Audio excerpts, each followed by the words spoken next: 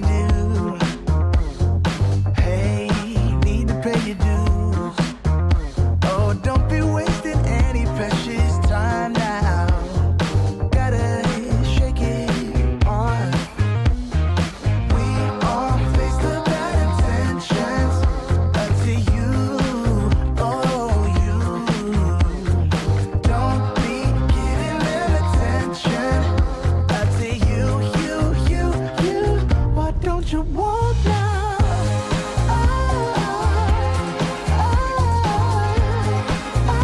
You better walk straight.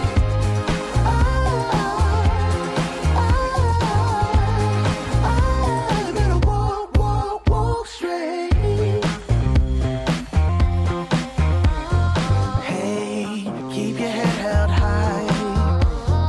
Hey, don't let them push you down. 'Cause in the end you'll walk right by. We all face the bad intentions up to you. Oh, you don't be giving them attention up to you. Why don't you walk now?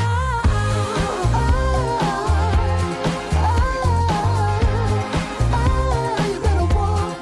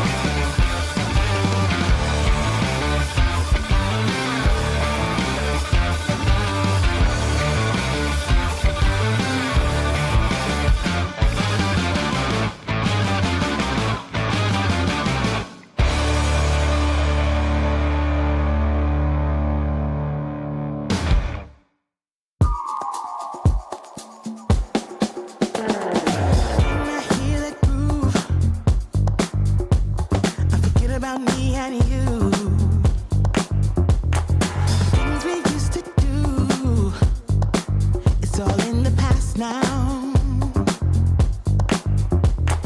When I hear that song,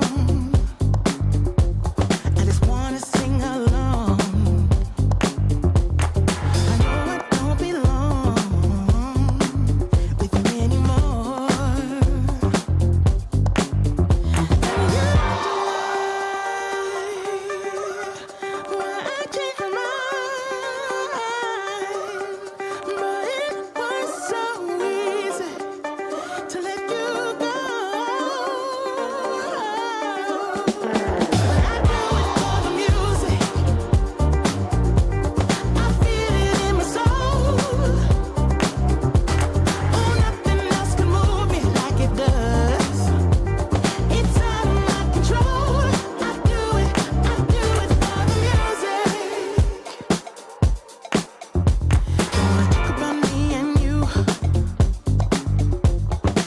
I just need that groove. Oh, my body needs to move. Don't get in my way now. No. When I hear that song, I just wanna sing along. I know I don't belong with you anymore. Ooh, and you why I changed my mind, yeah. But it was so easy to let you go. I do it for the music.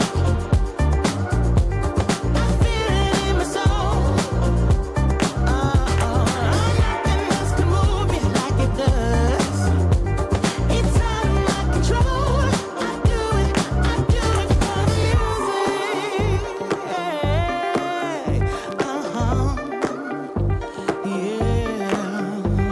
I do it for the music. I feel it in my soul. I do it for the music. I feel it in my soul, yeah. Nothing else can move me like it does. It's out of my control. I do it for the music. I feel it in my soul. Nothing else can move me like it does. It's out of my control. Out of my control.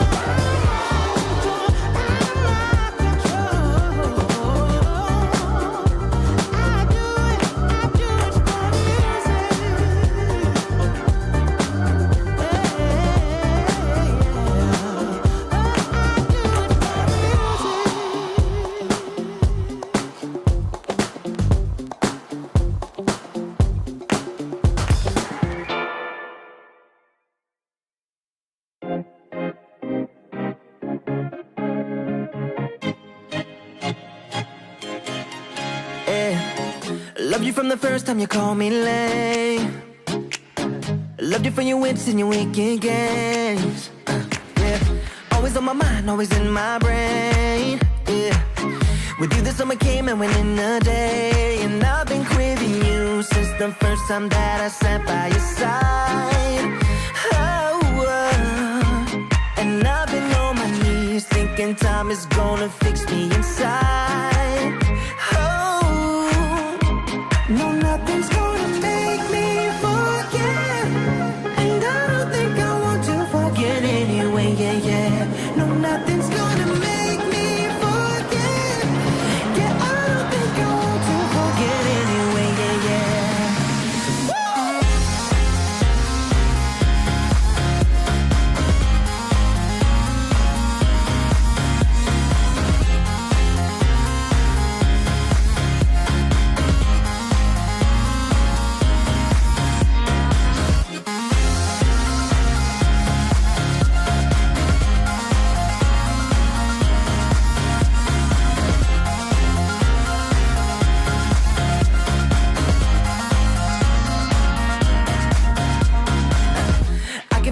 When you're miles away, yeah. You can make it shine when the whole world rains. Always mind always in my brain. With you the days are long and the nights are late, and I've been craving you since the first time that I sat by your side. Ooh, and I've been on my knees thinking time is gonna fix me inside. No, nothing's gonna make me forget, and I don't think I want to forget anyway, yeah, yeah. No, nothing's gonna make me forget, and I don't think I want to forget anyway, yeah, yeah.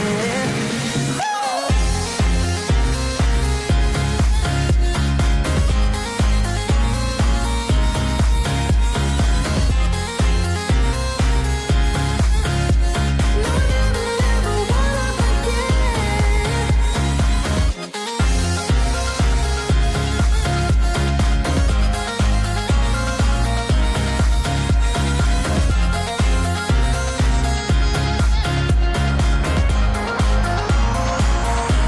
No, nothing's gonna make me forget, and I don't think I want to forget anyway, yeah, yeah. No, nothing's gonna make me forget. Yeah, I don't think I want to forget anyway, yeah, yeah.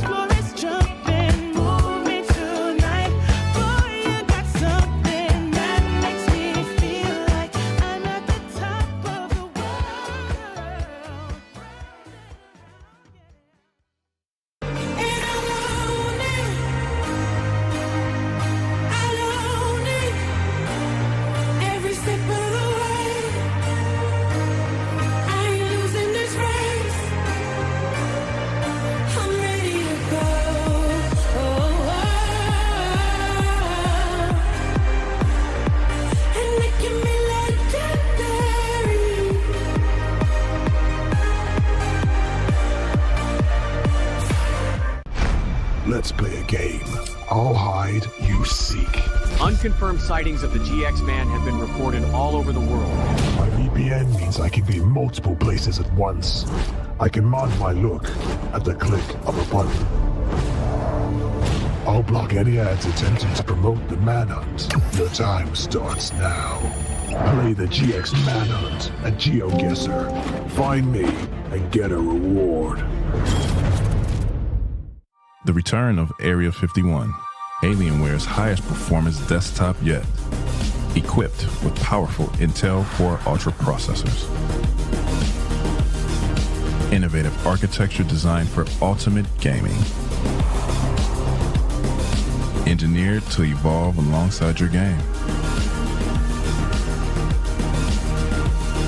Encounter the legendary Area 51 at Alienware.com. Aloha, I'm Oli Carvalho. Dive in with me to see how the Shiba Hope Grows program is bringing our coral reefs back to life. Giving ownership to these communities, it's a sense of pride to know that we are giving back to our own oceans.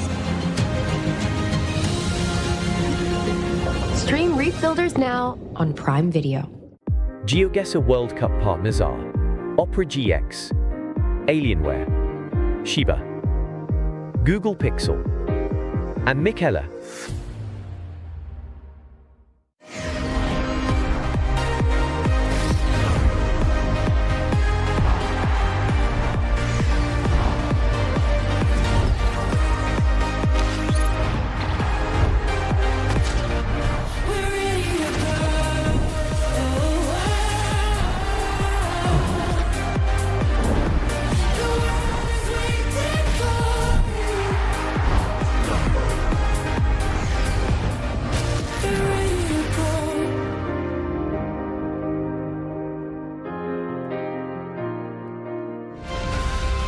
Welcome everyone to the Geoguessr Super Weekend. 30 best of fives are abound over the next 3 days, and we will be here to show you all the action. I'm Toby, on the desk joined by Geoguessr. My man, a long week of non-stop Geoguessr. How are you feeling?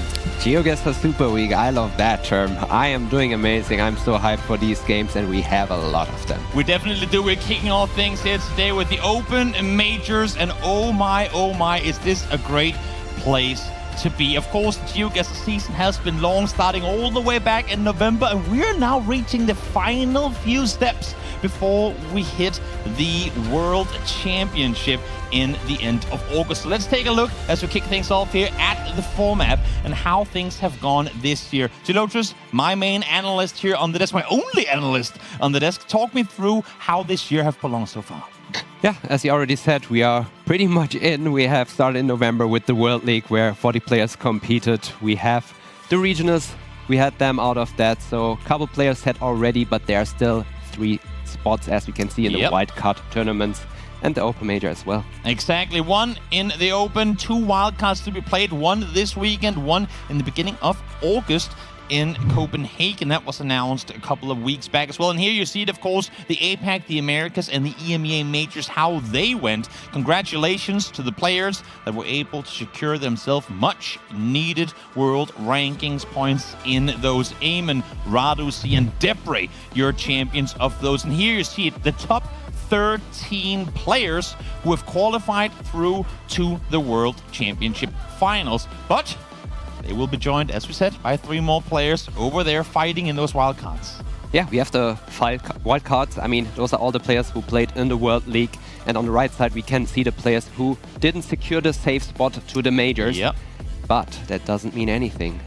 This weekend is there for them. It definitely is. Just 1 spot on the line for that wildcard match for them to try and secure themselves a spot in the World Championship, which is, as we saw there, going to be the final weekend of August in Copenhagen. If you haven't secured your ticket already, make sure to get one, because it's, I mean, I think we can pretty much safely say it's going to be an insane week of Geoguessr, even more so than what we are in for this week, which is already going to be a great time. But before we get into the nitty-gritty of this tournament, the structure and everything, for For those of you guys maybe tuning in for the first time, first of all, welcome. You are in the right place, my friends. And secondly, we've set up a little intro to you to explain just exactly how this game works. And what better than having an analyst by my side to do exactly that.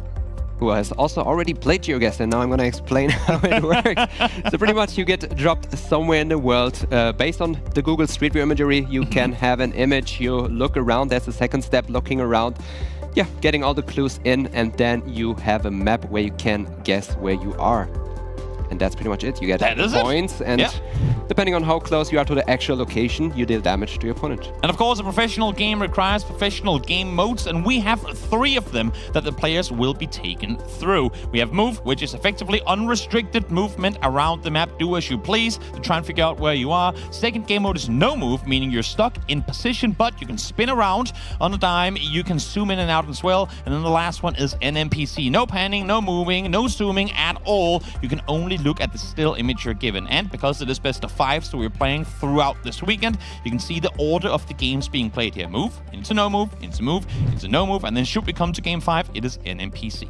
Here, you can see the players taking to the field today, and there might be some very new faces for the majority of viewers out there. A lot of players they haven't heard of before, but one thing is for sure, one of these players will make it through to the World Championship. Yeah, I mean, that's a lot of new, I should say names rather than faces. The faces. Well, I mean, we don't have the faces on. We'll get to see them. We will get probably, their faces, exactly. A couple of them. But yeah, first off, a lot of new names, a couple of names we have heard of before. I mean, starting off in the first game, we have Noxy versus Mikuwai. Mikuwai already competed. It was about 1 year ago. It was end of May last year, where he played in the Polish wildcard in the studio. In this very studio. He was sat somewhere along the lines of 6 meters away from where we stood right now. So maybe the playing from home, but pseudo in the same vibe. We'll see if that's going to help him out as we get into those first games. It's kind of happen in just a short moment. Noxy versus Mikuwai. I am blessed to have you here by my side because I think I represent a lot of the viewers when saying that while all of these players obviously in very great fashion qualified to get here, a very difficult qualifier to be where they are, a lot of us don't know them so well. So even if you might be able to share insights, I think for a lot of them it's going to be their playing will talk for them. So hopefully we're going to get to see these guys come up and perform incredibly well. Yeah, definitely. I mean, those are all names. I mean, if you are in the community, you have definitely heard of them. I mean, they have grinded the competition ladder. That's pretty much how they qualified to be here. It was based on their competitive ranking. Exactly. And therefore, those are names you are familiar with. However, seeing them playing, it's not something you do every day, and therefore I'm looking forward to it. I mean, that's a big part of the reason why I absolutely love these open majors. I mean, where you really get to see these are the grinders, the unsung, I mean, the stories yet to be written style players, and I think these type tournaments are the biggest motivator to, I mean, you viewers out there sitting going, maybe that could be me next year. Maybe I could be the guy that no one knows who is, that can then go out and show the world what I'm made of. So you know what? I mean, if you're in for it, for the long run, I should say, then maybe this is the motivator you need. Some of these players you might have never heard of before, but you could be up there. Potentially next year if you start your grind now. I mean, honestly, maybe they should have started that grind a year or two ago with the caliber of play that we're given here. Ideally, it's not that easy anymore, but not impossible. Really a lot of these players just played for 1 year, honestly. And I mean, to play in a competitive scene in just 1 year is possible. It's incredible. It's absolutely incredible what some of these players are able to pull off. We have, of course, our casters joining us in just a moment as well. Do we leak who they are? You know, I think we'll let them leak who they are as we get it thrown over to them in just a short while. We are making sure everything is set up here as best as can be as we get into Noxy versus Mikuwai. And I just think we need to go back over again the year that we've been through so far. The majors, 3 of them we've had already, I think delivered in the exact way we were hoping for. I feel like we were scaling up. No NMPCs in APAC, some in the Americas, and then EMA was just non-stop hype all the way to the finish. Yeah, I would say it was very well balanced, but at the same time it was unexpected. I mean, something we did expect was great gameplay, but who would have thought that we ended up like this, especially like in the EMEA where everyone was looking at Blinky and saying, yeah, Blinky's the world champion, he's gonna take that home. It was Debray. There's nothing really that predictable in Geoguessr. No, for sure. At this level of play, you really don't wanna hop your bets too soon, because anything can happen when it's among this tier of play. Now, I hinted at them before. I want to get you guys a chance to figure out exactly who they are right here, right now. So let's hop on over to our casters for game number 1. Thank you, Toby and Geoguessr. Yeah, what a pleasure it is for myself and GC to be back. My name's Parla, and as I just said, his name is GC. Rory, how you doing, brother? I'm very good, thank you, Parla. How are you? Yeah, excited to get this one kicked off. I mean, it was just a couple of weeks ago where we were having our EMEA majors down from Glitched in Jönköping, Sweden. Now we're in the studio in Stockholm, Sweden for our next kind of 2 tournaments wedged together. We've got the Open Majors and the Wildcards, and we're going to kick things off with Noxy versus Miko Y. So very exciting stuff. Very, very exciting, yeah. So many good players this weekend fighting for just a couple of spots. Maybe today some of the less known names and faces to some viewers, but you can trust me, there are some characters out there. Very high standard of play. Absolutely.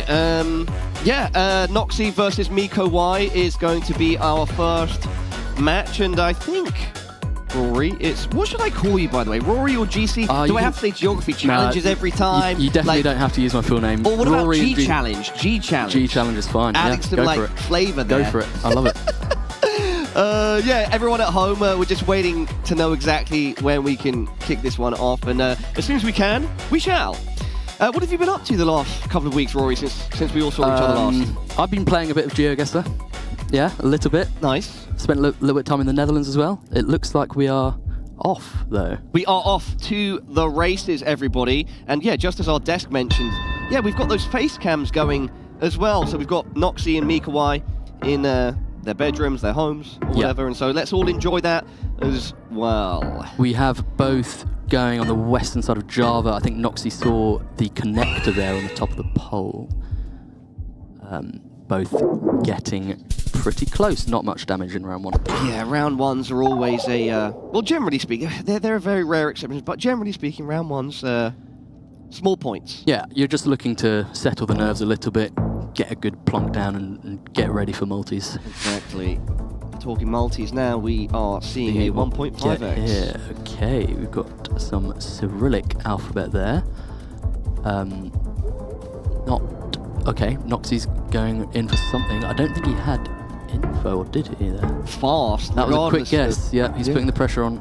Regardless of information or not, Noxy with a bit of an alpha zoom locks in quickly. Just 4 seconds left now for Miko Y. And where will he go? A little bit of a difference, but not massive, and it ends up being in the middle. Yep, splitting the 2 in half. Nice and even after 2 rounds. Yep. 1 round apiece for Noxy and Miko Y. As we head into round number 3. Let's see.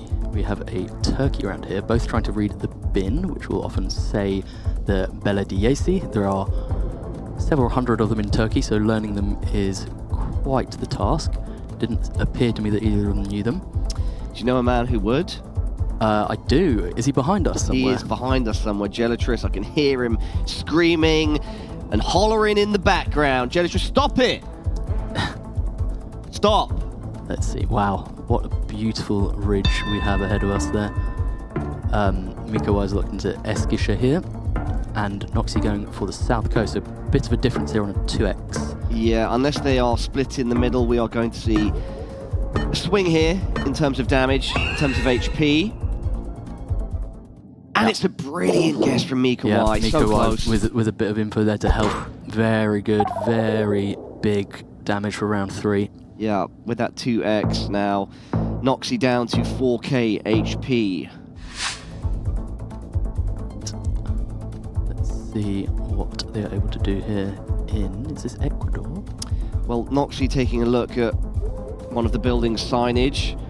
Mikawai looking to prefer moving down the street, finding a new location. Yeah. Was also checking out the cars, I think, number plates beforehand. Yeah. And Ecuador, Noxy going hard and fast. He knows GC. the taxi. Yeah, so urban Ecuador, not always that easy, but taxis are one of the ways in which you can guess where you are. They have these 3-letter combos. It looks as though Mikawai's there too, so we'll see very little damage here. Yeah, Miko trying to 5k it, gets very, very close. Very close, yeah. Nice guess. Noxy with a bit more of a space plonk in the river there, but not going to matter ultimately. Halfway point now as we go into round number 5. Starting off on a lush little road, couple kids, maybe going to school. Yeah, education's important. Education is key, everybody. You heard it from G Challenges, the man himself. Right. San Ramon. San Ramon, yes. Oh, you've got a good rolling there. Much better than mine. I have a little bit of Spanish language. Brilliant. San Ramon. Okay, Mikawai's going east of Andes, Ecuador, which I like. Sometimes there are some kind of baity locations between West Coast Ecuador and east of Andes. I think I like his guess here, though. Looks yeah, like Noxy going for the same, so... Yeah. And ends up closer. And does end up closer with the multi. A little bit of damage. Oh, well, actually almost 1k, just off, 999. Yeah, that's a solid little get back there for Noxy. Yeah, it was a good hedge. I think Mikawai's guess was a bit more of a commit north, where there is a lot of coverage up there east of the Andes, but there is a fair bit low down too, so Noxy maybe with a more sensible hedge. Good sign there for Noxy. Yeah, this is Romania, with the very unique looking Romance language. Romance language? I've not heard that. Well, yeah, it's part of the Romance language family. I see. So often it will look a bit like Italian sometimes, but it's quite recognisable once you've seen it enough. It's a country where you do tend to find quite a lot of information, so they're both probably feeling the pressure now if they haven't found anything. Yeah, 10 seconds left. One of our longest rounds so far out of the 6. Mikawai. And Noxy hasn't zoomed into the map yet, but yeah, nice guess. Very good guess by Miko. Noxy does get quite close himself. Yeah, but it's Noxy on the losing end of that round. He's on the losing end there. Bit of a gap in points now, but Noxy with a bit of a save there. It could have been a much worse guess than that. Yeah. That being said, though, 4.9k to 3.7, 4x multis, absolutely anyone's game. Yeah. 4x now. We're in it's not a massive country, this one, and one of the easier countries to recognise with the car meta. But this is Ghana, and it appears to be fairly green and mountainous.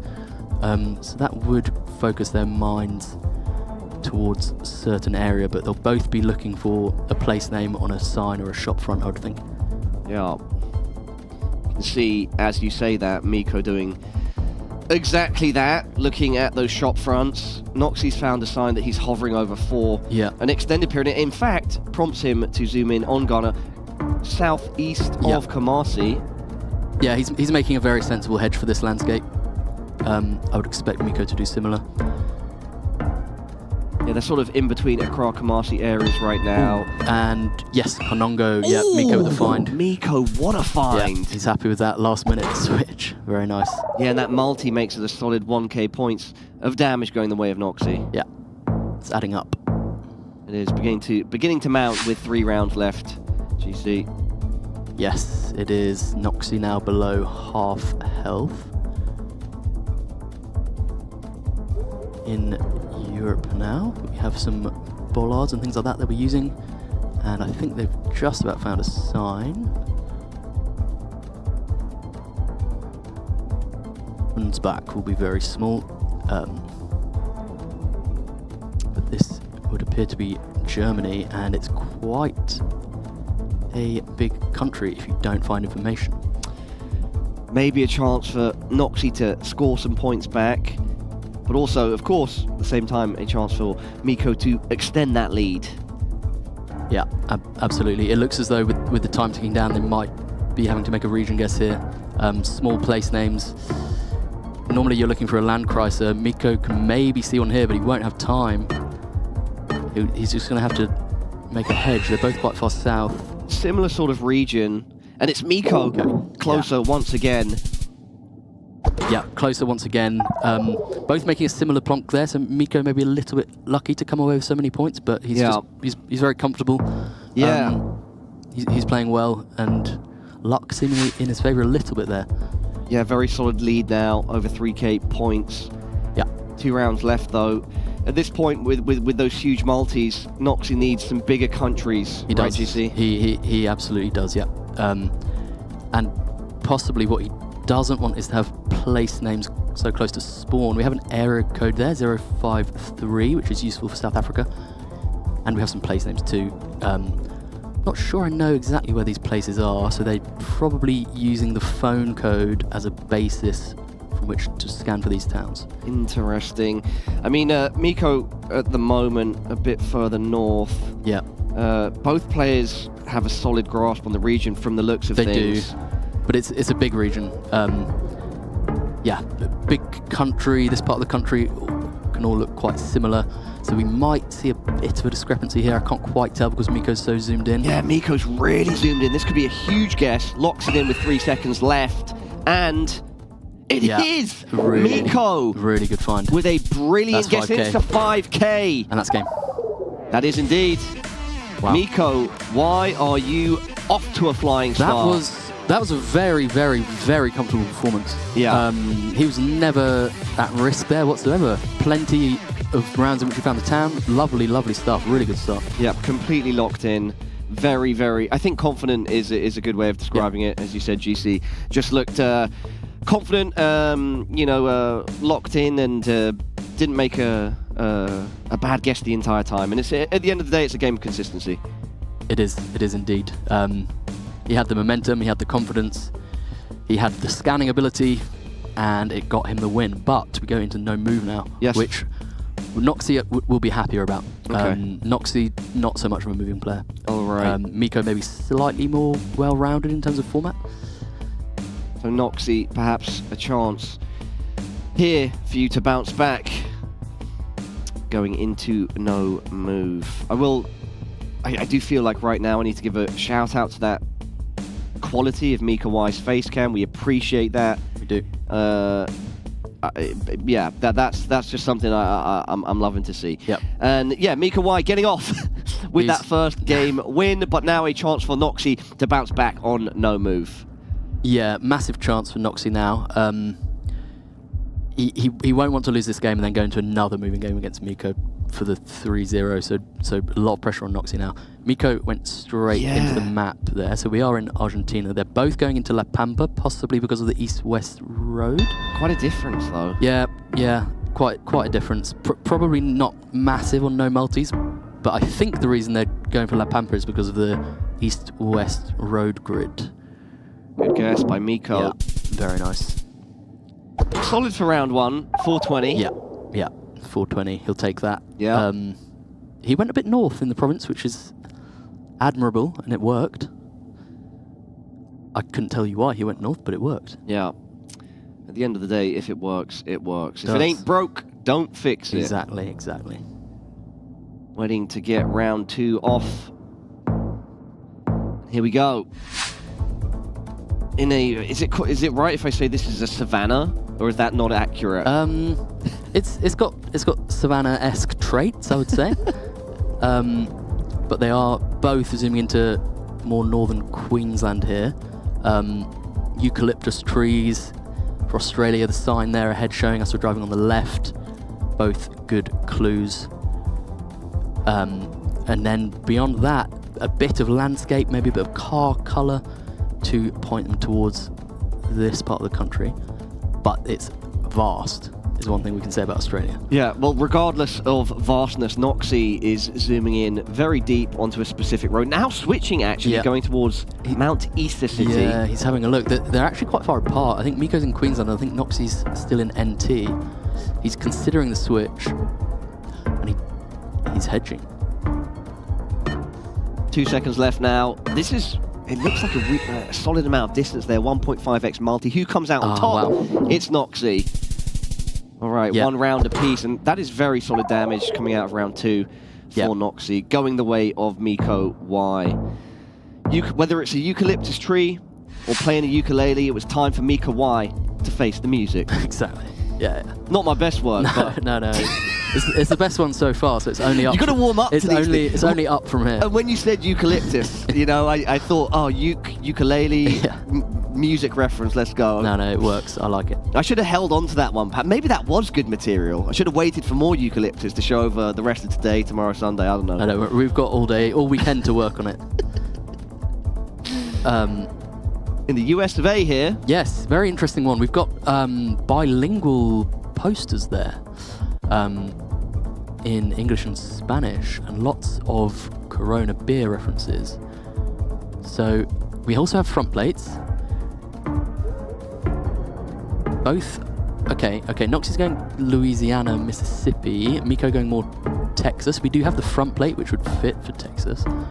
Noxy has settled in Louisiana. Good guess by Miko. Yeah. Solid. That's going to be quite a bit of points actually as well. So taking the lead back. I think the Texas guess made sense there with the white front plate and the bilingual posters. On to round 4 now.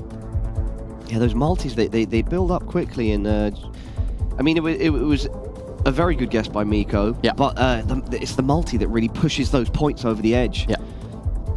Now in the driving seat once again. Yeah, no, you're completely right, Parla. They're in neighbouring states, but you know, as the multis ramp up, that being one state over isn't enough to keep you safe. Both, I think, settling pretty close to each other here. They're both in Catamarca. Yeah. Yeah, Noxy now taking some points back, or sending some points of damage the way of Miko Y. Miko not looking too happy with himself, leaning forward, head in hands. Even here though, so both on about 4,200 each. Yeah. We are now in the Philippines. I can say that much. Even at this halfway point, round 5. Yeah. Telephone box there. Yeah. For you can sometimes on polls in the Philippines, you get these abbreviations which can be helpful in pointing towards certain areas. Was that? Is it? So, yeah, I should probably double check my phrasing there. Is that just an electric box? Is it like a telephone box? Like what kind of? It's. I don't know for sure. Okay, fair.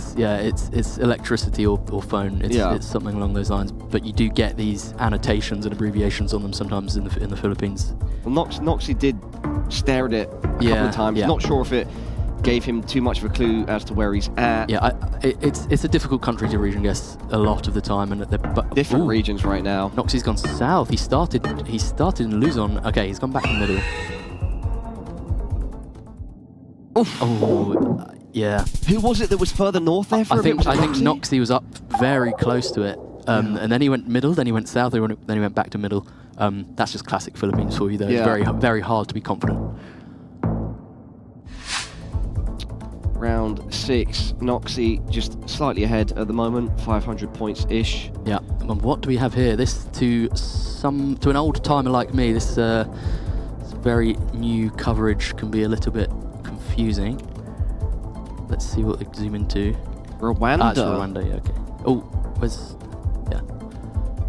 Okay, Noxy hedging the lake, I assume for Kenya as well. Yeah, Miko gonna lock it in. Yeah, sort of just a central Rwanda. Yeah. Is it fair to call that a hedge? Yeah, I would say so. And a lot of the coverage is clustered around the capital as well. And we've got this water hedge sort of... And it's Panama. Wow. That's huge. I mean, funnily enough, inconsequential, but low-key. Again, I don't want to say this is a blunder from both players, but as in, like, a player could have gone away with the match here. They could have gone away with the match. Yeah, it was a confusing location. And you called it from the start, GC.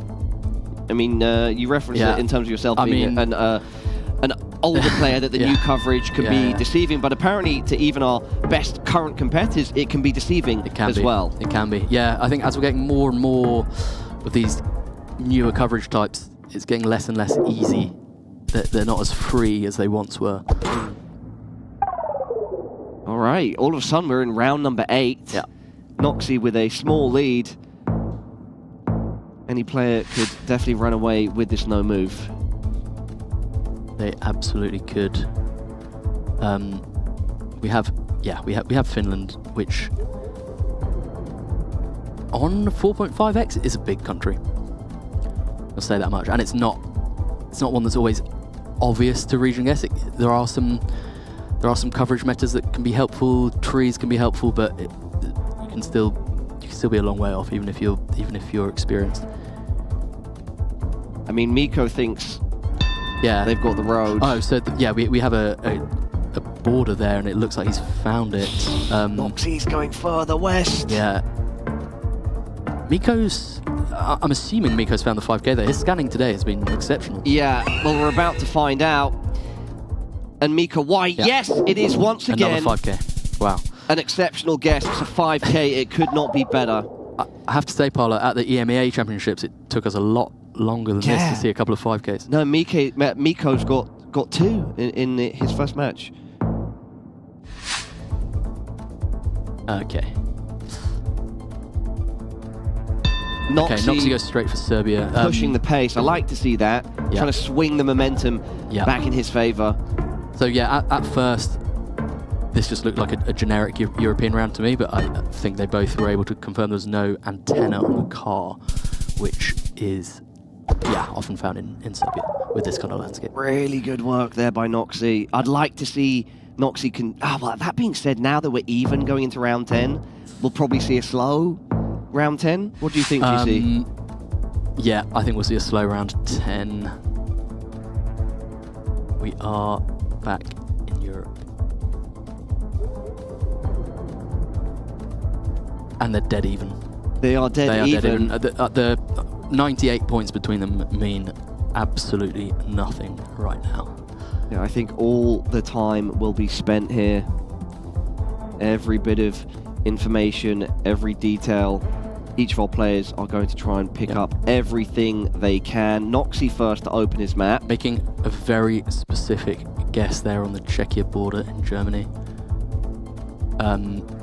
I do not know my German metas too well. I don't know if there's anything specific there he's seen. Well, 10 seconds left. We are about to find out who takes game 2. Yeah. Who takes this first no move. Yeah, whoever's closer here wins. Absolutely. And the time is up. Everybody, it's not all this. They're so close. And Noxie, is it enough? Yes, it is. Noxie drawing it up 1-1. That's tough. That's a tough way to lose. It was so even. The location was between them. Miko I probably feeling a little bit hard done by there, but yeah, Noxie, very, very solid performance, so we can't say he doesn't deserve to win. Yep, absolutely. And we will now head back to our second moving. I'm really impressed with Miko's moving and scanning gameplay today, so let's see what he does here. Yeah, I mean, Miko in game 1, that first moving, looked so impressive. Yeah. Still looked impressive in that no move, but just came slightly short in the final round. Yeah. But you would assume that if Miko can repeat his performance from that first move, that maybe got an advantage here, GC. I think this is where we see his mental game. We see how strong it is, because if he does his thing, he should be the favourite to take this, given how he's played so far. We are in Spain. Let's see what they can find. They are in a town. Phone numbers might be helpful. Place names you can find. Talking phone numbers, Miko has found one. We had a 9-5, which I think is Andalusia. Miko phone home. It says Huelva, which Miko will know, yeah. Did you catch that one? Miko phone home? Yeah. Like ET? Yeah. Again, didn't really make sense, but it sounds cool. It's good. We're getting better. Get people going. Noxie looking a bit more lost here, possibly. We'll see where he puts his pin. But he's got Andalusia road numbers. Oh, okay, he's right outside Huelva. So, yeah, nothing massive here. Yep, a steady round 1. It's another 5k though. I said nothing massive here, but then again, another last second switch from Miko finding the actual town. Yeah, not quite a 5k, but only 1 point off. Miko with some brilliant guesses so far. Honestly, it does go to show the value of being good at scanning, because in so many rounds so far in this match, he's just picked up an extra few hundred points by just making that fine-tune adjustment last second to actually find the town, and it's won him plenty of points today. What do we have here? I thought this was Brazil. Let's have a look. Yeah. So yeah, Brazil in moving is mostly looking for phone codes. So Miko has found a 3-8 there, which is in Minas Gerais. So let's see if he knows how to use that. I think he may have. Okay, yeah, 3-8 Northern Minas. I think that's right. Miko is stopped on the Carol buffet. Will he eat or go starving? Phone number maybe helped him out there. Yeah, I think he's eating. But we do actually see Noxie in Northern Minas as well.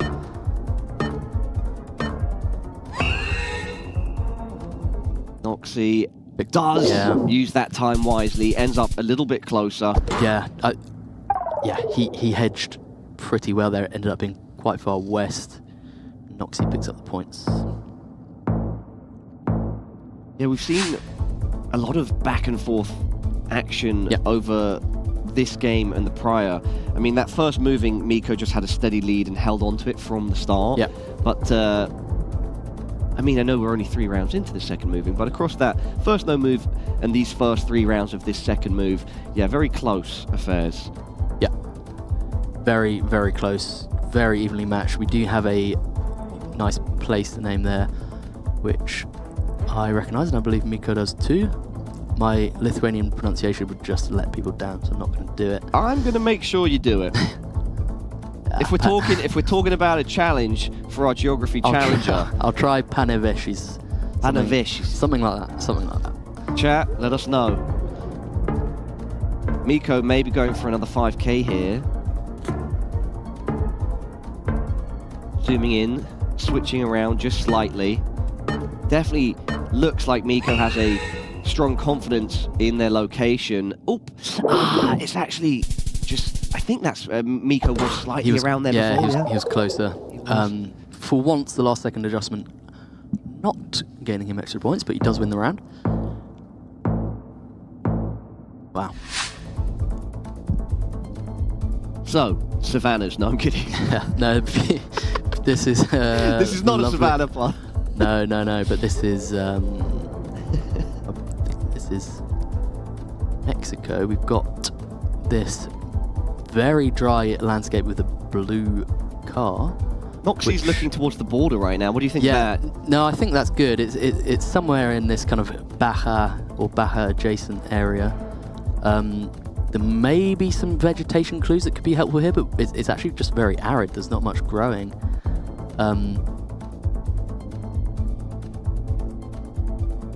Yeah, I think finding information here is a tall order.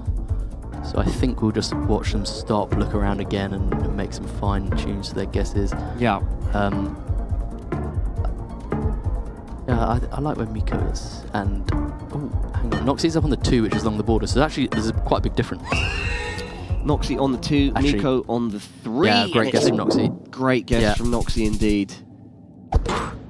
1400. Yeah, and that multi helping out massively there. Noxie now with a solid lead heading into the halfway point, round 5. Yeah.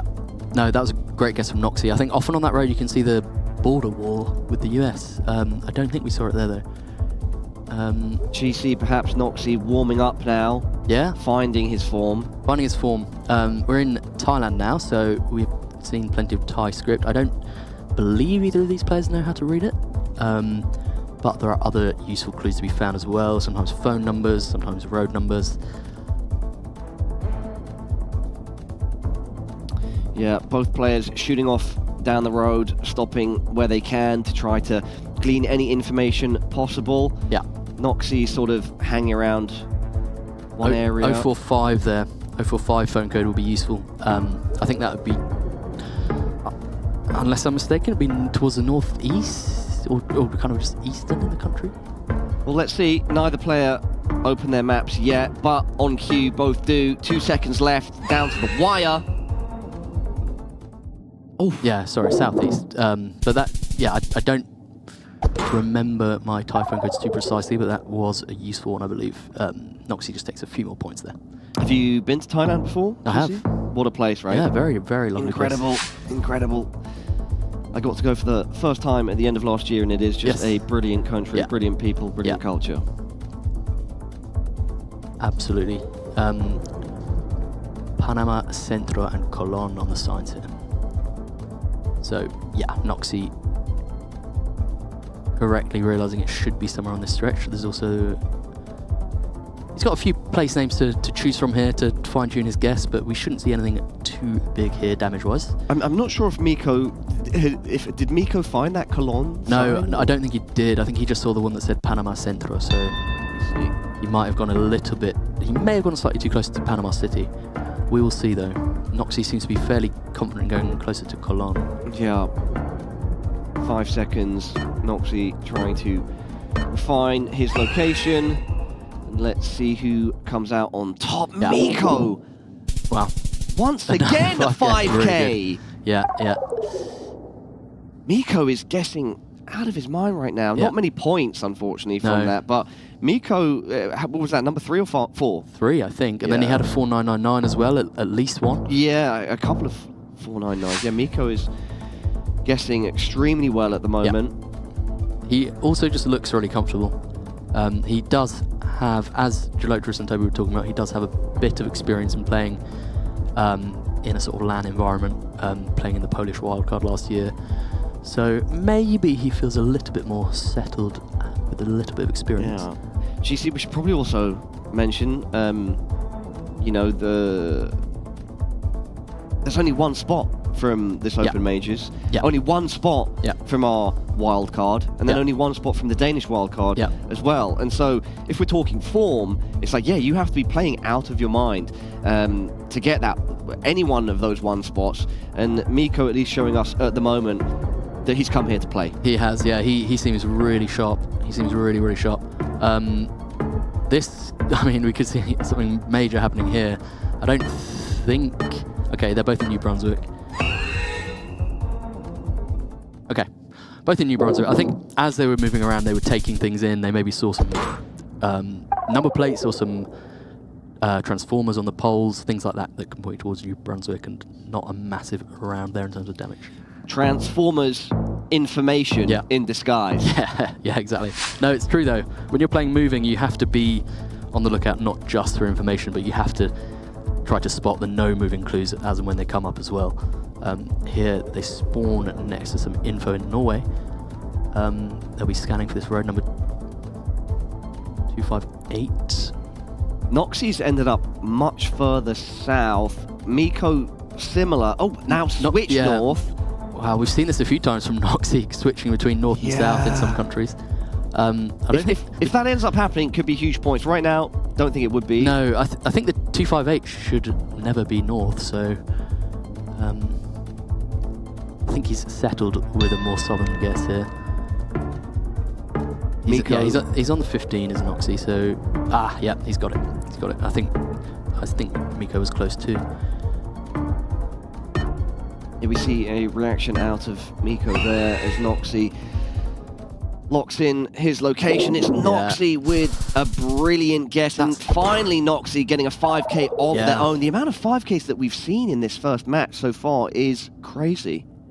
Yeah, no, it is. It's a lot. Credit to Noxie there for getting that one. Yeah, to anybody at home, it's not normal to see this many 5Ks. 5Ks are extremely difficult to get. And they are. And Noxie, not so much a moving player, so he can be happy with that. It bought him quite a lot of points. He's got a comfortable lead. And if he wins this game, he'll be the favourite to win one of the next two. We have Spain again. 30 seconds on the clock. Round 9. 5x multi. Noxie, just at this point, pure game of consistency. Just want to make sure that you're in the right region, relatively close, and you should be able to hold on to that lead. Miko needing Noxie to make a mistake. Miko with it all to play for, all to do. I mean, Noxie found a bus that had quite a lot of information on it, and he scanned away from it quite quickly. So maybe I think think he's looking for something he's more comfortable with, maybe, but he's going to hedge towards the southern half of the country. And let's see. Okay. Yeah, Noxie's going to hold on to that lead, GC. Yeah, Extremadura, and it's only 20 in 5x. Wow. Yeah, I don't think Miko really found anything there. I think Miko may be slightly more comfortable with information. Let's see. Yup. Miko, 2,009 points to Noxie's 4,763. Round 10. It is round 10. It is. Where are we now, GC? We're in Mexico now. Perhaps so a chance here for Miko, but this is a Oaxaca phone code, I think. We should be quite close to downtown Oaxaca. 951. Well, Miko's hovering over Oaxaca right now. Miko's definitely looking in the right area. Did we have a place name at any point? I can't actually read it. San Bartolo Coyotepec or something? Oh, it says OAX. Yeah. But yeah, 951 should be close to downtown Oaxaca, I believe. So Miko... Yeah, no, Noxie will win here because they're both close to Oaxaca City. I think Noxie's got it in the bag. Unless there was a sudden switch, we will see Noxie coming away with this moving game and moving up 2-1. Yeah. No, Noxie will be really pleased with that. Mexico in round 10, when you have a comfortable lead, is not necessarily what you want to see. Yeah. And he could have fumbled there. It could have happened to anyone, but he held it together, got the win 2-1, taking a moving game off Miko, and now he just has to win one of the next two. Yeah. And as you pointed out before our first no move, you did say that this is the game mode that favours Noxie, and so perhaps now Noxie a solid chance to move ahead 3-1 and take the match. Yeah, no, he has a good chance. Miko still extremely good at no move, but I think Noxie now has two chances, and he's so good at these formats that you'd think he could probably take one, but it's not at all certain because Miko is an exceptional player. Yep, all of our players here, such a high skill ceiling. Everyone deserves to be here. Yeah, they do. Noxie just feels a bit locked in now. There's just a slight atmosphere change. Yeah, well, we spoke about it before that perhaps Noxie began to warm up in that first no move. Yeah. And continued that momentum into game number 3 and seeming to do so again at the start of game number 4. Fast guess and slightly closer. Yeah. Both going with Northwest Paranal there, but it was just over the border. Pretty small in terms of damage. But now we have Kenya. Yeah, Miko very fast to open the map. Yeah. Noxie now following suit. Southwest at the moment for Noxie. Miko sort of hovering over the same location, yet to place down their marker. Yeah, the red soil here definitely fits for the areas they're looking in. Miko is actually sticking closer to Nairobi now. Okay, Noxie takes it. Yep, Noxie takes it. And it's going to be a solid amount of damage. 2 rounds now for Noxie out of the 2 that have been played. Noxie, it's looking like Noxie is really in the moment. Yeah. Has got that momentum, not letting it go. Yeah, no, he feels really comfortable. Miko felt really comfortable first couple of games, but there's just been a slight shift.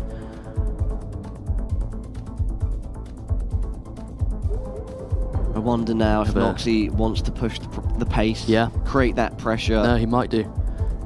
Sometimes you just kind of enter your flow state a little bit. This, will be Colombia. This being said, GC, it's looking like Miko is trying to land that 5k again, just based on the zoom, based on the movement. Yeah. So this definitely feels east of Andes. Coverage east of Andes in Colombia is not too extensive, so you can go and scan for road angles. It will be worth a try. Noxie has actually switched things up, and he's gone north of the Andes. Not always the easiest call to make, but they will both be on different sides of the world's longest mountain range here. Or will they? Who comes out ahead? Let's see. No, I mean, barely. Who's it going to be? Yeah, Miko Barely a difference, slightly. Yeah, we've seen a lot of switches from Noxy.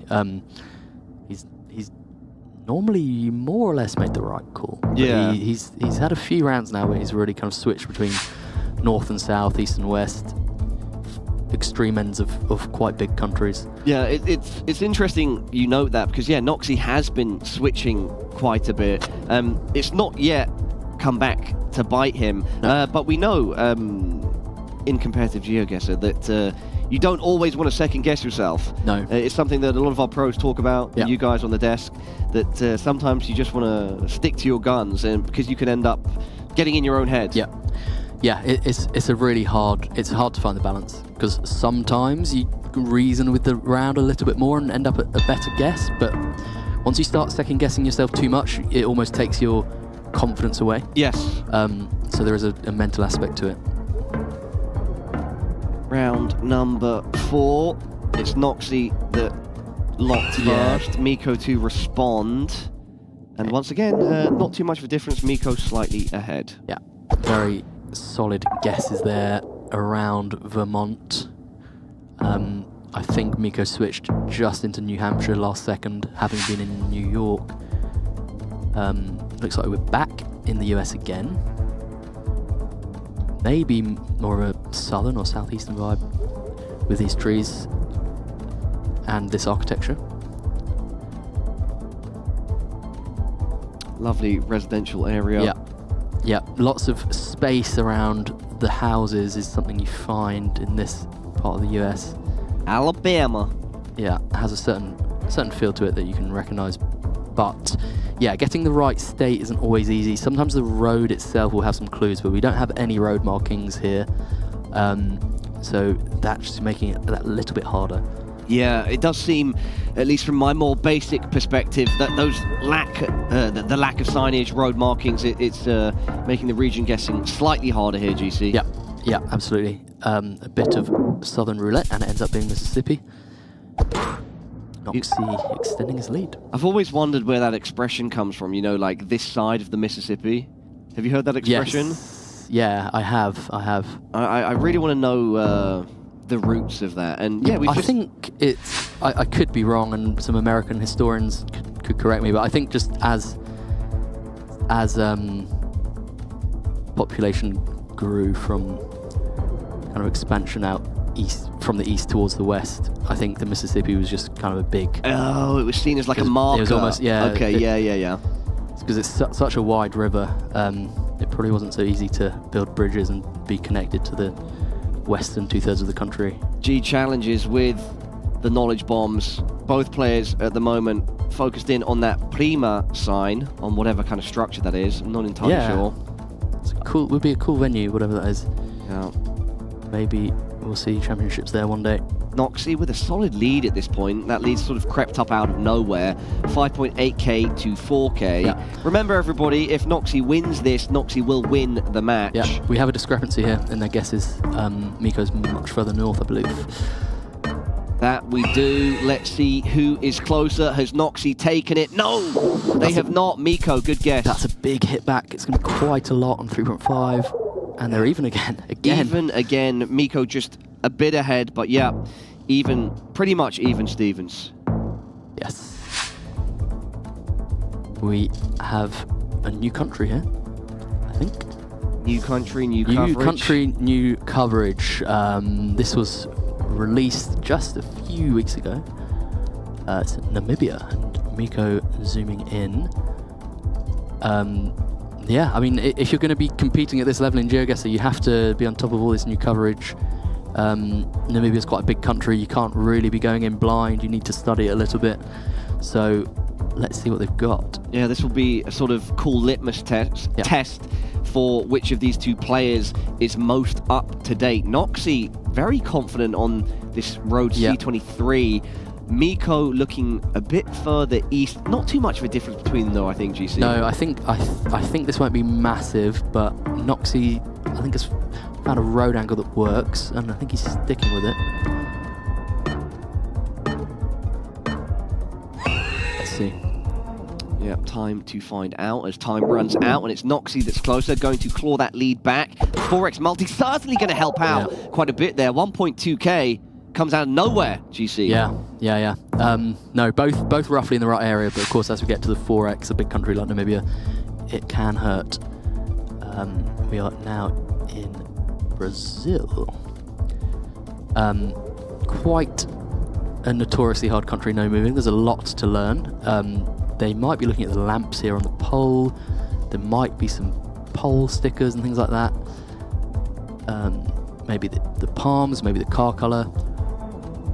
I can't speak for them, so I don't know what they're most focused on at the moment, but some combination of those things. Yeah, I mean, at the very least, GC, what you're pointing out is that there is a lot of information, but a lot of information that could point in different directions. Yeah. So this could certainly be a round with a big outcome. Noxie has a solid lead, but with a 4.5x multi on a round like this in Brazil, Miko could certainly strike back. Yeah, it's such a big country. If Miko doesn't go Belém too, it's probably game either way.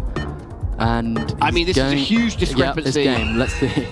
Let's find out. Miko or Noxie. Miko strikes back indeed. Incredible. Very good accurate guess. What the hell does that mean? It means we're going to NMPZ, everybody.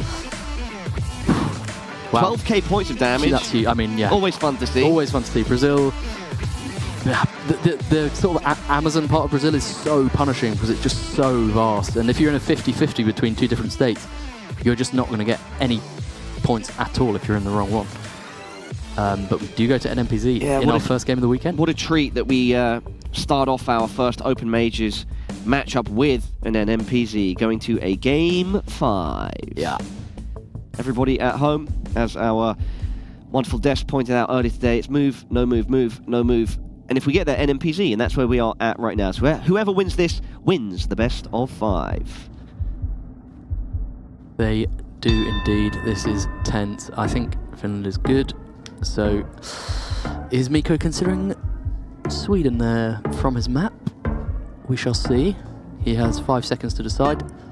He ends up in Finland, so we won't see anything major yet. Nice from Noxie, though. Yep. Solid region guess. A good round one from Noxie. 500 points. One still image, NMPZ. It's yeah, the tension is always high. it's always a spectacle. Yeah, it is.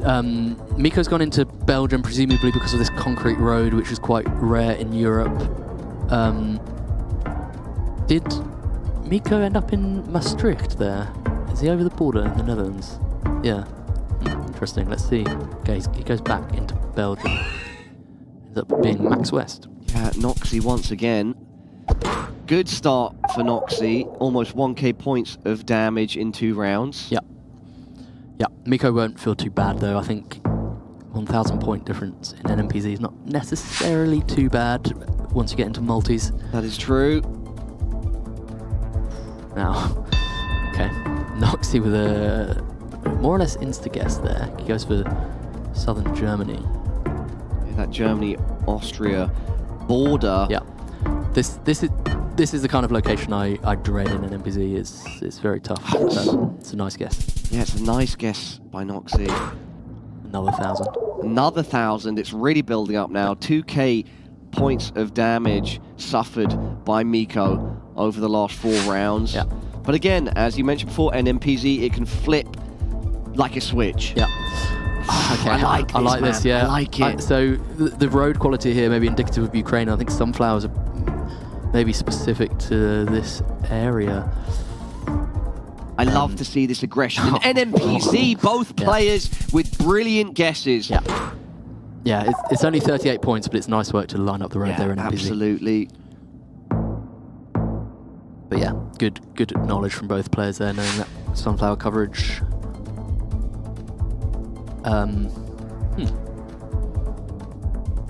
Round number 5, halfway point, 3x damage. Yep, Noxie with that lead, still standing. GC, is this a tricky round? Is that what we're looking at here? Yeah, it's quite tricky. I think Canada seems extremely reasonable, but there's a big span of areas that this could be in Canada, I would say. So on a 3x, it's risky. Yeah, I mean, Miko has already sort of hovered over Canada, I think quite far east. Yeah. Noxy now opening the map, going a bit more central south, if that's fair to say. So I think a difference here. I mean, Miko's more on the Quebec side. They're not too far apart at the moment, but it's just such a big country that, you know, if they switch like this, it's going to be big points. But at the moment, I think they're both fairly safe. 3x multi, Noxy closer. That's going to be some solid damage. Yeah. Another 1.4k. Noxy playing a very solid, but most importantly, consistent game of Geoguessr NMPZ right now. Yeah, no, really, really good. We were basically downtown Niagara Falls there, but Noxy correctly getting on Taro and gaining about 1,300 points. Looking at Thailand here, Noxy kind of just goes central, locks it in, gives a chance here, 10 seconds for Miko to refine, try to get closer, avoid a big loss. GC. Yeah, Noxy's comfortable with this pace, really comfortable. Let's see if that extra time has been used wisely by Miko. No, it hasn't. Noxy. Could that be it? Not quite. It's a lot. Almost 2k.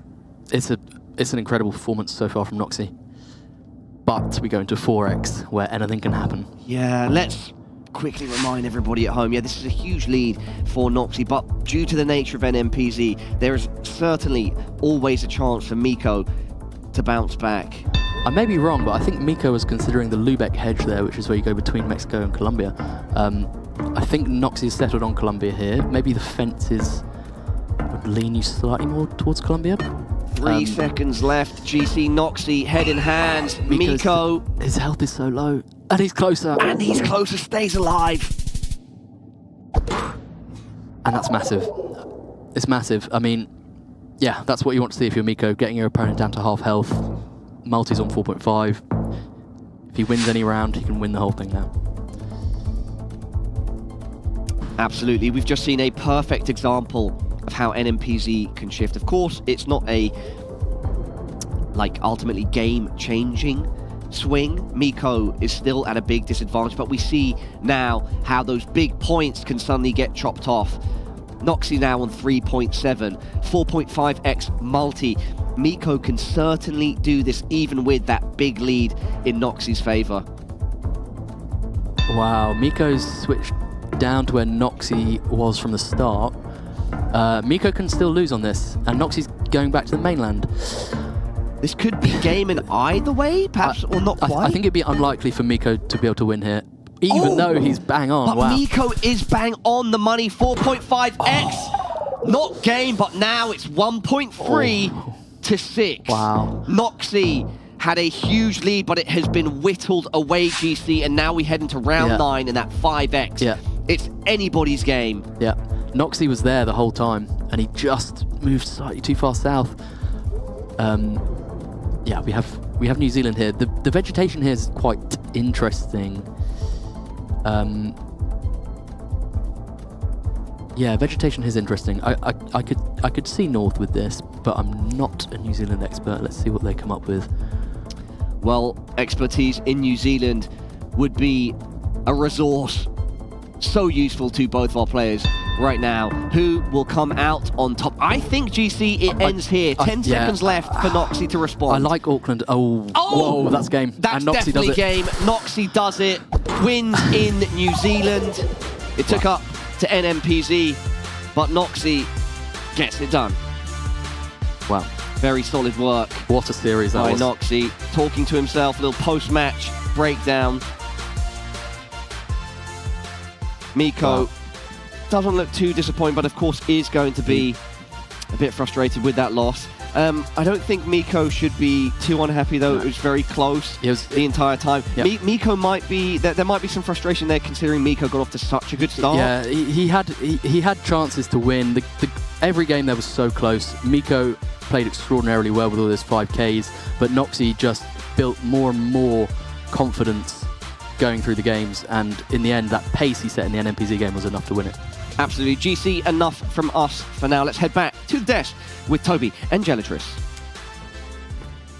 Incredible start to a long weekend of Geoguessr, all the way to NMPC to start things off here, Geoguessr. Yeah, I mean, I must say, starting off from the first game already, I could tell this is a very even game. Yeah. And it kept on going. There was really no favorite. I felt like Miko was a bit more precise with his guesses, but they both all ended up in the same region over and over and over again. It was really like a bit of like picking up some points there, and then it really came down to only like 1 or 2 rounds mostly. I mean, definitely two very, very evenly matched players. The shortest game we had in this one was round 8 finish in game 4. So definitely two players that were fighting head-to-head all the way through. I love the finish of the NMPC as well. You have Noxy ahead by quite a margin. Then Miko strikes back with the Noxy in the end, able to net himself a victory there, but an incredibly close game for sure. Yeah, I mean, there was definitely room for both to close out the games. Yes. I mean, we had, for example, the Panama round 6 on the no-move game. That could have been anyone's game. And in round 1, I think it was very early on the Turkey round. Yeah. I think we had Noxy guessing Antalya and Miko was in Eskişehir, very close. And that was really the only round where big points happened. And besides that, it was just either both went wrong or both were right. Exactly. So very, very even games. Yeah. Also just, I mean, lovely to see two players who, again, I mean, for the most part, the majority of the viewers might not know who are, come in here, play the very first match of this tournament, and just showcase exactly what they're made of. Overall, incredibly well played. Maybe they're still a level above when you talk Blinky World Champion caliber players, but what we saw here, if that is sort of the base level of what we're going to be given with the Open Major here, I think we're setting the level incredibly high to start things off. Definitely. I mean, there are still a lot of names I've seen on the list who could level up this gameplay, but nonetheless, I mean, I didn't expect it to go this way. I thought like maybe, I mean, Noxy was the one here in this matchup that I didn't know that well. Yeah. So it was kind of hard for me to make a prediction. That's a good call. I forgot to predict. But yeah, I was happy about that. I can't complain. But yeah, in this case, I mean, I was surprised how well Noxy played. Yeah, I mean, same. It looked incredible. Even if you couldn't see his face half the time, he was just that locked in, trying to make sure that he could get his guess in. And I'm seeing on my right now that we do have Noxy here. My man, if you can hear us, congratulations on your first win of the day. How do you feel? I feel very excited and happy because I was very stressed because Mikoai is a very good player. So yeah, happy to make it. I want to ask you here to start things off. I mean, you come in to the game, your first round, Mikoai, he has multiple 5Ks to start things off. Yeah. Ends up winning the round as well. Was there, I mean, you said you were nervous as well. Was that extra pressure being built onto you coming into round number 2 then? Yeah, exactly. Like the first game, I didn't played like I wanted, and I was struggling to move and just didn't feel very confident for the second game, but yeah, happy to made it. Yeah, congrats Noxy also from me, very well played. I have 2 questions for you because I don't know you that well, maybe also for the viewers it could be very interesting. What exactly are your strengths in the game modes and the countries? Because I couldn't tell from the game itself, you played very well on all 3 of them. Definitely my main mode is no move, I would say, and then an NMPZ. I trained a lot in moving, but still one of my weaknesses. So, and in terms of countries, I like any big countries like Russia or Indo. Didn't have many Russia or Indo runs, unfortunately, but yeah. Yeah, we saved them for later on in the next games you are through. Congrats again, Noxy. Yeah, congratulations, my man. So much. Last question for me here. I mean, now you get to move on in this tournament. Do you have any expectations for yourself coming into this tournament? Of course, I mean, I assume you want to win, but where do you see yourself playing up against these opponents that you have in the Open Major?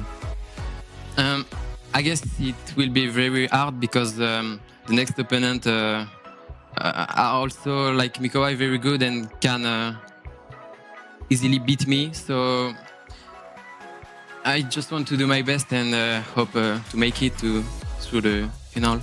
Well, you know what? Your best is all you can do, and you did it here in this first match. Congratulations again, Nico, for an incredible way to start off this tournament. And yeah, go get some rest, go chill, and we are looking forward to see you back in action for more Geoguessr to come. Because as we said, this is the super week of Geoguessr. 30, now 29 best of fives are still left to play before we round off the show on Sunday. And the next match that's going to be coming up is going to be Lemon versus Mapei. And you know what? We have the casters ready already. So Paula and Rory, over to you. Thank you so much, Toby and Geoguessr. Yeah, up next we've got Lemon versus Mapei. GC, any details you can tell me and the people at home about these two players? Both very well known in the community. Both extremely good players. Mapei has been around for a long, long time and has proven himself to be a top Geoguessr player, particularly good at NMPZ. Lemon has become an extremely balanced player as well. His specialty is probably Indonesia. Nice Fallen Angels poster there, Lemon. What was that? Is that a movie or is that a... Yeah, I think it's Wong Kar-wai. He's a bit of a man of culture, is our Lemon. I've heard that name before. Yeah. Yeah, we're going to get straight back into the action. If we're talking movies, let me tell you about the cinema of Geoguessr esports. Yeah, we've had some fantastic tournaments over the course of this year. We saw things really blow up last year, and here we are for our open majors and our wild card as well. Right now on board with the open majors, this is our second matchup of the day. It's Lemon versus Mapei. It is indeed, and let's see what they go for in this round one.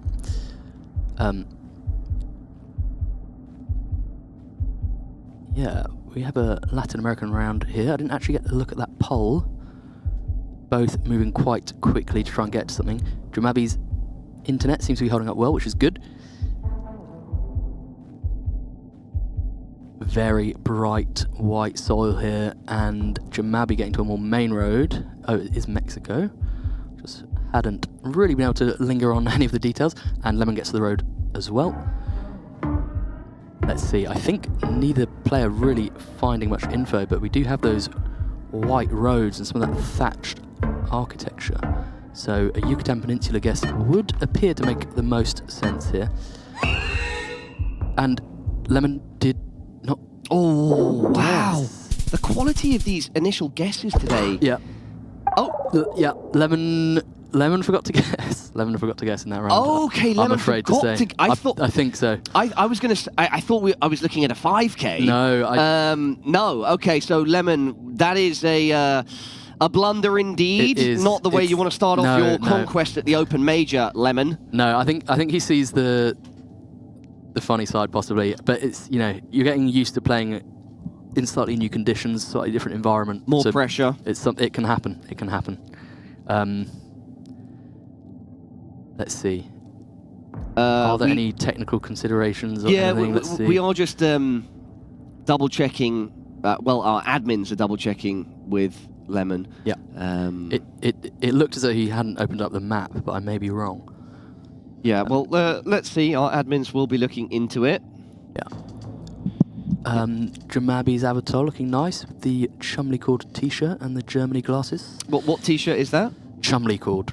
It's a Discord. In Discord. Chumley. Shout out to Chumley. Yeah, absolutely. Shout out to Chumley. Shout out to Lemon. Trying to hold on right now. Stay locked in. Yeah. No, he's okay. He's laughing. He's laughing. laughing it off. I mean, to me, that would signal that he perhaps did blunder, and it's not an admin issue. We'll find out very soon. No, Lemon is the sort of person to see the funny side. But no, apparently we will be remaking Game 1. Oh. So, yeah, perhaps there was some sort of issue, and so Lemon will get another stab at round 1. Yeah, let's see. Get that. He's definitely framing his camera to make sure that Fallen Angels poster is front and center. If we're talking rule of thirds, I mean, actually, this is more like a rule of halves here. That Fallen Angels poster is taking up half of the screen. Lemon proud to show his fandom of the Fallen Angels movie by Wong Kar-wai. Yeah. Respect. No, he loves it. He's a big music and film guy. Oh, Mapei. Jeff. Hello, everybody. Well, hello there. Yeah, Shout out to both Jeff. players here. It's nice to see both players putting on a little bit of a show. Indeed. Showing a little bit about their tastes in films or in Geoguessr personalities. Exactly. Shout out to Jeff one time. Right, I think we're almost ready. Is Jeff in our wildcard? He must be, right? Yes. Yeah, he is. Yep, we're just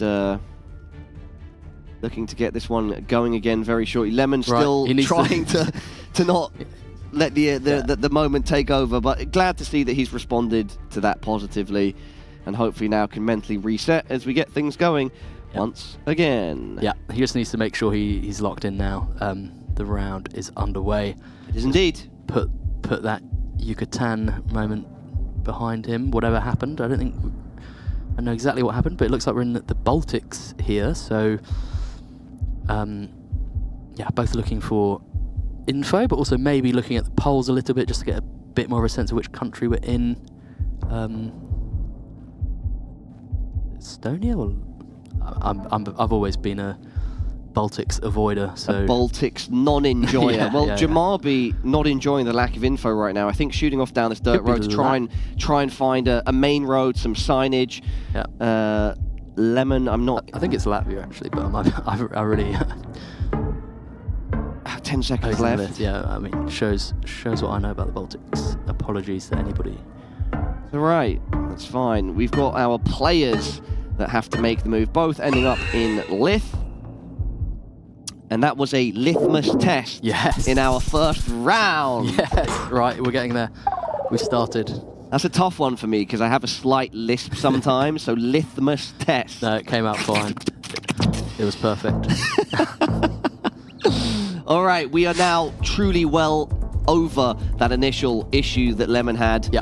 Lemon bounces back. It's not a big victory, but gets round one and hopefully now providing himself that needed mental reset. Are we in Jamabi's home country? Oh, he has a Landkreiser. He'll know this, I think. Explain this to me. A land what? Landkreiser. So it's just these divisions of Germany. There are a few hundred of them, and they appear on all these signs. So learning them is really, really useful. Okay. Yep. Oof! Brilliant guess by Jamabi, winning out in his home country with a 1.5x. It's a healthy 822 going the way of Lemon. No, very healthy. It does show the power of learning Landkreiser. I mean, that was only a 1.5x. If that comes up on a 4x or something, then it's absolutely huge. What about in a German accent, DC? You going to give it a go? No. That's the one area I won't go. I'll do Spanish. I'll do Spanish all day. What is Lemon trying to draw our attention? Is it a lemon tree that he's looking at, or? Oh, he can't move. Oh, I see. Does he need to move in Indonesia though? Is the question. Oh no, he can move. He's got some issue. Oh, I see. If that is the case, don't worry. Everybody at home, our admins will look into it. Lemon is the sort of guy to 5k Indo without having moved though. So let's see. Yeah, Indonesia is his main country. So if he goes East Java, I would be inclined to believe him. Jamabi maybe with the second left. He nearly didn't guess. Oh, yeah. Lemon, that was ridiculous. Madura Island, I think it was. 2x damage as well. 4.7k points of damage going the way of Jamabi. GC, you called it. We don't know. I mean, you're of course very experienced. Perhaps, yes, Lemon had some issues. But you said maybe he doesn't need to move in Indonesia to almost 5k, and that is exactly what he did. I know. He knows a lot about Indonesia. Jamabi, I think some of the roofs there looked maybe like South Sumatra, which may be why he went there. I could be completely wrong. But Jamabi almost missed his guess there. I think he got it down with about half a second left. We are seeing an Alaska zoom. Ooh, Yukon. I like that from Jamabi. But now he's shaking his head. Yeah, he's still annoyed about the round before, I assume. Yeah. Phantom pains from the last round. Lemon, time up. And it's a brilliant guess from Jamabi. Really, really good. Not quite the 5k, but really nice. And to be completely honest, brings it back to being slightly more level now after that last round. Jamabi, don't be so hard on yourself. You've got to move on, and you've got some proof in the pudding that you just ate. That was a great round from yourself. Not exactly even, but it was a huge point swing. 2k points of damage going the way of Lemon. Yeah. Yeah, no, that's what Jamabi needed. Probably not going to have time to find info here. So, landscape it is. Let's see what he comes up with. He goes to Greece, where Lemon guessed Turkey, and it is Greece. That's going to be enough. That's going to be game! Jamabi with the comeback there. What a bizarre first game. Yeah, Sometimes they kind of sneak up like that. I know. That was the 5th round, and it was a very fast round. Jamabi ahead, Lemon cheesing right now. And yeah, Jamabi gets that first game. No, that was a chaotic round. I mean, Greece there, we had, I guess we had wooden poles, we had the red and yellow sign, but I don't know if those are necessarily unique, but yeah, Jamabi. Chumley Cord, I like that. Is that Chumley himself? Chumley himself, yeah. The main Chumley. Man. The main man. Right, the main. Is Chum a fellow Brit? He is, yeah. Shout out to Chumley 2 times then for being a fellow Brit. And yeah, we have the instant Bangladesh send from Jamabi in round 1 of no move. Yeah, Jamabi now ahead, trying to keep a hold of that momentum, that confidence, but it's Lemon using that extra time wisely and getting a solid round 1. Yeah, no, that's what you want. After a little bit of a blunder in the last round, just having a nice guess there just gets you back in your groove. Let's see what we've got here. Possibly a little bit of info.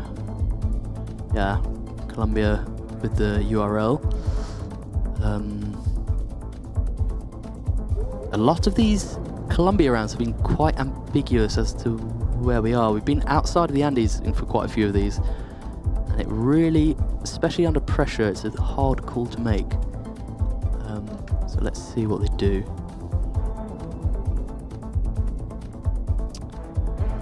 .30 seconds left on the clock. We're in no move now, everybody. Just like that. We're in no move. Yeah. That moving game went pretty quick. It was chaotic. We're going to see now if things mellow out a bit in no move. Yeah.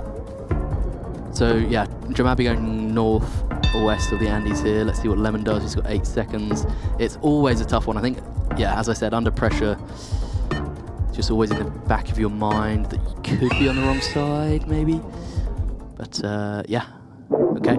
Good guess from Jamabi. Yep, Jamabi there, going to even the score as we head into round 3. Between Lemon and Jamabi, is there a player that is favoured in no move or move? Any characteristics here that our audience should look out for? No, it's a very, very good question. So Jamabi is known as like a really, really, really top NMPZ player. So that's definitely a factor. Lemon, I think Jamabi is just one of those, because he's been playing for so long, you pick up a lot of different game modes that you're likely to be comfortable with information. I know Lemon's been specifically focusing a bit more on moving recently because I think it was a weakness of his. And you just never know how far someone's progressed with that training, so I guess today is where we find out. Quite a difference here in this 3rd round with a ×2 multi. Jamabi does move kind of closer now to where Lemon was originally placed. Switches back slightly. Oh, and it's really Lemon with a very, very good guess there. And with a 2x multi, it's going to be a lot of damage, 2.4k. That's a really good guess. Really, really good.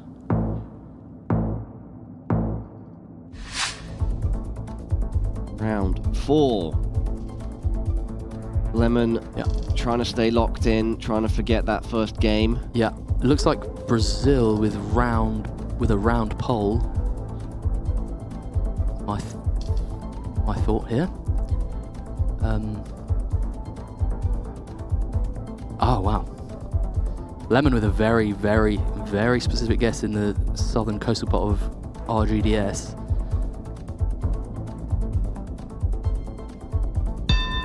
And that's amazing guess. Really good. I actually don't know what the meta is there. I don't know how what much damage will that be? That will be game. That's game. Really good guess. Really good guess. Lemon. So game 1 ended in round 5. Game 2 ends in round 4. Yeah.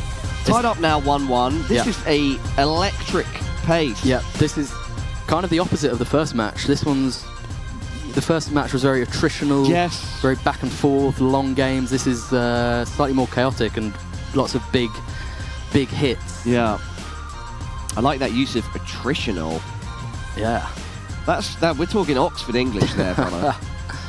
I think, though, what you're saying is absolutely right. We're seeing sort of the other side of the Geoguessr. Well, yeah. There's not only two sides to the Geoguessr coin. It's much more multifaceted than that. But if we look at match 1 compared to this match 2, yeah, completely different in the way they have played out. That first match, yes, it was just steady chips back and forth. Other than that first moving game where Miko was just way ahead sort of from the start and kept hold of it. Yeah, it was very back and forth. This second matchup is just much quicker. Yeah. And yeah, as you said, big hits just being delivered left and right. Yeah, but it's still 1-1. So regardless of how the game goes, we're still level right now. Yes, exactly. 1-1 going into our second moving. Who will be the top mover and shaker between Lemon and Jamabi? Let's find out. Yes, we have the US here, as confirmed by that flag. Lots of red brick architecture. Lemon seems to be focused on this one frame, and Jamabi's found this water tank that says NC, and he's going to just lock that right in. I'm wondering if this is something to do with our observer view. Yeah. Because it looks like when it was still, he was still scanning his screen and stuff. And now he's moved far from where he was before, so I think, that was... Again, we can always double check these things, but that's what it looked like. Jamabi with a solid round 1. Guess big points in round 1, actually. Mid points. Yeah, it's a good round 1. It's a good round 1. It's a good round 1. Yeah, he made the right move. As soon as he saw NC, he just locked in North Carolina, which is, I think, probably the best thing to do rather than trying to scan for the town name, which is probably quite small. I think we have Colombia again. Seen plenty of this country today. Again, it's not in the mountains. We've seen a lot of non-mountainous Colombia today. And Lemon with the Arauca, I guess. Yep, Lemon deciding to be the one to force the issue. Jamabi... Both going there. They similar both, region. Yeah, they both seem to know this coverage.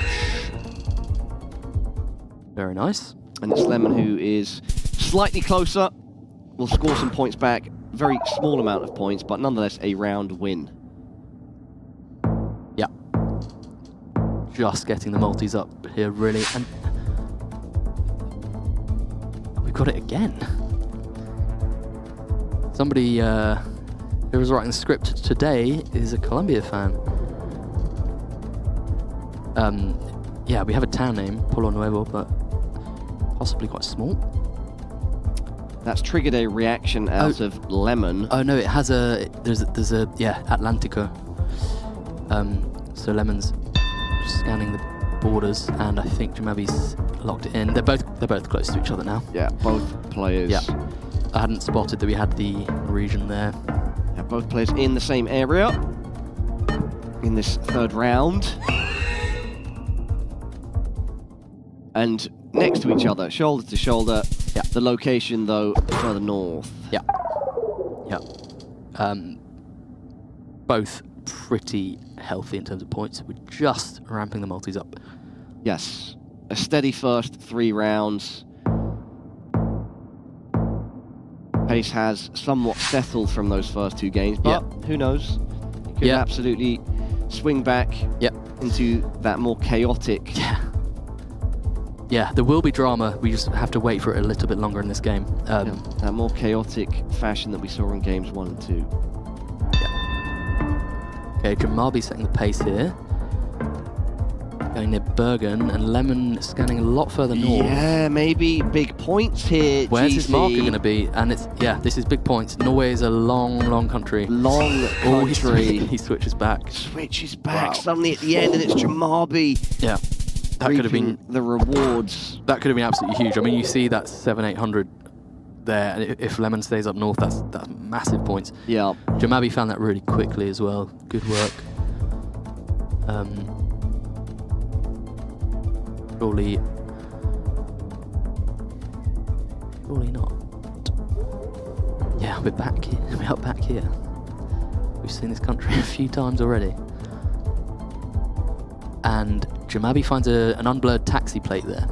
And did it say Bogota? I assume it said Bogota. Bogota, DC, yeah. Yep, locks it in. That could be crucial information that Lemon perhaps does not have. Yeah. And it looks like that is certainly the case. No, well, does find Bogota regardless. Yeah. Good job, Lemon, reacting under pressure. Yeah, couldn't tell if he'd seen anything there, but Bogota's just the safe guess if you're in a big city. Just past the halfway point, so those multis certainly healthy right now. 3.5. Yeah. Jamabi was with a decent lead at this point. Yeah. But nonetheless. There's somebody on the desk who might be enthused to see this location. And why is that? Because it is Denmark. This is Denmark, the homeland of Big T. Yeah. I wonder if we are in a location that Toby himself knows. Yeah, let's see. Denmark normally has quite a lot of signs, as we can see here, so knowing a little bit about the organisation of the road numbers can help. And let's see where Jamabi went quite specifically into this area. He maybe knows something.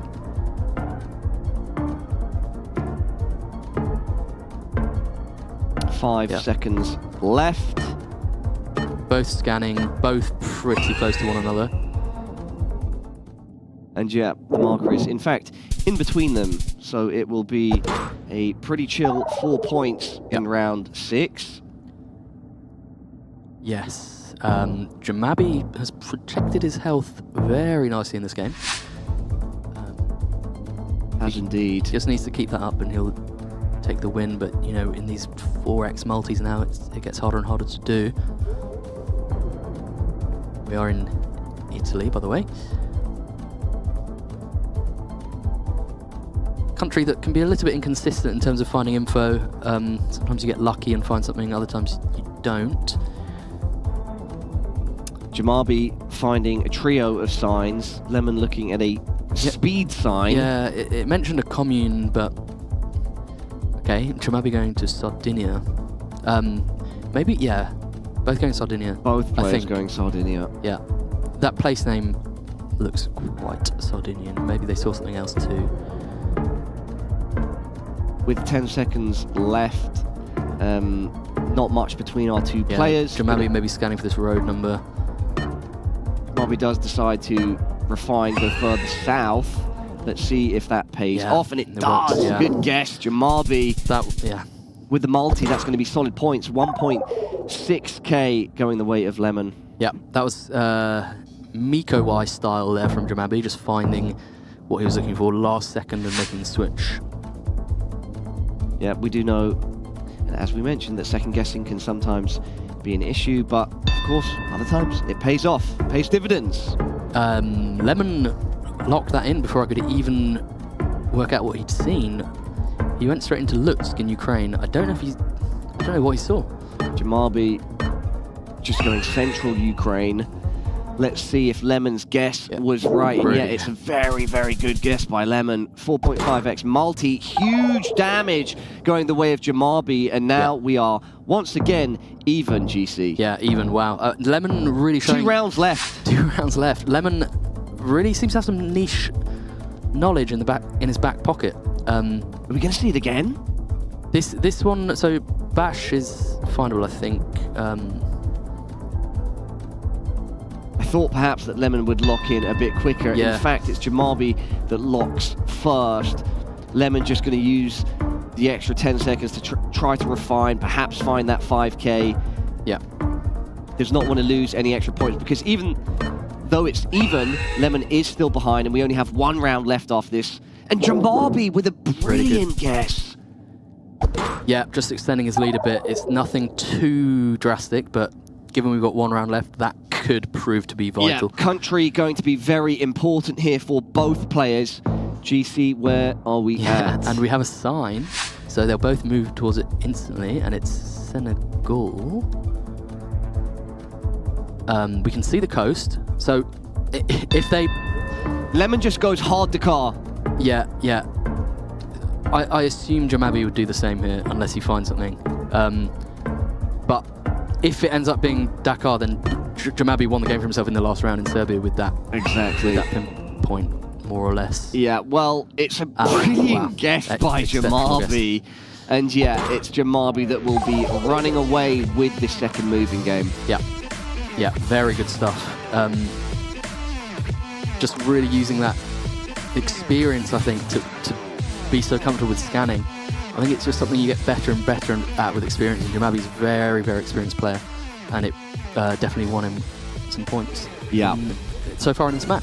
That third game there was much more measured in terms of pace, and Jamabi ends up coming out on top. We're straight into this second move, game 4. If Jamabi wins out, he wins the series. Lemon needs to win this to take it to NMPZ. Yeah, Lemon has to win here. We've got some dense forest in Mongolia, and Jamabi knowing the coverage there. It's a massive round 1, 1.3k points of damage. Jamabi definitely going to be happy with that start. And again, you know, Jamabi's been playing for a long time. Gen 3 Mongolia, we don't see that much of anymore, so that experience again from Jamabi may be what made him a bit more comfortable with that coverage, possibly. Lovely location here, nestled between some mountains on a hiking trail. Yeah, really, really nice. I think Jamabi zoomed to Norway, and he's gone quite... Oh, no. Well, that was a big switch. Big switch. Switched from massive north to massive south. Could this be massive points? Lemon yet to open the map with 5 seconds left. Still yet to open the map. He's all... Okay, no. We must... Yeah, there must have been a visual issue on our end. I don't know. We can't tell what happened because it's the same as in Mexico. It looked as though Lemon wasn't doing anything, but we can't tell from where we are, Paula. Yeah. So everyone at home, we're just gonna double check what's happened there. I'm sure we'll hear from our people behind the scenes shortly. Yeah. Yeah, we'll find out what happened there. Yeah. Very soon. Yeah. The challenge here is for Jamabi to just stay locked in. Yeah. Definitely has a bit of momentum behind him. He just needs to focus, keep doing what he did in the last game. Yeah. We will find out shortly, I'm sure, what exactly happened there. Yeah. By the way, Jamabi, look how close he was. Yeah, it was a very good guess. Very good guess. Yeah, he's very, very, very close indeed. Oh! Yeah, just give me 1 second. I'm just going to double check that with my Mr. Producer man. Okay, so everybody at home, apparently that was a real GG. Wow. For some reason, Lemon. I mean, I don't know. I'm sort of just being hypothetical here, but maybe the pressure of the occasion didn't place the marker down once again, or something like that. But yeah, everyone give it up for Jamabi. Jamabi runs off 3-1 and takes the series. He does. Yeah, and we don't, like you say, we don't know exactly what happened there, but Jamabi got so close in that round that you could say it was a deserved win. He got 20 kilometers away in a tricky Norway round, and played really, really well throughout the series. Yeah, that was. I mean, we saw a lot of different facets of how Geoguessr esports can play out in that series. We saw some chaos. We saw some back and forth. And then at the end there, we don't know exactly what we saw, but we do know Jamabi came out on top. Very good performance by him across the series. Yeah, no, he played excellently. Really leaning on that experience. Really came in clutch with some of his scanning ability. We have to say shout out to Lemon as well, because he brought some very good, maybe slightly more niche knowledge to the table there. Can I do the... Yeah, can indeed. GC, enough from us for now. Let's head back to Toby and Geoguessr on the desk. Thank you so much, guys. Great cast of what was the polar opposite of what I believe we saw in the first game. First game, well-structured. All the games pretty much went all the way to around 10 kilometers, but here, not quite the case. Not quite, and not really well-structured, no. Not at all. I mean, I don't know what happened there. I mean, we weren't sure at all, are we getting over to desk or not? Don't really know what happened there. That is quite unfortunate for Lemon, of course. But nonetheless, Jamabi played very well, especially on the moving games. I mean, that's Jamabi's strong suit, so he really showed off how strong he is. Whereas Lemon is more of a no-move player, and that Brazilian pocket guess there was insane. Definitely. So even though, he had a rough game there, it happens. But that's, I mean, that also goes to show at this level of play, you're in a situation where, yes, we all know you're good, because if you weren't, you wouldn't be here. But even your flashy plays, which, again, at this level of play are kind of required of you, sometimes that ain't even enough, because when you average it out over the course of a best of 5, you have to be so incredibly consistent throughout. And for Lemon, that just wasn't the case. No, it wasn't the case. And also, actually not the first time that he didn't get a guess through. I think he's just too locked into the rounds. I mean, I've seen it before playing with him or like seeing him play privately. Yeah. That did happen to him in the past. Still something he needs to improve on. So we now know who is going to be in the first quarterfinal. It's going to be Noxy versus Jamabi. I think we're going to be in for a great show there. But of course, before we get to that, there's plenty more games to be played. And before that too, we have an interview ready with our winner of the second match. Jamabi, if you can hear us, congratulations on what was a somewhat chaotic game, I believe. What were your thoughts looking over the whole series here? Thank you. Yeah, so like the first moving was crazy. I somehow managed to send South to Matra on East Java. I don't know how I did that, but then yeah. I mean, I recognized the Alaska Highway because we had the pipeline, and the Greece one, it was just lucky, and the nerves are going crazy if you're playing. It's and then like the second. Or like the first no move, I just got completely destroyed. I have no idea how Lemon 5K'd to Brazil. Yeah. Yeah. I was really scared after that one, and the second moving was just so close, and Drawn Limit decided it. That's like, I mean, I don't know what to say about Drawn Limit, but I'm not a huge fan. And yeah, the second no move, he just forgot to guess. It's just lucky, and I'm just feeling happy. Understandably so. I mean, of course, now you are further in the competition. But as you say as well, it was a tough competition. If we are to go back to that game too, with that insane South Brazil guess from Lemon there, was that the point? Like, was there any point in this match where we're like, oh wow, he might be, fully locked in here, might not be able to strike back? Or how were you feeling coming in after that? No, I didn't feel that way because I thought my first moving game was, I mean, it wasn't dominant, but like, he definitely wasn't flawless at all, so like I always had the thought I could win the second moving. But yeah, like the RGDS, I was happy to even get RGDS, but that's like an insane region dress. I'm not sure how he did that, but yeah, well played to him. Just anything you want to add? I mean, yeah, congrats, Jamabi, very well played. Even though it wasn't the most classic game you play, you still were dominant enough to go forward, so congrats to that. What are your thoughts about your next matchup, Noxy? That is the first time I hear that Noxy is my next opponent. I don't know, I was expecting with Manuelson or Fenderson, but I think it will be a close match. I might have the edge on moving again, so yeah, definitely looking forward to it. So do we. Congrats again. So do we. Exactly. Congratulations once again, Jamabi. Incredible performance here. Looking forward to see you take to the globe again later in this tournament. So get some rest and get ready for those games to come. We know we're going to be in for a great one. So will you guys after this break, as we have ready in just a few moments. As you know, matter of fact, I get it hurt right now. We have a break coming up right here, right now. So get some snacks, get ready for the next match, which is going to be Cooley versus Alpha.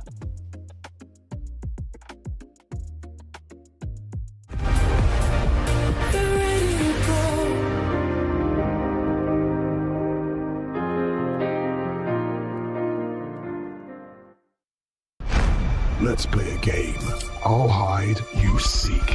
Unconfirmed sightings of the GX Man have been reported all over the world. My VPN means I can be in multiple places at once. I can mod my look at the click of a button. I'll block any ads attempting to promote the manhunt. The time starts now. Play the GX Manhunt at Geoguessr. Find me and get a reward. The return of Area 51, Alienware's highest performance desktop yet, equipped with powerful Intel Core Ultra processors. Innovative architecture designed for ultimate gaming. Engineered to evolve alongside your game.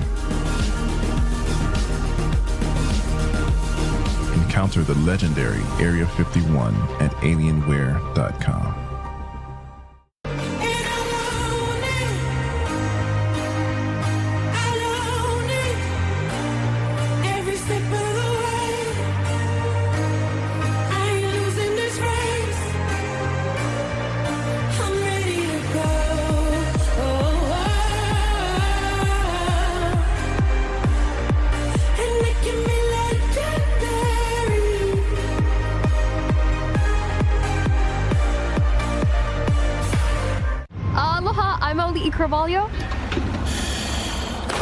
Dive in with me to see how the Shiba Hope Grows program is bringing our coral reefs back to life.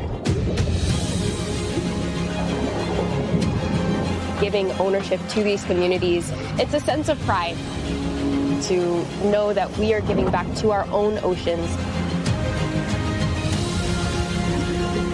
Stream Reef Builders now on Prime Video.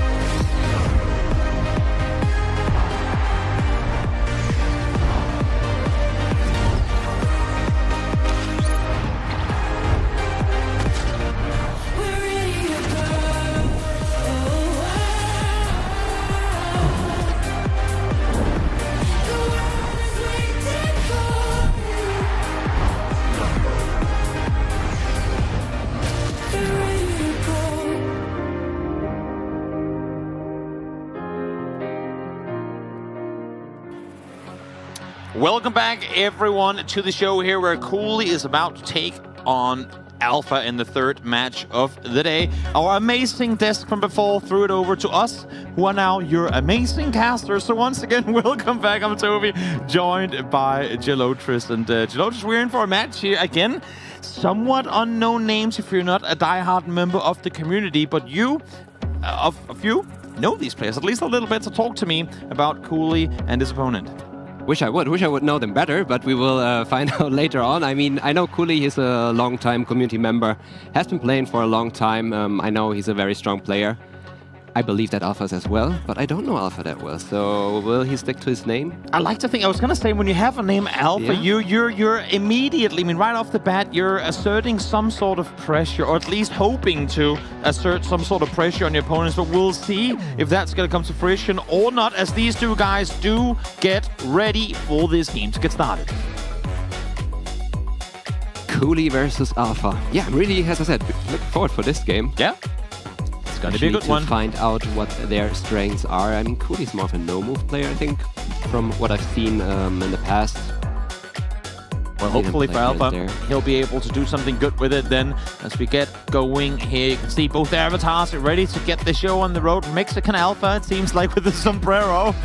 The tongue sticking out. He's ready for the action, of course, rocking those French glasses as well, representing his country. Coolly a little more casual in his approach to this one. If Hungary versus France, that's EMEA champion country versus the world champion country. Very true. Let's see if they will step in their foot in the next upcoming months. Could just be. Could very well just be. Of course, those of you guys tuning in for the first time here, this is a best of 5. We're kicking things off in moving, and the game is starting right here, right now.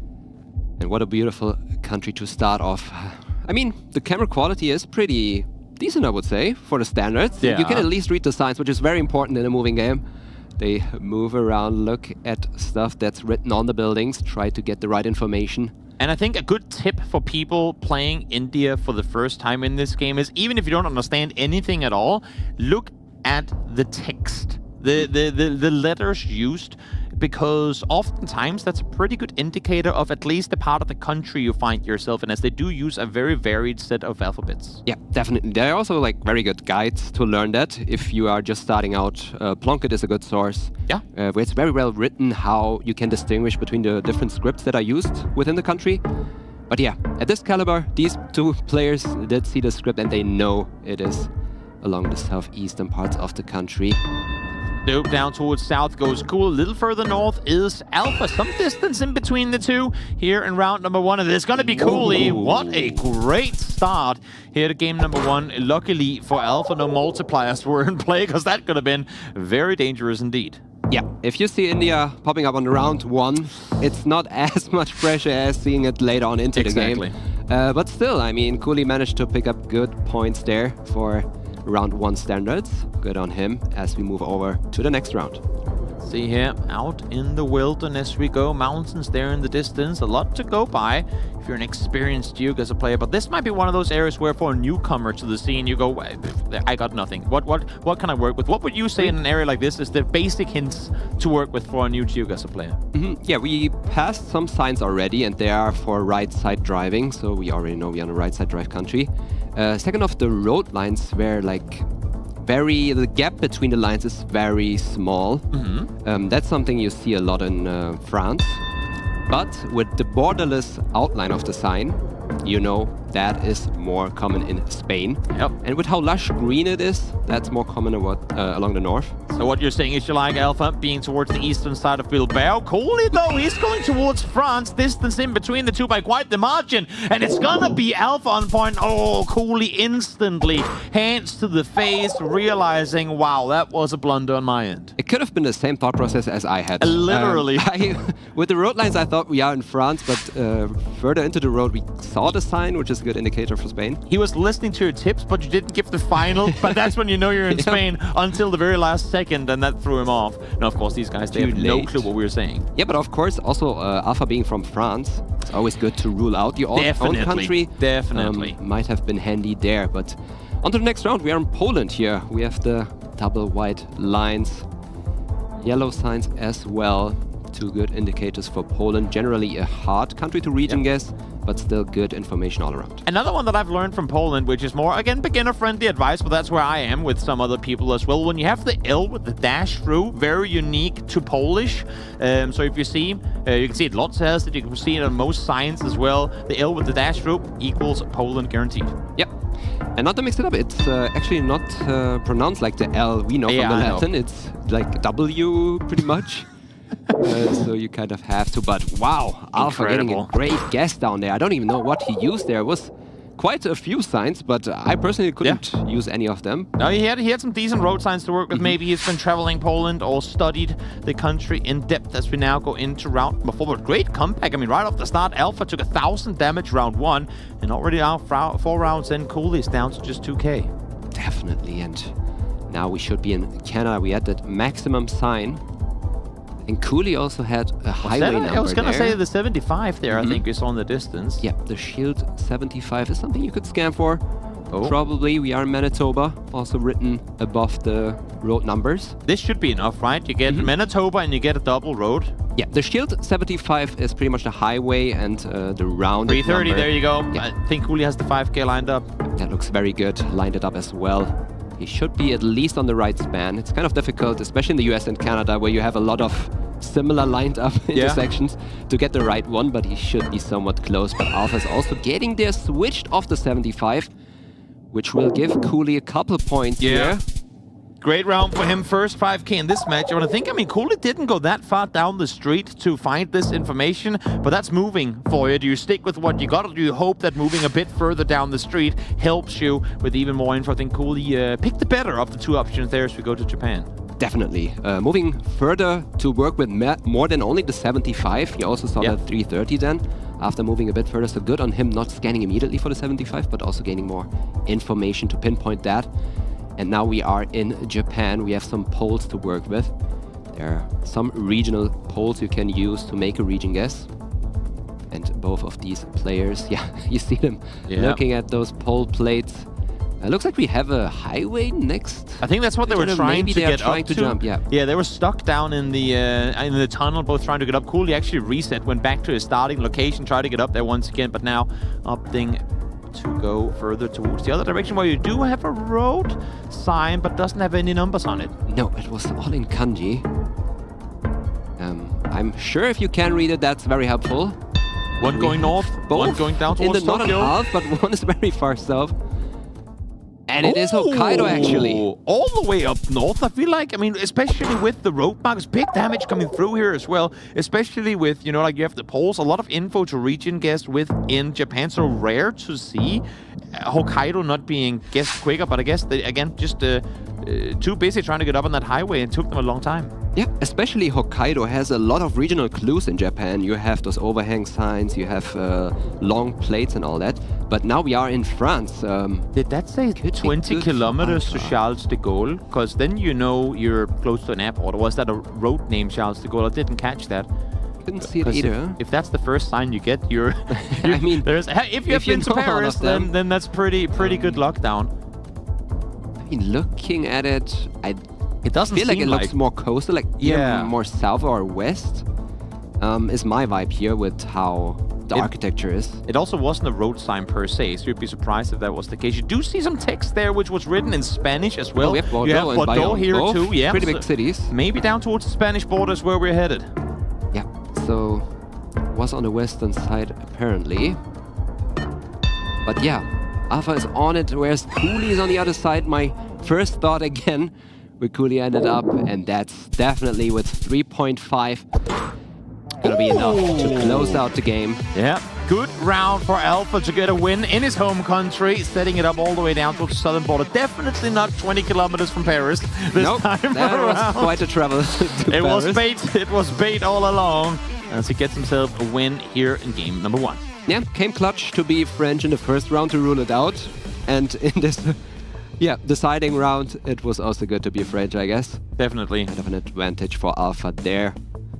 I don't think Cooley can be too upset about that. Maybe you should just move on to the next game. And not only is it his home country, but he got really good info that Cooley did. Difficult when you're in a residential area. Which way do we go out of the city? Where do we get the good information? But I think that's also where being in your home country helps out, because your infrastructure, even if it's not something you actively think about, a lot of cities in your same countries are structured similarly. So if you're used to, you know, roaming your cities in your home country, you kind of cerebrally know where to go for signs more often than not. Do they have that big roundabout leading into the city? Alpha never seemed lost in that city, went straight out to the edge of the city, got that sign, sent it. Yeah, that's nothing you necessarily actively learn. That's more something you pick up subconsciously. Just life experiences. Yeah, seeing where information is giving is given will help you to filter out signs and not even look at them because you know, oh, that sign is everywhere and I know it's not giving the right information. Exactly. That will give you a lot of time to get to the right things quicker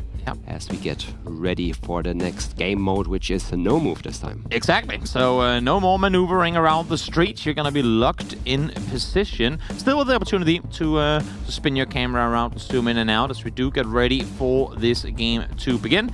They're setting up right now, as we can see, and they will be getting into the game just about now. But nonetheless, great start for Alpha. I mean, you said you know Cooley well. You don't know what to expect from Alpha. So, I mean, how did you believe Alpha played here in game number 1? Yeah, I mean, it's always, especially the French community is very big. So it's kind of hard to keep track of all the players out of the French community.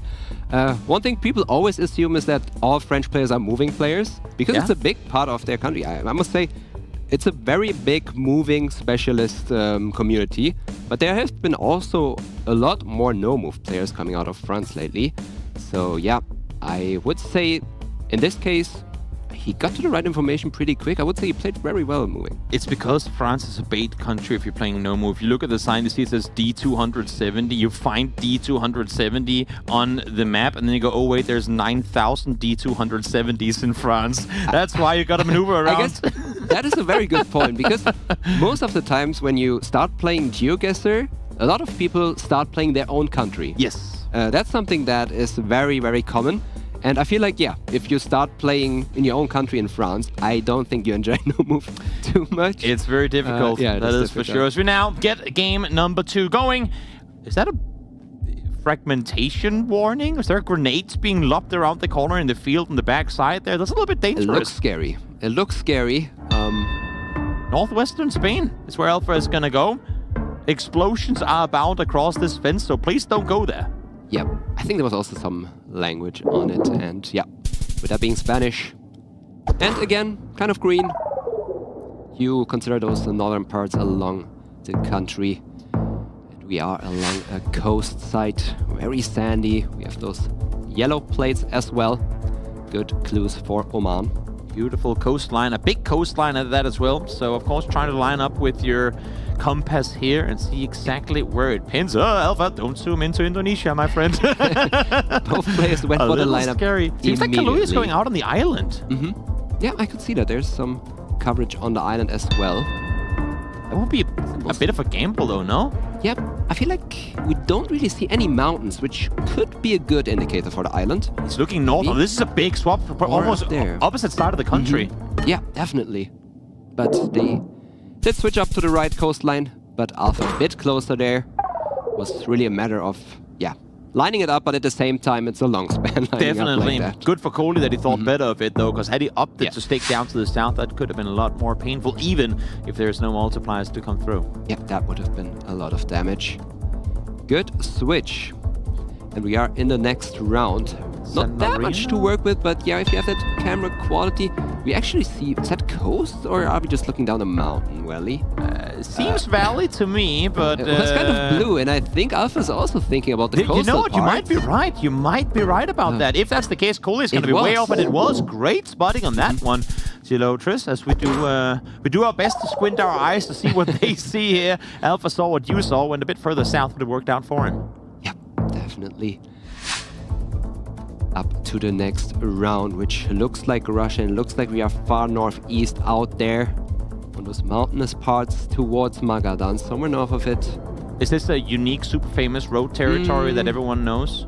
Yes, I would say the looks are very distinct. You pretty much like drive on this high pass, but at the same time you are kind of in a valley. And it's a big country. Yeah, it's a big country, even though they are in the same rough region. Yep, still 2,600 damage in round 4. That's 500 kilometers, even though it looks like he's just on it. Yep. Russia will allow that. Difficult territory to be in, no doubt about it. Here we are with pavement that, in what I've been taught, is usually either Philippines or Thailand, and seems like this is going to be Philippines, at least according to where they're looking. Yeah, most common in those both countries. Sometimes you can also see it a bit in Indonesia, a thing in Asia in general. But yeah, with the Google car driving right here, you can kind of see the front. Yeah. That should lead us more to the Philippines. And we are on high green mountains, which you usually see more along the north of the country. saves again from Alpha. I mean, he's really not letting loose on this one. We're only in round 5, and you have Cooley already down under 700 health. He's really playing strong in this one. Yeah, and Cooley also went for a very committed guess there. Yes, definitely. Going all the way up north there. I don't know if he just tries to somehow move this game around, knowing that he is behind. I think sometimes you just gotta send it right when you're up against the player, or when you try to kind of not oversend it, then he's always going to be closer on your lesser accurate guesses. So he feels like, you know what, I got to go all in on these ones. And here, finally, things working out for him. It's going to be close up, even if it's not going to amount to a lot of points. He's extending his playtime and thus increasing the multipliers to climb back. Yeah, definitely. I mean, he has still a couple of rounds to bounce back from that. So it did allow him to kind of commit there, and now we are on the next round. Again, not much to work with. I mean, that antenna looks like we are in Russia, long antenna, black car, and they both ended up in the same region. Definitely. Which is kind of interesting. Don't think we had anything, like not any strong clue for there. Oh, a rush around where had you been close up could have been big points. And for Cooley right now, he desperately needs it. Yet another hit on him as we go to another country here. Where could you maneuver around? They could probably pin it pretty easily, but you only have so much available when you're locked in position. Yeah, and we are back in the Philippines. We can once again see the car driving on the right. This time we don't really have, or it's not as visible, the concrete blocked roads. You can still make it out though. But yeah, we have a lot of palms, which you see more towards the east of the country, going all the way to the south. That's where you see these spammed palm trees the most, and that's where they also both are. But then again, it's a long span in between those lines. Definitely. Let's see here. Could be GG, and it will in fact be GG once again. Alpha not stopping, not giving Cooley any chance whatsoever to claw back into this one. And you know what? His name is starting to make sense to me, because he is performing incredibly well here. Yeah, and he's making it hard for me to figure out what his favorite mode is, because I was saying earlier he played very good in the moving game, but now he was almost always on it in He's no an move as well. all-arounder. Yeah, an all-arounder. And at this pace, I'm pretty certain we won't get to see him play an NPC unless if Cooley manages to take the next 2 games of what we've been seeing here. Outside of that very first India round, there hasn't really been any slip-ups at all from Alpha. No, very consistent, which is also very important to be in a competition like this, where you play different game modes over a course of 5 games. Or best of 5, I should say, not 5 games. Back into moving we go. Up and down the road they can go. Alpha first to, Cooley first to Penn just north of Moscow. We'll see if Alpha opts to follow. It's gone a bit further south. Yeah, it said Mitensk on the sign, and Alpha actually found it. Wow, took him a little bit of scanning, but he know the rough area and found it. Cool is like, GG, you know what, when you get info like that and you just know your cities, what can you do? And I think for Cooley, I mean, if he wasn't already, I don't say demotivated, but if the momentum wasn't already heavily enough in Alpha's favor, being up 2-0 now, pretty much starting off game 3, sat this far behind already, Cooley needs to shake it off somehow. Yeah, I mean, you already have the pressure before you start playing. You know you're playing for a lot. We are playing for a world championship spot here. Yes. And with that pressure being on and being 2-0 behind, I can imagine that Cooley is stressing right now. Definitely. Definitely. Let's see. And once again, Alpha getting to the right information immediately. That's something we have seen before. Cooley also has that sign, though. Else the city. The information, who gets to use it better. Alpha should be in the right rough region, however. Cooley is going central on this one. Should he go further north? The right information was change. Other sign. Yep, didn't see it in time. I think it is going to be further east. Fortunately for Cooley, it wasn't a full-on pin from Alpha, but still a round in his favor, but could have been a lot more dangerous. I mean, it was in the furthest south pocket of Terengganu there. Yeah. Alpha just saw it on the sign and went middle Terengganu, so a very forgiving round for Cooley to be all the way up south there. Definitely. As we go on to the next round, it should be Brazil. We have those black signs. TO. This time we have Tocantins 010, which is the state highway. Make sure to zoom out far enough that you can see the abbreviations of the states, and you see TO. Use lock in to Tocantins, and like Cooley here doing so. We'll see if Alpha, I mean, does he have the same info? He didn't have it. No, he didn't see it yet. got This is a gonna be rough big. right region guess, but with Cooley being right on it, that could be a lot of damage already. Definitely will be 900 kilometers off, and that is a massive blow going the other way. And if there is a time to pounce, now is exactly it, Cooley. I feel like this was a godsend for him to be able to get that. Now he needs to make something of it. Yeah, definitely. We just talked about the pressure. Maybe that's what's getting him a bit back into the game, knowing that you have a kind of bigger lead. We have these rounded pressure up. pole plates here. I like it. Chubu region, and they both know it, of course. Cooley is striking back in this one. Again, this might be small points, but continue to...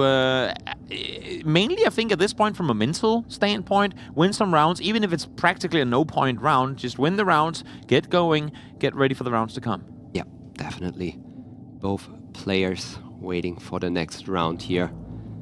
Both locked in. Alpha, of course, on the better side, knowing that he is in the lead with 2-0, just trying to get the win here and get over with it.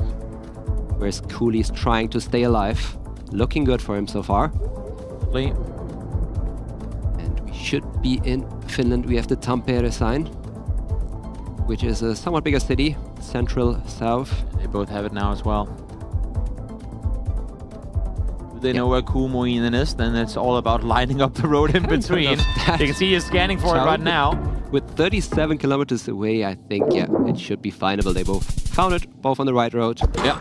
Not really a lot of damage here. 12 as we go on. On the next round, round 6 it is. And this is again where, I mean, that's why I was saying for Cooley, finish it now. Because if all of a sudden those multipliers, which we can see, start ramping up, then Alpha, I mean, the more rounds you play from now with the lead that you have, that you don't win the game in, the more you're allowing Alpha a chance to come back in. Yeah, definitely even if it's giving you some, if it's making you able to step back a little bit and know, okay, I am in the lead, that's not the right mindset, because you need to finish it off quick.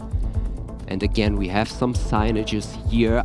I cannot use this information. There's a lot of storefronts, Pilsen you have there. That's pretty useful, but of course it's a road to a city. You don't know the distance to it as well. You have Bresnice, another direction.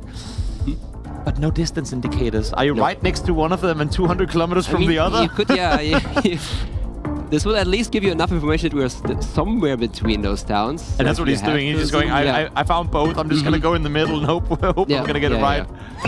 Total fair play. And you know what? I mean, for lacking information there, it's not the worst place to be in either. Once again, good damage, but not enough to finish the job. Cooley really needs to do this one now. We're already up to 4 times multipliers. And you don't want to see this when you're Cooley, because Thailand is so hard to region guess. So if You've they been don't studying Thai recently. Talk me through this 5K. Let's say we started. We haven't studied. we got prepared to. But we have a pretty quick guess from Alpha, who's also lining up the road.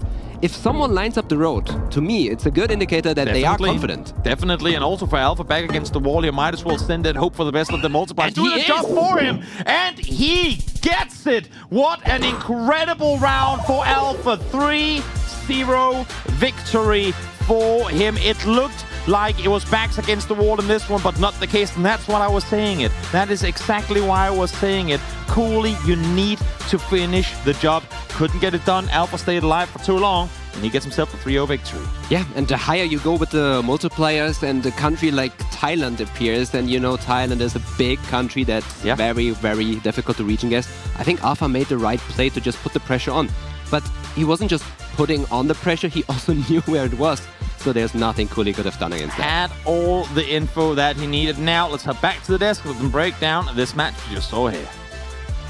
Thank you so much, Toby. What a game, Ziggy. How are you feeling about that one? I mean, that was a quick one. I mean, we just came down and then it was already over. 3-0 victory for Alpha in this one. Yeah, super impressive stuff. I mean, honestly, I expected that game to be a little bit closer from what I'd seen, but exciting nonetheless to see Alpha come out and play super dominant. Cooley had 2, I would say, really impressive guesses, the India and that Brazil, but otherwise, Alpha, very dominant. Yeah, the first round in India you mentioned, I was like, that's a good start for Cooley, but then after it seemed like Alpha was just more, confident in his moving abilities. It seemed like he has more experience with that one, so it was like kind of how I expected it to be like, because I think Cooley, I've never seen him play moving really. Maybe before the start of this tournament, he tried to prepare for it, but for the qualification process, he didn't have to play it. But now on the stage, he has to, so he's forced to it, and you could kind of see it, I think. Yeah, I think that's a really good point as well. With these players qualifying through playing competitive, they got to focus on just the modes that they felt most comfortable in. But then here, in this format, you got to prove it in every mode. But yeah, guys, I'm Bloom with Ziggy. We're on the desk now for you. Going to be hanging out for a little bit here, talking you through these games. Exciting stuff. Let's take a look here at that schedule, what's going on. I know there was a little bit of a mistake here on the schedule earlier. Should be all fixed up. But yeah, we can see who's made it into that quarterfinal now. Alpha, Noxy, and Jamabi so far. Is this how you expected this to go so far, Ziggy? I think so far I would have expected it to be like this. I thought the Lemon Jamabi game to be it closer, but there was some technical things going on there, so I'm not quite sure what happened. That could have been closer, but Alpha winning 3-0, I had him winning, but not by this much margin. I mean, Cooley's very high on the competitive leaderboard, but as I said, he is a specialist in no move and NPZ, and it didn't work out for him in no moving and moving. Sorry. Yeah, looks like we have our interview ready here with Alpha. Let's take a chance to chat with him briefly here. Alpha, congrats! What an amazing, dominant performance. How are you feeling? I'm feeling pretty great, thank you. Good. Is that how you expected that to go, or was that a bit of a surprise for you? No, I wasn't ready that I would 3-0. I knew that he didn't play a lot recently, so I mean, I knew it would be kind of hard, but I mean, I played really well, so I'm really proud of what I did now. Yeah, I was quite surprised to see you playing moving that confidently. I think I played you in competitive mode a lot and no move, so I knew that you were good in that mode, definitely. But did you prepare moving, or were you always very good at moving? Because it felt to me like you were quite confident. I not prepared a lot of moving because normally I have a really bad internet, so I don't play it a lot. That's fair. But yeah, I know I'm pretty good at this mode anyway, so yeah. Yeah. Amazing. Well, now that you made it past round one, curious how you feel you might do going forward here. I was pretty confident before, and now it's growing. We'll see. I know Pav and Salex, which are the next matchup, one of the two. I know they are really good, really good. So, I mean, we'll see. I'm not expecting something for now. That's a good attitude. But you played really well, and hopefully you can take that forward. Alpha, thank you so much for chatting with us, man, and good luck. Nice to get to talk to Alpha a bit. That's one of the fun things about this tournament is we're seeing a lot of new faces and getting a chance to talk to and get to know some of these players that we haven't seen much from at all. I think for people outside of the community, it's a lot of new players. I've played against pretty much every single player of these because they are just very high on competitive leaderboard. And so I've known them, but I've only known them in their game mode that are specifically. So I've played Alpha like 20 times in no move, so I know how good he is in no move, but I have never seen him outside of that. So people leaving their comfort zone is also, I think, a very interesting aspect of this tournament. Oh, for sure. And yeah, even further than that, past the gameplay, as you were saying, getting a chance to speak to some of these players and get to know them a little bit better as well. Exciting stuff. But guys, another match to come. It's going to be Gym Intimidator versus Gorka coming up next. What do you think about that match? Very briefly, Ziggy, talk to me. I mean, if anyone knows me, I'm the biggest Gym Intimidator enjoyer that is out there. I mean, if there's anyone there that is a bigger fan than me, I will fight them on that because the biggest fan of Gym Intimidator is standing right here. I don't want to show too much bias because also Gorka, I mean, is being a long-lasting community member as well, so can't be too biased there, but I love Gym Timmy, as I call him. Yeah, I mean, you're allowed to. You're on the analyst desk. True. You can be a little opinionated if you want to, Ziggy. It's going to be a fun one. It's a good point. Gym Intimidator used to stream a lot, and Gorka, longtime community member. So, going to be a good one. And guys, our casters are ready, so we'll send it right on over to them. Thank you so much, boys. From Alpha Performances to the Gym Intimidator, we're getting more and more buffed by the second here as we get ready for this match to come to you, Lotris. Yeah, I hope I'm also allowed to call him Gym Timmy. Yeah, you're not his friend, you can't do that. Hopefully. Yeah, no. I mean, Ziggy mentioned his streams, and he did show to the world how he was grinding, and I've seen him playing competitive duels. He was playing like 4 screens at a time. He had one on the top left, top right, bottom left, bottom right. He is a grinder. Whereas Gorka is also someone I've known forever, ever since I've been playing Geoguessr pretty much. So yeah, no one who's new to the game, but he just turned 18. There you go. So now he is allowed to compete. Unlocked competitive potential. We like to see these young guns come in and show the world what they're made of. Here we see Jim Timidator on camera, set in complete darkness in his gym cave, ready for his match to come in. How do you, we haven't done a whole lot of predictions coming into this, but how do you see these two players going up against each other? Anyone you favor? I would say in the moving mode, I will give it to Jim Timmy, I think. Okay. He's someone who has studied a bit abroad of the niche pole knowledge, road quality knowledge, things you use for no-move games. I think Jim Timmy also, learned place names and all that. Whereas Gorka is more of someone who recognizes landscapes very well, especially in Spain, where he's also from. He's the best player in Spain. And also like playing Spain in Geoguessr. Yeah. So yeah, definitely someone I would like to see to guess on some Spain rounds. And we are about to start. Indeed we are. Let's get right into it. Let's start match number 4. It's going to be the first round, first game I should say. It's going to be move, as we've done it so many times in the past. Jim Timidator versus Gorka. Yeah, and I'm keen to see what the seeding is. I mean, there's some countries we haven't seen so often yet. However, we spawn in India once again to start off. We had the boxcar in the spawn, which you see more along the west of the country, especially with this script given. We should be in Gujarat. They both guessed roughly around Ahmedabad, but it was way further west actually. So gotta give a shout out to Gorka representing his, I would imagine, favorite football team, Real Sociedad.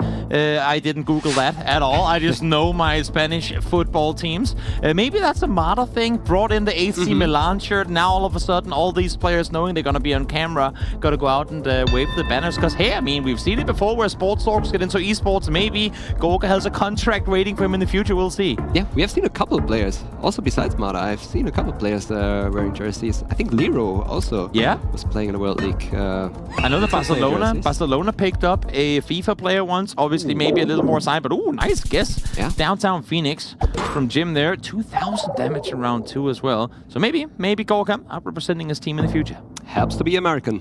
Helps to be American. It definitely does. Getting a home country. In that round, it does help. As we are in the next round. You would tell Jim that he can move. Oh no, he interesting technique I see from Gorka there, the backwards movement. Now he's moving forwards. I don't know what he was looking for there. Also don't really know in which direction you would prefer to move. I guess towards the town, which is visible in the distance. There's a good chance you could maybe get a clue for where you are. And what would that clue be in a location like this? I mean, outside of the Russia, obvious street signs, you know? You will probably want to have a town sign, which is in 600 kilometers. But at least you know the rough region. But yeah, those signs you can find from time to time. Well, let's see. Seems like neither of them have found what they were looking for. 5 seconds left to work with. Neither of them opening the maps. Now Jim does. So does Gorka. One is going down towards the south. Even though they fully played it out. Yeah, a lot of time spent, not info found. It is going to be up towards Kazan. So a big hurt on Gorka. Frustrated with that one too. But luckily for him, it's only round 3, so he stays alive.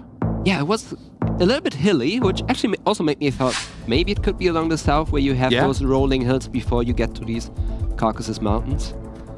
Maybe that was what Gorka made him guess there, and now we are in Dunedin City, says in the trash can. Okay, I didn't want to pronounce it.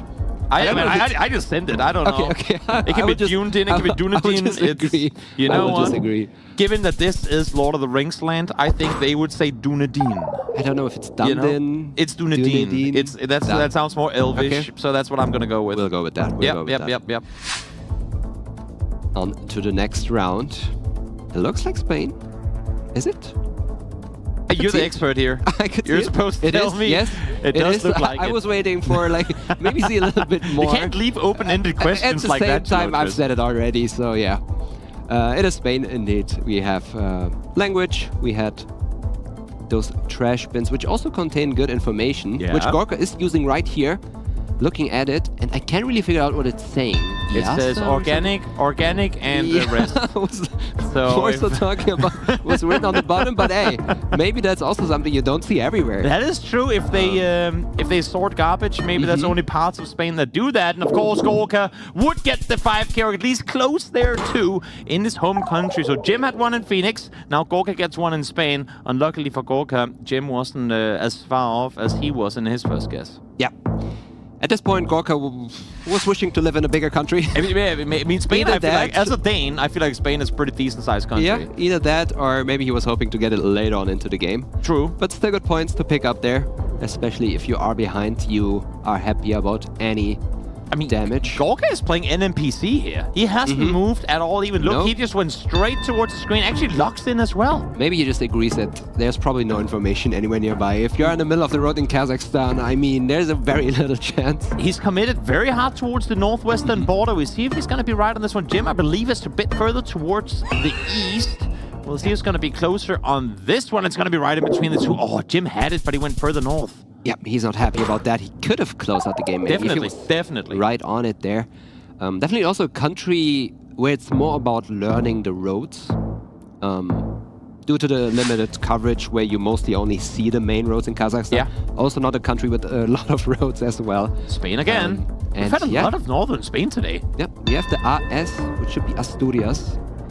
I would assume that both players will know this though. Yep, 217. Gorka will. You can already tell Gorka is not happy about this round because it's so much too easy. Exactly. It's like I really finally get my own country. Knowledge. Exactly. You get your home country, but you make it too easy for the opponent as well to be, if not right, then at least close there too. Gorka once again, perfect lineup, but also, as you say, once again, damage.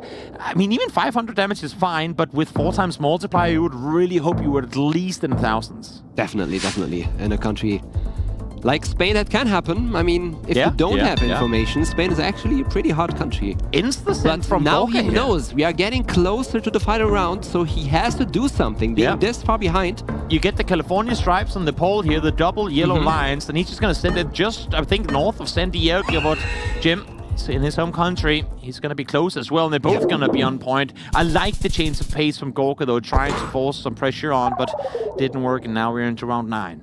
Yeah, doesn't work against the Jim Timmy. He is still locked in, and now we should be with those fences. Do we slow things down here, or do they go fast again? I mean, you can't take your time. It should be Sulawesi. I guess they both know it, and they also think that both players will know it. Whereas Sulawesi is still big enough.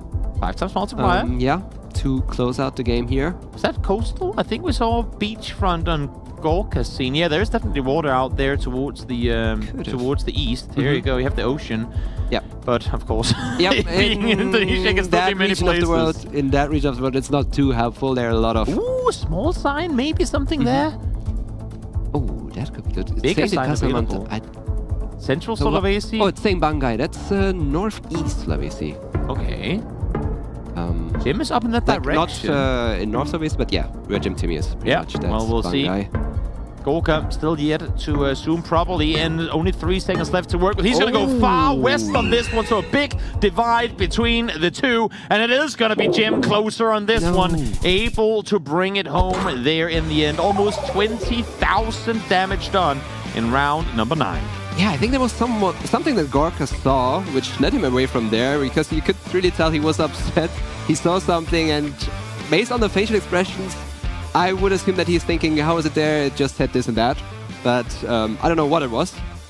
I love the fact that he remained smiling through all of that. He was like, you know what? Just one game. We're not out of it yet. He, again, wearing his football shirt. Just because you go down 1-0 doesn't mean the game is over. Got to keep your composure. It can still easily be turned around. But Gorka is also someone I haven't mentioned yet, but he's also a very emotional player. Yeah. He gets either like super happy if he's right, or he gets super upset if he's wrong. But in this case, I still see a smile on his face. I will say, so when I compared him to Mata for his football shirt, there's multiple aspects we can compare the two on. That's also a Mata thing, maybe a Spanish twin to the Italian player as Gorka now hands in the air. I'm not sure if maybe he has a technical issue. 2, eyes closed, looking away. Locked in. Yeah, no, this doesn't look like a guy playing Geoguessr right now. So I'm imagining that maybe we'll have a bit of a reset in this one. Now he's typing as well, probably contacting the admins, letting them know that things aren't going as well. I'm getting a call from the production here as well that we are going to be remaking round 1.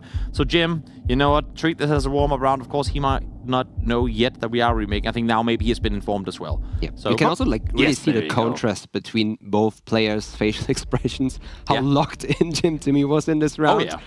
And Gorka was just chilling and waiting. But that's the thing, right? I mean, Jim is ahead, and I don't know if he considers himself a stronger player than Gorka, but when you get a lead in a single elimination tournament like this, it's all about utilizing that momentum. And there are people that will say the momentum is the thing. What is he reacting to now? I'm not sure what's going on anymore, but you know what? I mean, Geoguessr, you said he was an emotional player. And there is the arms. I mean, the FPS can't keep up with how fast he's Gorka is reacting apologizing for the rage. to this. Maybe he just realized the production did something there. Maybe he saw the end of the round and thought it had been counted. He was like, no, what's going on? Maybe. But full reset. Quick breathe. Just be like Jim. Yeah. He looks like a guy who's sat at a stable, low heart rate, vibing, chilling, ready for the games to come. Also getting back to what you just said, I would say Jim Timmy is someone who knows his strength. I think he is very confident. He knows he's a strong player. He called himself Jim Timmy for World Cup. That was his Geoguessr name for a long time. He's ready. That's really something he is looking for. Is Jim a firefighter? Like professionally, do you know? Did you read it? I mean, it says on his shirt, Liberty Fire something. It very much looks like a firefighter's shirt. I was just thinking, I mean, I don't know if he is or not. I just wanted to say, I feel like if there is a job you can have where you gotta be able to keep cool, no puns intended, but gotta be able to keep your composure in stressed situations, firefighter's gotta be pretty high up on that list. So if there's one that should be able to keep his calm when pressure is on, if he is in fact a firefighter, I do not know if he is. I cannot confirm it, but if he is, then that's good. Ooh, Gorka is going Denmark. Every time I see it, I get nervous. Is this Denmark? It could be, but I doubt it. I'm giving this one over to you. If there's a Denmark guess, I'm not the expert. We rarely ever have roads like this in Denmark. I wouldn't think it is. I would not think this is Denmark. Well, but I can't tell you where else it would be. Nope, we're in Germany. Maybe I should have given my insight there. But yeah. We laughed it off, but that's still 600, 700 damage. Also what they do, I mean, what else can you really do on that round? Round 1 as well, and they both kind of messed up, therefore we just move on, I would say. Yeah, when we move on, but still 600 damage done. Round 1 to Jim, off of going UK on a Germany round. We'll see now in round 2 with a little more to work with. Yep, and we are, seems like back. No, we are in the Philippines. We have those octagonal metal poles, which you get in the Philippines. Okay, and it's northeastern. Yeah, we have a very open, wide valley, which you really only see on the northern parts of the Philippines. Okay. The further south you go, the less open it gets, or you should at least see a mountain range to one side. We see it here, though. What's scary here is that you don't see it on the other side, which you usually use to confirm that you are in this open valley where you really have mountains all around. Well, let's see if Jim is gonna follow suit. They are very, very close to one another right now. Zooms all the way out just to get a little glance of the globe. Let's really look at it here, but it is gonna be him close up. Smart for not going further north. Will be victorious here in round number 2. Little damage done, but still able to mitigate that lead from Gorka. Gorka, in the meantime, shaking his head. Just going, you know what? Yep, let's pop. Let's listen to the good music and get ready for round 3. Yeah, that was also, by the way, a very committed guess by Jim Timidator, because most of the open valleys are more towards the north of where they both guessed.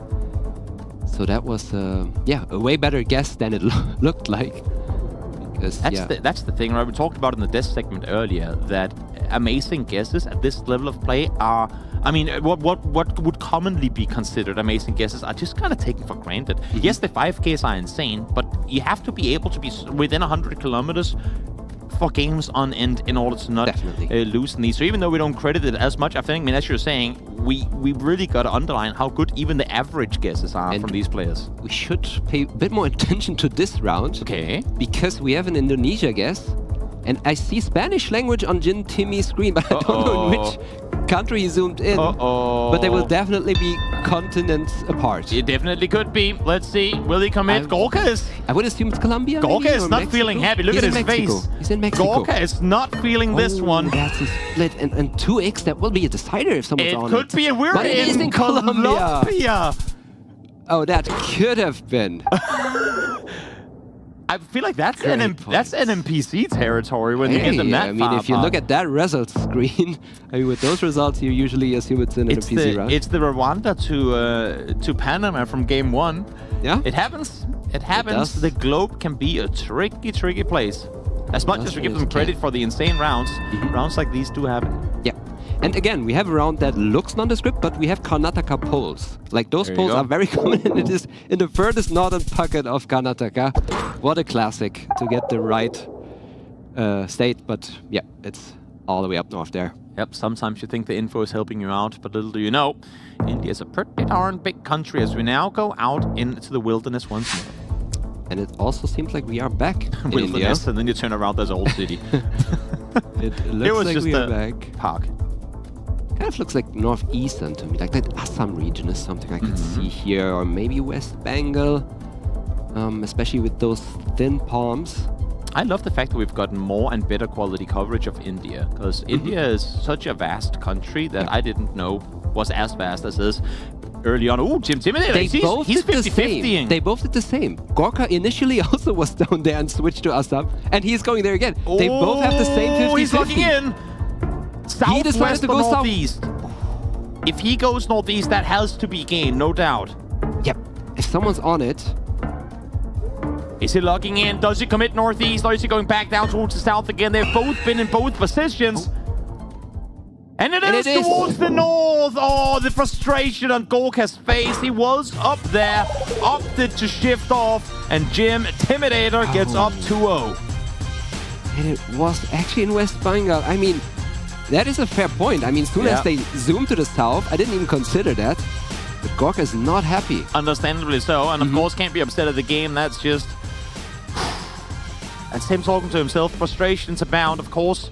It is a very important matter for him to come out victorious here. And being down 1-0 already, yes, you can lose a round, but you don't want to have it be in a fashion like that. He was up there, opts to shift off it, and thus the second guessing loses him his game there. Yeah. Especially if you have those 50-50s, and we could clearly see that they were both consider both doubting. That is frustrating. That is frustrating. I don't know if there was actually anything to really tell them apart. Maybe the India experts could tell us, but there are definitely countless locations like that in the world where you really have those 50-50s that are this far apart from each other. But yeah, moving on to the next game mode, we are back to moving. A bit more, I would say, calm. For the players, it isn't. Because they are trying to find the right information, and we have a little bit here on Jim Timmy's screen. But yeah, especially on a long, empty road like this, it can be a bit calm and relaxing. You just enjoy the view, the oil palms. Mainland Malaysia is where Jim is going. Gorka is going east. Oh, no, now swapping back again. Oh, no, going back east to an end. And it is back there again. 2 rounds in a row with Gorka 50-50ing. And this time around, that's half his health gone in round number 1. My, oh my. Is he just flipping those coins the wrong way? That will throw him out of the game. I mean, keeping the focus now is the biggest challenge for Gorka, I would say. That is the ultimate mental reset challenge. And now you have Jim logging in. Gorka, hands on your mouse and keyboard, my man. You got a big game to play and only 7 seconds to make a move. Yeah, he needs to log in as hard as it is after those 2 rounds. I wish we had a microphone. The worst thing is you can totally see, I mean, understand. Well, of course, players will react differently physically, but mentally, believe you me, every single player in his position would have been the exact same place. Maybe not shown physically in the same way, but would have been as frustrated with this much on the line. No, those are the emotions you go through. Oh, yes. As a player, some like to show it off a bit more, which is totally valid. For some, it's just natural. It's also something maybe that helps them to deal with it. Definitely. Because if you are just like keeping it inside, I don't know if that's better. Yeah. You are your own psychiatrist sometimes, and Gorka is letting it vent to try and get back to a calm mental state. PE. Oh, we had the road number. Yeah, we are in Peru. Yeah. Don't really know what it said. Was it the 8? 8B. Okay, the 8P. It's good It info. is 8B, yes. So he should be on the road. Gorka whereas doesn't have it. Is in the right region of the country, but not really on it. I mean, Jim is getting all the right info and playing an incredibly good game right now. Outside of the 50, I mean, he never seemed in doubt on his Malaysia mainland guess, and here as well, getting to good info. And there might be something to be said about Gorka's, I don't say mental state right now, but clearly frustrated. Sao Tome, this... It is not the country. I was gonna say, is that even a thing in this? But I wish we had coverage like this in Sao Tome, but we are in Brazil. I'll just say what I'm reading. I mean, I see it's saying Natal on the bottom. You can barely make it out. Barcelona as well. Barcelona as well. I think you want to use the Natal information here, which is a big city in the northeast. And Gorka has it, but he's not sending his guest through. He's taking his time. I don't know if that's the smart play. Of course, from the player's perspective, you don't really know, but he got there in the end. Exactly. You saw him, literally physical reaction, big open mouth saying, oh, I found it. Now let's see if Jim can find it in 8 seconds. Very good find from Gorka there. Jim Timmy didn't really move around that much. Not really. He just tried to, like, I don't know. Felt good with what he was given. Think it through, get a vibe. Oh, and that's a great round for Gorka. Hopefully, mental reset, because it's going to take one to bring this one home. 3,000 damage done, but still, though, shaking his head, maybe he hoped it would have been even more. Yeah, and also getting towards the multiplier of 3x. Yeah, true. This doesn't really look like a big lead for Jim Timmy anymore. True, definitely true. As we go back once more, country we've been to quite a few times already. Black markers on the polls, very helpful in telling you where you are. Yeah, it does help to... It used to help to get those 50-50s off that we had earlier. But nowadays you also get the sticker on the... not the mainland, on Borneo. It does happen with the new coverage, so you can't trust it that much anymore. Still a better chance to be on the mainland, and we have some information on Gorka's sign. And Kuala Lumpur on the car of Jim as well. Using a car, dangerous, but I would say it looks very developed. Does indeed. I could see that. Does they both end up. Wait, is he actually? I was gonna say, I thought he was gonna completely line up things here. Of course, Gorka barely even swooped into the planet when he clicked in, so a bit further up towards the north, but still, that's a plunk you'll happily take. Yep, this time he went for the pressure play. Now we should be in Turkey with those poles, which are very specific. Of course, they are looking for those trash bins, which usually tell you that... I mean, they almost always do. Except for that one. But also, there's a very big chance that it's just washed out, and you don't see it anymore. It's like 50 degrees in Turkey right now. I don't fault those trash cans for dropping the text every now and again, because they have to endure quite a bit. Yeah, but with those street signs, those are more around Istanbul. Combined with the red house numbers we had, also a good indicator for Istanbul. You get some info there for Gorka. Don't know if they're just teeny tiny cities that he can't really use for a whole lot. For me, it's useful. Çatalca is west of Istanbul, so we should be somewhere in the western vicinities of Istanbul. Also with those hills there, which you get more towards that side. Gorka is down towards the south. Jim is just on the eastern side. On the wrong side, but still close enough. We set up in European Turkey, where it's going to be Jim once again able to win this round. Gorka now sat just under 1,200 health with the risk of falling 3-0 here. He is at a big risk, so he needs to lock in here. Those are really the final rounds that can decide for him whether he will stay in and has a chance to compete in the World Championship this year or not. That's it, right? It's a do or die for him right now. It's you don't get any more chances than this. You got the A632. That's specific enough that they have what they need with it. See him zooming all the way in. Yep. When you have to zoom that far in, it usually gets pretty tricky. It's also not really place names that ring a bell for me. Wouldn't call myself an expert on knowing place names in the UK. Anyway, so... Any Chesterfield representatives, let yourself be known in the chat. We'll send good vibes your way. We'll see if Gorka, they can be wrong all the way to him here. As he gets his guess on in. seems like neither of them. But Timmy is right on it. Frustrating once again for Gorka. 57 kilometers out. Usually it's a pretty decent guess with limited info. But Jim just ain't letting him have it. Yeah, definitely a good guess. Even though, to be fair, we have to mention it was somewhere in the middle. So I guess if you just go for the safety hedge, there's a good chance you are close to it. But anyway, Jim Timmy got close enough to still pick up points, even though Gorka played it safe. And now, again, we are in Thailand. We had that before where someone was in the lead. But if you don't get the right information, you just purely make a guess based on your environment. Definitely. Let's see what's going to happen here. They're going to be very close to one another. One small, but 4.5 times multiplier is going to be big. It's going to be Jim closer here once again. And that just exactly is going to be game. Jim out 3-0. Calculating if that is enough, because that was pretty close. But still enough indeed to close it out. Yeah, great performance from Jim. Gorka couldn't bring it home, and honestly, I think a lot of that sits on those 2 rounds, the 2 50-50s. He just was never able to seemingly mentally reset off of those. Yeah, I mean, we can see it from both parts. I mean, for Gorka, it was super unlucky, whereas we also have to say that Jim Timmy really played super well. Yes. Especially on the Malaysia round, for example, it wasn't really a 50-50 for him. He seemed very confident about it. Yeah. And just overall, over all these 3 games, I feel like Jim Timmy was very confident. Definitely. I mean, even in the good rounds that that Gorka was able to play, there was just no room for error on his part whatsoever. Even in the rounds where they were both close, almost always did Jim come out on top. Yeah, it was just a matter of a couple of points, mostly when he was wrong. I mean, we had that one continent split up where we had Indonesia and he went Mexico.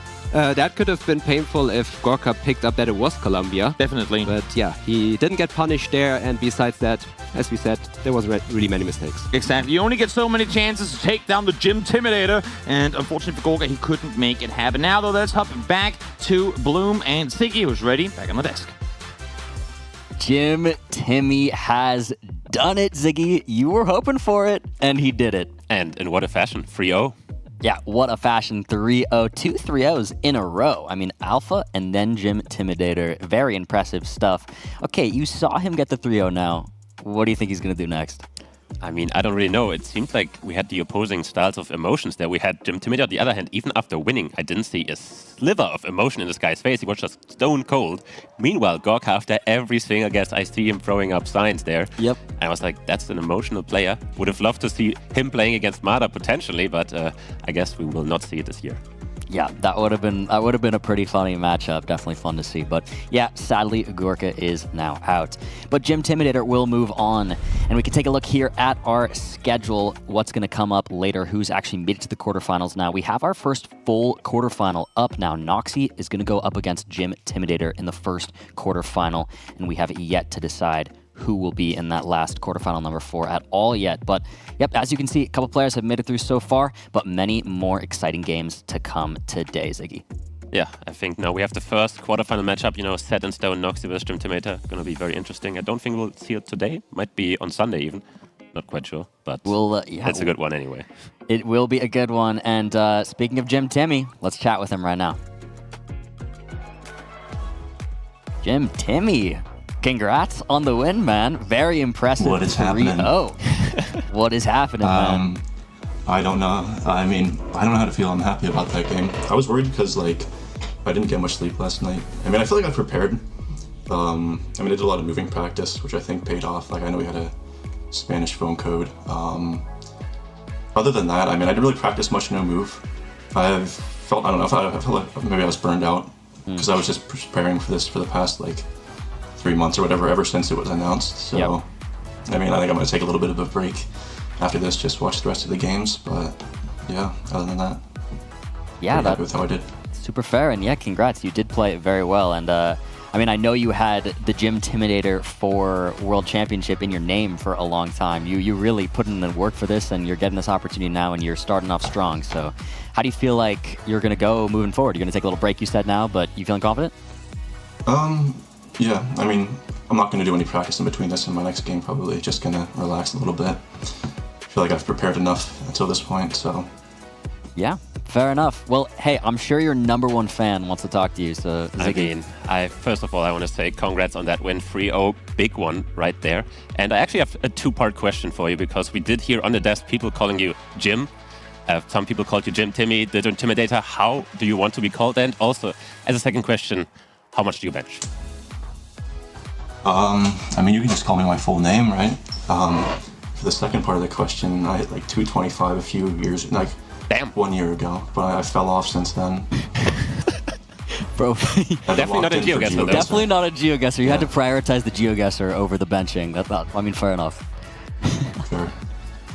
Yeah, well, man, thank you so much for chatting with us, and best of luck going forward. We hope to see you continuing to play well. Thank you, thank you. Jim what Timmy. A guy. Jim Timmy. Jim Timmy, what a guy. Yeah, gotta love him.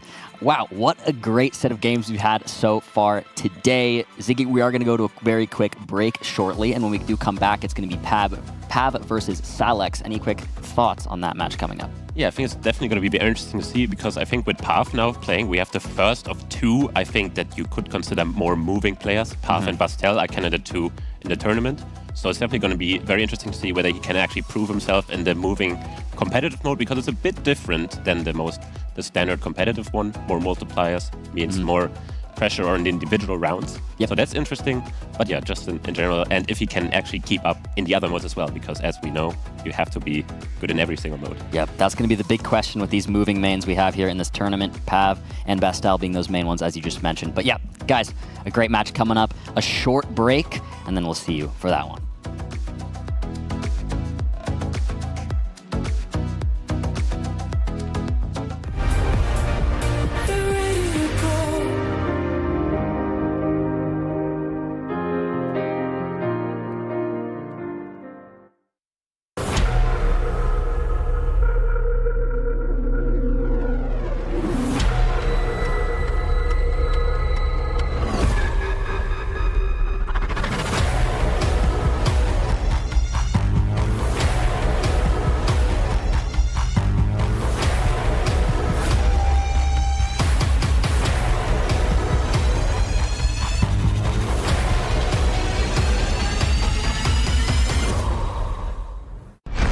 Let's play a game.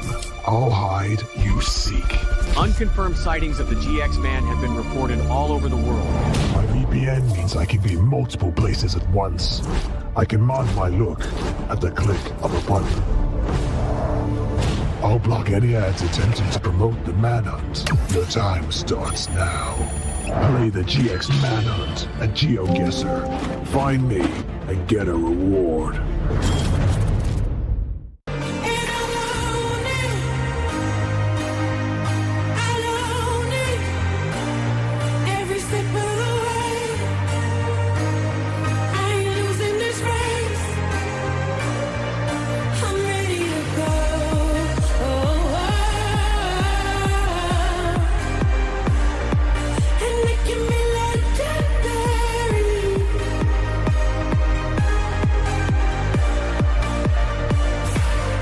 Luna de amor, ¿dónde vas? Que me robas la calma.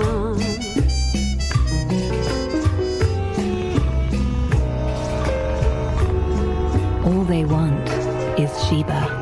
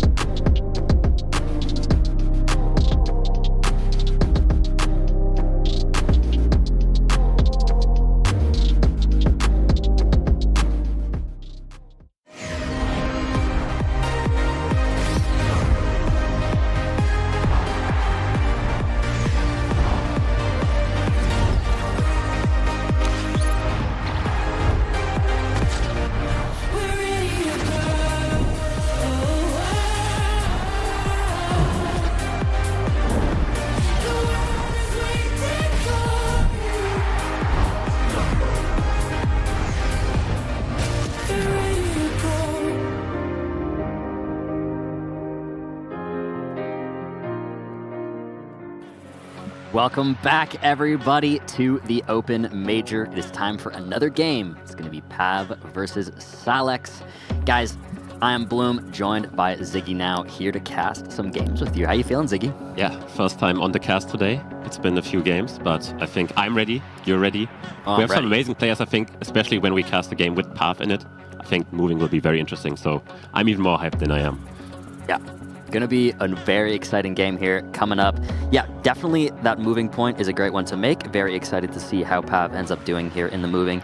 If he can hold true to that title he's been given as one of the best moving players in the tournament here today. So the players are getting ready to lock in. It's time for game one, moving.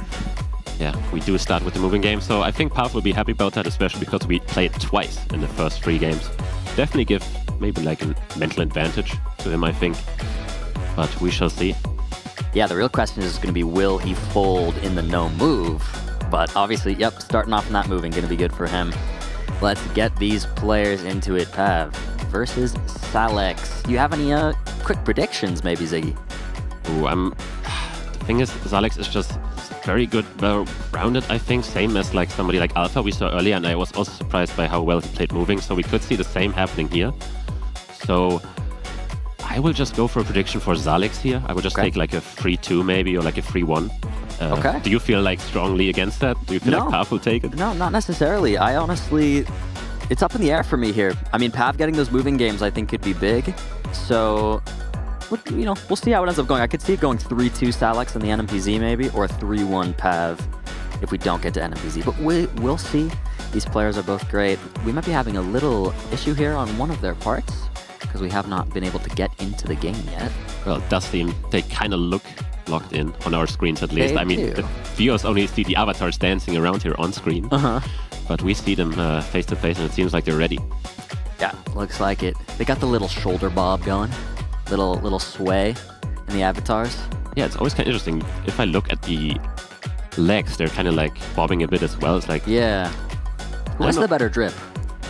Ooh, I mean, I think Pav takes it here. I think so, right? I think so. I think so. All right, we're getting into it. Oh, and we actually... Wait a second. Already played the first round? Did we miss the first round? I'm not sure. Or maybe it was a test? Test round. No, hold on, everybody. We're just getting their cams here really quickly, but it seems like we might have a small little technical issue of some kind. Not totally sure yet. Just getting the full frame on Salex here. Yeah, we can always see the game through his glasses there if you take a...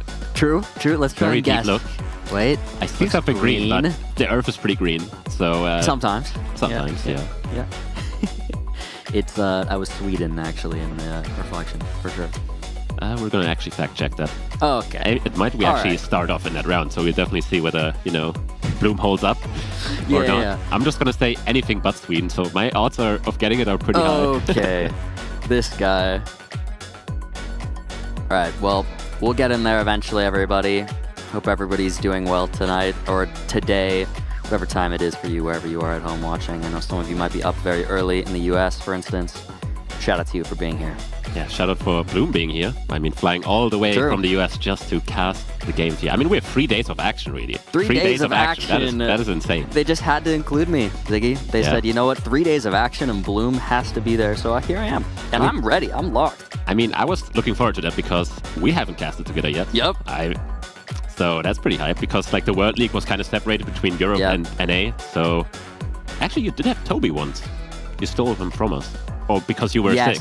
I was really sick one weekend, and Toby did step in for me 1 week during the World League, but was there for all the others. But yeah, you had the other slot than me, so we didn't get to cast together. But now we get to. Gonna be a fun weekend, guys. Me and Ziggy, a duo, all weekend. We're not going anywhere, so... That is true. And we will also cast the final of the Open Major. We will. So it could be us casting Jim Timidator winning the whole event. It could be Jim Timmy. I'm a bit too far in the future, but it seems like we're ready. We are finally ready. It would appear the round one did actually get played out. We didn't get to see that on the stream, sadly. But nothing really too intense happened there. Just a couple 100 points of damage. And we're on round 2 in Brazil. But now we're in a big country. Yeah, you mentioned Brazil. We do have the long grass, which you know. From the Rainbow Tic Tacs, you know it's Tocantins. We actually have a phone code 64. It's actually Southern Goiás.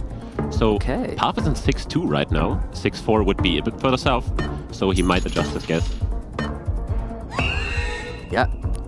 He keeps it pretty central, actually, and it's going to be a good guess nonetheless. Salax a lot further north there, so with 1.5 times multiplier, that's already 3,000 points of damage. Very decent start.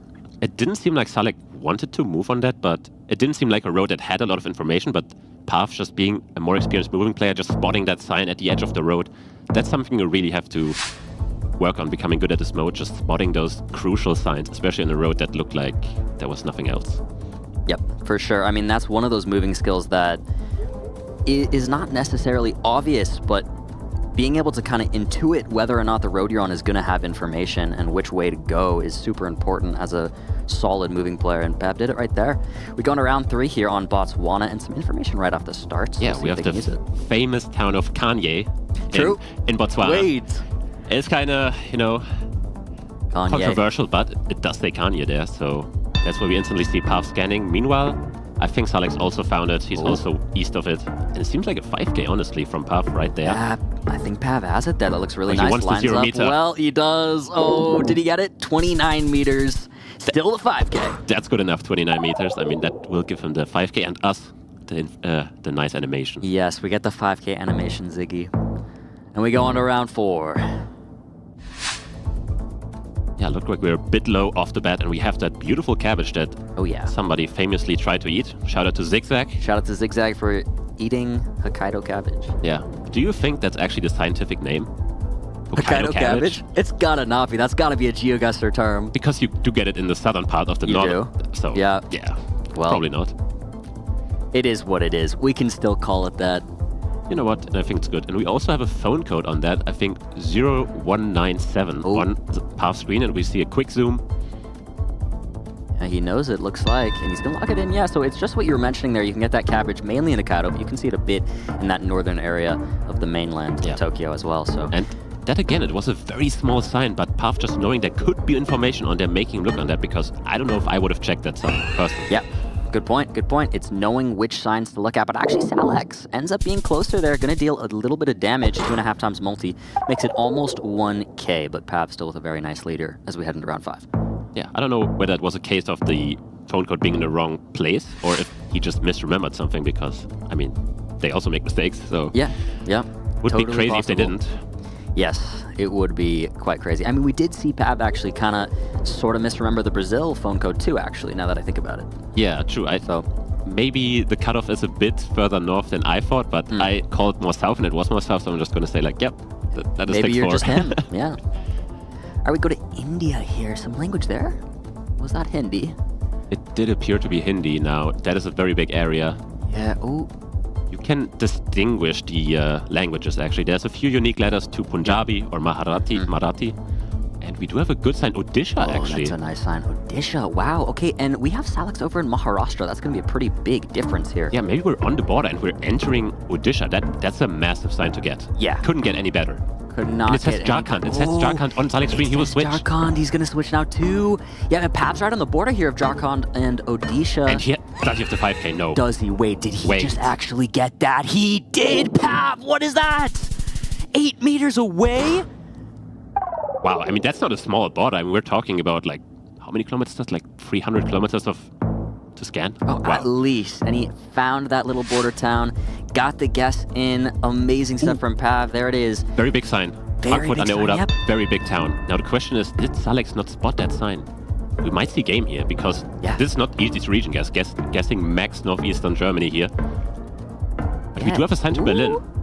Is he gonna... Oh, so he's just gonna go Berlin there. I mean, this is gonna be big points here for Pav. Once again, is it enough with 3.5 times multi? Let's see, Pav, 23 kilometers away. The 4921, only 567. Not game. But again, Alex in the red. Second time Alex found a sign last second and used that to stay alive. Yeah. Initially, and this is not what you want as Alex. We spawn in the home country of Pav. Oh, no. In Ontario, because we do have that Ontario pole there with the thing sticking out. Looks very unique. Now, the question is, if there's a town name, will he know it? The Sunflower Festival. There's going to be live music. We should go. We should go. Now, the question is, I don't know if I remember that. What? Wow. Pav. Sunbridge? He knows Sunbridge. Sunbridge. He knows Sunbridge. What are you supposed to do? I don't know if I want to call it, but I think this will be definitely game-winning here, unless Salix just pulls something out again. Yeah, I think this is going to go game 1 to Pav. Is that enough, Trevor, with the multis? Is that it? Is that with the multis? With the multis? It is enough. It is! Shout out Paula. We love you, Paula. Pav taking his mode, his famous move. He does it. He got Canada to got it. Yep. So that's kind of like double even. The scriptwriter's cooked, Ziggy. Yeah, I mean, we were kind of cooking with the scripts in general. Yeah. Well, amazing stuff. A nice start, Pav, getting that moving win as expected. Good for the confidence there. Now, can he stay alive in no moving, which is definitely not the mode he's most comfortable in. He's definitely a moving main. So, Zalex here, can he make a comeback and bring us back to another moving game with a game on Pav? 1-1. Let's see. It's time to start these players off in the no moving 1-360 panorama now. That's all the players get to make their guess. Yeah, pretty easy country here at least to get. There might be information on that because usually you get the road number on those blue signs in South Africa where we are driving left with the blue car, and yeah, kind of just looks like Africa. Yep, I would say. Some solid South Africa clues here. In that southern part of Africa, generally speaking, you get those outer yellow lines and the inner white lines. But then on top of that, the look and vibe of everything definitely points you to South Africa, especially with the Gen 4 and that short antenna on the blue car. Let's see if they can make a good guess here, whether or not they could use that sign.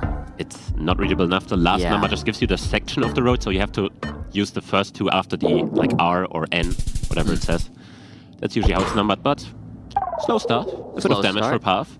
But I think, you know, Zalex definitely more comfortable on the no-move mode. I think that's the one he mainly plays. Yeah. I think Pav can keep up with it, at least. But I think especially NMPZ will be hard for him. But we do have a phone code here. Oh, yeah. Now the question is, can Pav actually use it? Wait. I think it's at 492, if I don't. But he sees...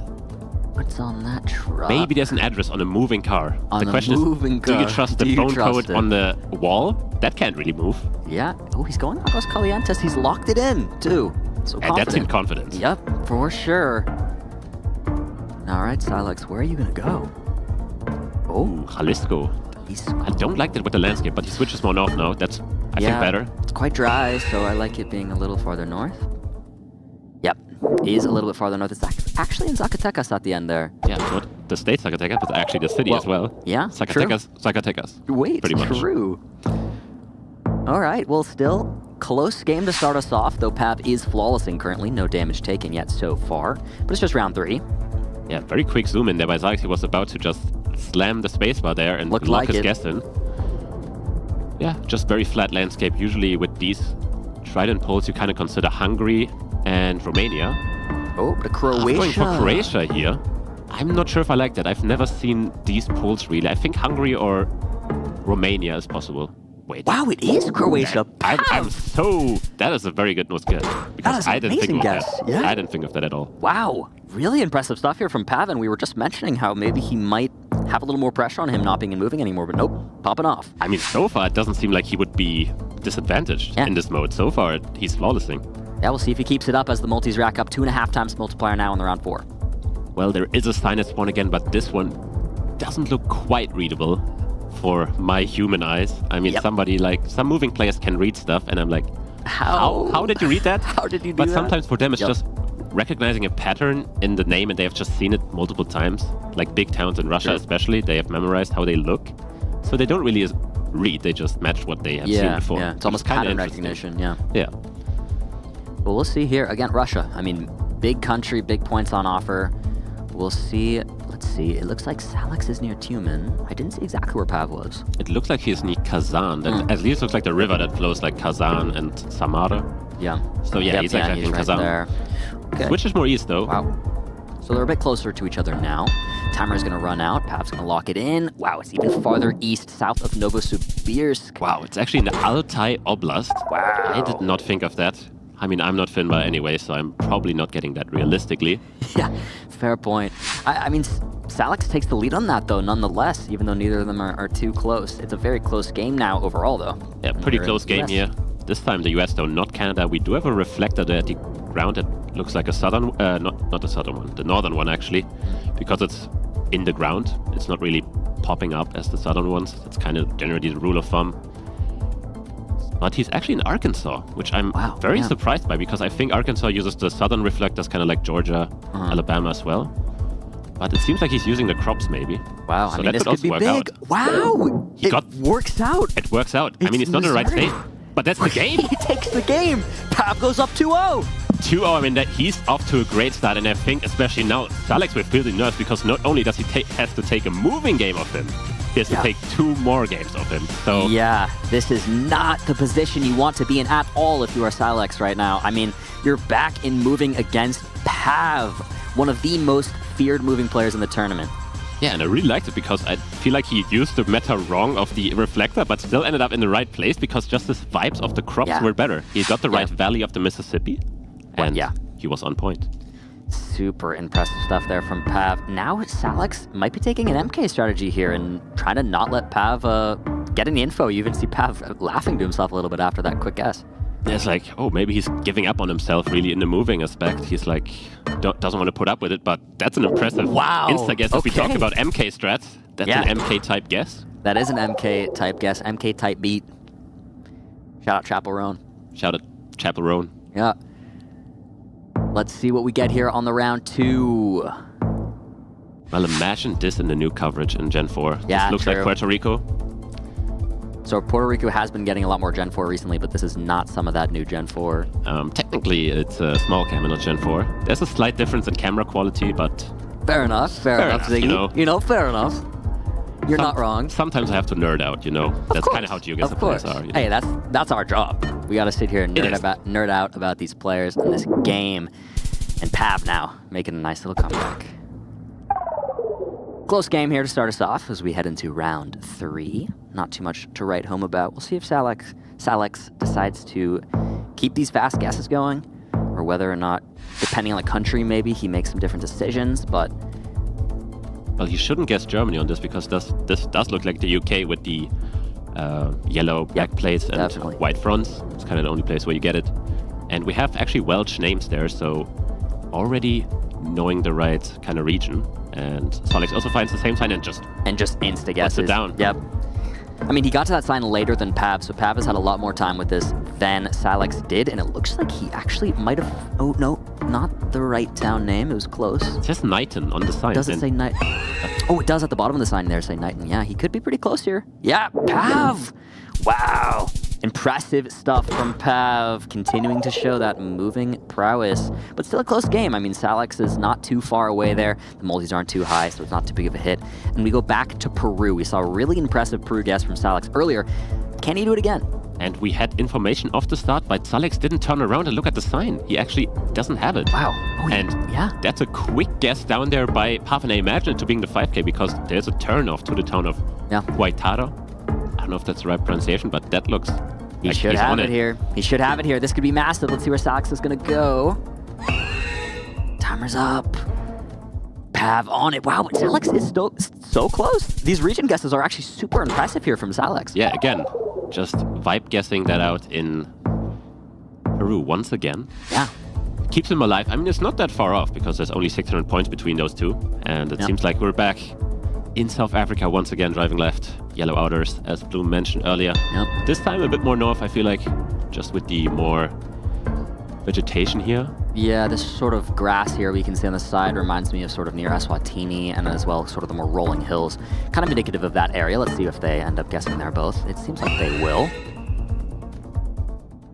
And you mentioned Eswatini. It is downtown Eswatini. Get this guy in the game. Put me in, sub me in, coach. Yeah, Eswatini would have been the closest guess there. Although it couldn't have been the country. It couldn't have been Eswatini, but it looked very similar to it. But yet, Pav extends that lead. He's now about 1,000 points ahead here as we're on round 6 with 3.5 times multi. Ziggy, we're in Germany. Yeah, we're in Germany, and Groß-Gerau is probably easy for him, especially if he knows Landkreis, because Groß-Gerau is also a Landkreis. So, and it has the abbreviation GG, so that's easy to remember. Might get the GG on this round, we'll see. Probably not, because Alex is very close as well. Close, yep. As I said, if it's a Landkreis name, most players in this type of competition will know it. Yeah, at this level, it's one of those things that, especially these days, most players are going to know. At least a good bit of the Landkreis. Yeah. There are some even I don't know, because I usually can just tell where they are by the name, so I just hope I know them. But I never learned them actively. I just hope I know them. Has it worked for you so far? Yeah, I think like 2 days ago I forgot where the city of Darmstadt is, even though it's like a huge city. I kind of forgot where it was. This guy. That's kind of bad. But don't sub Ziggy in. Let's see if they know where Emerald is. That's a very big town, so I think they'll instantly know it. Yeah, they both got it right there. They're both in the A7 south of it. So again, should be a pretty close round here. Not too much to write home about once again. We're just going to keep racking up that multi. It's going to go to round 8, 4.5 times multiplier. We only have 3 rounds left to play after this, so... Yep. Yeah, and Pav closer once again. I mean, if we get to that round 10, again, whoever has the most health at the end of round 10 is going to be the winner. And Pav sitting in a nice spot here, still holding that lead at around 1,000 points. And you know what? It seems like we're back in Germany. Because looks like this seems very familiar. Not in Germany itself, like I don't live here, I hope. Ziggy's doxing himself on the cast? Nah, these houses I've never seen around me. Fair. Well, let's see if the players have seen these houses, at least in game, if they can make a good guess here. Some information possibly there on those bins. There might be a phone code on them, but you just says like what type of glass belongs in there because we recycle based off the color of the glass. Oh. Yeah. The more you know. Yeah. I'm learning about Germany. Oh, we got a sign there. What does it say for Pav? It said Seniorenpflege Ofenau, so Ofenau might be the town name, but I've never heard of it. Probably pretty small town. But Offen is usually more a southern prefix. Heilbronn. Oh, that's big. The 27 road. Or is that 37? No, 27, I think. Yeah, that's the B27. And he also has Heilbronn on his sign, and Salek's finding it again in the last second. Yeah, Salek gets that. And he wants the 5K. Sign. Oh, he does. Is he going to get it? Ooh, didn't seem like he found it, but he's switching a lot. Wow. Pav is just that little bit better at moving that just continues to get him slightly closer and chipping away that slight damage. Salek's just riding on his coattails. Wait, is this what I think it is? Is this the... Oh, is this like an Alaska trekker? I think this is some like North Canada trekker. Or is it an Alaska one? Ooh, I'm actually not sure. The plates look more Canadian, honestly. I think this is a Northern Canada one. I forget which one it is, though. I haven't seen this in so long. If somebody knows it. Pav locks it in. I mean, Pav, Canadian. Okay, but Salek is right there, too. Right there, too, and that means if both are in the city, we have one round left to go. The question is, will Salek bank on insta-guessing? Yeah. I mean, he kind of has to take the chance here. Have to. I mean, that's the thing with that round 10 limit. You get put in a unique situation when you're down in health. But you gotta kind of just put pressure on, especially in moving, and hope that Pav can't use the 15 seconds to find anything. This is not what you want to see, because this looks like the Philippines, and Philippines has an abundance of information available. This will not be good for Salek, and he doesn't go for the insta-guess. And if that means Pav finds a single sign that indicates the province. He does it. He does the insta-guess. He does it. We have water. I mean, that's not going to be too helpful in the Philippines. It just looks like we're in downtown Manila to me. Yeah, that's a fair point. But he didn't find a sign yet, so... Rosal, Barangay... I can't read that. Municipal agriculture something? They're not that far apart.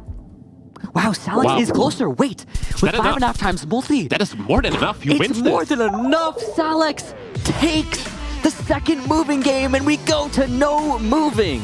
I almost gave up on him there, but he didn't give up on himself. He did not. I mean, what an impressive fast region guess. He did a couple of those in Peru, but now he's doing one of Philippines, taking the round 10, taking us back to no move once again. This could be really big for Salek here. I mean, people don't understand how much pressure is on you. Round 10, and you're already down 2-0. If you lose this round, you lose the entire game, and you're out of the tournament. And doing it in a country like Philippines, in an urban area where there should be a sign. He was lucky, Pav didn't find one. Super lucky. I mean, yeah, you made a great point right when we spawned in. I mean, in an urban environment in the Philippines, there's usually a lot of information, and Pav just couldn't get to one with the pressure on from Salek. We go to no move. Yeah, back to square one. Yep. Both with full health. Let's calm down a bit again. Yeah, but relax. It's kind of tough, because from almost losing, you're back to like, okay, I have enough health left this time. Yep. Yeah. But a quick guess by Salek once again. Wisconsin this time here. Now Pav in the neighboring state of Iowa. They're just about equidistant, so it shouldn't be too much to start us off here. Yeah, there might have been a Wisconsin sticker there. I didn't quite see it, but Salek was left, panned towards the pole, so I imagine it being one. Well, round 2 looking like Malaysia. Or... It should be Indo with the pole top. It is, yeah, it is Indo, yeah. But it's a very interesting kind of area. It looks like Kalimantan just because I think we had like a 2-story house there. You see it on the locked screen of Salek. If you have a 2-story house, Kalimantan. Yep. Trust. He's hoping. He's crossing his fingers and hoping for the best. Pav's gonna... Pav is gonna be in Malaysia. Wow, Salex! 9.8 kilometers. Excuse me? Hello? Is this thing on? Check him, PC. I mean, I called Kalimantan. I wouldn't call 9.8 kilometers away from the correct location like he did, but what a start. I mean, I guess maybe that's why he's in the game, He's doing it here, and we go round 3. A really, really, really great guess there from Salex. Let's see if he keeps it up here. Maybe he takes us to NMPZ. Yeah, this time the country should be obvious because we have a nice flag at the start telling us it's Portugal. Yep. And people scanning the coast, we do have the coastline there. Yeah, looks super coastal. You can see it, the sand and everything as well. You're right on the beach. Timer's gonna run out. Pav maybe finding somewhere he likes in the end, but wow. Okay, it's actually pretty far north there. Pav's gonna deal back some damage. And that Salex flawless that he had going. Yeah, not an easy run to region, guys. I feel like usually the coast parts towards the south are more dry, like we just saw, and the north is more wet. But it was kind of the opposite. Yeah. A hard round for sure. Well, round 4 here should be in Brazil. Salex initially considered a Mapei, but then has moved. There's a hill, so I don't think there's a single hill in a Mapei. Yeah, that's what I was going to say. I was surprised he initially had zoomed there, but he has changed the guess quite far south now in Minas Gerais by the looks of it. Yeah, I mean, Brazil can be very tricky, especially in those earlier generations of coverage. We do have some palms to work with here. The question is, have the players studied the palms enough to be confident enough to region guess this based off those? But I do like the central north-ish or northeastern guess. Yeah. Oh, and Salex switches right to it as well, so they're both just in Bahia. Shouldn't see too many points here. They're pretty much on top of each other. Timer's gonna run out. Salex taking the last moments to look at whatever he can and make sure he likes his guess. He does keep it there, and yep, as I was saying, gonna be pretty much on top of each other. Salex a little bit closer. 2.5 times multi. Deals a couple hundred points. 822. Pav in the yellow now. Yeah, in the yellow, and I mean, if Salex takes this game, we go to NMPZ, and all of a sudden... It's anyone's game, Ziggy. NMPZ, anyone's game, as we all know. Yep. We'll see what happens. Pav, can you make the comeback? Take a sip of your water. Stay hydrated, people, if you're watching at home. True, I will, after the cast. Good. We go to Australia. This could be some big points here. 3 times multiplier. We got those Australia bollards there. Left drive, all white, road lines, lots of eucalyptus trees. Very typical Australia around here. Yeah, couldn't get more Australian. Now, as to where in Australia I would guess here, I'm not quite sure. It does look like Queensland because we have a lot of dry grass. You kind of get that a lot in the more northern parts. Meanwhile, Salex says, like, Ziggy, keep casting because this is New South Wales apparently. Yeah. Now, great shout, Ziggy. Ratio plus Tasmania from Pav. Wow. I don't know about that. There is a possum guard. They're both there now. Okay, could be. I guess there is. There is possum guards everywhere. It can be very baity because this does not strike me as Tasmania from the bat, but we do have the black car, which is very common in Tasmania actually, so it could be true. Maybe it is. Maybe it is. It is. Wow. And this is why they're playing, Ziggy. Hey. And we get to yap over the game. So, as a defense, can I just say I didn't see the possum guard? Yeah. For the viewers maybe who don't know, if you see an olive green possum guard, you will be in Tasmania. Yeah, Pretty handy. Good point. Let's blame it on our monitor. True. I mean, look, too small. Look, we have a very small monitor here. Yeah. Anyways, quick lock by both in Czechia, but actually, Salex just clicking middle, Pav kind of risking a region guess here. And that's huge damage. From just both insta-guessing 1.3k. Wow. I mean, Salex looking poised to take us on NMPZ. Yeah, looks like we're on the brink of going to NMPZ. We do spawn in Bangladesh. We do have some writing there on the text, but these players didn't even need the text, really. We see a very confident zoom by Salex there in the pocket in the east. Interesting. I mean, I did see some elevation there, but... Oh, Pav kind of thinking... He's also thinking east, but a different pocket. Yeah, they're both just thinking near, like, Tripura, India, but of course in Bangladesh with this Gen 4 coverage. Will they keep it? I mean, this could be enough points for Pav to go down if Salex is right. He's actually thinking about doing a Tripura hedge, if you saw that really quickly. It's not the worst, because honestly, what's the worst that can happen to him? I mean, he could win on that even. And Pav actually thinking about the hedge now, so... He has it there. He might keep it there with 10 seconds to go. What's he going to do? I don't hate it. He moves it. No, he moves it. He commits. You got to respect the commit, though. I always respect the commit. Salix is in a position here, though, where hedging is totally fine for him. So we'll see where it ends up being. Pav is going to be closer there. Going to keep him alive. Deal just a little bit of damage there. 584. We go to round 8. Only 3 possible rounds left. The multi's 4.5 times damage now. Anything could happen. We're in Thailand. We had a Thai pull right off the bat. Looks like some Thai language there too. Left drive. Lots of good Thai indicators here. But the region guess, Siggy, what are you thinking? I mean, Thailand definitely one of the hardest countries to region guess, especially in an environment like this. There's no plant that I would really consider being only south or north. It just looks very flat. Yeah. We have some palms.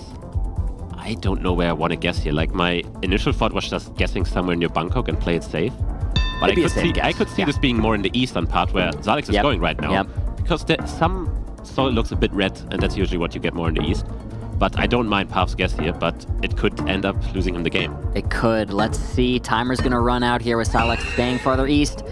There it goes. Who has it? It's going to be Salix slightly closer. Is that enough? 4.5 times damage. So. I think it is. Salix takes us to NMPZ. What? I mean, how close were we in Game 3 where we're like, oh no, we have 1 round left to go. We're in urban Philippines, we're like, it's over. It's over. Pack it up, pack it up. Pack it up, another 3-0. Nope, we're getting NMPZ. But honestly now, I think Salix should have the upper hand in NMPZ. Yeah. Hey, I asked you for your predictions at the beginning of this game. We talked about it a little bit, and what I said was either Pav's going to win 3-1 or Salix is going to win 3-2 if we make it to the NMPZ. Will that actually happen? We'll find out right here and right now. NMPZ, everything's really up in the air. It is such a difficult game mode with just that one still singular image. But we're starting off with a pretty easy location. We do start in Nigeria with this car with the antenna in the front right. Quite easy to recognize. Quick lock by Pav right there. Yep, he's just got it locked in. Salix, again, similar guess, but Pav is going to be closer than the round 1.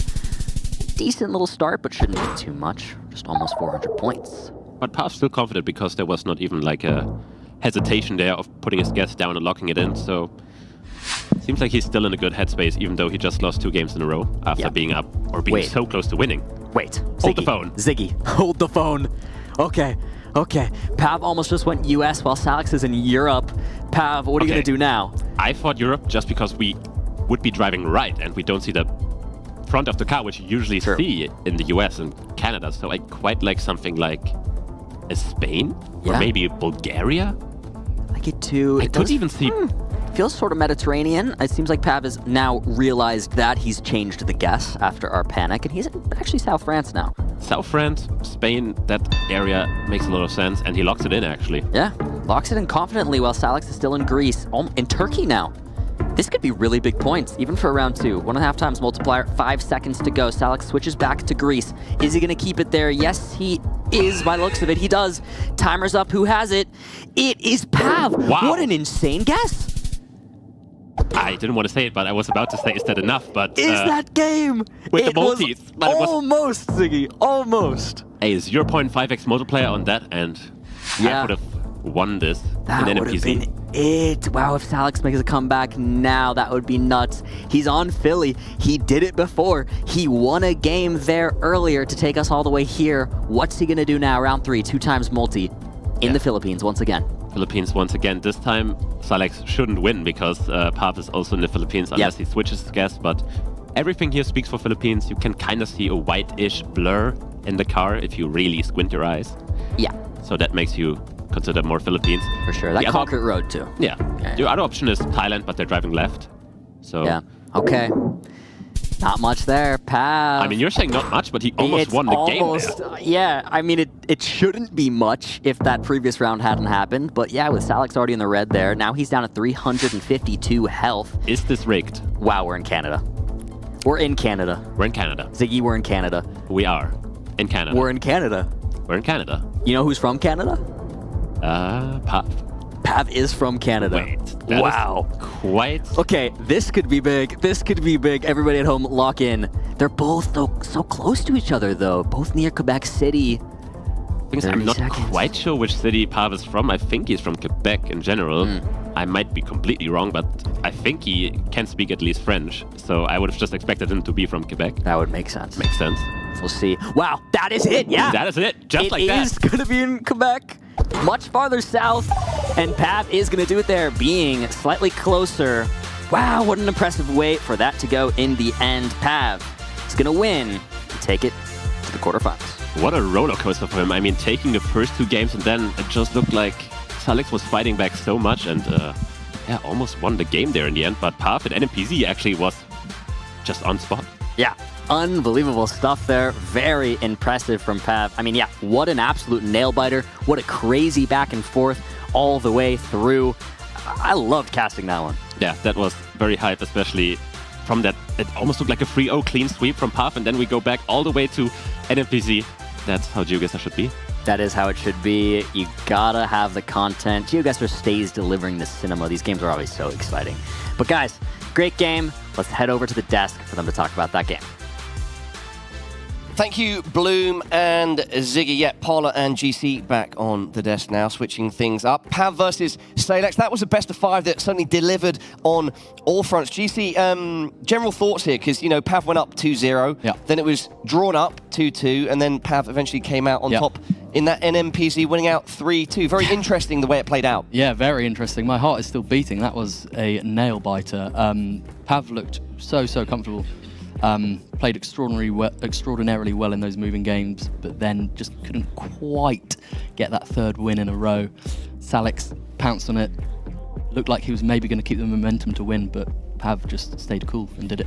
Yeah, I think it speaks volumes about Pav's pedigree, or at least skill ceiling, because, you know, going up 2-0 and then potentially facing a reverse sweep but avoiding it, it shows he's got the mettle to see out a sort of what ends up being a tough victory, perhaps.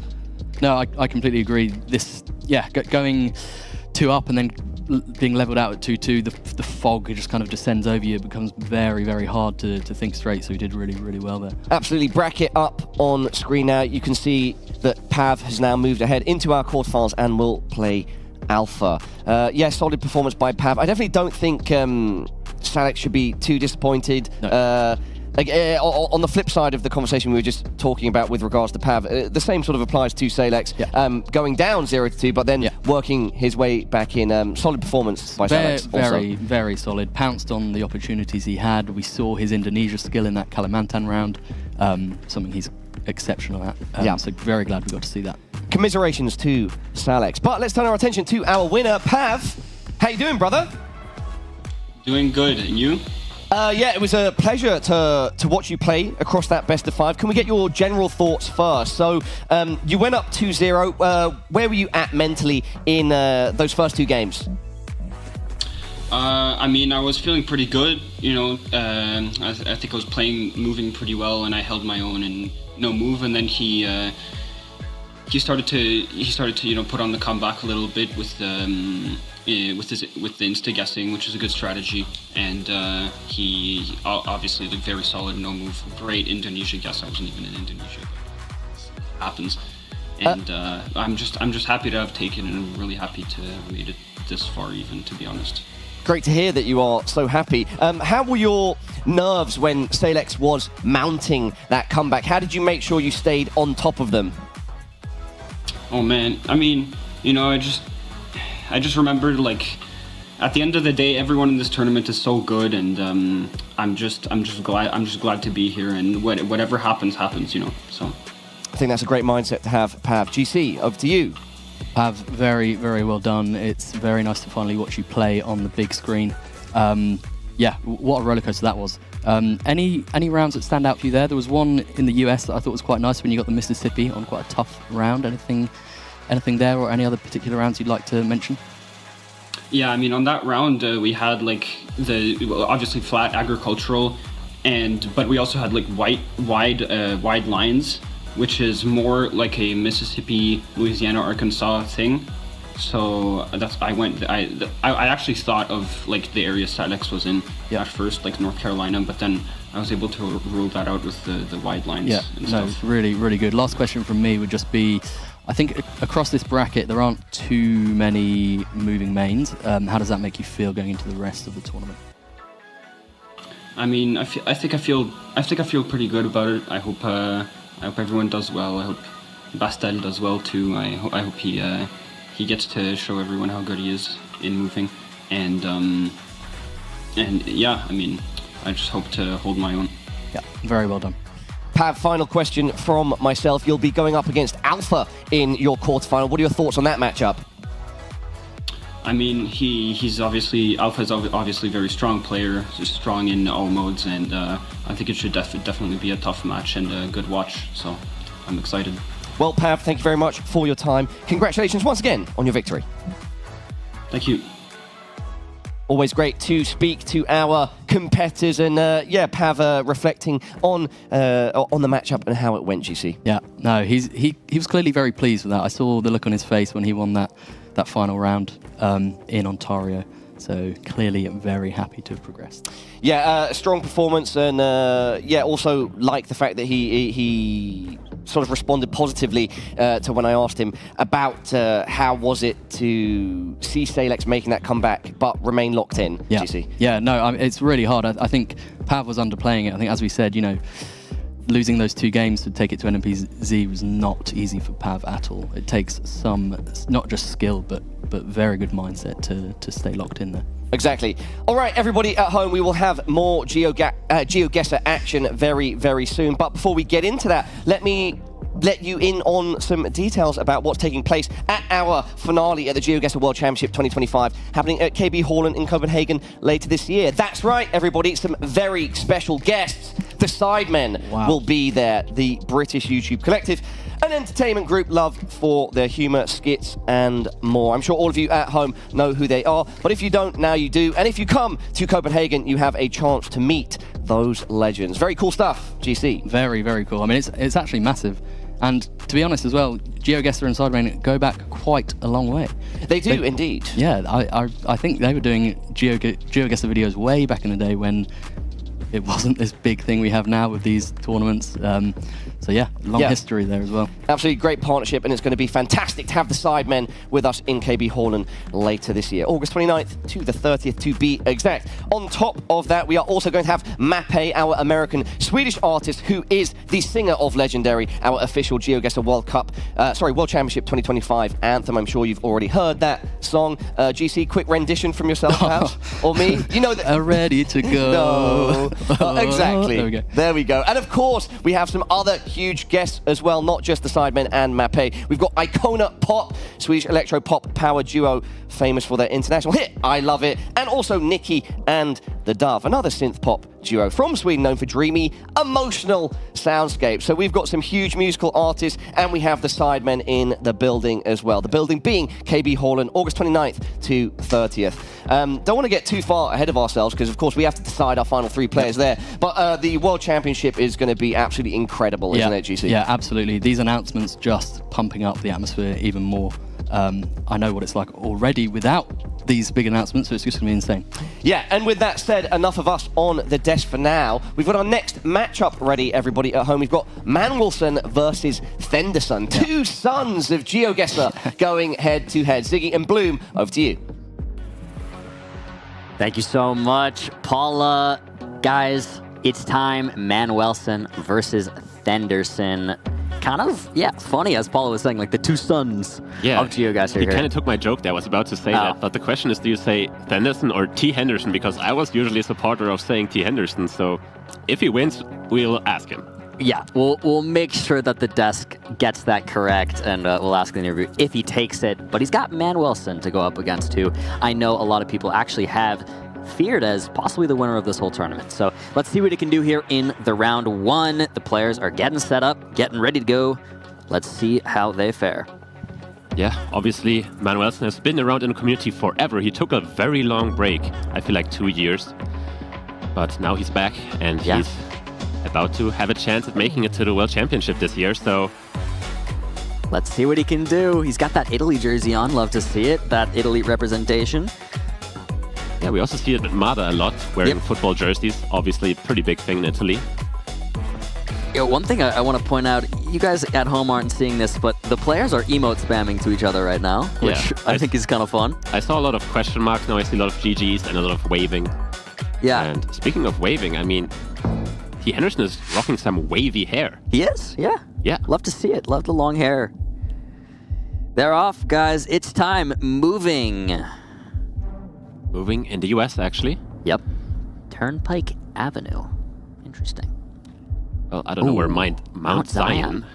Oh, do they mean the basketball player? Zion Williamson? Do you not know him? Okay, okay, I kind of have to shame him. I mean, me as a European, how do I know him and you don't? I'm not an NBA guy. I'm sorry, Ziggy. You don't know Zion? I've heard of him. Bro. I'll give you that. He's a legend. I trust it. Oh, some signs here for Men Wilson. Yeah, that's Pennsylvania sign. Yep, Pennsylvania signs. Henderson is there as well.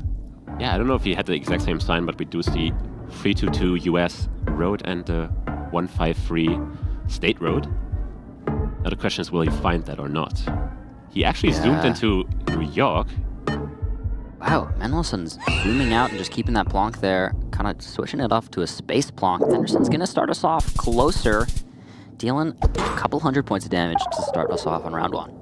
Yeah, I think he even had signs for a better guess that he had a sign to Interstate 80, where we see it on the screen. It kind of goes through the middle of Pennsylvania there, so he could have been even more closer, but, I mean, chill round 1, get a few points in. Yep, just simply go next. See what we get here as we move on. Both players looking locked in, I'll say. I mean, so far I feel like everyone was kind of locked in. Yeah, for sure. Maybe Gorka a bit emotional there. Yep. At points, Yep. but that's kind of like the Southern European. Yeah. We see it in Italians, we see it in Spaniards. Is that a word? Yes. Yeah, Spaniards. Yeah.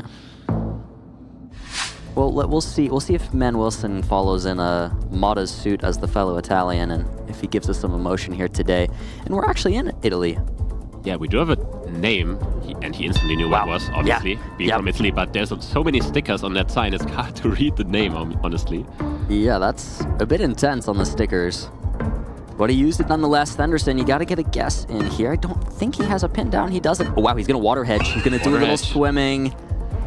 I mean, it's if you really don't know, it's better than nothing, but that's going to be some decent damage there. 1,100 points.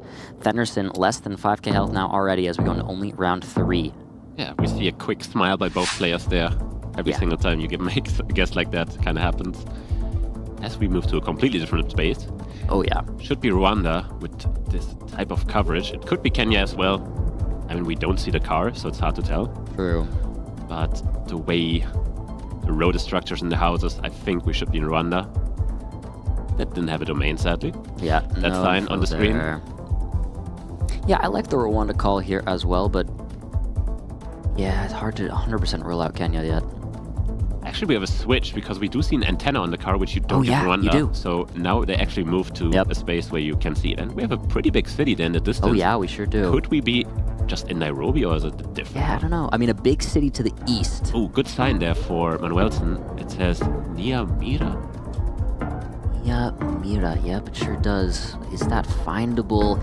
So hey, there it is on the screen. It says on the south there. He had it on the screen and he plopped it down. He found has it. And he's in Henderson's in Rwanda now. Oh, that's going to be huge for Manuelson. Especially in moving, like... Oh, and we just skipped that round instantly. We're just in the next round. We're in the Brazil. next. But yeah, missing the country and moving is something that happens rarely. And he was in Kenya. Yeah. But then he switched back to his I wonder initial what made guess. him switch, yeah.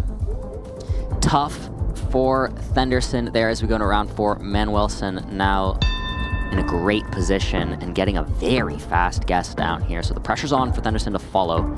And is he? He's in Mexico. Wait. We have... Wait. Don't go Mexico. We have Brazil pulls. It's Brazil. It's and Portuguese. But he switches very close, actually. Wow. Okay. Last second. Okay. But You know, maybe he was just trying to scare us, Ziggy. I mean, he might lose the game. But again... Oh. What? Almost. I mean, we didn't see animation there. Whoa, guys. Now he's on 168 health. That's not a lot to work with. No, it is not. Manuelson on 5,600 health. Henderson on his last breath already in Argentina. Huge country. This could easily be it. Let's see. Yeah, he's thinking about region guessing instantly without moving at all. Meanwhile, Manuelson trying to look for a town. It says something rugby, so that might just be the town name. was looking for that one. I do like kind of like this middle central with those trees. You kind of get them a lot in that area, Mendoza or like Rio Negro province. Yeah, we don't see really any mountains here, so we shouldn't be too far west. Yeah, we shouldn't be in downtown Mendoza, but we could just be a bit east and we just don't see it. Definitely possible. Sign there, doesn't look too important. Timer's just gonna run out here. This is not the situation you want to be in if you're Thunderson. Really could have used some info here. Will he stay alive? He does! Okay!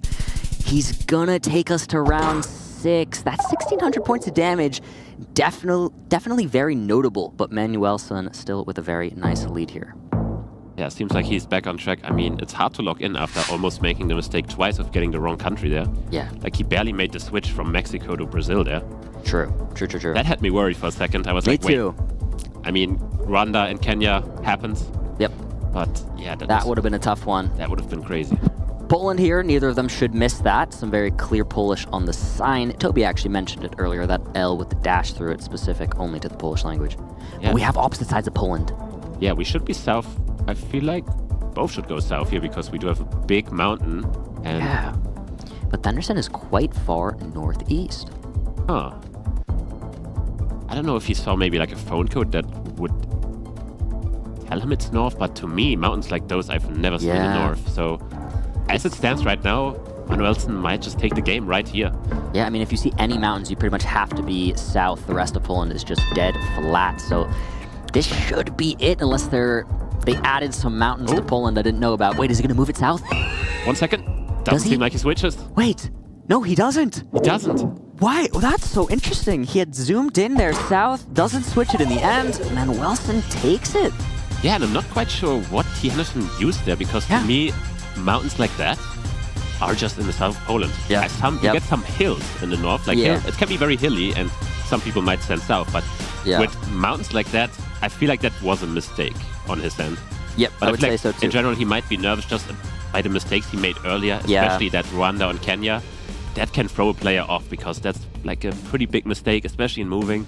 Yeah. So it might be that, but now it means he has to refocus. Yeah. Just reset, be like, you know what, game happened. Game happened, you just gotta relock in. It's the way to do it, and it's a skill to do that, and to refocus, and to deal with pressure in a real, very competitive environment, and could definitely be getting to him right now. Yeah, I mean, we have to mention it, for players like this, it's the first time ever being in a Geoguessr tournament on a stage like this for the first time. Yeah, a lot of pressure.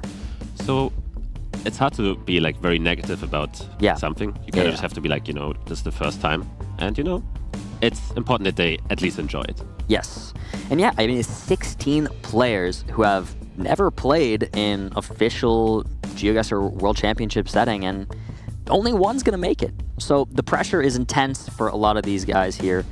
And yeah, as we were saying, might be seeing it for Thunderson. But yep, lock back in. It seems like they're getting a little break here, so hopefully this is helpful for the both of them, but especially for Thunderson. So let's see. Who do you think is taking this one on the no move, Ziggy? No move, Manuelson is a beast at no move, let me tell you. I mean, him and his 2v2 teammate have been tearing up the leaderboard in Geoguessr. Yeah. He likes to play with friends. He likes to play 2v2s, so I don't know if that transfers for being good at 1v1s as well, because sometimes it's just like, you know what, I have 2 guesses in mind, I would just send my teammate there, and I'm just going to go for this guess. Yeah. In this mode, he only has 1 singular guess. Yep. So he has to go you only got one. With the best one, hopefully. Yes, yes. That really is it. I mean, that is the difference. Playing in a 2v2 format eliminates having to make those really difficult 50-50s. And when you're in the 1v1, obviously, you got to do it all alone. He's performing well so far. We'll see what he can do now on the no move, as you were saying, one of his preferred modes. So let's see what he does here in South Africa. Yeah, I think for both players here, definitely the preferred mode. Yeah. So both should feel at home, but there's only one that can take this game. Actually, I think moving was kind of the mode where I was like, okay, it might be a toss-up, but Manuelson has played pretty well. Manuelson is zooming in on Bhutan. I don't know why. I think he's just joking. Probably. I mean, he's just playing with the we camera. do a little trolling. Some people do that. Yeah. Gingy. Shout out Gingy. Shout out Gingy. Shout out Gingy. Yeah, they're actually going to make pretty similar guesses here, just kind of in that northeastern pocket of South Africa. Makes sense. It's pretty green. Some hills as well. Looks like the area, so I do like it. Yeah, both taking the full minute here, but we shouldn't see too much points. Yeah, not too much at all. Just 188, and it's actually very close to that Botswana border. Yeah, surprisingly green for that matter. Yeah. Well, round 2 here. Is this a Ukraine, a Russia, or Ukraine? Yeah. You have the red card that indicates Ukraine, and also painted trees with the white paint, also very good for Ukraine, but also Romania uses it a lot. We have opposite sides of Ukraine right now, and for some reason I'm kind of really enjoying this far western Ukraine guess from Manuelson. We'll see. Yeah, though. some of the houses look like not very typical Ukrainian. They almost look like more Western European. Almost, it looks like a Spanish roof almost for some reason, but... Yeah, so I really like Manuelson's thought process. I'm sure that's what he's thinking based off this architecture. I don't know if that's what he's using, but usually what you do to confirm like the western part is to look for any type of elevation, because usually the eastern part very flat, but in that area you can get a few hills, and especially in the very southwestern pocket, you always try to look for mountains north of you. Yep. But as we said, we have two completely different guesses here. Wow, yeah. I mean, Thunderson is on the opposite side of Ukraine. I don't think you can get more opposite than this in Ukraine. Is he considering just clicking center? He is, but he's not going to do it. Who has it? Wow, it's actually just Moldova almost. But Manuelson is going to be closer. 828 points there. Pretty nice. You could say both got the border vibe, but they just picked the wrong country to borders. Yeah, wrong border, I guess. Well, round 3 now, and we're in the United States. Manuelson drops a GG emote. No trespassing. You know you're in America. Yep. And how it is. I kind of like this sort of Colorado, New Mexico idea, but not a lot to go off of. You've got no, houses, anything like that. It's just the landscape, and that's it. So we're seeing, I was going to say we're seeing an Oregon from Thunderson. He moved it to Utah and then back to Oregon. Yeah, I didn't think Oregon really. This looks like somewhere around the Four Corners Monument. Like I agree. One of those 4 states that does have that. And Manuelson literally is on that on monument. The Four Corners, yep. I don't hate maybe in Idaho, but I would also agree with you. That Four Corners vibe definitely seems like a good guess here. 10 seconds left to go. Manuelson going to keep it there, and Thunderson going to keep it in Oregon. Wow, let's see. This could be huge points. Timer's up. It is Utah, so Manuelson closer there.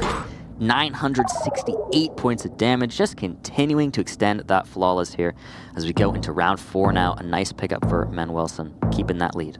Yeah, that could have went way worse for Thunderson there. Yeah. But as we go to this, we do have a Philippines round again. I think a lot of Philippines today. Yeah. And we do have I think on one of the houses we had some paneling that is usually more south, and we have a quick lock into Kota, but this is because he saw the umbrella tuk-tuk. That is very common in that part of Davao. Wow. So, or Mindanao, I should say, for the island. Yeah. But yeah, I quite like that. Let's see. Yeah, I mean, it is that very far south. Once again, Manuelson just chipping away that damage, and with the multi rising, each hit is bigger and bigger. Thunderson on 2,200 points now. Yeah, it's just using small stuff like that. I mean, some people might not pay attention to it, but tuk-tuks is very helpful in the Philippines. Actually, quite insane how regional they are. But I feel like 2 years ago, people have really looked into it. But some people just know them better than others. Yeah. I didn't really see it on Anderson's screen, so it might be the case that you just didn't see it. Yeah, might have not noticed it. And if you don't see it, can't use it. Can't use it. Tough. We're back in the Philippines, though, and it seems like now both players thinking we're on the Luzon Island, so the opposite side of the country here now. What is the guess you're going to do here on the island, however? Manuelson's kind of been switching that plonk around. Yeah, I think both are trying to figure out whether west is ocean or if it's just very flat for a very long time, because based off that, you want to go in the valley, north of Manila, or you want to go to the coastal part. Yeah. And it seems like Manuelson will go for the valley. I like the guess. I do. Let's see where Thunderson decides to go. He kind of lining up mountains a bit. He's a bit farther south than Manuelson is. Same idea, different valley. And it was coast. And he was right on there. He was right. He was so on it, and he moved off. You can see Manuelson on the camera is not happy with that switch. But hey, Manuelson, man, you are still flawlessing right now in this game. Let's see if he can keep it up. He might take it and go up 2-0 already. And he's playing super impressive. Why are we're just back. We're We're just back in the Philippines. 3 times the charm, I guess. And this time we see a quick, question mark by Anderson there with a quick zoom into Palawan, which is a bit risky here. We do have some slight red soil there, so that's probably why he is thinking about it. Yeah, I mean, if it is there, this would be massive. The pin is still there. Manuelson has made the guess. The pressure is on for Thunderson to follow.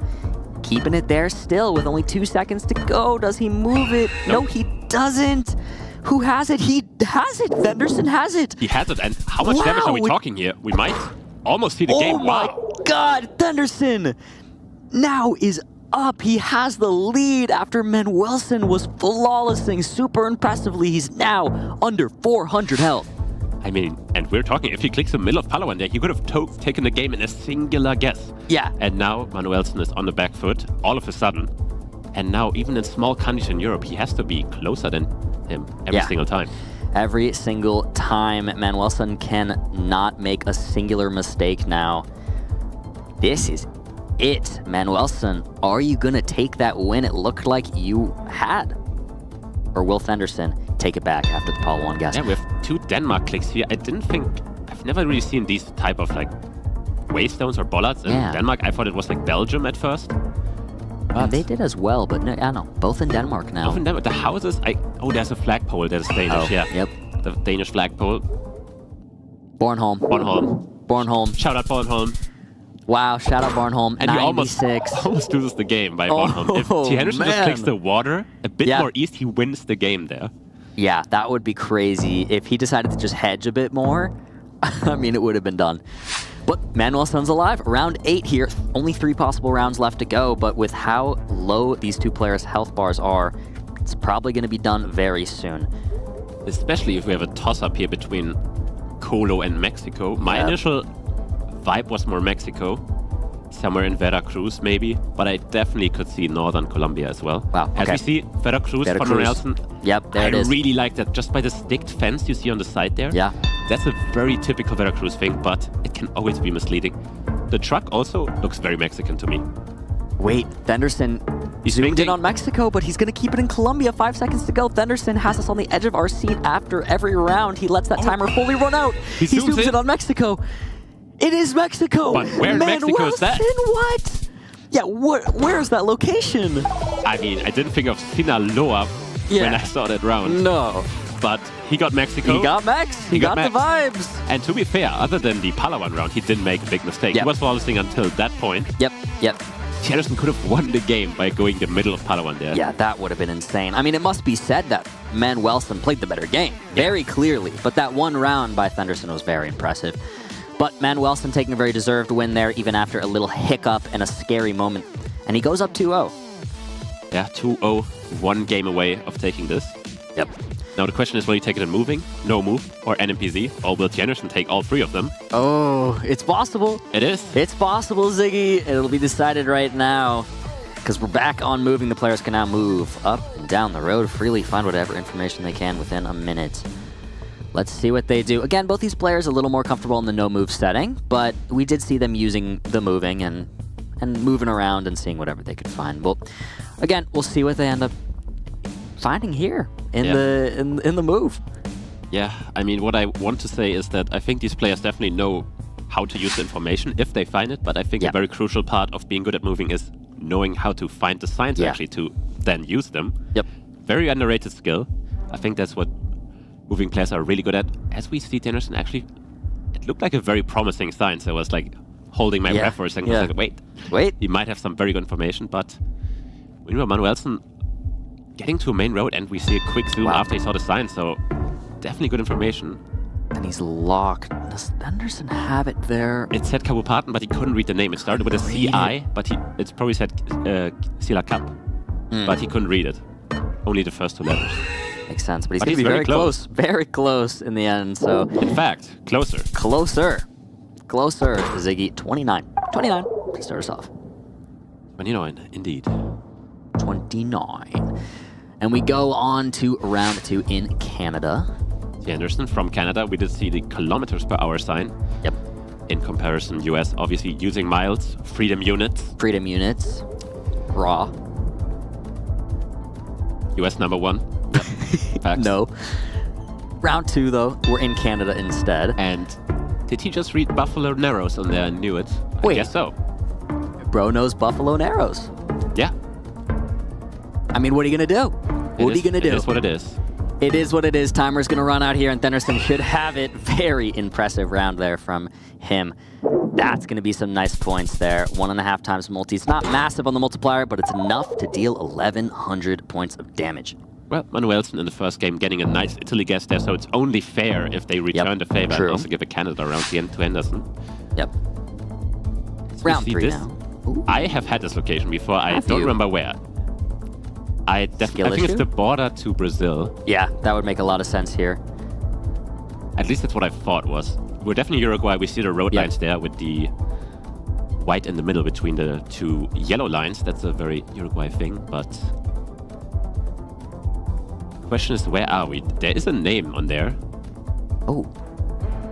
Wilson just looking kind of by Montevideo. And if you are remembering the repeat correctly and it's close to the border, I mean, that's pretty far away. Tacuarembó is the town name, and okay, it's not the border. Thenderson knows it. He knows it. Thenderson knows it. And Manuelsen had to sign for way longer, but he has never heard of the town. Yeah. So it's going to be some good amount of points for Jenison again. So yeah. He's definitely going to be off to a good start. Yeah, I mean, Uruguay, one of those countries you kind of don't think you're going to see a lot of points on, but even with something like that, you're dealing a decent bit. A couple hundred there. Thenderson continues that lead, that flawless, and Manuelsen on 4,000 health. Round 4 here now on India. Let's see what we have. Looks like some Hindi. We have some boxcar, which helps narrow things down. Definitely does help. And a lot of red brick. A lot of red brick. So yeah, should be just sort of that northern area. What do we have here on that sign? It says, I don't know if there's a town name specifically. It just seems like a description of where exactly the shop is located inside the city. Yeah, looks that like looked like a good sign though from Manuelsen Haryana. there. It says something, definitely Haryana though as a state, right? Yeah, that would make sense. Or he's in Uttar Pradesh now. I mean, with the amount of red brick, Uttar Pradesh and Haryana do make a lot of sense. It's very flat as well, which again lines up nicely. I don't know. I don't love Fenderson's guess with here. The amount of brick, I do agree more Uttar Pradesh, especially like around Lucknow, where Manuelsen's kind of guessed right now. That's where you kind of have the hot spot of brick. Yep. A lot of brick factories there. So let's see who has it here. It is Manuelsen. Really nice guess, kind of recognizing those regional India clues, and puts Thenderson now on 2,000 health after Thenderson was flawlessing. Yeah, definitely not easy to use any type of information there, because if you're not used to moving in a country like India, you have never even tried to use Hindi. I didn't think Manuelsen used it in particular, but his guess base of architecture was just on point pretty much. Yep, very good guess. Made a lot of sense, very flat, the red brick and everything. And we go on to, is this a Guam or a Northern Mariana Island? We have Guam, because we do see the bit sticking out on the left. I don't think Tennison checked it, but he ended up in the right one either way. Yeah. He got there in the end, and he is going to be closer, but you're not going to pick up too many points on Guam.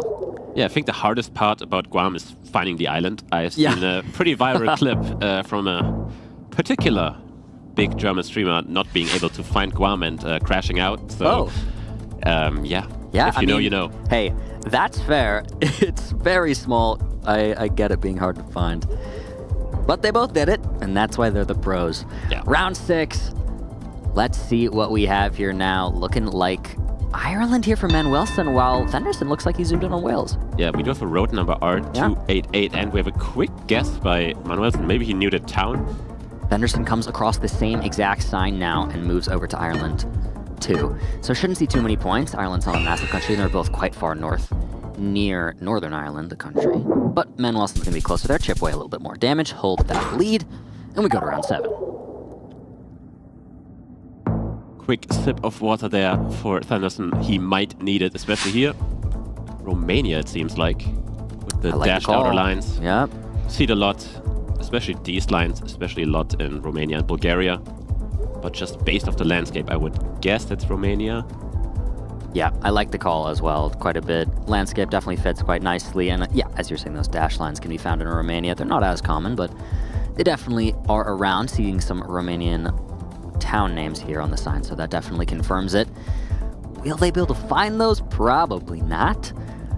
Usually what you will try to look for in Romania is those road numbers which are numbered in order. And The ordered, yep. Pretty easy to find. Speaking of that, that's the 121. Good sign to find, the 9 and 121. Yeah, 9 going to be more helpful. Bilingual signs, actually. We have... Okay, I don't want to make a call out whether that looked Hungarian to me. Okay. So closer to the Hungary border possible. Is that Hungarian? I mean, they also have Hungarian part in the middle, like in the middle eastern part, which is weird. Yeah. But there's also some Hungarian parts there. Yeah, in the Middle East. Okay. Yep. You called it. Good shout. If it wasn't Hungarian, we know Debris would be crashing out over that. But I shouldn't have made the call, but I think that's what the areas you get, like in the west, obviously, near the border, and then like those the Middle East. little pockets, yeah. And it was one of them. And Fenderson goes into the red. So this looking like Manuelson taking a 3-0 here, unless Fenderson can pull off something impressive and make a little bit of a comeback. Stuck in some slow coverage here. They're both trying to make their way down the road, but as you can see, there's certain pockets of Google Street View that don't let you move fast, and that's just a Google Street View function. Yeah, you can basically just move a single panel at a time, and it's the most frustrating thing ever, especially for Tennyson here. We are in Serbia. No car, a solid middle line is usually a big indicator, and he has to be closer here somehow, or he might end up losing the whole game. Yeah, it would not be great to lose on Serbia, but it's most definitely possible. He's in Kosovo right now. Yeah, but I like the area, the mountainous area of Serbia would be the sort of southern area, and they are both going to be closer.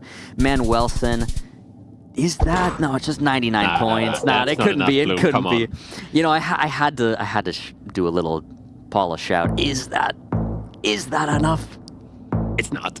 It's not enough. It's not enough. But we do go to round 9, only 2 possible rounds left, and we are on South Africa again.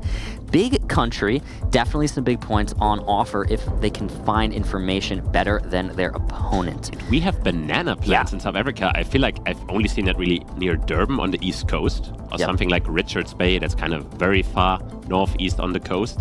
Yep, we actually can see the coast right there, yeah. So yeah, Fenderson just going to line up the road there. The angle looks really great there with Durban. As you can see, he looks straight down to line that compass up north-south. Of course, the white being the south, north being red. Port Shepstone. Oh, yep. Did he find that? It doesn't say it for us, but they have a different zoom level on the map, so they might see something we don't. Yeah, he comes across the Port Shepstone sign as well. And Fenderson has it. They both have it. We're getting round 10, Ziggy. That's definitely round 10. Now the question is, what would the angle be? We saw it in an earlier game, Path against Alex. His strategy was insta-guessing. Yep. Now, the round has to also be in favor. If we're in Luxembourg or something, he might not have it. But it seems like we have it Ghana. Oh, Fenderson, if you make a quick guess, it could be doable. Seems pretty dry. Could be farther north, maybe near Wa, something like that. But what are they going to do? Fenderson opting to actually move and find some information by the looks of it. He still has yet to open the map. So we actually might see him just trying to get a better guess. He sees a couple signs. He zooms in the map. Can he use it? Manuelson has a new sign of his own. Opens the map too. Going super far north near Wa, as I was saying, just a bit farther north of it. Now he's northeast. I think he found the city, and you can see the relief on Manuelson's face. He has done it. Quick 3-0 victory, if he's correct. If he's correct. Could be an error, but could be that wrong. Was very, confident zoom, yeah, and it seems like... He dropped a GG emote as well. With that should be Manuelson's game. He's done it. An impressive 3-0, another one on the day. Manuelson, one of those tourney favorites, takes it 3-0 very impressively. Confident game to seal the deal there for Manuelson, and yeah, quite a impressive performance, I would say, in general. A bit shaky by Jennerson there at times, but I think he definitely, caught up in the end there. Game 3 going all the way to round 10. Also, not something that happens every time, so definitely got better as the game progresses, but just not enough to go against Manuelson. Yep, great point. And yeah, we definitely did see some nerves there from Fenderson at the beginning of the game. I think he did get a pretty good grip on them, but in the end, Manuelson was just dominant. Really impressive performance. Again, I said it a couple times. I said it right before this game. Manuelson is considered one of those favorites to possibly win this entire Open Major. We saw it there with an impressive 3-0. Yeah, I think I was a bit skeptical whether he could hold up in moving, but so far I'm quite impressed because he used the signs he had, so there's nothing more you can really do in moving. Yeah. Just find signs and use them, right? Find them and use them. You gotta know the information, though, Ziggy, and it seems like he did. So, impressive stuff. We're gonna send it on over to the desk, and they'll have a chance to chat with him. But guys, thank you. I've been Bloom and Ziggy. Lovely casting. Thank you, Bloom and Ziggy. Oh, give me a second, GC, whilst I clear my throat. Go for it. There There we go, back on the desk with myself and GC. Big congratulations to Manuelson, clean sweep, 3-0. Very strong performance by him, GC. Yeah, he looked really, really comfortable. No massive mistakes, just showing why he's one of the favourites. I think Henderson wasn't quite able to play to the best of his abilities. He made plenty of good guesses and kind of came into it a little bit more towards the end, but maybe just a couple of mistakes, new environment, but hopefully we get to see more from him in the future. Yeah, it seemed that Manuelson just settled in, took a hold of the game and didn't let go. Very consistent guesses throughout the series. Yeah, no, he just seemed really comfortable. He didn't look to be feeling the nerves, to be feeling the occasion. He just looked ready, made consistently very, very good guesses in all modes. Yeah, I mean, we'll speak to the man himself very shortly. Before we do that, though, let's take a look at our updated bracket. So you can see Noxy versus Gymtimidator in that first quarterfinal, Pav versus Alpha in that second quarterfinal, and now we know who Jamabi will be playing. It will be Manuelson in quarterfinal 3. The bracket is shaping up very nicely, isn't it, GC? It is, yeah. All our winners have put in really, really, really, really good performances that wouldn't look out of place in any of the regionals or anywhere else. So really, really exciting stuff. Yep, indeed. Turning our attention back to the matchup that we just watched. Manuelson, was there anything in particular that stood out to you, GC, about his performance? Because I know we've said it was just consistent and overall strong, but any sort of more specific things to mention? It was just very, very sensible, very, very experienced. I just think the decisive rounds in those 3 games with Poland, Mexico, Ghana, just very consistent and solid. There was no one moment where it was like, wow, he's done it. Just really, really, really consistent, which is what you need. And why are people tipping Manuelson to be the favourite for this Open Major? He's actually got a lot of experience. He's somebody who came back to the game after a bit of a break, and he was known as a really, really talented player back then, and clearly he still is. So. Yeah, he's seen a lot, and he's somewhat gifted, I would say, as well. Yeah, I mean, he's come out swinging in this first affair. Looking ahead, whilst we continue to wait for this interview, how do you think he stacks up against a player like Jamabi? I mean, that's a really interesting matchup. Both really experienced, both really all-around good players. I think, as Ziggy was saying, yeah, Manuelson he's not a moving player, but he seemed very comfortable in the mode, using the information well. Jamabi can do that too, though, so we could see one of those games that goes to 3-2 with most of the games going 10 rounds, sorry. Yeah, that would be a good one. Well, GC, enough looking ahead for now. Let's turn our attention to the winner in the moment. Manuelson, how are you doing, brother? Hello. I'm doing fine, thank you. Great to see you. Very strong performance, clean sweep, 3-0. Talk us through how it went from your perspective, Manuelson. I mean, the first moving, I don't know. I was kind of unsure about some things, but then I guess I kind of practiced a lot with a lot of friends in the Geoguessr community, and I guess it paid off. Manuelson, yeah, as we mentioned, this was a 3-0, a strong victory. You looked very consistent, very strong and comfortable. Did you expect to have a performance like this, or was there anything in the matchup that broke your expectations? Not really. Like I went against Anderson again. I did practice against him, and it was really good. So I didn't really expect to win 3-0, but he grinded a lot, so I respect him. So yeah, I feel like it's not the real result. How much he grinded. Yeah, I mean, GC sort of alluded to that we maybe didn't see the full skill or the skill that Henderson has. With that said, GC, over to you. Manuelson, well done. Very, very well done. Thank you. I wanted to ask you, because for people who don't know, you were actually around the game a few years ago and took a break. Yes. I wanted to ask what made you come back to the game, and how does your prior experience help you? I've always been like, even though I wasn't in the community, I was around like playing just by myself, and then I guess the competitive scene, I kind of liked that and what Geoguessr was doing, so kind of wanted to come back, and yeah, no, really good. Pretty much it. Yeah, no, you haven't lost your skills, clearly. Been playing consistently as well. Yeah, thoughts about Jamabi as an opponent in your next game? Yeah, very, very tough opponent. He's very good at NMPZ, I know. which is I'm kinda worse than an NPC right now because I haven't practiced that at all. I just prefer to practice moving more, but I just hope I don't get to an NPC because that would be the death of me. So, yeah. Well, yeah, good luck and well done. Manwolson, final question from myself. You are touted as potentially one of the favourites for this Open Majors. How's that feel? Do you agree with the perception that you have in the community? I didn't think so, but I mean, I guess thank you for the support. I don't know. I think anyone can win. Manwolson, thank you so much for your time. Congratulations once again, our humble king, Manwolson. Always great to hear from our players. GC, anything that you'd like to bounce off of from what Manwolson just spoke about? Yeah, no, what a guy. Very, very modest. Very humble. Yeah, very Especially humble. for someone that you've now told me is a long-standing, upstanding member of the community. Yeah.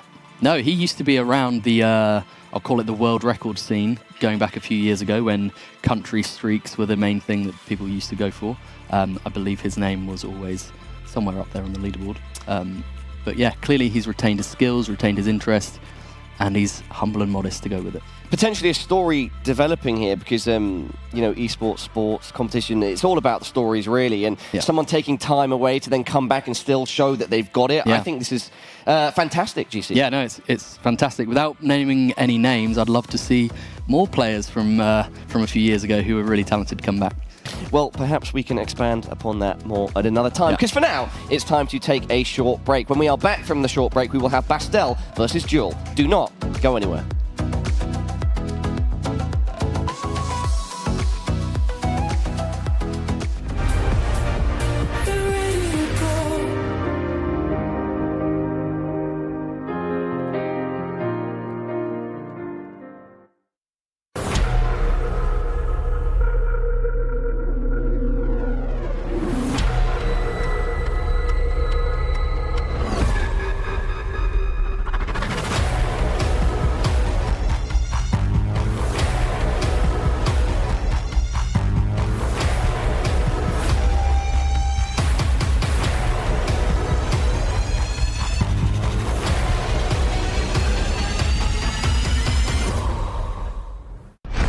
Let's play a game. I'll hide, you seek. Unconfirmed sightings of the GX man have been reported all over the world. My VPN means I can be in multiple places at once. I can mod my look at the click of a button. I'll block any ads attempting to promote the manhunt. Your time starts now. Play the GX manhunt at Geoguessr. Find me and get a reward. Shiba is committed to responsibly sourced fish and supports coral reef restoration.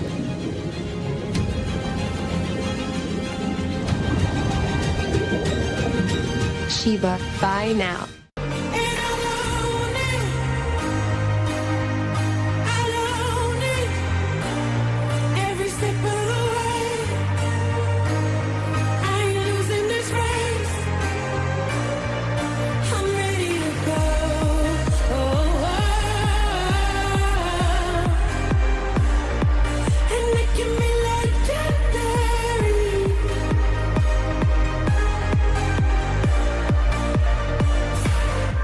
The return of Area 51, Alienware's highest performance desktop yet, equipped with powerful Intel Core Ultra processors. Innovative architecture designed for ultimate gaming. Engineered to evolve alongside your game. Encounter the legendary Area 51 at Alienware.com.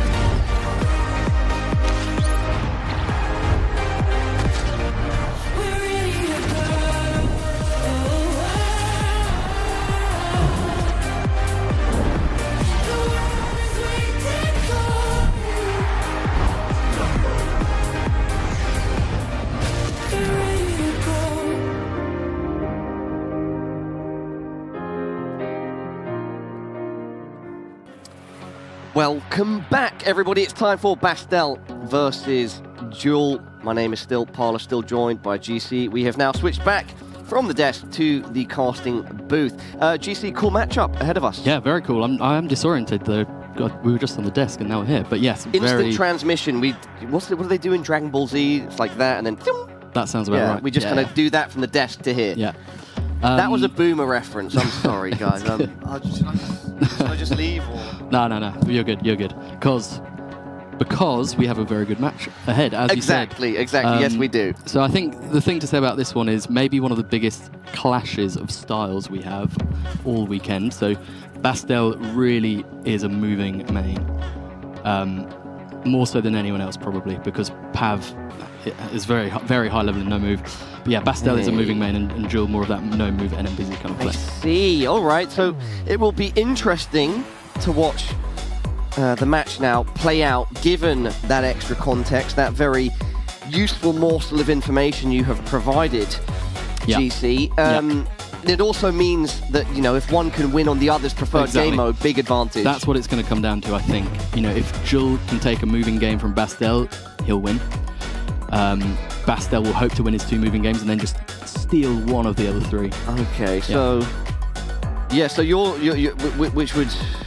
Sorry, repeat again who the preferred mover is. Bastel is the mover. Bastel is the mover. So, okay, so maybe a 3-1 for Bastel, and if not, then it would be a 3-2 to Jewel. If we're following this super basic chain of logic. Just about, I'd say that's about right. Okay, well, let's see. This is not to say that Bastel is a bad no-moving player. He's still very good. It's just, I think, compared to the no-moving level of some of these players this weekend, he's not maybe not quite there. But yeah, if Bastel can take that first no move, which would be the next game, then it could easily be a 3-0 as well. We've got 3 nice little options there, everybody. And Bastel may be a favourite going, considering move comes first. Yeah. But either way, Jewel, no doubt, going to bring his A game. Well, Jewel has found really useful info where Bastel hasn't, and Jewel is locked in around Deval. And let's see. Yeah. So, big round 1 for Jewel. Very big round 1 for Jewel. 1.6k is extremely rare. Lucky for Bastel, this is only a round 1. No multi. Yeah. Jewel just found the better info there and was able to use it. We have Indonesia now. It says Medan on that sign, which would be North Sumatra. Jewel using it too. And Bastel has gone for something very specific. I assume he used the sign very well. Jewel going for a more downtown Medan guess, which, if I assume Bastel's right here, let's see. Yep. Great guess by Bastel. We're just exchanging rounds here. That's a huge swing back the way of Jewel, and we're even once again. 4.4k versus about 4.3 going into round 3. Yeah, no, that was really quick from Bastel. I didn't even really have time to see what it said on that sign. Let's see what we have here. We are in Europe. Let's see what they can do. We have a .cz URL, country domain for Czechia. Both of our players shooting off down the roads. Jewel stops on a sign there, hoping to glean some important information off it. Bastel in a completely different area. I think there are area codes you can use in Czechia, and Bastel's the sort of person who would know them. But I don't think he's found one, so he's just staying around Prague. Let's see. 3 seconds. Trying to refine his location with a small amount of time left. Does it pay off? Oh, no, it doesn't. Good. Jewel, what a fantastic guess. With the 2x multi, going to take a solid lead once again. Yeah. 3 rounds in, and every round has been a 1.6, 1.7k damage round. It's been electric. Yeah.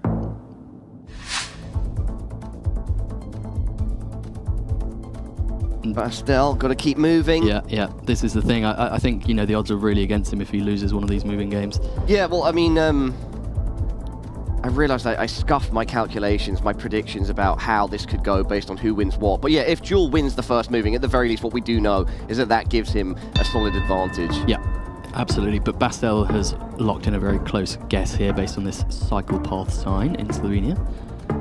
On your bike. Yeah, I doubt Jewel will have time to find anything here. He'll just plonk. It probably won't be much damage. Very good guess by Bastel. Yeah. 2.5x multi. A little bit of damage going back the way of Jewel, but perhaps most importantly, winning a round. Yeah, no, it's solid. It's solid. You take 400 points at this stage. Do indeed. Every round counts. The consistency, knowing that you are close to the actual location, all of these things important to our players. At the end of the day, you need to score a winning blow or to outlast your opponent, but you know, those wins in rounds, they build confidence, and they let a player know that they're still going in the right direction, literally and figuratively. Yeah, no, with these multis, survival is key. Always give yourself a chance as long as you can hang in. Jewel decides to lock in the east coast of Sweden, somewhere around the middle. Yep. I think Bastel's zoomed into a similar area, maybe a bit more north from what I can see. Does look that way. Quite a bit more north, actually. Yeah. Sweden, also a long country. 3x multi. Oh, wow. Bastel! Yeah. That's going to be a lot of damage, I think, Rory. Yeah, huge. Could that be game? Not quite. It's close. It's close. He's under 1,000 now. Under 1k. And if Bastel can play his normal moving game now, he may be able to close this out. Definitely. I mean, he's going to be feeling good with that solid lead in this 6th round as the favoured move player. We would expect here he can, as we sort of alluded to before, or one of the facts we spoke about, like out attrition, outlast. Yep. But we know that's not always the case. Not always the case, and we have quite a big country here in Botswana. It doesn't really look like there's much information close by, so this might just come down to who knows the coverage better. Could come down to vibe. Could come down to coverage. Both of our players just running at light speed down this road. Not sure they're going to find anything right now. No, very bare of information. Yeah. It doesn't seem likely. I don't really know much about either of these player skills in Botswana. It's definitely a learnable country, even if it's one I struggle with. Let's see. Jewel first open the map goes east, and Bastel going west, and then Bastel going southeast. This will be game. This definitely could be game, but it's Jewel that's slightly closer. Yeah, it's not game, sorry. No, it's fine. I assumed one of them was right. Of course, but the flag instead is more in the middle of them. But it's a solid round for Jewel, chipping away. Not just chipping, actually. That was a decent chunk away from Bastel's lead. Yeah, pretty even now, especially with the 4x multi. Indeed. Let's see what they find here. Here we are in one of the greatest places of all time. Yeah. Has he found an area? Okay, we've got some Second World War memorials here in France, so that could maybe be a clue to go north. Beautiful little town here. And I think Bastel's found something very specific here. I didn't quite get a chance to see what the sign said. It says Rennes, so he's in that vicinity, at least. Yeah, Bastel trying... And it says Fougères as well. Yeah, I mean, Bastel wins here if Jewel doesn't move. Yeah, I mean, if Bastel is right in his home country, then he's going to send Jewel packing, and that is indeed the case. Great guess by Bastel. Jewel slightly frustrated, but a smile on his face. Game 1 going the way of Bastel. Yeah. No, he took a couple of big blows there, but he just ate his mode. Yeah. Sorry, I just muted you instead of myself. We've now flipped positions, so sorry to anybody at home if that was confusing. No, it's all good. I just stopped myself mid-sentence. Anyway, everybody, solid performance by Bastel. Rory, I think you were explaining it very nicely. Bastel ended up slightly behind, but just stayed locked in, knew what he was good at, and ended up being the #1 mover there, taking game 1. Yeah, no, all you can do in that situation is just try to play your game.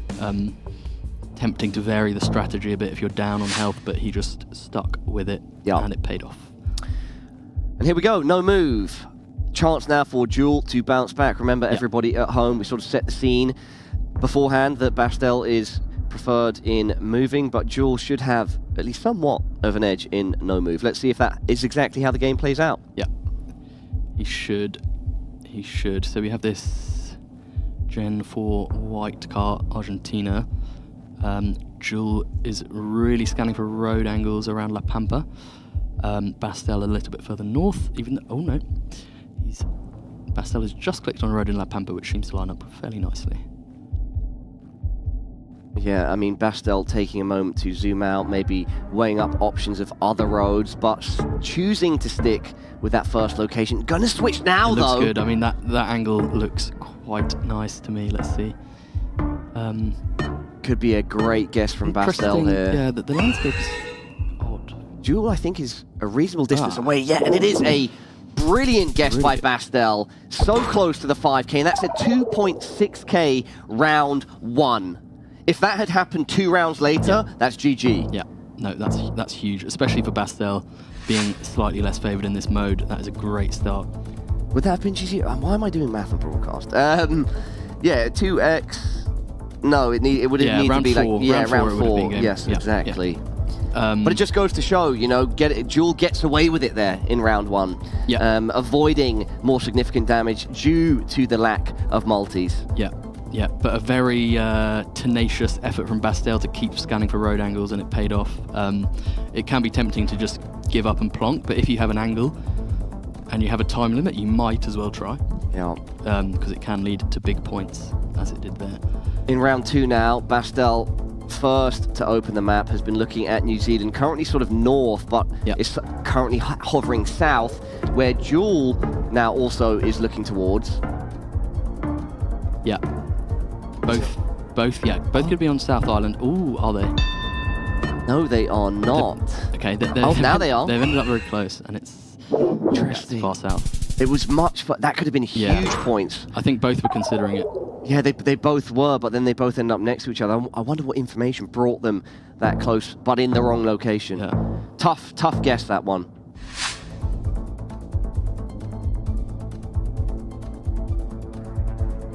Okay, we have what looks to be Malaysia here. And yeah, as we've talked about in a few rounds previously, there is some relatively new Gen 4 coverage on Borneo now, so Malaysia's become a slightly harder country than it used to be. And Bastel just clicking on the right city there near Cameron Highlands. Really, really nice guess. Yeah, Bastel doing Bastel things. Jewel was pretty close, though. 3K points on the side of Jewel. Bastel just with a couple of scratches.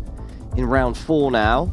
Yeah, we're in Mexico now. Yeah, we spoke about the game modes that these two players prefer, and yeah, if Bastel can win this first no move, it's huge for him. Yeah, absolutely massive. Considering he is the mover. Yeah. Green and mountainous, not loads to work with based on the landscape. We have this maybe striped car. Bastel's settling around Nayarit Jalisco border. I think both players trying to hedge as well as they can here. Neither seems too confident in this one. It's Bastel to lock first. 5 seconds left for Jewel to respond. They're both hovering around Mexico City. With the time up, we can see Bastel is slightly closer. With a multi, it will be some solid damage, over 10% of the remaining HP from Jewel. Yeah, no, good hedge from both players. I think it was in Morelos there, but not loads to work with. So both did well to come out without massive damage. And we have India again, very dry India. So yeah, I think logically you'd go more towards that northwestern side of the country. Well, GC, Bastel does seem to agree with you. We can't see yet if Jewel is also going to agree. And in fact, Bastel locks it in, wants to push the pressure. Yeah. I think Bastel just sensing that as we get to these 3x multis in a country like India, if he puts the pressure on, he could just come out with something big. Jewel in a slightly similar region. It could be a deceptively larger distance, though. Jewel ends up closer with a 3x. It's small points, but 750 going the way of Bastel. That's going to feel good for Jewel. Yeah, that's his first proper bit of damage in this no-move game. Yeah. So nice to get that on the board. Here we go, round 6. We are now past the halfway point. Yeah, looks like we're in Thailand now. As we've said before, quite a hard country to region guess. We have some palm trees, which can be found anywhere in the country, but it'll definitely be playing into the players' minds as to what to do with them, because they're probably more common south, but they can be found anywhere. Jewel going towards the Lao border, and I think Bastel just playing a kind of north to middle hedge. 30 seconds now gone from the clock. Yeah. Both players taking quite a bit of time here, switching between potential areas. Bastel is currently sat north, but now switches further central. Yeah. And Jewel was scanning for a ridge. He's stuck with this central one, and it fits down a lock. A reasonable distance between the two here. Yeah. And let's see where our actual location is. It's much farther north, where Bastel originally was closer to. Jewel benefiting from that location, doing a solid amount of damage the way of Bastel. That being said, though, Bastel still leading. Yeah, Bastel still leading. Either player could have won in that round, but it just shows how hard it is to commit in Thailand. Because, yeah, very tricky country to region guess, and it's quite scary to overcommit. No doubt. Don't want to make a disastrous error, a costly error, and then start spiraling towards defeat. No, you do not. Right, we have India again. And Bastel going towards Gujarat. Quite dry coverage. We have these random mountains cropping up. Sort of similar, I mean, to our last India round? Yeah, no. At least based on what Bastel is looking at. Oh, Jewel, though, going much further south. We could see game here if they're not split in the middle, Rory. We could easily see game. There's something about this mountain over there to the south that seems... Did he switch? Did Jewel get that in time? Jewel, you're going to kick yourself for that one. He was right there. I mean, he still does 660 damage, but he would have easily wiped all of Bastel's points out there had he stayed in Andhra Pradesh. Could see from Jewel's expression as well, looked off, a bit frustrated with himself. But it's okay, still win the round, made it closer to an even scoreline. Yeah, really, really ramping up the multis now, and health is relatively even. We have a bridge here. It doesn't seem massively scannable. Scanning in Kenya is not so easy. But quite hard to get a vibe here because we're not really on a normal road. We're just kind of on a dirt track leaning under this bridge. So, yeah, a little bit of a more unorthodox location. I mean, Jewel right now is just hovering outside Nairobi. Looks perhaps like Jewel doesn't have a good or solid idea of where he's at. Bastel has been, on the other hand, zooming very deeply in multiple locations. Yeah. So perhaps Bastel's got a solid read here, GC. I think I like Jewel's guess here. It doesn't feel quite high altitude enough to be so far west, but I could be wrong.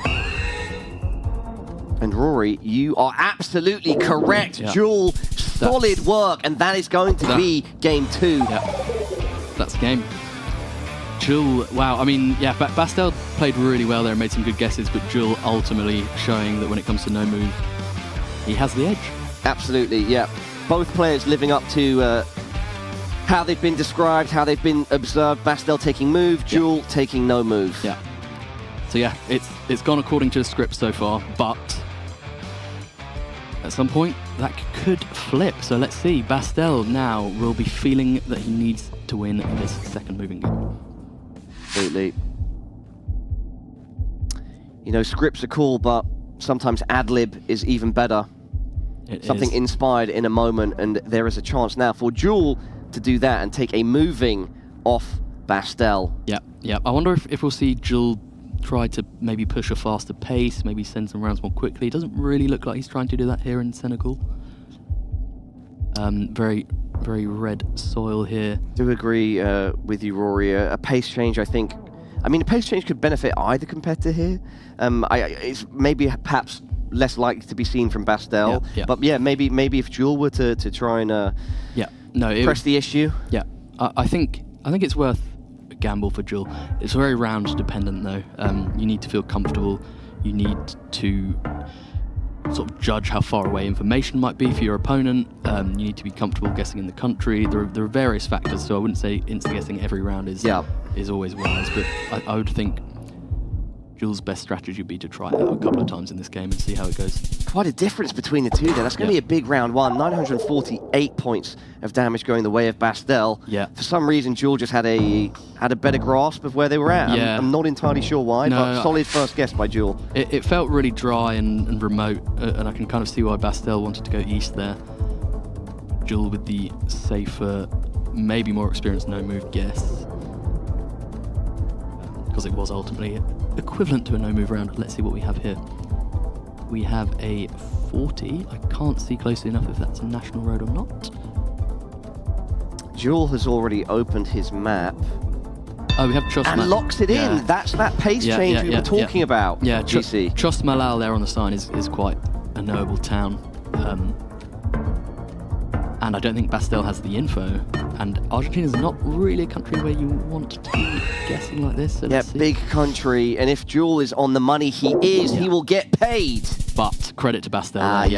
He made the right click. That was very, very close indeed. Yeah, I must have missed that. It didn't look like Bastel was. I mean, he was close. He was switching around. Okay, I see. Yeah. It looked like he was further north, but no, solid guess again by Jules. And perhaps that will maybe encourage Jules to try to move a little bit quicker. Again, not the be-all and end-all, but as you sort of hypothesized before, that if Jules can make a solid guess in a country or region he knows with enough information, going quickly might benefit. Yeah. We have a phone code here in Turkey which Bastel knows, and he'll be making a very accurate guess based on that. But I have to say, it looks like Jules is roughly in the right area. Yeah, they're on the same road, close to each other. Jules finds a sign. I think that just gives him a bit of extra comfort that he's in the right area. Round 3. It is Bastel that edges it, but they are so close to each other. And that will be a small round. 50 points. Jules takes the first poke, the first prod from Bastel in game 3. Yeah, into round 4, and Jules still more or less on full health, so Bastel needs to hit back with something. Wow, both players open their maps extremely fast. Yeah, we have Nur Sultan, which the capital of Kazakhstan was briefly named. Bastel now closer to the northern outskirts of Astana. Jules perhaps favouring a little further north, locks it in. How will Bastel react? We are about to find out. Looking to the shoreline quickly. Yeah, we have this body of water to our west. Jules has placed something next to the body of water. I'm not sure where Bastel's marker is. Oh, and Jules has once again gotten right on top of the location, and that's a solid amount of damage going the way of Bastel. Yeah, no, very, very good from Jules. Clearly knows his Kazakhstan, clearly knows how to line up his roads. Very, very good stuff as we move into South Africa. Solid lead now as well, GC, over 2k points. Jules ahead by. Yeah, no, we're still waiting for Bastel to do some damage really in this game. He will eventually if he can survive this round, but Jules looking pretty good. Jules looking good indeed. Now confidently zooming towards South Africa. Bastel choosing to look for more information. Jules has found a state border, so heading north into Free State. So Jules will be able to do something with that. I think we're next to a railway, which could help to find the right road if he has enough time.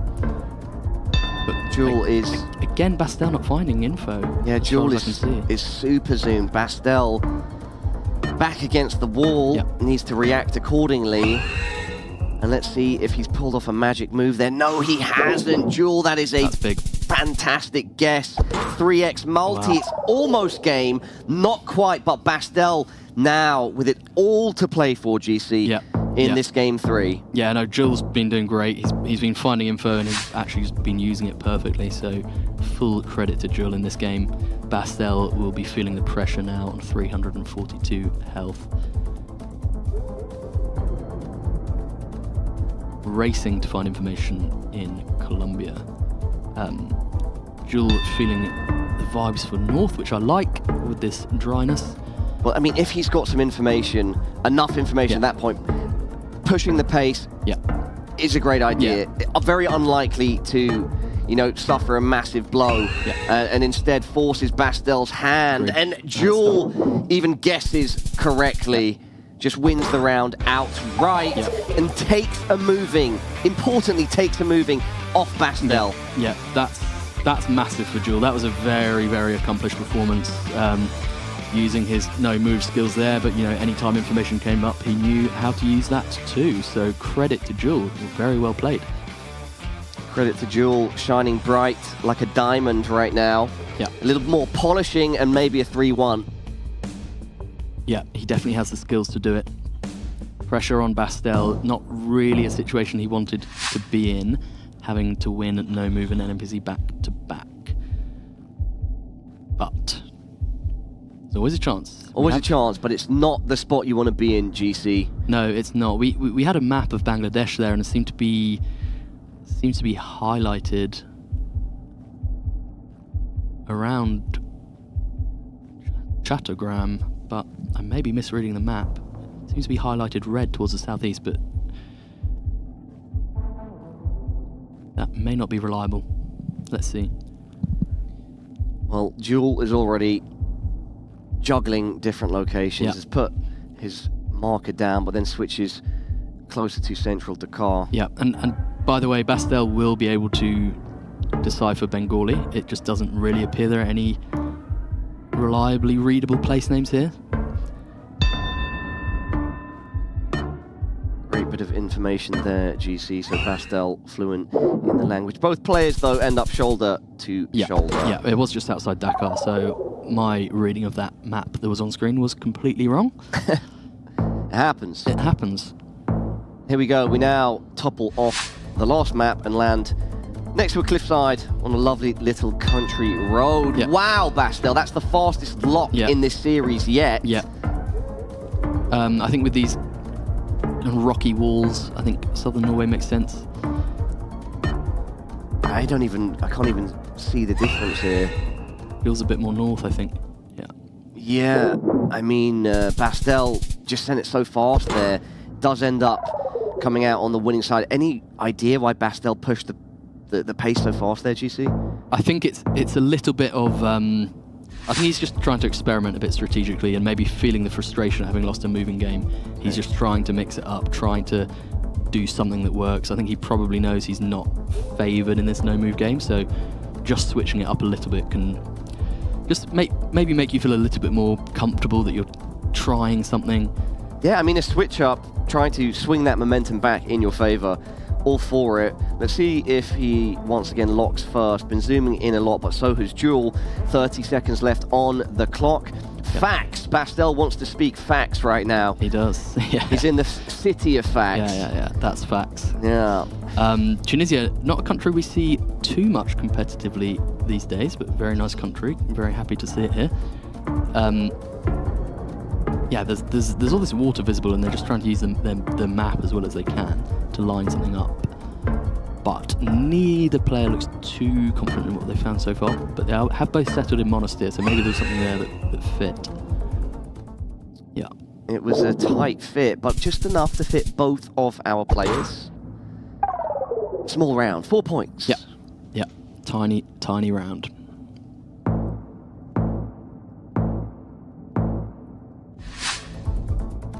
Okay, very interesting round here. We have these 3 yellow pole stripes which will point you towards California 99% of the time.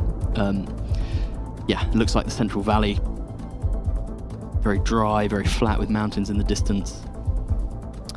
Canals. Bastel looking at Fresno. Yeah, it's a long valley, the Central Valley of California. So on a 2.5x, we could still see something significant. Bastel looking for the road angle, which is sensible. It's mostly very east-west, north-south grid, but he's just looking to see if anything stands out. Both players hovering over Bakersfield. Yeah. Will Bastel switch? Jewel is looking at this southern part, which can look quite similar. Yeah, I think that's a big difference. That's a big difference, GC. 5 seconds left. Bastel locks, and it's a good guess by Bastel. That's going to be a lot of points on 2.5x. Yeah, no, it's a good guess by Bastel, but more importantly, it's a good save by Jewel, because if he'd stayed down there by the Mexican border, that would have been massive. 1.2k. Can Bastel do to Jewel what Jewel did to him? Can Bastel win on Jewel's preferred game mode of no move? Let's see if he can. I think we have Colombia here.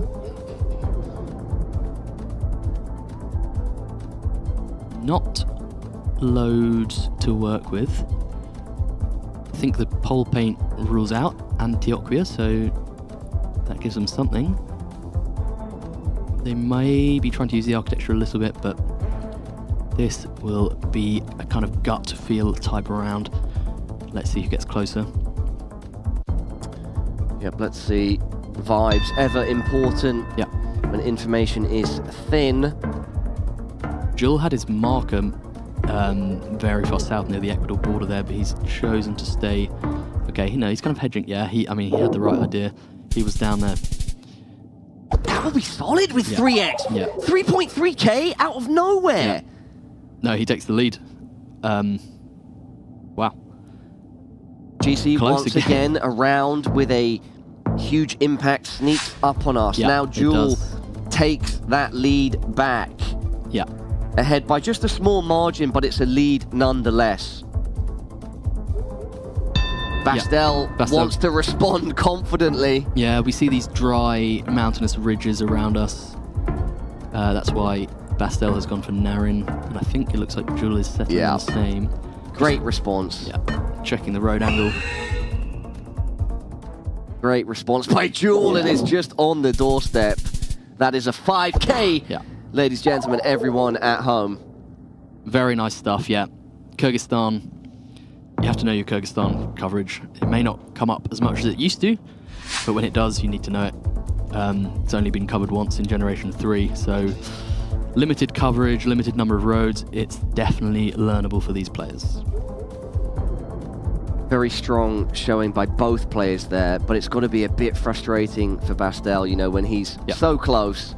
But Jewel is just that edge closer. In terms of points, quite insignificant. Yeah. But yeah, it was such a strong response from Jewel there. Round 7. Oh, yeah, we're in round 7 Yeah, we're in here. round 7. This is 4x, and this is a tricky-looking North America round. All of a sudden, we could end up seeing a GG if Jewel has a slamming round. Yeah.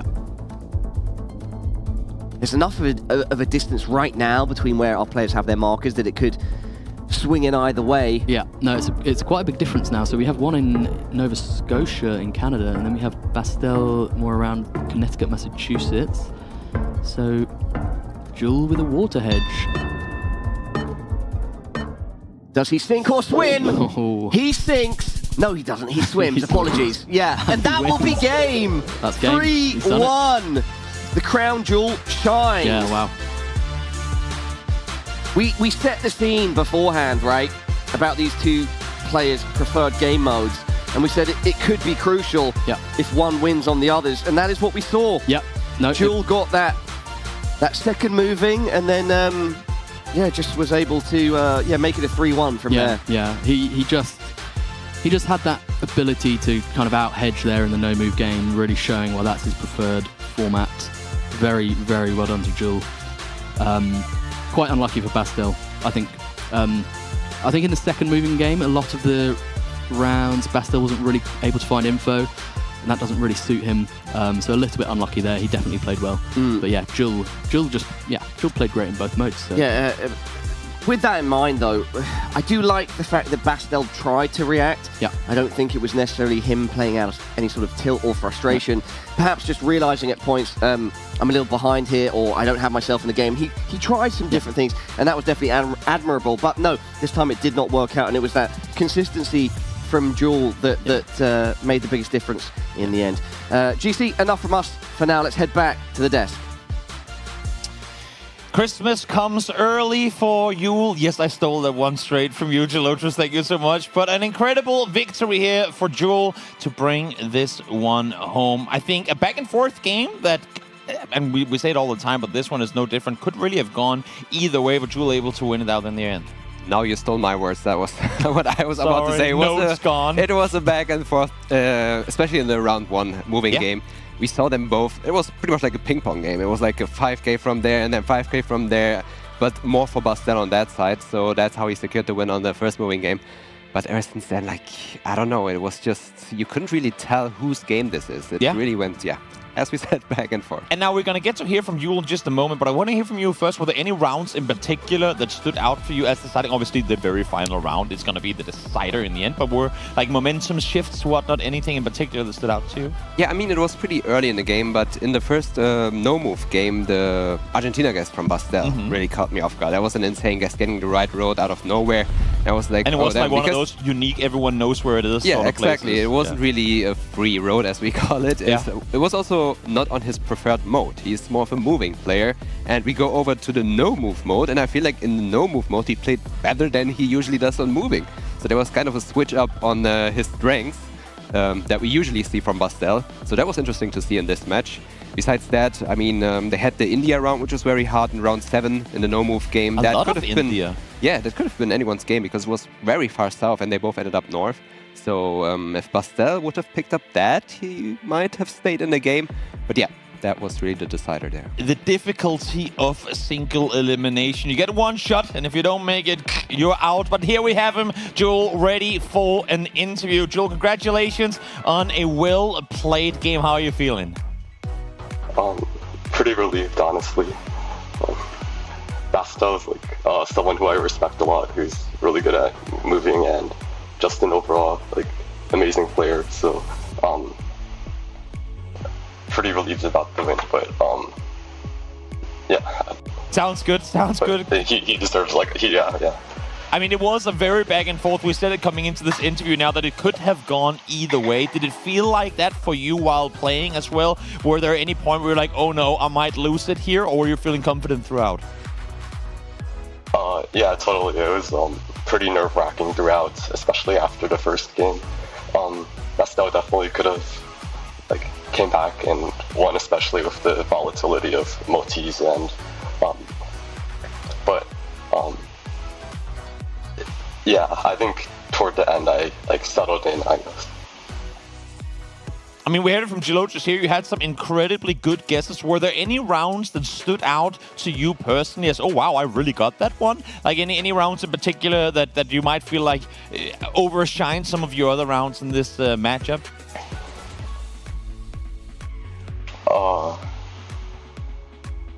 Honestly, I kind of forgot most of the rounds. You were in the zone. You were in the zone. I respect it. Geoguessr, any questions from you? Yeah, I know how that is. If you are under pressure and you get asked how was the rounds and which one did you like, it's like wait, did I just play Geoguessr? Yeah. What? But Jewel, you are also one of the players who played last year in the online qualifier. You get the chance again. How would you say did you improve yourself as a person, as a player in the last year to come out here and maybe win it this time? Definitely a lot more consistent. I don't think there was any specific improvements that I made. Just overall practicing. This isn't a good answer. Yeah, I don't really have I get what you mean. I mean, if you just stick to your continuous gradual improvement. Yeah, okay, that makes sense. If you just stick to your grind, how it was, because a lot of players just prefer moving now rather than no move because how important it is. But if you just stayed loyal to yourself and kept on going how you originally went, I mean, it did work out very well for you. Congrats. Thank you. Last question for you, Jewel, before I let you go. What's the story behind your name? Is it just your actual name, Jewel, or what's the story? My name is Julian. There you go. Makes perfect sense. Yeah. I just didn't know if you knew that in Danish and some other Scandinavian languages that means Christmas. And we started off the segment here by saying Christmas came early because you did get yourself the win in that one. So congratulations once again for a well-fought game and looking forward to see you in the quarterfinals. Yeah, thank you. That's Joel. or Julian, as we now know as well. Congratulations to him for an incredible performance, because as he was saying, no easy competition he was going up against. No, and as you already said, consistency. Yes. I mean, he was working on it, and we really saw that in this 3 games. 3 games? It was more. It was more 4. Yep. But yeah, still, same point. He did play very, very consistent. You could really tell. Definitely did. But with 1 game over, we now look towards the next as Rallius and Luminous Kiwi will take it on. You haven't had a chance to do any predictions thus far today, so I'm going to throw one at you now. You're allowed to spend a second explaining maybe why you pick one over the other, but what are you thinking going into this matchup? I mean, in this case, again, it was like that. I mean, it's a blessing to see many more new names, and for me, Luminous Kiwi is also a new name. I haven't really seen them play before, but I know Rallius is very, very strong in India and Peru. Those are 2 countries big enough to value. that are very, very difficult for the most pro players. So I think that could be a big strength on Rallius. So therefore, I will predict him as the winner. Also, I feel like, I mean, India I get, because a lot of people have been grinding India, especially with more coverage that came in over the course of the last year and whatnot. But Peru, I feel like, is usually one of the maps that you see, not blunders, but players having a very hard time, especially in no move and NPC, because so much of it is very desolate, open, hard to really figure out where you are. That if you have your upper hand there, and if you're, of course, lucky that some of the rounds do go there in deciding moments, that can be big games for you. Yeah, it's also like that you have a lot of resources for a lot of countries in Geoguessr, where you can just decide to, yeah, I'm going to sit down and learn this country because there are documents that will tell me how to learn it. Whereas for Peru, there isn't a lot of resources, and therefore you don't see a lot of players learning it. You just got to do it on your own, and I think that's why a lot of people struggle on it. You know what? We made Finbar famous. He made himself famous for being the one that pretty much lined up the entirety of Russia and allowed for a big document that everyone could read through. Maybe Rallius will be the one to do it for Peru. We'll find out now, as Rallius will be taking on Luminous Kiwi. Over to you, guys in the cast. Thank you, Toby and Geoguessr. Yeah, Rallius versus Luminous Kiwi. GC, what are your initial thoughts on this matchup? Yeah, really good. No, I'd love to see that Rallius Peru doc one day, but thoughts on the matchup? Yes, excited to watch both of these players. I think Luminous Kiwi is somebody who's played a lot of seeds. Very good at NMPZ, very good at Brazil. Rallius, I think, takes quite a studious approach to the game. A bit like maybe a Harrier, really committed to learning, and as Geoguessr said, very good at India, which we've seen a lot of today, and if it comes up, then that'll be in his favour. Toby asked Geoguessr, I'll ask you, do you have a favourite going into this one? Ooh, yeah, for some reason I'm feeling a lot of Peru and India coming up, so I'll go with Rallius as well. Okay, your heart, your spirit, your Geoguessr soul, saying that perhaps some Rallius locations may be rallied in our matchup. Let's see. All right, everybody at home, it's Rallius versus Luminous Kiwi. And of course, we are starting off with moving. Either player here perhaps favoured in moving, Rory, or nah? Well, it says Zigmundshaw there, and okay, I thought Luminous Kiwi had missed it. No, in terms of moving, no, I think Rallius is the type of player to have learned more moving info. I think. What a way to start for Luminous Kiwi, almost on the money. Yeah. Solid 800 points going the way of Rallius. Yeah, we had a town name there, which is quite a well-known one in Senegal. Go to New Zealand now. New Zealand, with a name like Luminous Kiwi, you should hope Mr. Kiwi can stand up to the occasion. I'm curious, you know, about Luminous Kiwi. That is a very on-the-nose name. Maybe a fan of the fruit, and also it being enlightened, being illuminated. It reminds me of one of those old Xbox gamer tags that are automatically generated.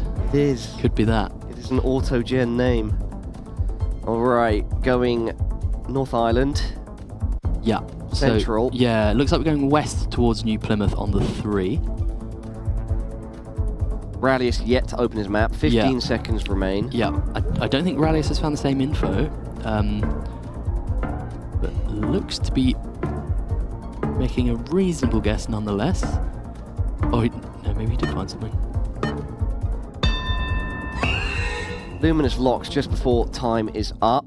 And it's a very good guess once again by our Kiwi in the land of Kiwis. New Zealand. Yeah, no, very good. I think it took Luminous Kiwi a while to find the 3 there, the road. But once he did, he was very, very close to the 5k. And we have Bangladesh. Let's see if Rallius is the type of player to try and read Bengali. Because you do get addresses everywhere in this country, and there is one there.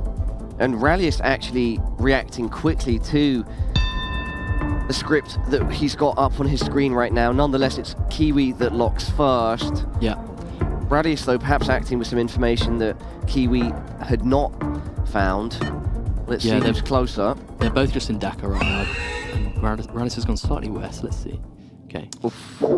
Ends up being north. Yeah, I don't know what that said. It wasn't Rangpur or something else. I can't remember which division that is. Solid pace right now. Kiwi with a solid lead. But as the multis build, that 1k lead becomes less important. Yeah, we've had Ziggy's favourite, and now we have Gelotris's favourite. Ooh, it says Eskisha here, so yeah, Luminous Kiwi appears to be on the money. Rallius not finding the same info. Yeah, going much further north of Eskisha here. If I've pronounced that correctly, Gelotris will let me know. And Kiwi, great guess, 2.5x multi. It's another 1k points of damage going the way of Rallius. Yeah, yeah, no, Luminous Kiwi just finding better info here and chipping away. Yeah, that lead is building, GC. Yeah, it is. Rallius needs his moment in the next couple of rounds. Can't afford for it to keep going this way. As he finds Miss Oriental, which is down on Mindanao. And he's in the right area. Let's see if he wants to scan for Mantikal. He does Don't not. think he does. He wants to lock. He wants to try to get back into this game as we approach this halfway point, the 5th round. 5 seconds left for Kiwi to respond. More central. Yeah. He's gone. He didn't find the info there, but he's gone for Mindanao anyway. Presumably, maybe because of the tuk-tuks. So avoiding too much damage being dealt. Yeah, nice guess by Rallius, winning the round, but also sending a solid amount of damage the way of Kiwi. Yeah. Nonetheless, though, Kiwi still with that lead. Yeah, slightly more level now, but still a decent 1k lead as we go to, is this Czechia or is this Slovakia? Well, Kiwi's seen a sign and is going straight to Czechia, GC. Yes, he has a road number here, the 32, which he's scanning for. Looking for E32. Can he find it? Not yet. Zooming in slightly more to see if it suddenly pops up. He's found it. He's found Yichin, the place name. And he's found the road, I believe, so he looks in good shape here. Rallius but Rallius also is there on too. the road. Yeah. Also locks in first.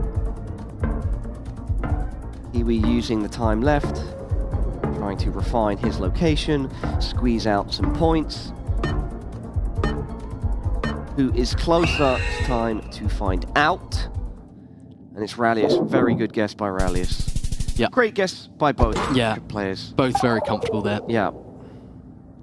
Nothing much happening in terms of points, so we go on to 4x.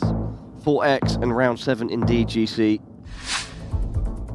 Some good coverage here, unless I'm mistaken. Mm-hmm. Yeah, this looks like Brazil. Is this like a Piauí road, or am I completely off? Wow. Okay, no, I'm completely off. Maybe, I don't know what Luminous Kiwi saw there, but he's a Brazil expert, so I'll trust him. Yeah, Kiwi's gone fast in the state of Sao Paulo, no, I think, northwest of Curitiba. Yeah, Paraná. Rallius in a reasonably different location. That being said, though, the location splits them in the middle. Oh, but it still kind of ends up with that multi, 1.3k. Yeah, that's big. Luminous Kiwi is a fantastic Brazil player. Able to show it there. For some reason, I thought that was one of those Piauí roads where you have it laid atop the red soil, but wrong I was. I think the landscape didn't really fit, so it makes sense. Here we are now, dirt road. Yeah. Kiwi zooming off, looking for perhaps more population, some signs, better information. Yeah, South Africa here. North feels good to me in this round, but Rallius may have something useful here. Yeah, Rallius has found his way to civilization.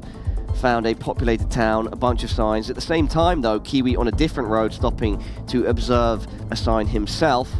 Neither players have used the most recent information, though, to refine their locations. In fact, Rallius hasn't even opened his map yet. Rallius, yeah, and he just zoomed past a lot of info there.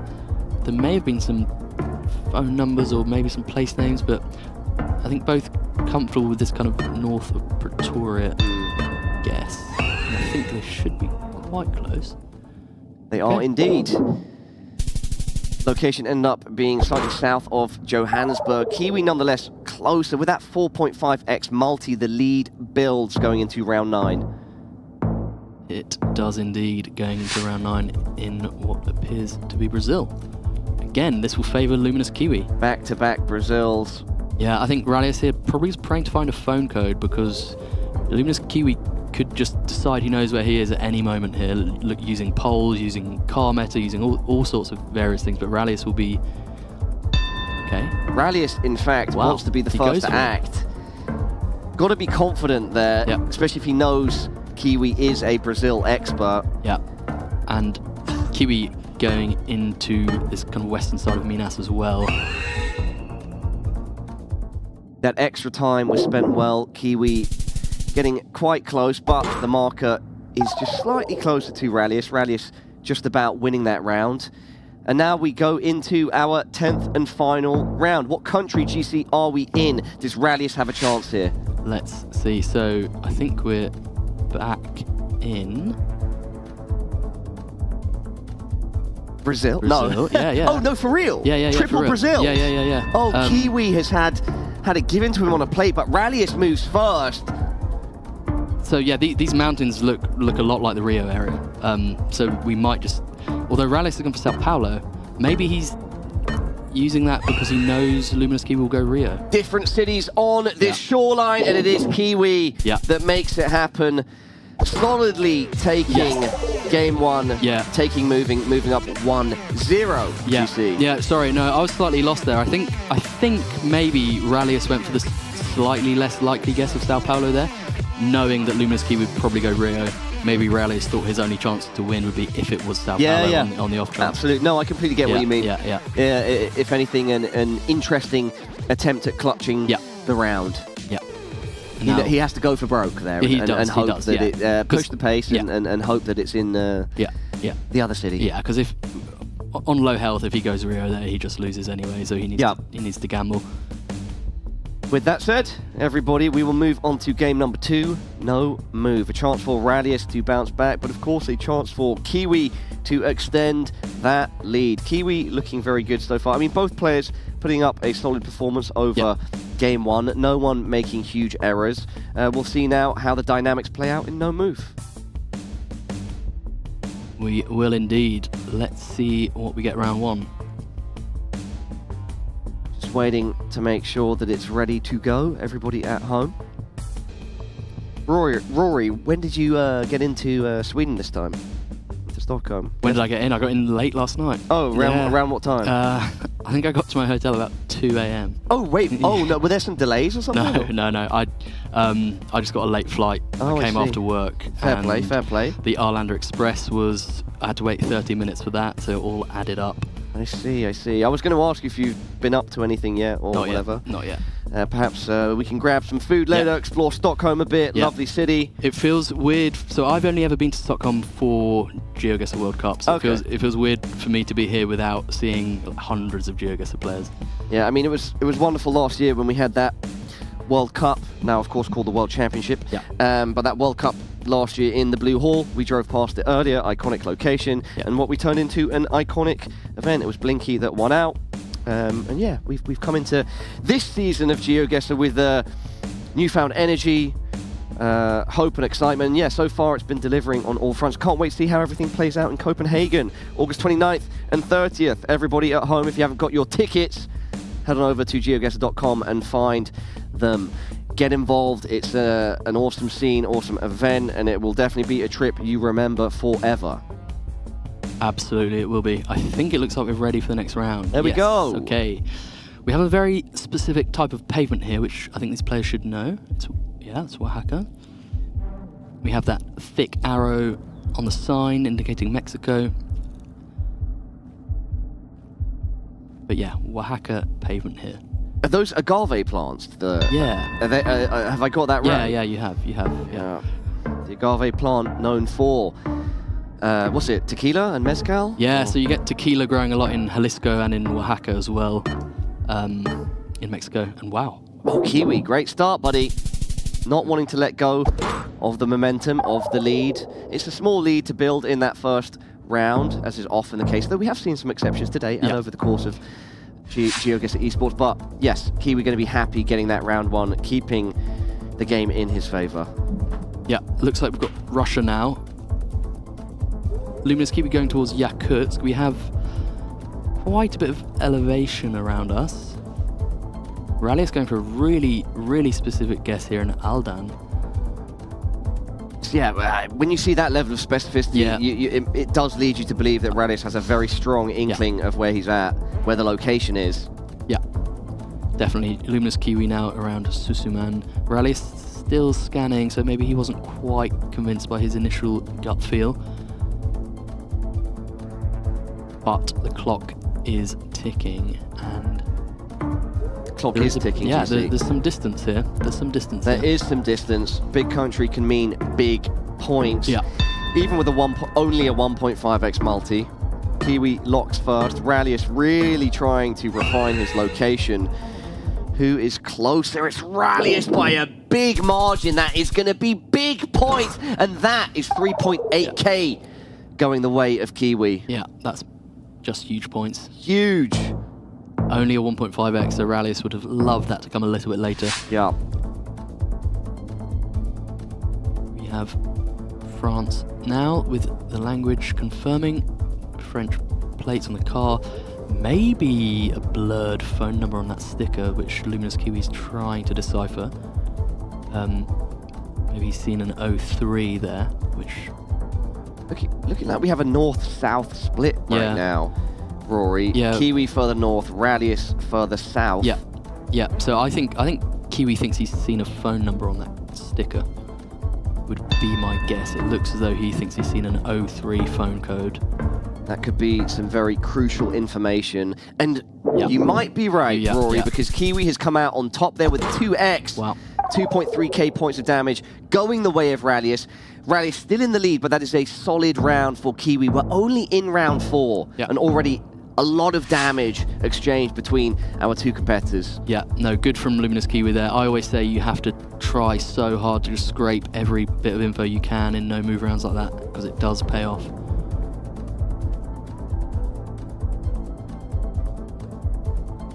In Kenya now. Luminous Kiwi a little bit more south. Rallius is locked in, and Rallius is right. Really impressive guess. Good for Rallius to bounce back, and that's a lot of damage, actually, not just a round win. Kiwi now on under 1,000 points as we get into round 5. Yeah, no, you don't want to be that low on round 5. It means you really can't afford any mistakes. We have Mexico again. Very little margin for error here on the side of Kiwi, GC. You're absolutely right. Yeah. Rallius will now be looking to, be as consistent and as tight as possible. Yeah. No, we have these some of these rock walls which are often found in the Yucatan Peninsula in Mexico. So both players will be pretty comfortable with that. Now it's just about, do you hedge? Do you maybe commit one side more than the other? I think we'll probably see both players hedging a bit. Rally is just trying to scrape every last detail he can, but we will probably just see a middle peninsula hedge from both. Well, Kiwi following as you described. Rallius doesn't move too much. It's Kiwi that's slightly closer. 400 points of damage. Yeah.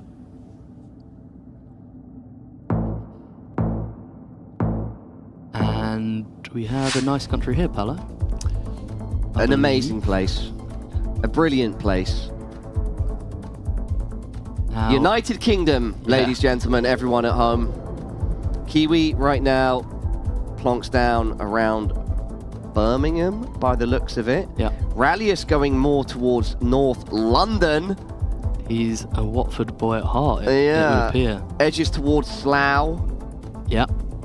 Shout out David Brent. Shout out David Brent one time. Actually preferring Reading here. Very well could be suburban sort of country trail in the UK, but that could be anywhere. Yeah, this is a hard one to region guess. I don't think they were able to decipher anything from that post there. London? South London, actually. I wish we could see exactly where that... Yeah. I mean, that's very far out London, but it perhaps could still be considered Greater London. Yeah, it's somewhere very near the M25 there, I would say. M25. And now we have Concrete Road, but these poles look Indonesian to me. A very different location to the last. Yeah. Now going tropical. Yeah, we can see we're driving on the left here on the moped. Quite a tricky round here, though. I think no major specific meta here that I can think of, at least. Unless you're an Indonesia expert. Kiwi, only player right now with his marker down. Yeah. Rallius doing a really good job so far of just minimizing mistakes with this big lead. Yeah. Holding on to every point. Wow. Rallius is going for Sulawesi. I think a central Java hedge is fine for Luminous Kiwi without any better ideas, but Rallius is going for Sulawesi, which is maybe a bit more of a gamble, but it could pay off. We might see a big swing here. We might see Rallius come out on top. And it is Kiwi with a brilliant guess. And that is going to be Kiwi moving up to 0. GC, you mentioned that could be a gambit that pays off for Rallius, but it was not the case. It was a risk, it was a gamble, and he loses his stake. Down now 0-2. Kiwi just needs one more game to take the series.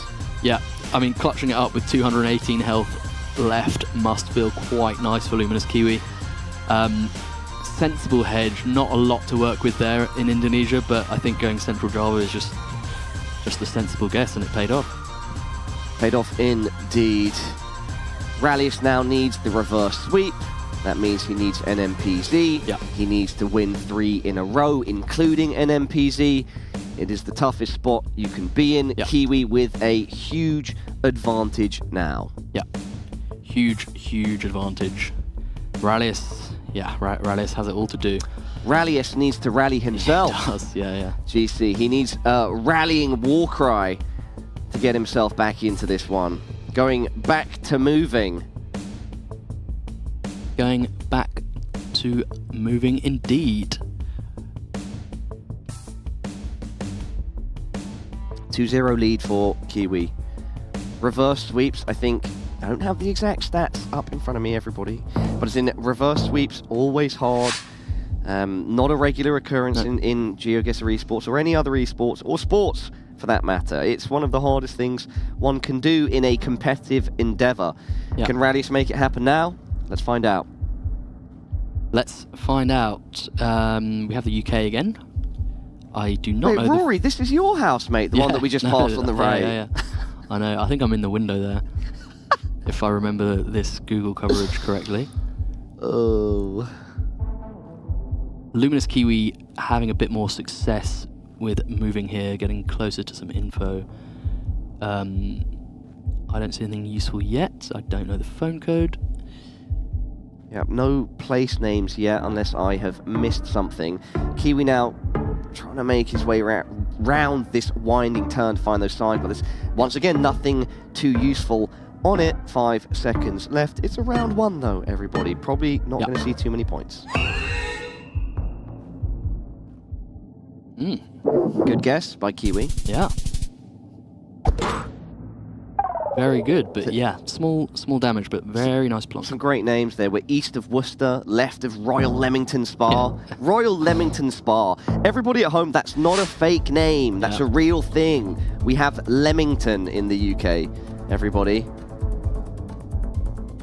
And it's also not a spa. That's the name of the place. It's called Royal Leamington Spa. Let that sit with you for 5 minutes. While everyone lets that sit with them, our 2 players are trying to work out where they are now in Taiwan. Maybe Taiwan. Trying to use those pole plates, which can be indicative, but that one seemingly not providing too much info. Kiwi has stayed on, I think, the same pole plate from the start. Rallius instead has moved on, tried to find a different one. Did they have a letter R there, or did I see it incorrectly? Not sure, but yeah, Kiwi hasn't moved too much for the last, let's say, 20 seconds. Going further north, I think Kiwi's got a good read here, but all I can do is just read his body language and how he moves his marker. Yeah. The gameplay could be deceiving, could be some way off. Yeah, pole plates and phone numbers both useful in Taiwan, and But no, Kiwi, well. It was right. Kiwi, good job. 1.5x, that's going to be a solid hit towards Rallius. Yeah. The text there was slightly too small for us to see, but he clearly found something useful because he was very precise. Very precise. And precision, consistency is the name of the game. Keep up that consistency, and it's really what gives you the edge. Yeah, and we are now in Greece, which can be quite a tricky country, but there are various bits of info that can be helpful. I think reading the alphabet is a good start, but phone numbers can be helpful too. Shoreline now looking off into the water on the side of Kiwi. Yep. Rallius Yep. edging to the same location. Yeah, I think a lot of countries' coast direction is a really, really useful clue, but in Greece, it just isn't, because there are so many islands, so many peninsulas. It's just never that helpful. I mean, if you have time to scan and look for something that fits, then it can be useful, but under time pressure, it doesn't really necessarily tell you a huge amount. Rallius going back and forth, finding some trash cans. Perhaps has given him some information to act upon there, or just going with a general vibe. There is a little difference between the two, and it is, in fact, an eastern island? Yeah, 900 points there. Yeah, as we said, hard to be confident in those scenarios in Greece because the coast appears in one direction, but it's really hard to know what to do with that. Great insight, GC. Thank you for that. We move on to round 4 now, in the Middle East. Kiwi going straight towards Qatar, as does Rallius. Going to be few points exchanged between our players here. Yeah. Both enjoying Doha. Yeah, both enjoying Doha. Yeah, fairly straightforward one, and we won't see many points here, so we'll bump up the multis. We will bump up those multis for free. For 42 points, we'll bump up the multis. Halfway point, round 5. Kiwi with a decent lead. Yeah. With a decent lead, about 1.6k. Yeah, pretty decent lead. In a country now that is relatively small, but still worth something in a 3x multi. So they will both be trying, they both have some info and they're just trying to use it. Patulul could be a place that Rallius is scanning for currently. Guatemala for both of our players. Rallius is scanning hard. Kiwi preferring to spend his time looking at some signage. Again, this sort of gameplay leads you to assume that Rallius has a good idea of the location. He's trying to find that location on the map. Kiwi perhaps a bit more lost. Let's see who comes out on top. 5 seconds left, GC. Yeah, Rallius has found it. I think he was looking for the state names there on the borders. Funny. Oh! They both found it. Wow, could not tell that from the two different POVs, but Kiwi was actually in the right location too. Great, brilliant guesses from both of our players. Solid job, boys. Keep it up. Keep it up. No, Rallius, you have to keep it up. Yeah, you have Otherwise, you're out. No, it's hard to watch two screens at once sometimes, but great job from both of them there.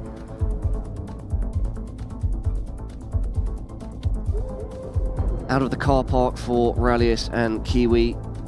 Both going down different directions. Kiwi finding a sign there does prompt him to open his map. Yeah, going northwest Germany, close to the border of the Netherlands. Yeah, I mean, the architecture would certainly fit for that area, so I like it. Red houses, right? Yeah, exactly. Oh, Rallius has a useful sign here. Landkreis. Landkreis, I can see it in writing. He knows it. Landkreis. And it is right up there near to Groningen, I believe. That could be the Landkreis that helps Rallius rise to the occasion. Yeah, Kiwi has a solid guess, but Rallius is very, very close indeed. And on 3.5x, not bad. 1337. Chops down Kiwi's lead. And now the point score is pretty even. Kiwi still with the lead. Oh, we've only got 4 rounds left. We're in round 7, 4x multi. Yeah, it's crept up. They've both done really well to preserve so much health. It's kind of crept up on us. Yeah, they've both preserved health. I think that's a really good way of putting it. Even with Kiwi's advantage, Rallius hasn't sort of bled any extra points that he didn't need to. Yeah. Looks like we're in Mexico. I definitely have some ideas about where I'd like to guess. Okay, yeah, Tlaxcala. We have that pavement, which helps. But Kiwi towards Puebla, sorry. Yeah, I mean, it definitely said Tlaxcala, right? On that, on that poster, yeah. And Rallius has locked that in. Yeah, Rallius has locked that in. I think both players agree with you. Rallius just a bit further north. Don't think we'll see a huge amount of points being exchanged here. Just 2 solid guesses. Yeah. Yeah, just northwest of Mexico City. Yeah, I think Luminous Kiwi found the sign for Tlaxcala, but I think he maybe missed it. Low key, GC, a huge round. Rallius now taking the lead, 300 points ahead. 300 points ahead as we go into the final 3 rounds. Yeah, but back in the same country again. Oh, Kiwi now. All right, it's heating up now. It is indeed heating up. It could be reaching a boiling point. We've got this blue car that's found in Quintana Roo, I believe. Both in a similar region. Rallius further south. Kiwi locked so fast there. Will it pay off? Yes, it will. Wow. He's going to steal that lead back. Yeah. Quite unlucky for Rallius there, because he actually made quite a sensible guess based on that car, whereas Luminous Kiwi just instant middle and ended up closer. So Rallius... That's the game. Yeah, sometimes you just got to do it. Sometimes you just got to send it. You've got to plonk it. Yeah. Yeah. And we are in Gelotris territory once again on a 5x multiplier. On a 5x. Rallius shoots east, shoots for the moon. He needs to pray to the stars if he is to make this reverse sweep, especially playing off the back foot. Yeah. I think the health difference is close enough that Rallius shouldn't insta-send. He should just try and play the round just as well as he can. Does look like Rallius has got a good idea here, GC. Yeah, he's lining up roads. Sinop. Yeah. Luminous Kiwi has a sign for Sinop, which is up on the north coast there. Again, in similar location, similar region. Yeah. Under time pressure, though, sometimes deciphering these signs in Turkey can be a little bit harder than it looks. He looks fairly confident in this pocket here. We're going to see this round 10. I think they're both very close to each other. We are going to see round 10, Rory. Yeah. And it's a great guess by Kiwi. Yeah. He extends his lead. With a 5x multi, a small round becomes very impactful. It just builds that lead a little bit more. Yeah, yeah. And we are back in this country once again. This country proving to be quite pivotal here in this game. Oh, Rallius sends it, looks frustrated, rolls his eyes. Yeah, I like the guess with the mountain ridge I can see. Oh, and there we go. Kiwi holds on to the lead. Rallius pushed first, but it did not make the Kiwi stumble. Kiwi takes the series and does it in style, 3-0 GC. Wow. Wow.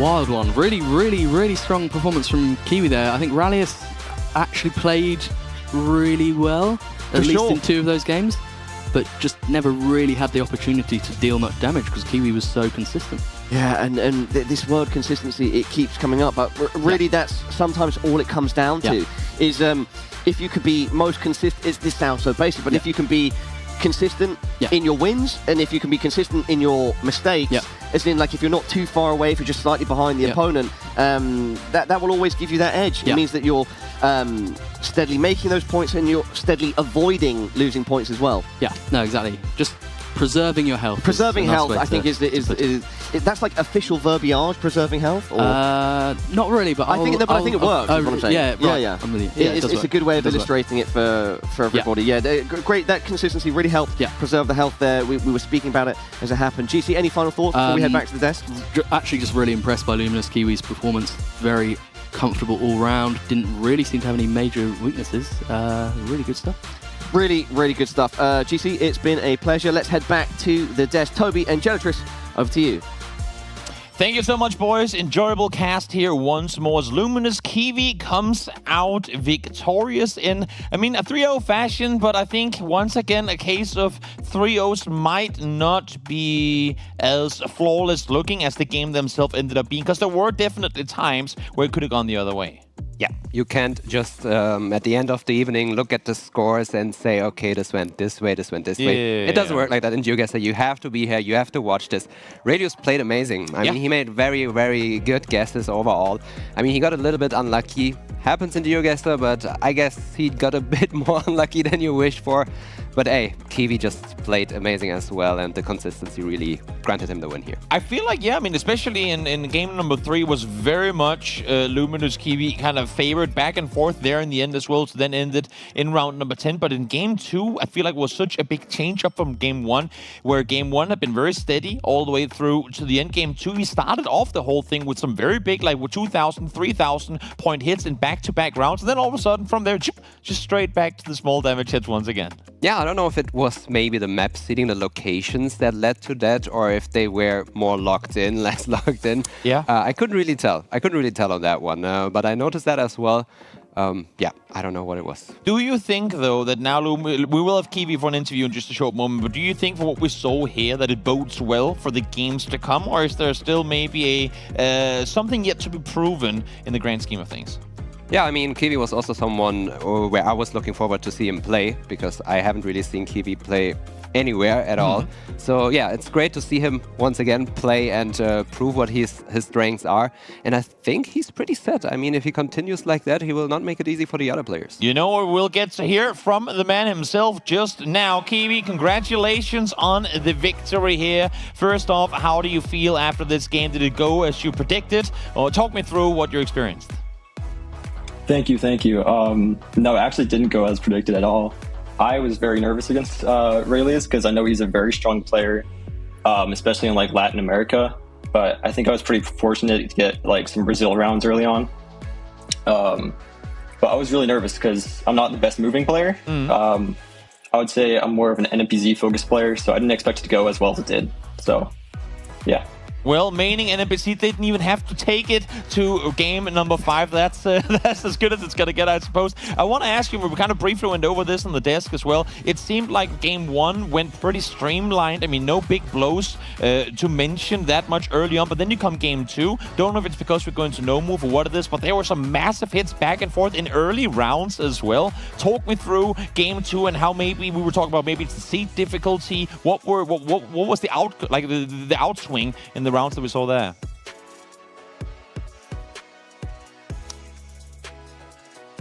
As we have a frozen image. I don't know if he was thinking it My through. question was too complicated. It It was too complicated. Hopefully we'll get him back on, because I really do want to hear. We'll give it a couple of seconds to see if maybe he can reconnect, or if not, then we'll have to just reach out to him in the GMs, figure out exactly what might have caused it. But here we see it now. We have all of the quarterfinals lined up. Jewel going to take on Luminous Kiwi. We just saw play here. And that's happening. I mean, the left part of the bracket is happening here today. Noxy versus Jim Timidator. I just call him Jim from now on. Yeah, we have Jim Timmy. We have you calling him Jim. Some the Jim Timidator. However you want. When your name is so long that you can't even see the score, then that's how it is. You know what? I believe we do have Kiwi back online. I don't see his face yet. There he is. Welcome back. I don't know if my question was too complicated or what caused the spike there. Did you get to hear it, or should I repeat? I didn't exactly get to hear it. Sorry. No, all good. I just wanted to say that in round 1, we saw you guys being pretty evenly matched through a big portion of it. But in game 2, we saw some really big swings in like early game rounds where 2,000 damage hits came kind of back and forth. We were talking here, maybe it was a seed difficulty situation. Talk me through maybe the difference in what viewers experienced from your performance in game 1 to game 2. Well, I definitely think the moving compared to no move definitely had a big impact on it. The moving game was definitely more, I would say it's more balanced because we were able to both find good info. I mean, I'm mentioning game 3, which was the Guatemala round. For example, like we both found that town, we were able to 5K it. Not much damage there. But in the no move games, I think it was more ambiguous rounds and more rural rounds. And we weren't really able to find as much info. So Aurelius was definitely able to get some good hits on me. But I got pretty lucky to be able to beat him in the end. Luck is also one part of it. Congratulations, Luminous Kiwi. That was a great game, and I think we have talked about the game enough. What I'm interested about, and I think also a lot of the viewers are, I mean, it's your first competition, first official competition, I should say, and you're a new name. I mean, I found out about you recently, so I'm curious about how long have you played this game? What are your strengths overall? Like, just generally, I would be interested about that. So I started playing this game in, I would say, 2019, right before COVID started. And then when COVID happened, I would say I got into it more, but I was kind of like a more casual player. But I would say I started kind of grinding in like early 2023, maybe like April or March 2023. I started kind of grinding more and learning meta. And from there, I just started spamming games. I have a lot of Plonket games, so I play a lot of like NMBZ. I go for Plonket streaks a lot. So I'm more of an NMPZ player. I play a lot of Latam streaks as well. So I would say I'm decently strong in Brazil and stuff like that. So yeah, that's pretty much my strengths. That's very interesting. Sounds I didn't know good. since 2019 is actually insane. Yeah, one of the OGs. Yeah. One of the OGs. Lastly, we know you're going to be going up against Jewel. Any thoughts coming into that matchup that we know that you're playing in the quarterfinals?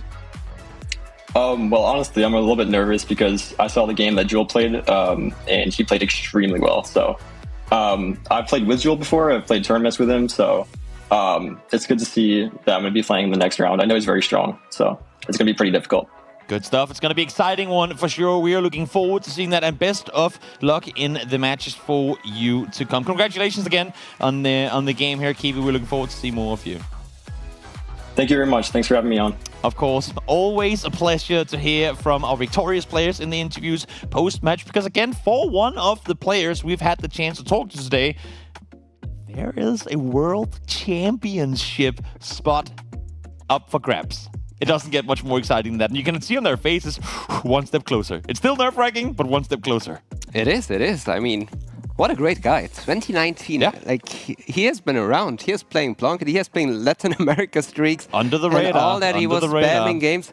I guess maybe I'm just ignorant. Didn't pick up on his name here and there. Maybe he's a silent grinder. You know what, Geoguessr? Now, because we are going, what we're going to do now is we're going to take a break so Geoguessr can go out and read up on Luminous Kiwi, and then when we come back, he's going to have all of the insights, all of the inside scopes on what to talk to you about. But that's going to be after this break.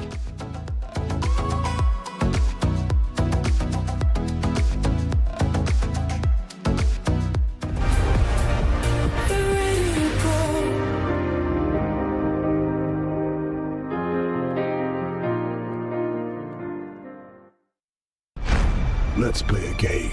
I'll hide, you seek. Unconfirmed sightings of the GX Man have been reported all over the world.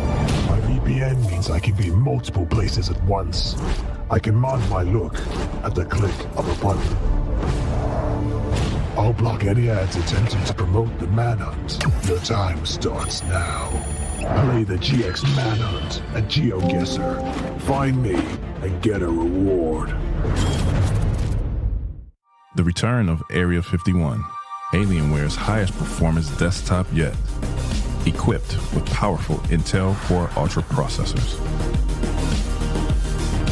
Innovative architecture designed for ultimate gaming. Engineered to evolve alongside your game. Encounter the legendary Area 51 at Alienware.com.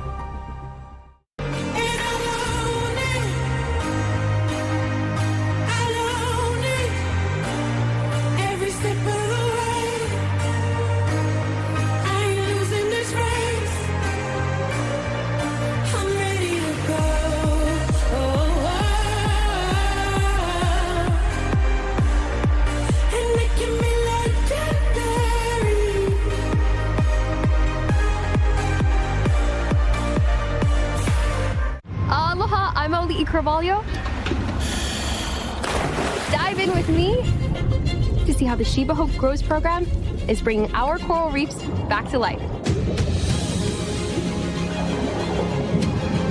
giving ownership to these communities, it's a sense of pride to know that we are giving back to our own oceans. Stream Reef Builders now on Prime Video.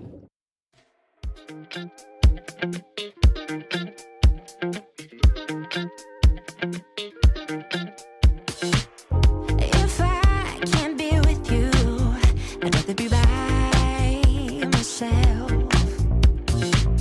No, I can't lie. I don't want anybody else. Those happy days that we once knew, so long ago, they still make me blue. I want you right now. If I could show you somehow how much you mean to me. If you could only see.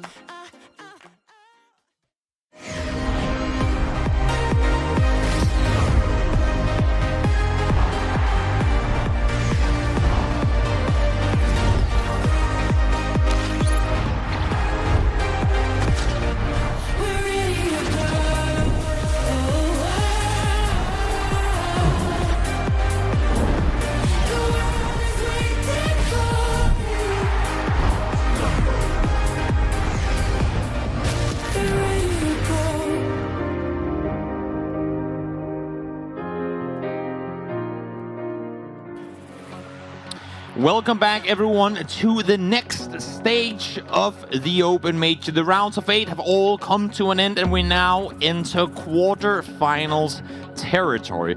Welcome back, everyone. Toby here, joined by Geoguessr, your caster for the final 2 matches of this day. And what a great day it has been thus far, and what a great game we're about to witness here. Definitely great games as expected, and also pretty much all games were even. Pretty much all games were even. Yes. Even though we see a lot of new names and we think there might be some that are just not that far ahead of the game, and those are all newcomers. No, not at all. Those are great players. A lot of them also have played for a long time as well. Yeah, I mean, high skill level, and we see it in the matchups. Very few would you like to consider big blunders, and when there were mistakes, as we've seen in the past, oftentimes it's mistakes made pretty much simultaneously by both players, because either A, very difficult seed, or one of those 50-50 situations where it could go either way, and we see that at the very highest echelon of play as well, so not really unique to the Open qualifiers here. So definitely been pleasantly surprised with the level of play that we've been getting this tournament so far.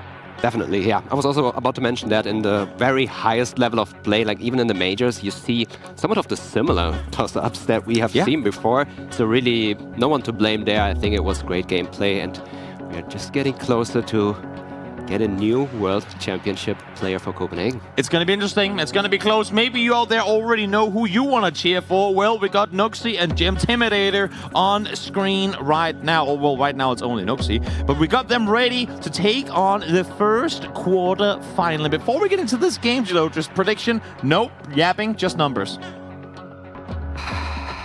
No yapping, just numbers.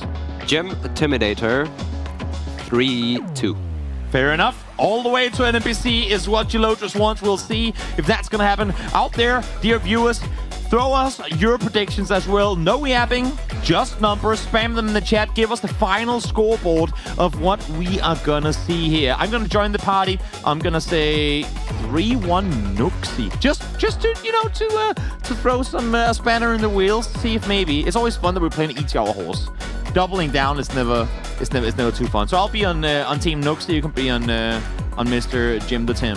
That's absolutely fine, and it's also something I could see. Therefore, yeah, it is fair. It is fair. The reason now I can give the reason. Can I give it now? Can I give it now, Tony, please? Only because you have a microphone and you're being paid to talk. Fair enough. Go for it. Yeah, I mean, we had the interview earlier with Geointimidator, and he also mentioned yet again how he also improved on moving. And moving is just such an important factor in these best-of-5 games. That's why I think Geointimidator, who is usually known to be stronger no-move NMPZ, if he got that practice in for the moving games, I think he has very good cards to win this game. Well, the sun is setting for Nuxie. The sun is only now coming up for the Geointimidator, as he is over there in the US of A. And now he here into round number 1. We go with neither player moving thus far. mean, I am starting to think that either they have forgotten the game mode we're in, or maybe we have a remake on our hands. Hey, I was predicting that we go all the way to NMPZ. I didn't think we get it immediately. They are just staring at it. Obviously. It is a beautiful location. Yeah? Yep. Do you want to think about this round? I mean, this is warm up. This is the player round. Players out there, spam where we are right here, right now. 5K to the best of your ability. You have 15 seconds left to go. Timer is running low. What do you think, Gelotris? I think it looks pretty Asian, with the vegetation and all white lines. Yeah. Leads you to Malaysia usually. Easy. Go next. Don't know how easy it is, but we are gonna remake, of course. Maybe you guys got it as well. As you can see, Noxy and Jim. I don't think they ever really knew what was going on, but we were in fact in Ghana. So that was for content. Right? It was just to stall, to make it a bit more entertaining for everyone. I see how it is. We are going to get the game remade. It should be up and running any second now. So the guys here sitting ready to play can get the game going. I think, honestly, seeing how both these... Because now we've had... Coming into today was hard to predict a whole lot because we didn't have a whole lot of data on these players from a high-level competitive standpoint. But now we do.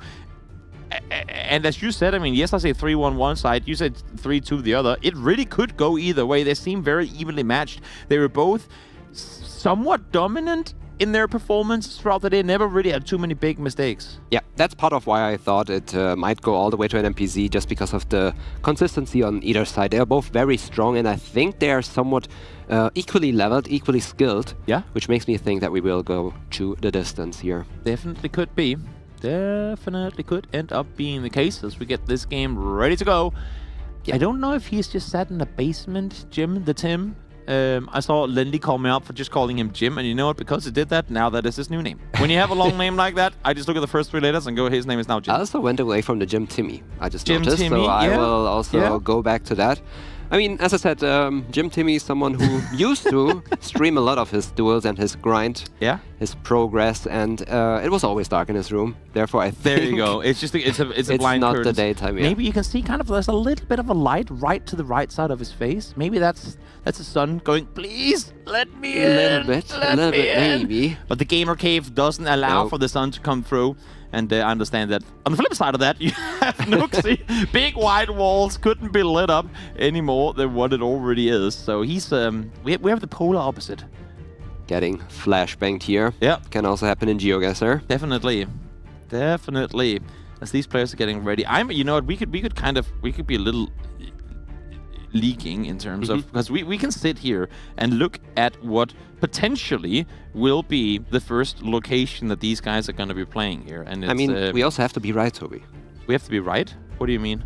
With shouting out the right. country. You know what? If this is Ghana and I'm saying Malaysia, then I think I'm going to get fired by the people upstairs. Oh.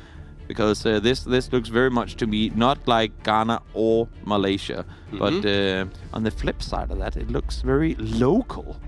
It does where look we local. currently are positioned. So maybe that's a hint for the players. And you know what? Had this been a tricky round, now the players know. They will know instantly. We could give clues, and the chat will try to guess the country based on the clues. But I feel like we already gave made it pretty easy already. Maybe we could have started. We gave them too many hints. Pointing out some information. We gave them hint number 8. In a game of 9 hints, we gave the revealing one to begin with. A red house in the distance would have been. Red house in the distance, yellow one closer. Easy, but it seems like we are going to get in game now. And as you can see here, we are in Sweden. We're starting on the Peace Street, Fredgatan, as we now go out into the wilderness, the chaos country that is Sweden. Chaos country. Yep. Also a lot of this reddish pavement you see from time to time. Somewhat bigger city, it would seem. There was a bit of a town square there, maybe a town hall as well. But then again, if you don't know all your Swedish cities, of course, that which I don't fault you for not knowing, because I don't either. Is that Venice on many things? Venice. Could be a place name. We have a lot of snow all around. We also had that in the spawn, which you get a lot around Umea, where Jim Timmy is actually zoomed in. on his map right now, so he is considering that. I love how in 3 clicks, Noxy just went through 3 seasons. Yeah. Fall, winter, spring. That was a 3-way jump, and now it goes back to the starting position. You do have Jim Timidator up towards Umeå, and they're both going to be on the northern side of Stockholm this time around. This is actually right up there. Great call on Europod, you Lotus, the Sweden. You've been here so many times at this point at this that point, you just lucked in. You know, not all the way up north there, but wish at some point. Maybe you will. At some point. That's when we're doing skiing content for Geoguessr next year. Yep, we're gonna go explore the worlds.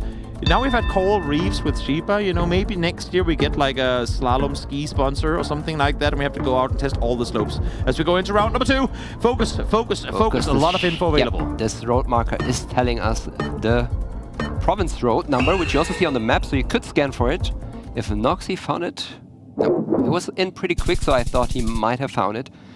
They are kind of hard to scan for, but definitely findable if you somewhat can vibe out the general region where you are in the country. And we are in round 3 now. On the savannah. In the savannah. We waiting are for the driving. lion to pounce out from the side. Oh, interesting car with the camouflage. It's something that's mostly overwritten, but you still see it a little bit. I mean, so Savannah wasn't completely off. It wasn't. It was actually very, very true to where we were, both in the northern parts of South Africa. Yeah, the national park called Kruger. That's where you had that car. You still get some sections where you see it, but it's mostly overwritten with newer coverage. Makes it a little bit more difficult, but I feel like it's still somewhat recognizable. It's a national park after all. Looks a little bit different than the general. Definitely back to a country with recognizable text. Yep. We go here. It's Bengali. And both of these players, I think it said Bogura on that sign in the middle down there. Jim Timmy had it quick. Noxy's still looking for the right sign here. Do you know you're Bengali or do you not? Could be the difference maker, and whether you get this one or not. They're gonna be close to one another, but I think Noxy just went, he just went down to Dhaka. And it's gonna be rewarding for Jim Timidator. I don't know if he understands or reads Bengali, but he clearly saw what you saw and instantly went to the city, so you'd have to imagine. Yeah, I mean, in Geoguessr, it's mostly about just being able to read what it says. You usually don't understand the site, but, recognizing it's already names. enough if you know what it says. So, you know, there are actually a lot of districts in Bangladesh. I think it's 81 or something like that. So you can get very close. The more districts you have, the smaller they are. Yeah. Especially in a somewhat smaller country. And now we are in another continent, which is South America. We are in Brazil. We have those ladder poles, which we call them. Very good indicator to get the country right. But getting the country right is one part in Brazil. Is that the AL down on the bottom right side? What is the login based on here? It's probably saying Alagoas then. The abbreviation for... Could very well be... Oh, last second login from Noxy. It's going to be further down towards the south, and it was, in fact, up there a bit further towards the north. And decent sized damage coming through here once again. Jim Timidator remaining flawless through round 5. Yeah, again, picking up 1k here, 1k there. Exactly. That's how a lot of games actually turned out to be today, where you just needed those small points here and there, because your opponent will not be too far off, usually, in a competition like this. And now we are driving left in Indonesia. We talked about these concrete slapped roads, which you sometimes also see in Indonesia, so be careful. But with the help of... Go ahead. No, I was just going to say, you had a kabupaten on the sign that Noxy just saw, but are some of the kabupatens too big that even that's not info enough? Or why would he not, come with a guess based on that? Maybe part of it is because it's, I think, Java. We have a lot of tile roofs, which is a good indicator for Java. And usually, I mean, that's how I did it, is learn every kabupaten but the ones on Java, because Java has a lot of them, and usually you can also find them on the map. Fair enough. So I think it's already good if you know the others to rule them out, so you can confirm you're in Java, and then you can vibe it out or find it on the map. Makes perfect sense. Noxie is going to set a bit further towards the west, but Jim Intimidator found the city proper and is on point here once again. That's half the remaining health of Noxie gone, and now sat at just over 1,000. Noxie, shake it off, get back in the game. This is going to be an uphill battle for the remainder of this one. Yep. Once again, Noxie was somewhat close, but again, 1.3k once again for Jim Intimidator. That means Noxie is only on 1k health left. Here in the next country, which looks like Romania. And we also have a waystone for Jim Timmy on the side. It is so hard to read, though he really wishes that he could read that, because that's giving you good information. It's usually giving you the road number and also the towns you will enter up next. So Jim is looking to go East Coast Romania. We'll see if Noxie opts to follow suit. I mean, we have water on the east, but I'm not sure if it's ocean or whether it just be a lake. Yeah, I don't think they use the water here. It's maybe more the rolling hills and how dry it is. Yeah. I think that's a good indicator to be more towards the east in Romania. Watch out for the cat. There's a cat in the street. Noxie, don't drive further. It's dangerous for the cat. It is indeed. Down towards the south goes Jim Intimidator. Up towards the north go Noxie, and finally a round gone his way, and with a decent amount of points to boot as well. 1,500, of course, helped by the multipliers. Starting to try and claw back here, but only 3 more rounds left to do so. Yeah, we were pretty much looking over at Moldova there already. All the way up there at the border. And we move on to the next round. In first glance, I think we are back in Java with those tile roofs that we see all around us. Again, a good clue to get the right island, but then again, it is a very long stretch. I mean, based on the landscape, you could say that the east of Java is more like very flat, and then you get like mountains out of nowhere. And if it's like more rolling or like more mountainous all around, you're more towards the west of Java. But still a big span, so they will definitely use that time to get some more information on here. And we have a somewhat good looking sign, but I can't really tell if it's giving us a Kabu pattern. We have a symmetrical pole, which you see more towards the east. I think Jim Intimidator had something good to work with there. Yeah, exactly. Now they're both going to log in. Noxie is further towards the east, and it's going to be Jim Intimidator on point with this one once more. Will it be enough, you would imagine? Yes, it just exactly able to lock that one in. Jim Intimidator up 1-0. What a strong performance from Jim Timmy there. Yeah, definitely. I mean, he was right on it all the time. Didn't really make any mistakes. And one even round in Romania, that's all it was. Yeah, even if he gave up some points to Noxie, he was still in the somewhat rough region. So yeah, shout out to Jim Timmy, playing very well on the first moving game of this match. Noxie versus Jim Intimidator. France versus USA. Yeah, it was a very much in the same fashion, I feel like, that he played his initial round of 8 game. I mean, where Noxie's game was a little more back and forth for the most part. Jim just seemed solid throughout, I mean, at least for the vast majority of it, and here was really no different. I mean, outside of one, can't even call it a slip-up. I mean, out of 8 rounds, you are bound to have one where you're a couple of kilometers off. Unfortunately for Noxie, he got rewarded on that round, but outside of that, it was just a 0 mistakes game. Yeah, definitely. And also Jim Timmy, I feel like, just got a better usage of the signs he found usually, because Noxie also got to somewhat of the same information that Jim Timmy had. So therefore, yeah, I want to say that Jim Timmy just made a way better usage of that in the moving game. Definitely. We are going to get this second game going in just a second. Of course, it is going to be no move. So now, all the info that these players had available before shouldn't be as informative, a little more scarce, I should say, as we get ready for game number 2 to get going. I gotta say though, considering how long and somewhat intimidating this day's broadcast looked, it has flown by incredibly quickly. 10 BO5 sounds like a whole deal. We're sat here now, just 2 games left to go.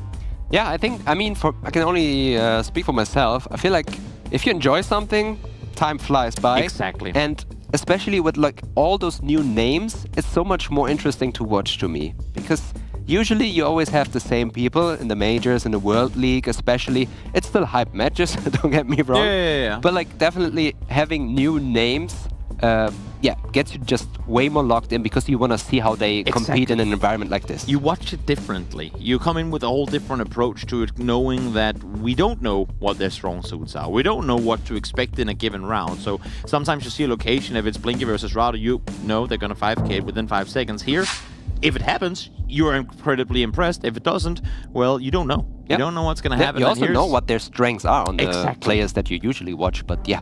Interesting car here to interesting. kick off game number 2. Unique enough, maybe that they can use it for something useful. Is it just how it's glitched? I want to say that it's too unique because India has so many different cars. At the point where it's not even worth learning those cars because there are so many. Sometimes you just have them for a very short span. So unique car, but no text. At least that's what plebs like me would use for main info in terms of where you are. No text, which has Noxy currently set hard east. Now it goes a bit further north towards the Himalayas. But Jim has literally looked at the entire country at this point. He's been all over it, and now he's just going back to center. Very, very mountainous. So for that reason, I could imagine being further north, but at the same time, I don't feel like it looks right for north. I mean, Jim just goes center. He goes, you know what? Round 1, how bad can it get? And not only is it not bad, he's actually going to win it. I respect Noxy. He went Nepal in this round. Yep. It's fair. Yeah. It's fair. you hedge rarely both see sides a Nepal when you guess. get those mountains. I can blame him, but at the same time, I felt like it looked a bit more tropical. Yeah. Usually you have like more pine trees along there, a bit more colder environment. It's got to be one of the first Nepal hedges I've ever seen. It happens. It happens. But in a competition, it's also the first time for me. Yep. It's nice to see that happening here. Definitely. As we now go to an area with, I want to say more info, but all you have is one pole with a post stamp on it. So we'll see, or something about posters. Yeah, we have talked about this posted sticker. And I don't want to point at someone, but do you know what? I'm going to do it today. Go for it. Ziggy once told me what did he say? That's always Pennsylvania. Always Pennsylvania. To be fair, he said if it's on a tree. But I will ignore that fact. I will trust Ziggy here. Noxy is on the border to New York. Jim Timidator is on the border from New York to New Hampshire. We'll see if they're both going to be wrong and bested by Ziggy, or if they won't be. It is border territory. And we are towards New York. New York. So there you have it. Ziggy wasn't right. Ziggy, for once, wasn't right. To be fair, it wasn't on a tree. It wasn't on a tree. That's what he's gonna tell me. It wasn't on a tree. Oh, that's what it is. Fair enough. Fair enough. As we now go into round number 3. Again, instantly locking down towards the northern part of South Africa. We were here just moments ago. And seems like Noxy wants to go here once again. Yeah. Once again, a meta that you shouldn't rely on 100%, but usually those poles with the 3 insulators sticking out is something you see in the Limpopo region in South Africa, which is this whole northeastern part. Pretty big region still, but yeah. Given the looks as well, like usually you combine it and you look at the pole and think, okay, that's common in northeast. Does it look northeastern? Yes, it does. Then you end up there usually, but still a big region where as region guessing within Limpopo isn't that easy most of the times. You use it to kind of help narrow down certain things. We'll see who's going to get the better of this, because there's some houses there in the distance that Jim is looking at right now, but seemingly quickly going away from it again. They're both up towards the north. You have Noxy a bit further up there. As this one comes to an end, it's going to be all the way up towards the northeast. So a good round for Noxy to reclaim that lead, at least for now. Yeah, very committed guess from Jim Timmy. I think initially he started up there. Yeah. Walked his way around. Maybe he tried to read the terrain and thought the mountains don't fit over there. That can usually gaslight you. Definitely. Now we have a couple parts here. Kapuas Hulu. I think that is central north in Kalimantan. In West yeah. Around where Jim Timmy just plonked, I think that's the right regency. Quick log in on his part. You can see Noxy is slowly maneuvering his way up there as well. Yeah, let's see if he will switch. If Noxy stays there, it could be a couple points for Jim Timmy if he's right on it. But it's still way further inland. Could have been way more points there, actually. Definitely could have, yeah, definitely. I think he's not... No, he's definitely in Sintang. That's not Kapuas Hulu anymore, but... Fair enough, still using that to do a little bit of damage. Yeah. Reaching now the halfway point, or almost, of this game number 2. Jim Simulator currently in the lead, as all they have here is a couple of warehouses, one with a Badger at. Any Wisconsin Badgers fans out there, let it be known in the chat. I don't think that's where we are this time around, though. No, we shouldn't. I think we are in Canada. We have the single yellow line, very commonly found in Canada overall. And at the same time, we also have that pole attachment. I don't know if it's the Quebec or Ontario one. But yeah, by the looks and also all these cornfields, would make more sense for Ontario maybe. That's also where Noxy did drop his pin for now. Jim Timulator is really using all his time. Didn't even open the map yet. He's looking at everything, maybe trying to find something that could tell you more about this location. But he actually ends up in the US. Okay, not that big a divide of them. They're just on each their side of Lake Michigan. But we'll see now. It is actually going to be all the way down towards the south. And you can see on Jim Timmy's face there. That's a big one, and that is going to be game over. 1,000 kilometers of target. And Noxy takes game number 2. Yeah, I can totally understand the guess. Like sometimes, I mean, spawning into the round, I also thought it's the US. And the more I looked at all the clues, that led me a little bit away from the US, but still enough of the vibes for Jim Timmy to commit. I baited them with my Wisconsin Badgers. Maybe. Yeah, that's what it was. I'm sorry. I'm sorry. I was listening. He was like, no, Toby came around. I gotta go Minnesota instead. Unfortunately for him, he went in the wrong direction and it cost him a game. So now, a 1-1 score. Both our predictions can still come to fruition. We'll see what's gonna end up happening here. But an interesting case now of Jim Timmy having played pretty much a flawless game 1 into a, I don't want to say big mistakes on his part, but Noxy definitely seemed more comfortable in no move. Definitely. It was a little bit of a stumble from Jim Timmy. Let's see. New game here. We are going back to moving. Let's see if he's locked in for this one. Or if Noxy will take this one home. We are starting in the United Kingdom. Don't really see any useful information nearby. They still have 30 seconds to find something, though. Hitches and hitches. One player, Jim Timmy, has a guess down already. Sending it. It could just be a very qualified plunk, but I feel like he just committed there early on.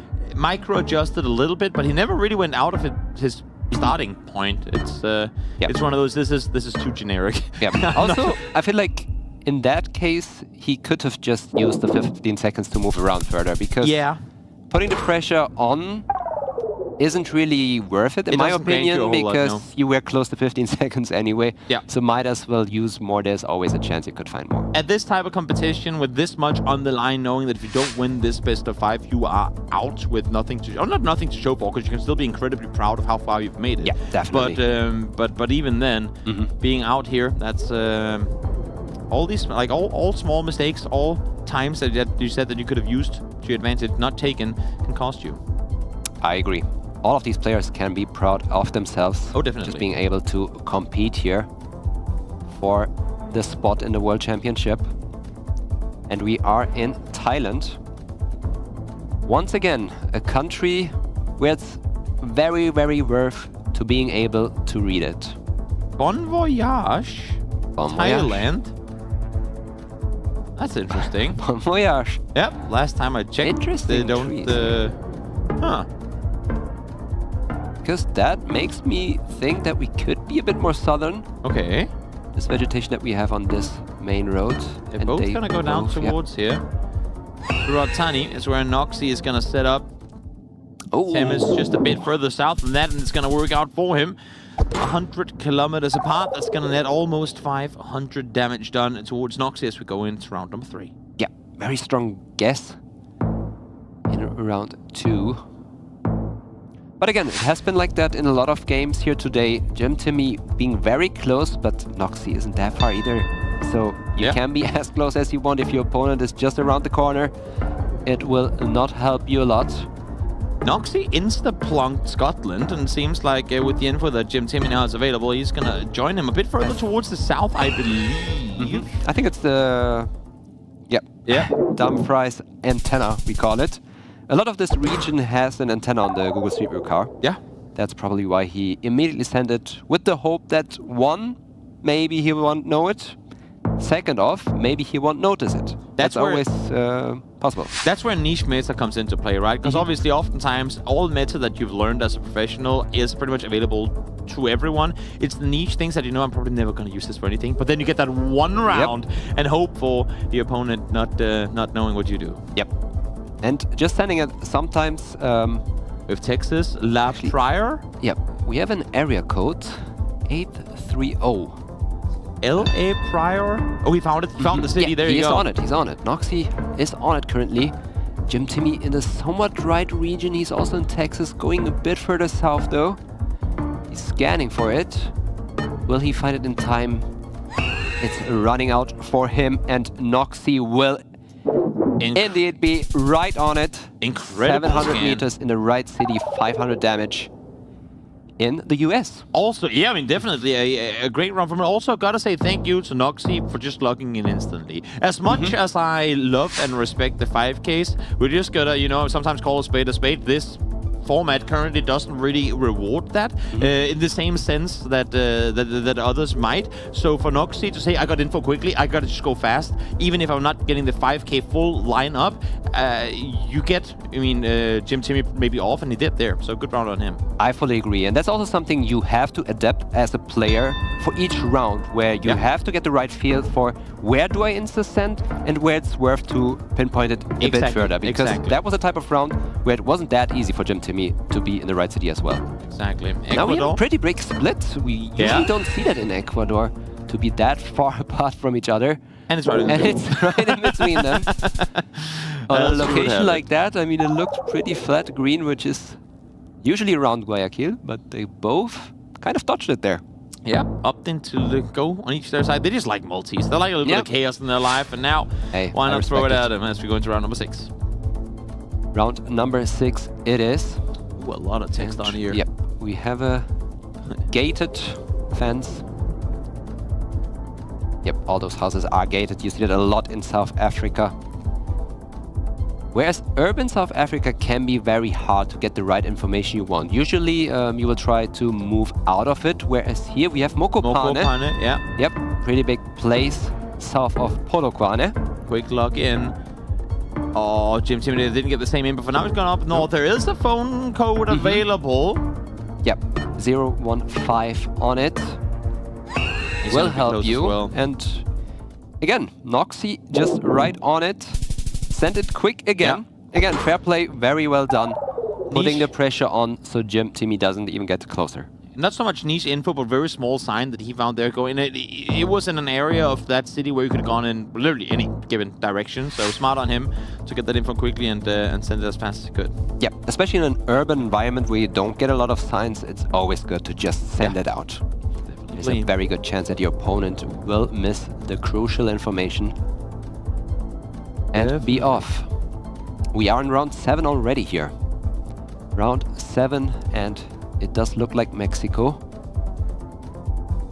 I am trying to read along here, but I don't really see the right information they want, and I think they also can't really make the right usage out of it. So we continue to move.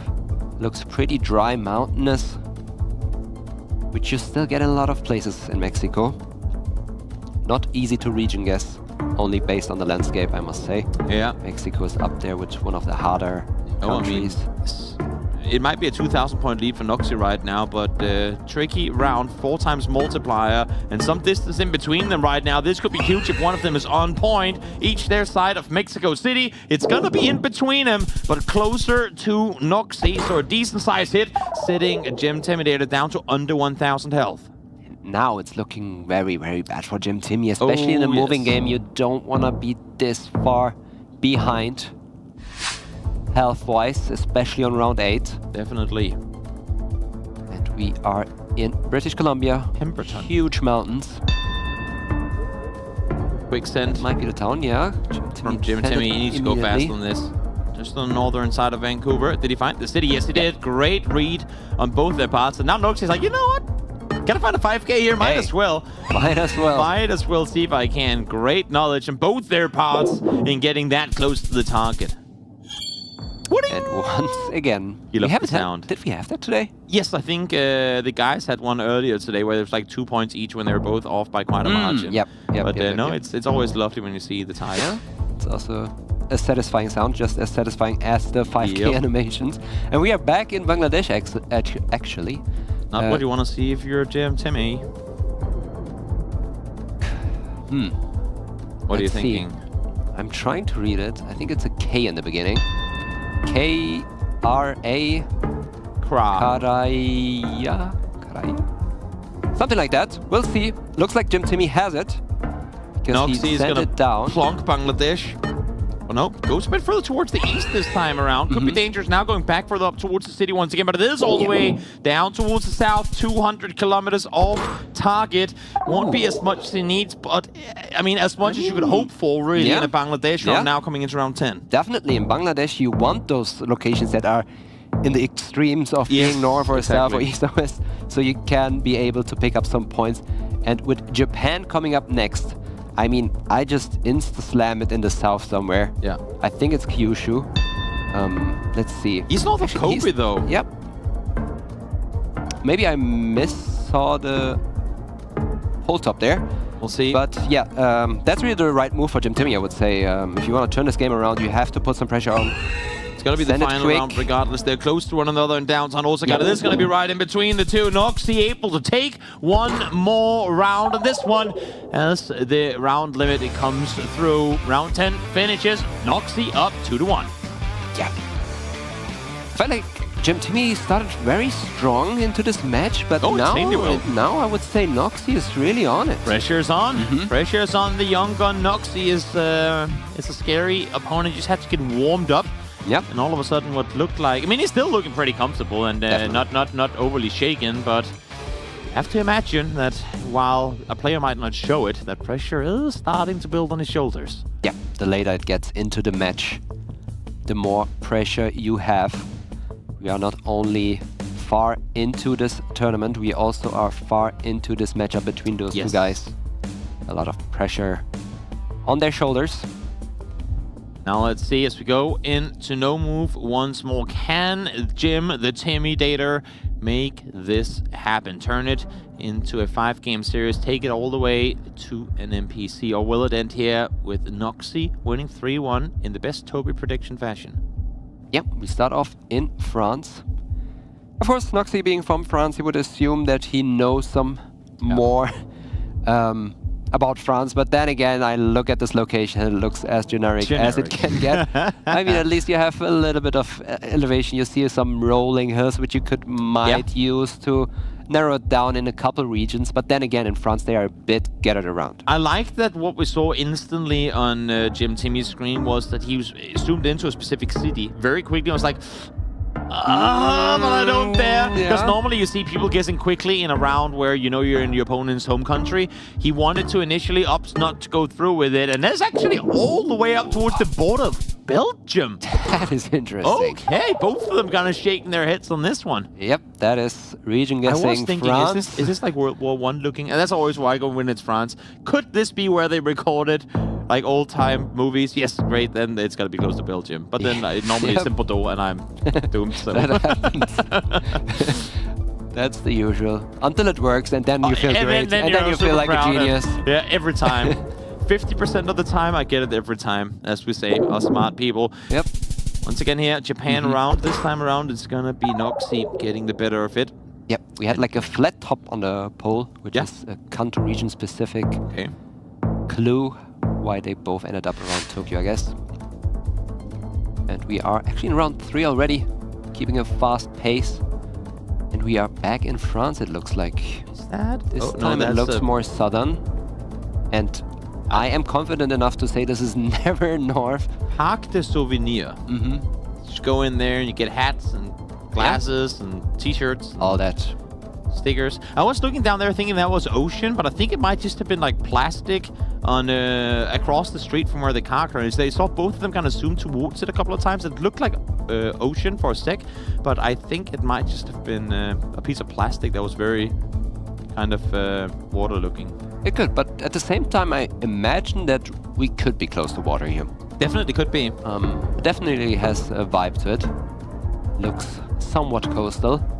Not overly mountainous, but hilly enough to be leading towards the Alps from the southern shores of France. Let's see if they're going to be right on their estimations. And this one, it is going to be an incredibly good guess on both their parts here. It's going to be Geoguessr closer though, so good for him, able to finally get himself a lead. Yep, not many points, but still very good guesses. Nice to see that, and also good for their confidence. Definitely.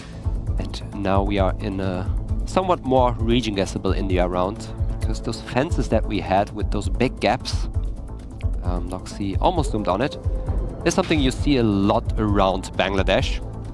So I would assume that we are somewhere around there. Mostly north of it. I don't know if you get it west of Bangladesh, but we'll find out.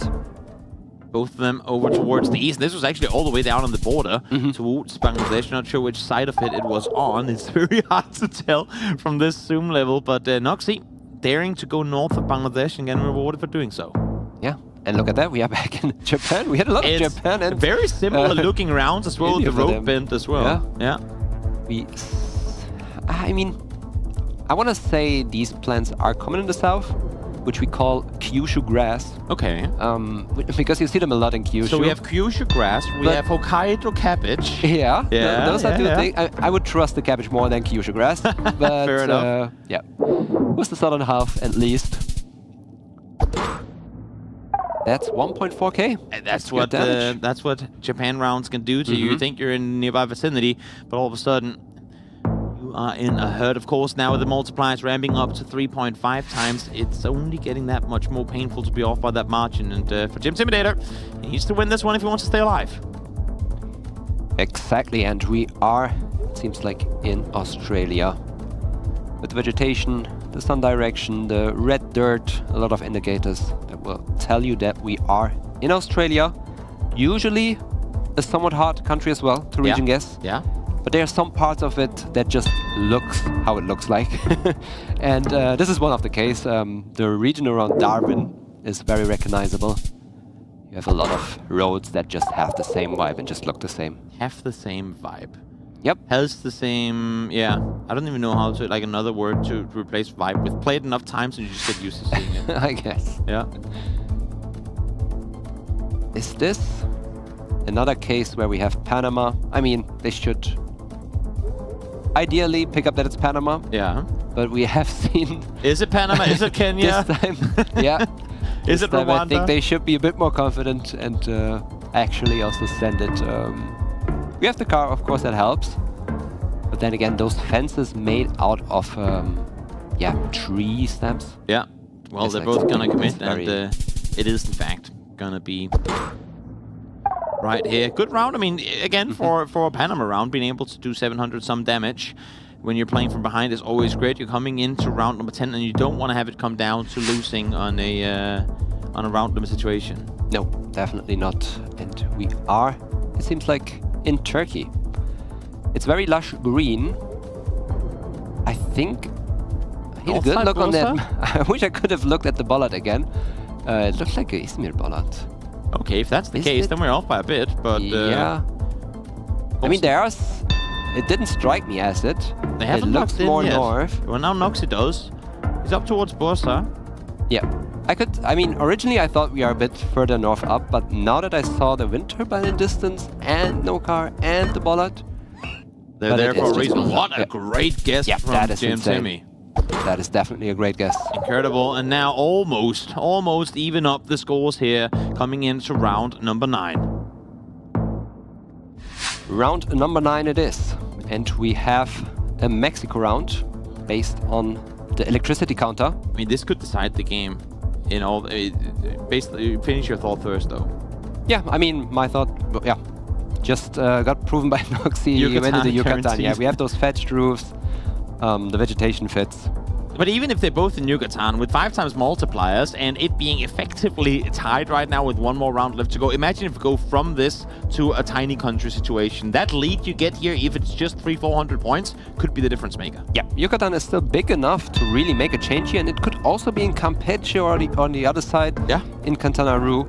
Noxi's going far west. That's a committed guess, and it pays off for him. It's still going to be a losing round, but even further east, that would have been dicey. Just 30 damage done now. Yeah, it was actually in Campeche, but just all the way up north, so the Yucatan Plonk Here we go. was still the right call there. Round 10, the final round of this game. Jimtimidator needs to do at least 300 some damage to Noxy in order to get this, which is effectively he has to be 50 meters closer to the target. In a country like this, I mean, I assume it's Norway.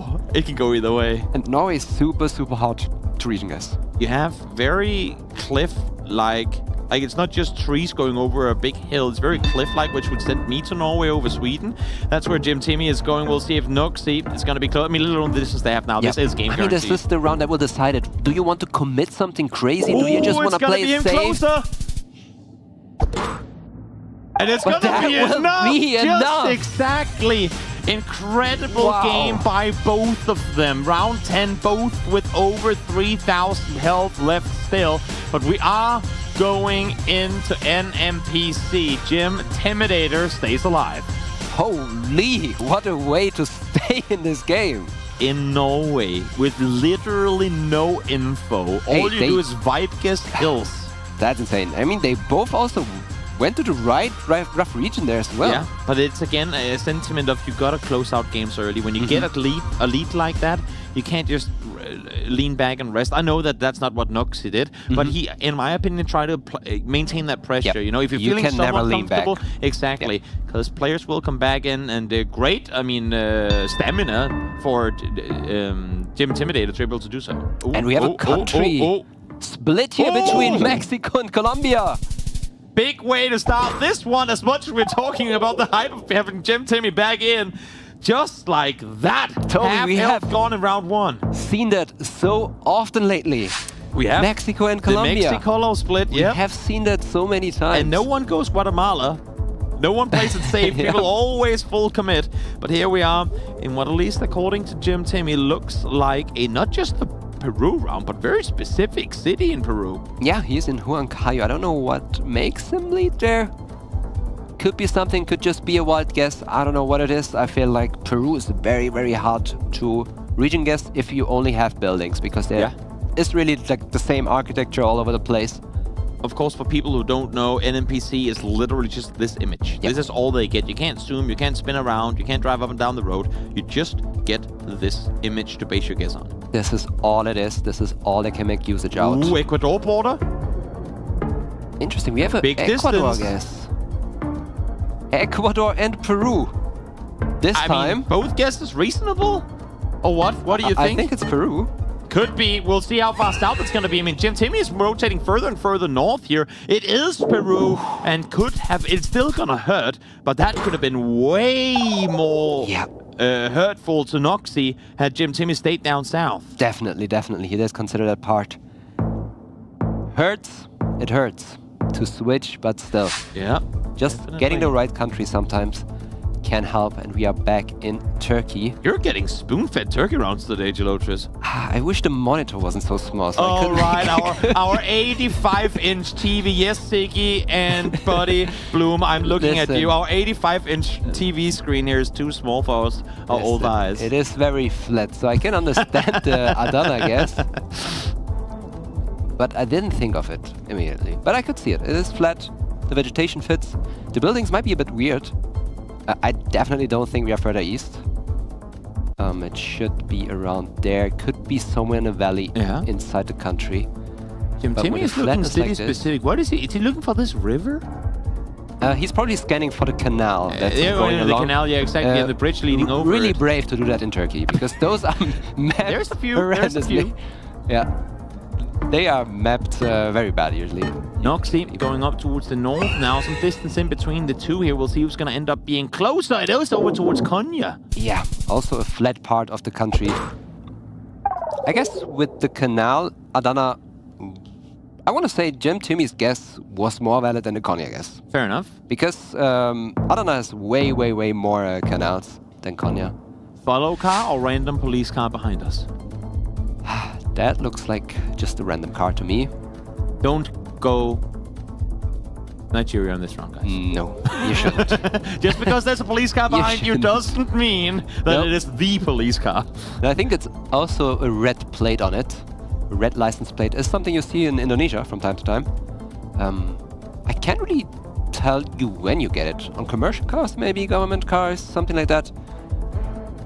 But yeah, it's something you see in Brazil and Indo, but in this South case we are in Indonesia. Sulawesi, or more central now for Jim Timmy. And Noxy, I mean, looking to follow suit. But what else can you base this on? Is it the roofs? Indo roofs? What are you thinking? I think, are those fences on the distance? Because those look like Sulawesi fences. Okay. We had them earlier as well. They are like painted on the top. Fair and enough. they are like, it's hard to explain. They just go in one row. There's like a very... I love how they both seem comfortable, but neither of them wants to log in. It is going to be a bit further up towards the north. So, not as much damage as could have been, but nonetheless a good round for Jim Timmy to get some points back in his favor. Yep, definitely. Also good for him to like get 2 higher multis now. Yeah, true. To turn this game around. For now, it's still Noxy in the lead. As we go over to the next round, we have a background poll, which makes me think we are in Argentina. Those license plate with the blue top on it is something that you see in more Latin countries now. You see it in Chile, Argentina, Brazil. But out of those, I feel like with that background poll, we should be in Argentina. Now, guessing urban Argentina, I don't know how to do that. You could maybe find the right grid, but we are on a north-south road. One is Buenos Aires, one is all the way up towards Cordoba. I mean, there's enough distance in between these two with 3 times multiply. This could be painful if one of them is right. I don't know if you get north-south grids in. And it's Buenos Aires. even further towards the west. Jim Timidate is going to be on point with this one, and it's going to be him now in the lead. Wow. Yeah, he's turning it around there. This back and forth, I mean, he looked flawless through game 1. Then Noxy makes a fool of him for 2 games straight, and now he's back in the lead again. And look at this round. Again, not much to work with. On 3.5, this is scary. Hey, Jim Timmy is like, you know what, do I dare hedge Indo? No, he's looking... I mean... You gotta be specific. You can't hedge with these multipliers, I feel like. It looks so specific, though the road is so narrow. Yeah?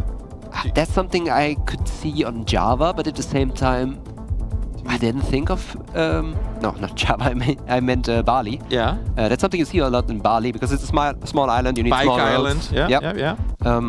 But at the same time, the landscape didn't strike me as it. We could be a bit further east, further west. Both in West Sumatra right now. Could see that works more with the vegetation here, I would say. Sumatra makes sense with that.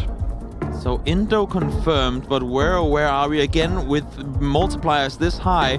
Even the smallest distance between their 2 guesses here could be the biggest of difference makers. Let's see who is going to be closer to the target. It is further down towards the south, and the Noxy is able to turn this one in his favor again. And look at that, just 50 kilometers apart, but a fourth of the remaining health of Jim Timmy gone, as we now almost evened up, coming into round 7, and we go into the desert. Toby, it's getting very intense here. We are in round 7 and we have them both on pretty much, I would say this is equal health. On NMPZ, yes, with this 4, multipliers, it's pretty much equal health. Even. And yeah, what are we looking at here? We have, are those lights white? Jim Timmy is looking very specific. He zoomed in instantly to this very eastern reservation. Yeah, the landscape definitely fits. Because you can also kind of tell on the map how it gets green further east. Yeah. That's how you can tell it's more dry on that part and more green on that part. Okay. And if it's like super dry like this, that's a good indicator to be a bit more west on that side of Jujuy. The further south in the country, you would see a bit more trees and all that. Makes sense. Yeah, and without any trees inside, this being so dry. Neither of them daring to log in here. Still, we have one on the Chile side, one on the Argentina side. Chat, get your voices in. Is it Chile? Is it Argentina? This could be the decider for who goes through to the semifinals. They're both locked in. It's going to be closer to Jim Timmy, but is it going to be enough? No! Noxy stays alive. It's getting close as we get into round 8. I mean, he got scared. So did I. And now I want to say it looks more like a recognizable road. Do you insta-guess here, though? I mean... Even if it's recognizable, 5 kilometers off and Noxy loses. Because you will try to line this up. If you send on me, I still have 15 seconds more than you to line this up. And at this point, you want to be precise. And for Noxy, I mean, I know we talk about these famous roads that they've driven down. Sure, the road is famous, but it's also like 1,000 kilometers long. And Noxy can literally, I don't want to do the math here, but I feel like it's 50 kilometers and it's GG. Yeah, you have to be on the right mountain range within literally, and hope that Jim Timidator is going to be off by quite the margin. And there's definitely enough of a stretch of land here that even if you're on the correct road, you could lose this. Yeah, they are both scanning for it. I mean, at this point, we have a road going northeast, turning to the north. Is it the mountain in the distance? And then you see a spiky mountain, and you just try to find that on the map. That's what they do right now. Question is, what happens after that bend where we can't see anymore? What happens? Noxy locks in, hands to the face, knowing that this could very easily be game, and most likely it will be, but it's going to be him closer. On point with it, 42 kilometers in the lead, though, and just like that, he stays alive. Both now under 1,000 health. Alive. That was such an important guess. That was so important to stay alive, because now... Why not go back where we started? On an urban environment like this in Japan, there's no way you can make a good guess. I know there is around 10 possible, but do we dare to say this is game? I mean... What are the odds that they end up in the same place? It is so unlikely that they both end up in the same place. One is because West, we have one is Tokyo. In Tokyo and one in Kyushu. This would have to be the most downtown Hiroshima ever. And it is all the way south. He wins the gym. Timmy taken out at the very, very last moment. What a insane back and forth between these two players. This had to be one of the most intense games I've seen in a good while. Wow. Oh, wow. And you can't help but, I mean, for Jim Timmy, it still has to set in like, wait, what? I lost that? Hey, I mean, wow. At that stage, I think Noxy also needs a couple seconds to realize what just happened. Oh, yes. What an absolutely insane finish to the first quarterfinal here. And congrats, of course, to Noxy for making it through, but what a back and forth. I gotta thank them both for giving us such a great match to watch and commentate. It was so much fun and so intense. Really well played from both of them. I mean, insane. Back and forths all the way through. No way to predict the winner in this one, that's for sure. So, Desk, we'll leave it up to you to figure out how exactly this one came to be. Thank you, Toby and Gelotris. What a game. What an entire match. I mean, I don't even know what to say. We were on the edge of our seats here just waiting for something to happen every single round of that NMPZ. We did not know how that was going to go by the end. And in the end, Noxy takes it, but just barely. Ziggy, talk to me about that. I mean, I don't even know where to start, honestly. With that NMPZ game, every single round, we were like, this could be it. This could be it. The Argentina round, Jim Timmy almost won on that. The Chile round, if he was on that right bend, if he sensed that he wins there, he had the opportunities. They were there. So close. It was so close. But Noxy, again, he win his first game against Miko Y was also an NMPZ win. So he took 2 NMPZ wins. Definitely going to ask him about that in a short time. But yeah, 2 amazing wins by Noxy, back-to-back NMPZ wins. Takes down Jim Timidator. Yeah, unreal stuff there. I mean, and even that last no-move game, too, definitely like one of the best no-move games I think I've seen in a long time. And overall, best match of the day, I would say, so far. And Noxy moves on to that semifinals. We have one more quarterfinals left to go today. Should be that Manuelson versus Jamabi game coming up next. But exciting stuff. I just cannot get over that last game, Ziggy. Yeah, that last game. Also, as you said, the second no-move game, that went 10 rounds, and nobody went below half health. Yeah. They both ended the game above 3,000 health. So, and even in the last round, Jim Timidator was just a bit closer and took the edge over him. That was, honestly... Cinema. Yeah, cinema all around for sure. I can't wait to talk to Noxy about that, because it was one of those situations where either player, I was just like, I want to see how they're feeling after that. I mean, it was just so intense, so amazing. God, any standout rounds to you? I think just in general, the Indonesia guessing in NMPZ was just like on point. Getting Sula there, and also in the second round, Sumatra. I did not guess Sumatra there, I can tell you that much. Yeah, that's super fair. They had some very, very impressive region guesses all around. But guys, Noxy is ready now for an interview, so let's chat with him. There he is. There he is. Noxy, how are you feeling? I mean, I'm just so happy to win this game because I mean, Gym TV could have won the game. Like it was so close, so intense. So happy to made it.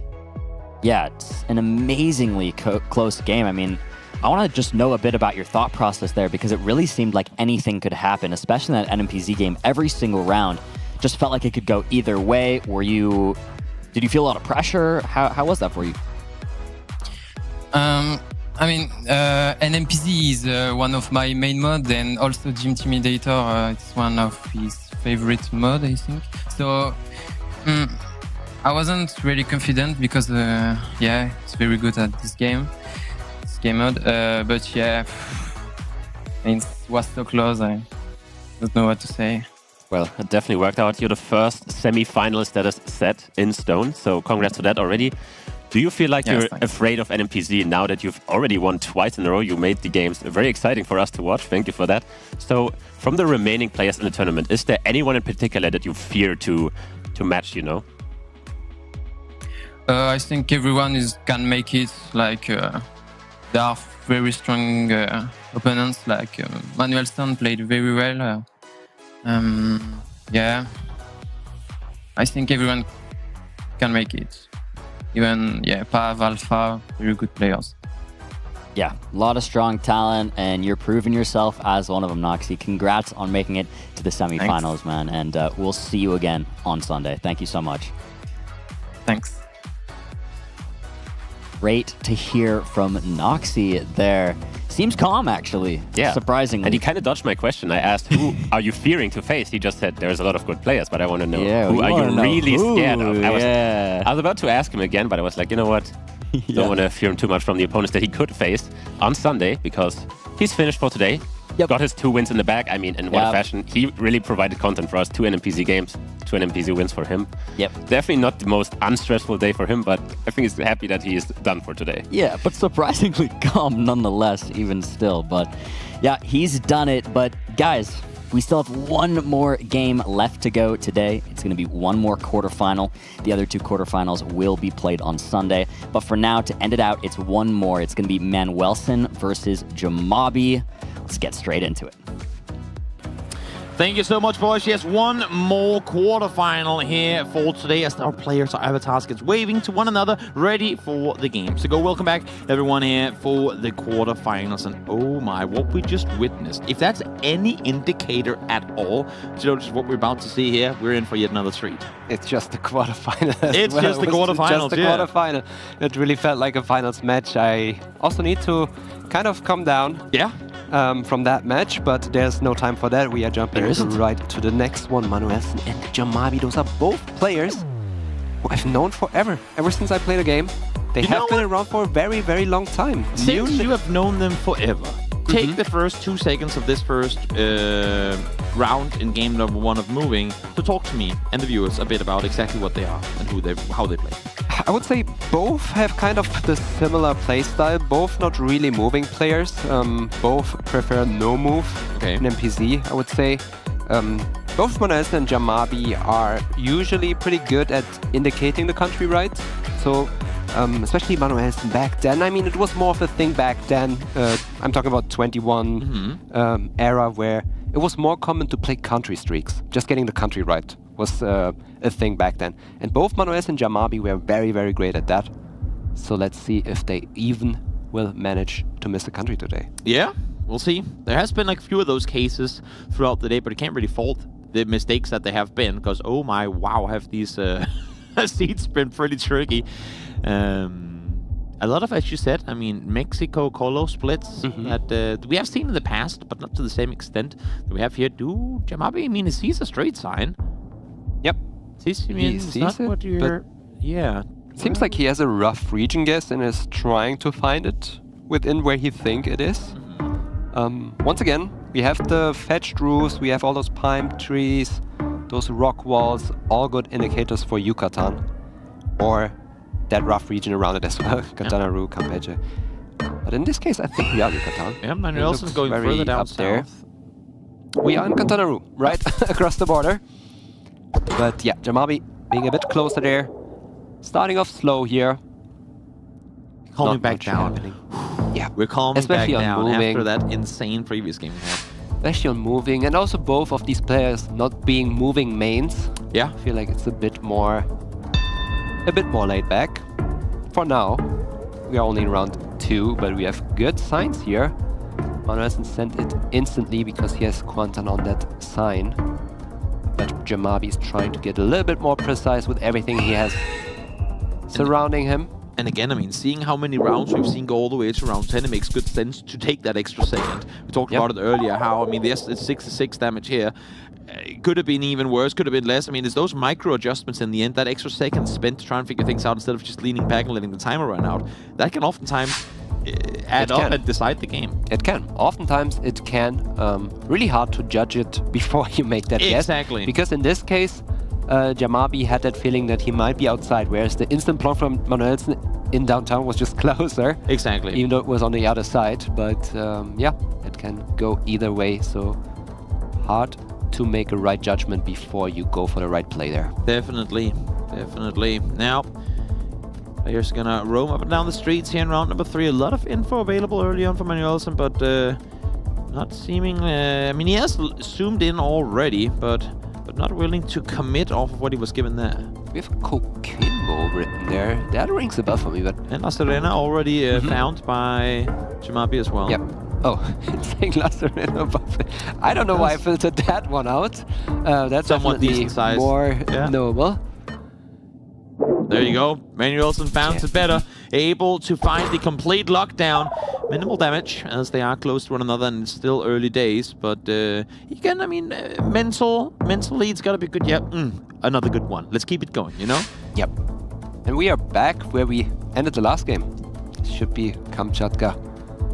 Very recognizable. It looks like so empty. You really have this white, sandy dirt road. And it's not Canada. Going on forever. And it's not Canada. Yeah. That's what you were always telling me, the white dirt roads are in Canada, right? So this is a bait. That would be also a valid guess if you would ignore a lot of things. If you ignore everything and just look at the road, then this is what you're going to get. And this is exactly what we do get. It's going to be Manuelsen closer, able to extend his lead up to almost 1,000. Yep. Once again, one of those games where both players are usually always in the right region. But Manuelsen being a bit more precise here and there. We are halfway through already, round 5. Yeah, quick one here. That is a quick one, giving it's a moving game, where they usually take a little bit more time. But we also had information usually on spawn, pretty much. So the players are blessed with that. And information on spawn here as well, but it seems like they're actively deciding not really to stop and look at these storefronts. A lot of people, I think, would maybe get trapped in continuously looking at info in areas like this, where these guys have the experience to know that, you know what, I'm not going to get anything worthwhile of just staying here. Yeah, especially in Cambodia, most of the signs are written in Khmer, and there aren't a lot of players who can read that. Yeah. I can name you like maybe 2 or 3. So. And they're both from Cambodia. No, they are not. I actually know one player from Cambodia. There you go. Shout out. Read it. Well, Manuelsen is going to be the first one to log in. Candlelight Party. Oh, I want to go to that one. We'll see if that's going to be a good time as Jamabi goes further towards the northeast, almost central in Cambodia, and will be rewarded for doing so. Not by much, but by 21 kilometers. Hey, that's 204 cheeky points. So, not really much happening here so far. If we look at the health bar, it seems like Jamabi got a big hit, but it didn't feel like it, really. Just those couple points here and there. And now we are in South Africa, where you can definitely get more points in, because it is a hard country. Yeah. It is a hard country. And it's also hard to get to information, what makes it really hard. Especially when you're out in the suburbs or lesser populated areas like the city we have here. You can go very far without seeing any good street signs. Yeah, and that's the thing with South Africa. It's either super easy if you're on a main road, because you have signs everywhere there. But if you're somewhere in a suburb, it turns out to the worst country ever, because you really don't find anything. Exactly. I mean, if you're lucky, you maybe get an area code, but you then also need to know it. I mean, Manuelsen has found a pretty decent-sized street, but hasn't been able to get any info at all yet. Neither of them have blocked in or like even opened their maps yet. But now Manuelsen does. He's going to go in between Lesotho and Eswatini. Jamabi is going to do the same thing here. Maybe thinking some of the hills are somewhat Lesotho-esque. We'll see if that's going to be the case. Yeah, just a bit up to the north. That's pretty much the default guess you do with that landscape. Rolling hills, kind of dry. It's really hard to reach and guess. They both went with the default because what are you going to do there? Exactly. From open fields, I should say, into lush mountains we go. We are, and for now, I don't know if it's maybe Austria. Slovenia? Looks like it. I think it should be Austria. We also have some signs here for Jamabi. Looks very good. Tips is a pretty big place, being only 13 kilometers off. Manuelsen sent it without information. So if Jamabi takes that time here and knows where these places are, the Gibbs is a river going along up there, and he's getting close, I think. Yeah. Was a bit further north, but that's a couple points, especially with 4x. Hey, you take those 350 points. Definitely. Again, even though you're games close. have many times been won by way less. Yep, definitely. See here, round number 8. It's very even score still. Barely breaking under 5k health. It's been an impressive performance by both of these players, as Manuelsen has now gone silent. He doesn't want to play anymore. He has enough. I'm in the lead, guys. Can we just end? Can we just stop here? Yeah. Sometimes you just stop the votes. Sometimes you just get that burnout. Hey, I can't do this anymore. I've been up all day, guys. Give me a break. It's not like it's an important deal or anything for him to finish this game. Unfortunately for Jamabi, he's probably looking at, regardless of how much or how hard the 5k is this, probably looking at a remake of round 8. Yep, that's definitely a bit frustrating. There's also no way of letting him know right now, so he probably has to wait out until the round is done and then talk to the production and check on things, what happened. Good for him is if he absolutely butchers this guess and it turns out that this is in fact Sri Lanka, then it could go either then he's way. gonna be happy that it was a remake. It is further north. Now we get the reaction going. And he thought, for a second he thought that Manuelsen 5k, I think. You know what? I feel really bad for Jamabi because right now he was up against Lemon earlier, who twice didn't guess, and now he's like, wait, does that mean I won? It's the Jamabi curse. For all the people that could be suffering from this, had it been anyone else, they'd be like, yeah, you know what, it's a remake. But Jamabi literally had it was a remake, and it wasn't a remake already today. So I understand why he's like, somebody talk to me. I don't know what's going on here. Not the best experience for Jamabi today. You can see in Manuelsen's face that clearly something did not, he's also upset about it. I guess it's bad for everyone, but it is online. It does happen. It's not something we do every day. I feel bad for Jamabi though. As much as it was Manuelsen who lost his connectivity or what it was that happened, it's... Based on his reaction, I think he thought that Manuelsen 5k'd. Because you couldn't see his pin, and usually if you don't see the opponent's pin, you think he's under the flag and he just 5k'd. Until you see the NA. And then you see the NA, yeah, exactly. And that is kind of a relief. And yeah, I believe that's also good for Jamabi, but yeah. We'll see how we will figure this one out. They are talking through the production. Jamabi has a trophy.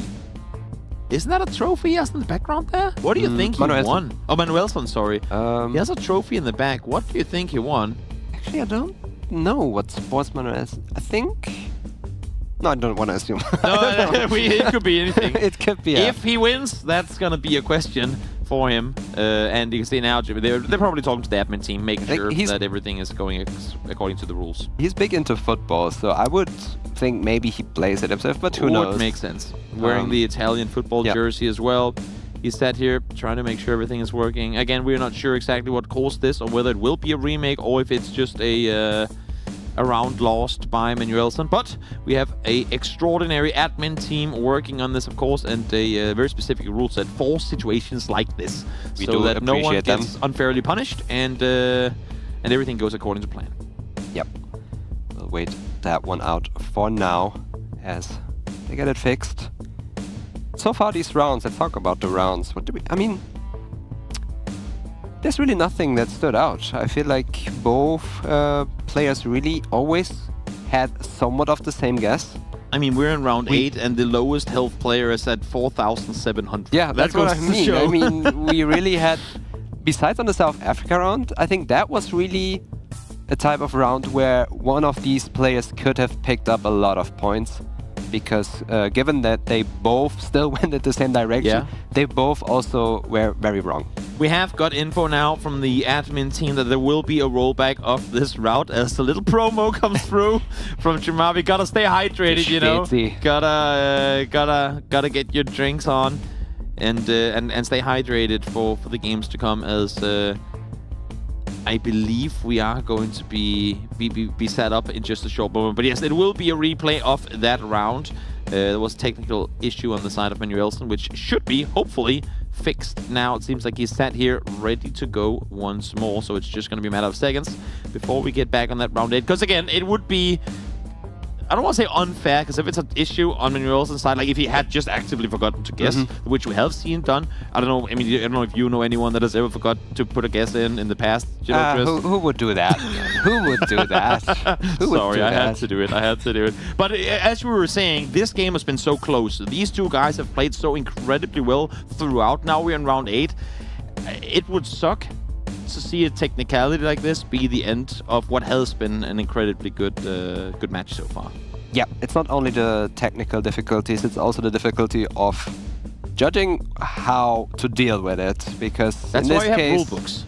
Yep, that's also a thing, rule books. That is why we have very thick into rule that, books. but yeah, it's important to have that, because I mean, in this case, I want to say there's nothing. Also, depending on the round, right? You had this Portugal round, and it's always easy to say, you know, you never know what will happen. Yeah. But I would assume that Manuelson also would have ended it. They would have been around there in the rough same region. It's a small country.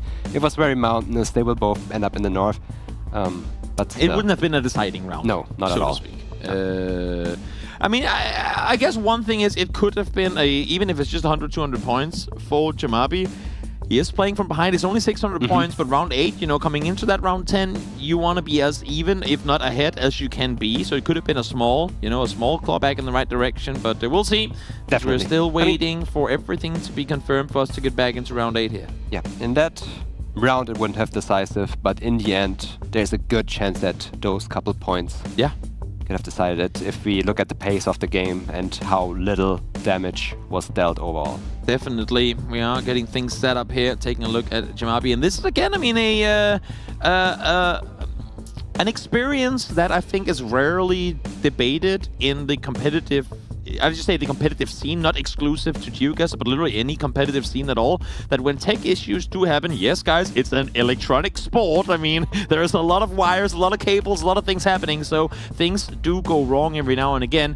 Being able to stay locked in through that, not knowing if it's going to be a 30-second fix or if it's going to be him sat for 20 minutes, not knowing what's going to happen. You never know, but it seems like we are going to get back into this one. Manuelson, there you go, back on to 5206 health. We are live, round number 8. Here we go. And where are we? And they throw them right into it, into this, what looks like Hungary round. Wait a minute, Manuelson. But Manuelson not moving.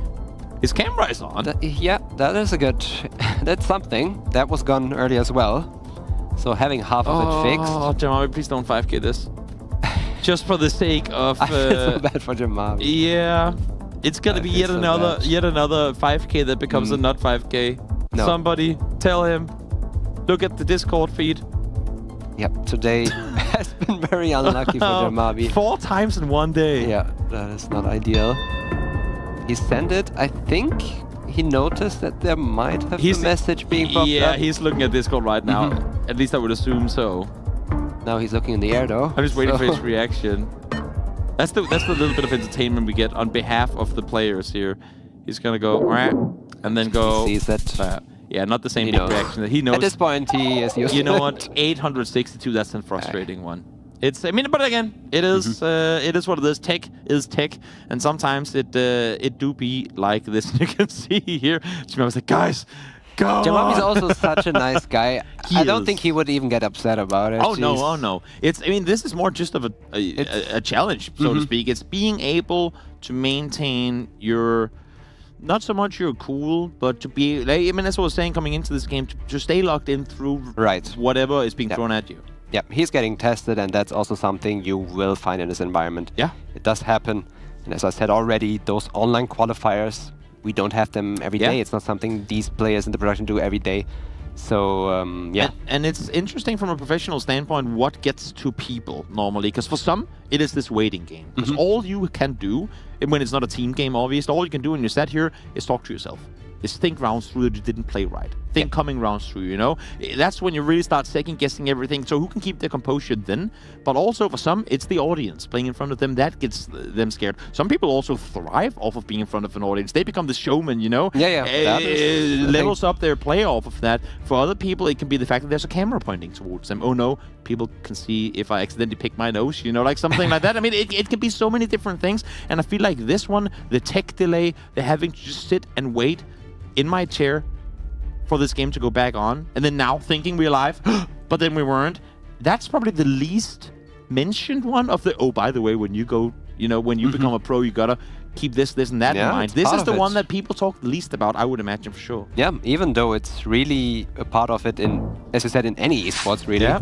Is third time the charm. Manuelson, my man, please move. Please move. Oh, he's looking at it. He's looking closer. Now it looks like he's typing. There's some movement. I'm not going to call anything too soon. There is movement. Love to see that. He is moving. I think we're playing. I think we're live. I think we are in the game. I think we're live. A little bit. I think Sumcell. Is it something with Sum and Selatan? I hope Jamabi did just log in quickly for ending the round. Oh, it's Tomato Selatan. What am I saying? I'm also cooked. Why did it take me so long to know what Sumcell is? You got pressured by the tech delay. Selatan. There we go. The login from both sides, and it's gonna be Jamabi closer on this one. Whether it be delays getting to the head of Manuelson or what it might have been, one thing's for sure, Jamabi stayed cool throughout all of it. He did. And it is gonna be him out victorious here in game number 1. That is game for Jamabi. And as you already said, waiting for so long and getting this guess through in the end is a relief. Because the pressure builds up. And now Jamabi is a bit confused. He doesn't know what's going on. I'm pretty sure that was. I mean, they both locked in, so you'd have to. I'm not gonna go out and say what should happen or what will happen.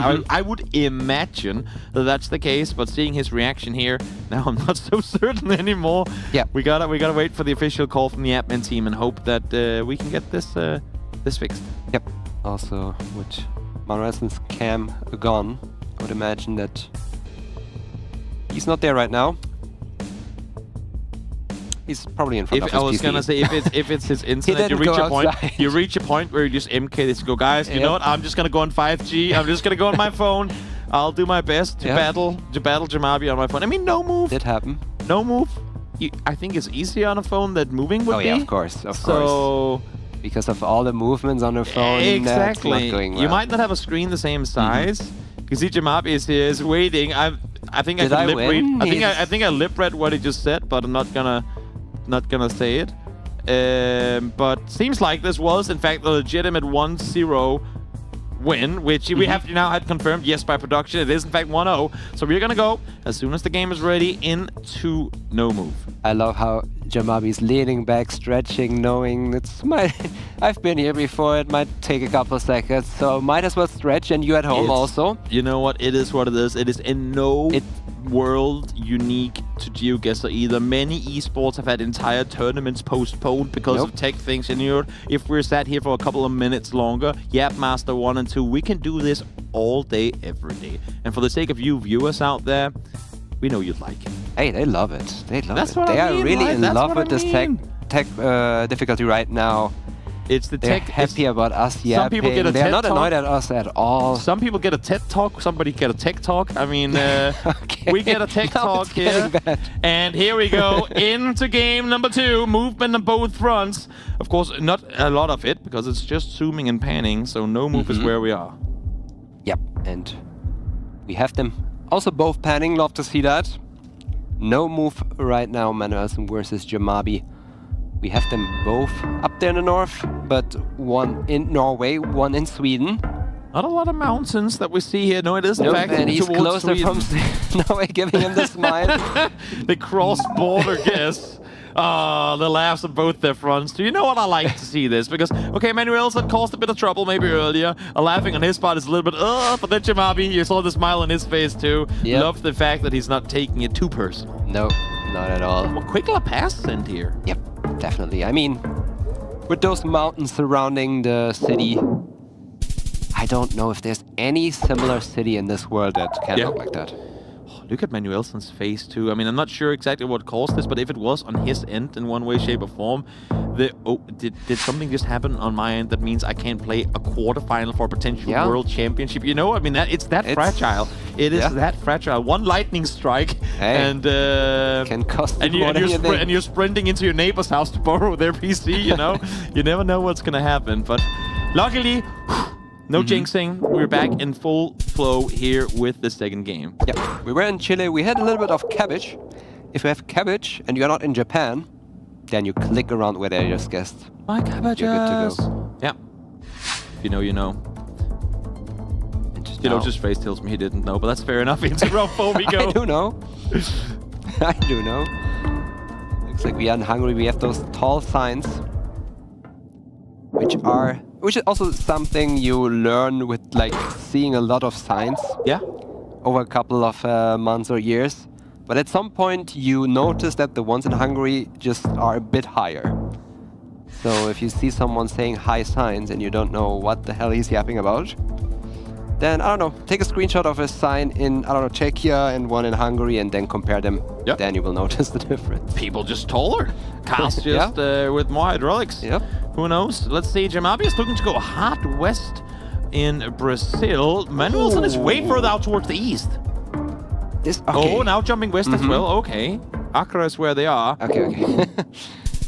Hey, I don't know if he's playing with us or if he actually thought that. Dangerous times. Good switch. Even closer there by a tiny bit. I feel like coming into this game, Jamabi had already had the most chaotic day of Geoguessr. Now it's only gonna be doubled. Definitely. He is the catalyst of chaos when it comes, or the catalyst, I guess is the English word for it, of chaos when it comes to these matches here today. He has gone through it today. I actually don't know, like, I feel like it's a bit more western. Western Montana. It seems like Manuelson is going to join him. It's all the way up towards the border. Yeah. Okay. I mean, it had kind of a BC vibe to it. Yeah, British Columbia. Definitely. It seems like they're both. I mean, you know, guys. I mean, I think now they appreciate those couple seconds between the games, even though they had a long break, but just getting jumped into the game immediately again. Deep breath. On hard rounds as well. Mental reset. Here we go, Western India. Both in Rajasthan here. Very dry, flat landscape. And they both end up there, but that's right on it. That's an insane guess. Definitely is. 2,000 damage as well as half the remaining health of Jamabi gone. And I will say, I feel like I'm seeing a lot more, not only facial expression, but hand gestures and stuff on the side of Jamabi now as well. Maybe those tech issues starting to play a trick on the mental, which you can't really fault. But hopefully, for him and them for that matter, it's something they can kind of shake off as soon as possible. He could. And now we are in Turkey. I think I know where this road is, but I need a map. Is that that's the whole premises of this game. I think it's the road, like it's southeast of Yozgat. Okay, well, I mean, I forgot the number. That's that's fair enough. Number. But you gave us an indicator that's. I'm good gonna be honest if it's actually there or not, but it's pretty much between them and a bit further north. Yeah. Batman is going Batman territory. Manuelson over towards the east. We have Jamabi further between towards them, the west. A bit further north, southeast of Yozgat. I forgot the road number. What is the road number there? But it's right there, right in the middle, and Jamabi gets it. Well, you could say gets it right by winning the round, but both of them off by quite a margin. It's one of the few roads left that didn't get recovered. It's still in Gen 3. I don't know why, the whole road. That's what's making it I feel like there's a recognizable for me at least. I think there's a piece of content in the making. Yeah? For Geoguessr to go back and fix the final road. The final road of Turkey. I should, write an application to drive only that road for Google Maps. Yep. Let's see Manuelson first to log in, southeastern side of India. We'll see if Jamabi opts to follow. Hasn't opened his map yet with just 5 seconds left to go. Yeah, those palm trees are usually found more along the east of India, along the coast there. which is where they both end up. Great guesses on Hey, both you don't see paths. that every like 20 points on 5 eggs in India. And it's kind of funny because you can see Jamabi's reaction like, come on, man, I've just had 2 rounds with 300 kilometers off, and you're off as well. Now I get a good one, and you're there too? Yeah, Come on, yeah, man. he doesn't get rewarded. He thought that was going to be a good one for him. Nope, not with Manuelson, who is also right round 10 on it as well. Jamabi, this is your final chance. 3,000 damage you need to do to Manuelson to win this one. And once again, we are back in India. It's going hard east. Back to back. It's not going to happen.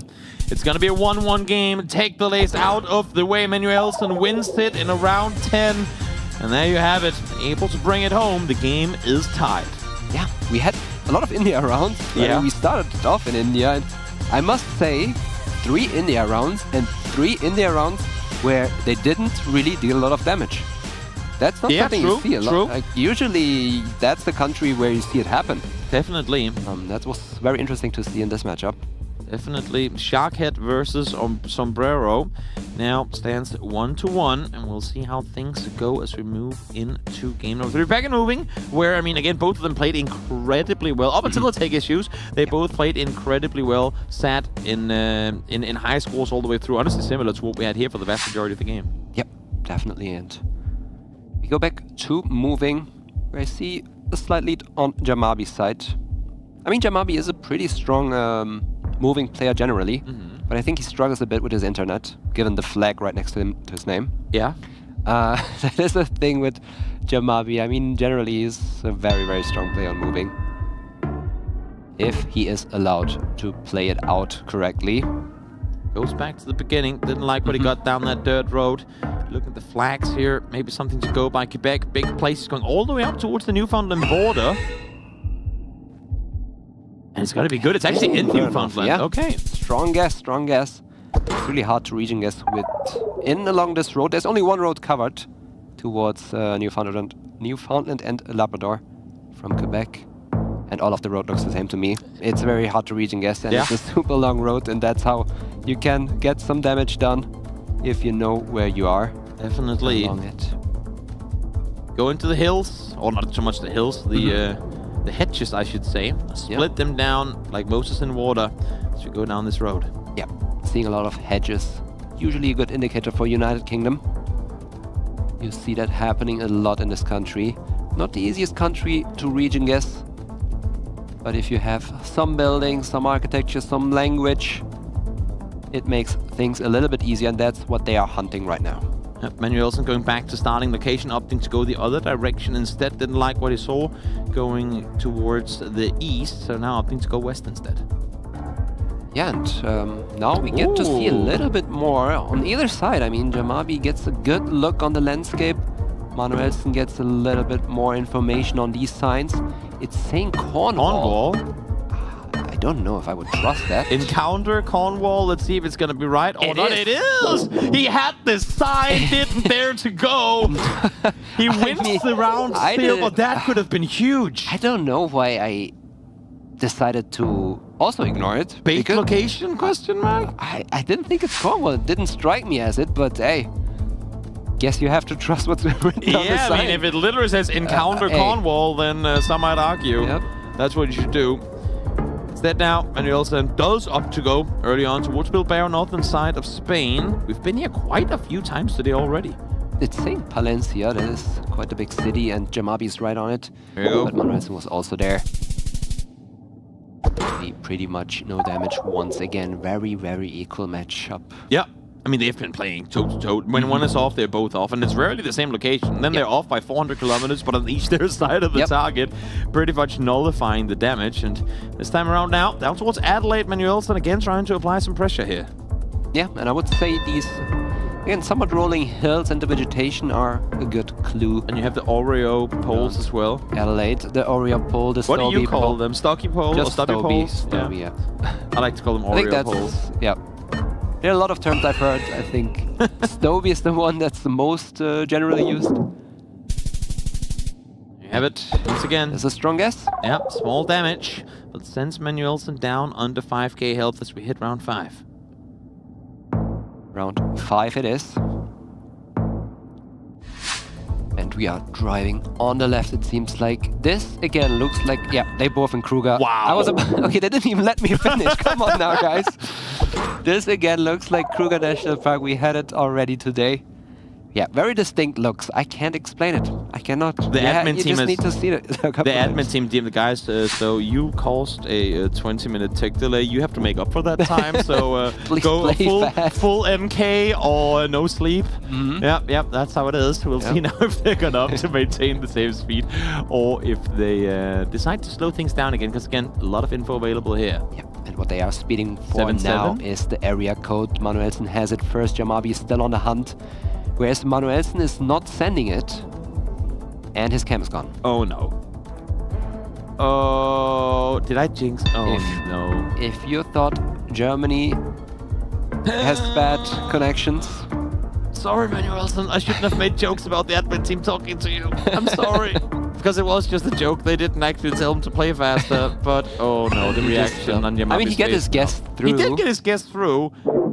No, it didn't register. And then he's like, God damn! And Jamabi is mentally finished. That is draining. It is draining. It's frustrating. This is the true test of not so much sportsmanship, but more just mental endurance. Yeah, I mean, being able to go through all of this.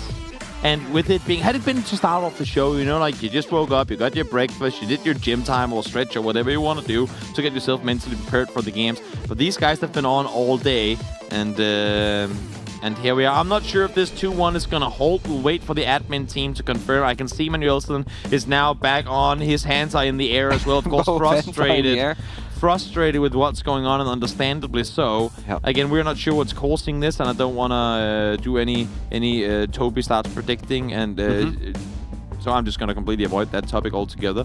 Oh, I already did it for you. I already blamed Manuelsen's internet. I don't even know if it's on his side or the client. We don't know. Idea. We don't know if it's client related on him. No, we exactly. No, don't take our speculations for gospel, because in the end, as we've said many times, and we'll gladly repeat it for new viewers that might be here just now, we have a very dedicated admin team, a very thick rule book that makes sure that that everything is done according to plan. So we're waiting to hear the confirmation from the admin team, and in the meantime, tech talk with Geoguessr and Toby is back on. We should stretch. You out there, make sure you stretch. It was a long day. Make a posture check. I'm looking at you. Posture check, my man, Geoguessr. Sit up right in that chair. Don't call me out. Don't call me out like that. Don't tell them that my head is almost on the table. You're laying on the floor for a second there with how far you lean back. It's only during the tech break. Fair enough. Fair enough. It's a tech lean, is what we call it now. Yep. That's what we call it. Manuelsen saying a prayer, it seems, as well. Please, whatever it is causing this, let me play through the end of this game. Because again, as much as they're having tech issues, they're both playing incredibly well. So you hate to see it that they're constantly being thrown off by this. Yeah, especially Jamabi. I mean, we've talked about it. He has gone through it already. Yeah. Also, shout out to Chumley-Court, his player jersey, or the avatar jersey. Yeah. He used to hang there a lot, play some games. How do you hang at Chumley-Court? It's a Discord. There you go. Called Chumley-Court. Makes perfect sense. And whose Discord is it? Chumley. Hey. What? Big brain Toby. You're pretty good at guessing games. Yeah, I mean, that's part of my job. You should try Geoguessr. I mean, I've heard it's pretty fun. Yeah, it is. Yeah, I've heard it's pretty fun. It's good. I will say, the Denmark round that we had... by the way, what is up with both Parla and Rory and Siggy and Bloom getting Denmark rounds today, but I don't get any? Hey, they have something against us. I don't know what it is. You're being literally spoon-fed turkey rounds to an extent where you can't have anymore. And here I am sat back going, oh, I wonder if there's going to be Denmark round eventually. And they only come when I'm not on air. Yeah. Lucky. There's going to be a rollback, is what we're hearing from the production team. So not a 2-1 scoreline. It is 1-1. And round number 6 of that previous moving round will be replayed, it would seem. They both got, I mean, in this round in particular, they both got the 7-7. It seemed to me like Manuelsen was literally in the middle of zooming in on his map as his connection went out, if that was the case, or else whatever happened that caused him not to be able to get his pin down. Yeah. So, potentially, would have been a not so damaging round. Having said that, Jamabi, with his guess, was 650 kilometers off. Yeah, I don't think he did get to the area code in time. Exactly. So, But as at the same time, frustrating as this is for Jamabi, this might actually be a kind of a saving grace. Yeah, definitely. I mean, looking back at it, he will realize that it might have been worth to have the tech difficulty. Yes. But I mean, we don't know what's going to happen and if they are going to replay it or not. We do know that they're going to replay it.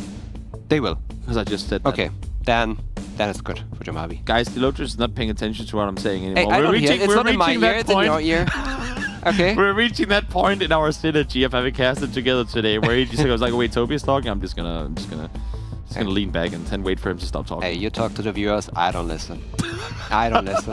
If it's not to me... Okay, I see how it is. I'm just gonna filter it out. Guys, can we get some stare emotes in the chat for Gelotus over here? They can't even see me staring. You know what? They can feel you stare. That's what's happening right now. As we continue our Yap sesh, waiting for this game to get ready. We have had it confirmed that it is going to be rolled back while they're trying to fix things here. I can see both of them on the webcams right now, waiting, trying to again stay locked in, but we're reaching a point now where even the most dedicated and zen-minded people would start to be losing it a bit. Not so much from our perspective, because we know that our team is working as hard as they can, but this is... If I would have seen Gorka playing this game, I mean, we have seen how emotional he got. Are we back? But there we go. Are back. Jamabi in the lead. We are. Please move, Manuelson. Playing, we had it earlier with Manuelson. Please move. Jamabi, no. Took a couple of seconds to move. Come on, man. It's probably loading for him right now. Please be an easy round that he wouldn't get any points on anyway. Doesn't look like the easiest round. Don't 5k, Jamabi. Be 600 kilometers off, please. Are you ready? Hands in the air. Let's count it down. Do we get a prediction for Jamabi's reaction? Two hands in the air. Two hands in the air. Two hands in the air. Instant lean back. Yeah, exactly. Yep, let's see. 4, 3. Double hand lean back. Let's see. Okay. Wait. He got into the game the last second. And now Jamabi doesn't even know what happened. Oh, he literally played that round in 2 seconds. Yeah. He didn't look at his... You could tell. He didn't look at anything before there was 2 seconds left. You know what that was? Oh, there it was. The double hands in the air. Just a bit delayed. It was 2 hands to the face first. Okay. Yeah. We're thinking in Jamabi's reaction here. Again, I'm not sure what's causing this, but yeah, you can see that, as you said, a happy person, and all credit to Jamabi for being able to keep his cool through this. But you can also start to see some of those smiles are starting to get replaced by... Yeah, there's a little bit of mixture. It's getting harder and harder to stay positive or show your positive side and not crash out. But yeah, Jamabi is the last person who would crash out. It's a good test, man. You know what? If you've endured this, Jamabi, if you can do this, then you can do anything. Yep. Pretty much. If you can handle this style of pressure, if you ever sit in front of a crowd, just think back to the time where you won over Manuelson 18 times, but only one of them counted. He's still giving us a good show. Yep. Especially on this round. And he was right on it. 21 kilometers. For some reason, the production hasn't gone like, "Hey, Toby, hey, Geoguessr, you want a glass of water or anything?" Because you've been, they don't care about us. No, they're just like, guys, talk, entertain. It's just us here, just us two, Toby. Yeah, it's just you and I. It's you and I now leaning back in our chairs in best Jamabi fashion, waiting for this game to get going. Copying Jamabi at this point, making the lean back, stretching, waiting. What did you have for breakfast today? You know what? I only bring that one up when it's situations like this. Okay. I shouldn't ask because I saw you eat breakfast. You sat right next to me. I was literally sitting next to you. Tell them what I had for breakfast. Do you remember? Do you remember? Oh, that's a good one. Chicken sausage? No? Yeah, well, you're not. Then never mind. I am being told that we're literally sorry to cut you off for the breakfast conversation. I have been told we are giving this one more go. Okay. If we get connection issues again, Which, with this being said this way, I imagine, again, don't take my word for it, I imagine this is then on Manuelson's side, that if there is issues again, game over. We're giving it one more go. We can only, go on for so long. So we'll see. We'll see what's going to happen, what the end result is going to be, should we have issues once more. But let alone the pixelation of the webcam here tells me it's a connectivity thing on his end. I will say, though, that is not something I've had confirmed. That is speculation on the side of Toby, which I said I wasn't going to do, but now I did it anyway. So we'll see. We'll see what's going to happen here. Okay, we have it had confirmed now that it is, in fact, internet issues on the side of Manuelson. Okay. So that is now confirmed by production, by the admin team. We are going to give it one more go. If it doesn't work, then I imagine that means we crown Jamabi the winner of this one. Which is unfortunate, because it has been there's an nothing incredible Manuelson can do. It's nothing the production can do. It happens all the time. I've had it happen before where I literally cannot do a broad, like when I've been casting from home.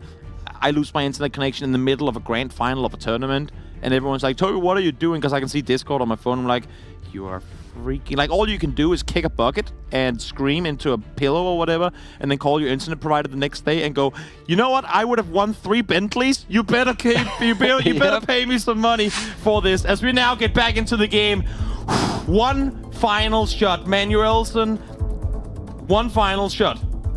And they both move. And Manuelson gets first. Prayers in the chat for the internet connection for Manuelson. Good indicator. If you see Manuelson guess first. He's guessing first because he's afraid his internet connection he's gonna play it fast. Hey, before that's gone, I gotta do something here. It's my last chance. And he does well by just clicking Joburg. You know what? I respect this. If I get 5 minutes of internet, let me play my entire game in those 5 minutes. And you know what? I mean...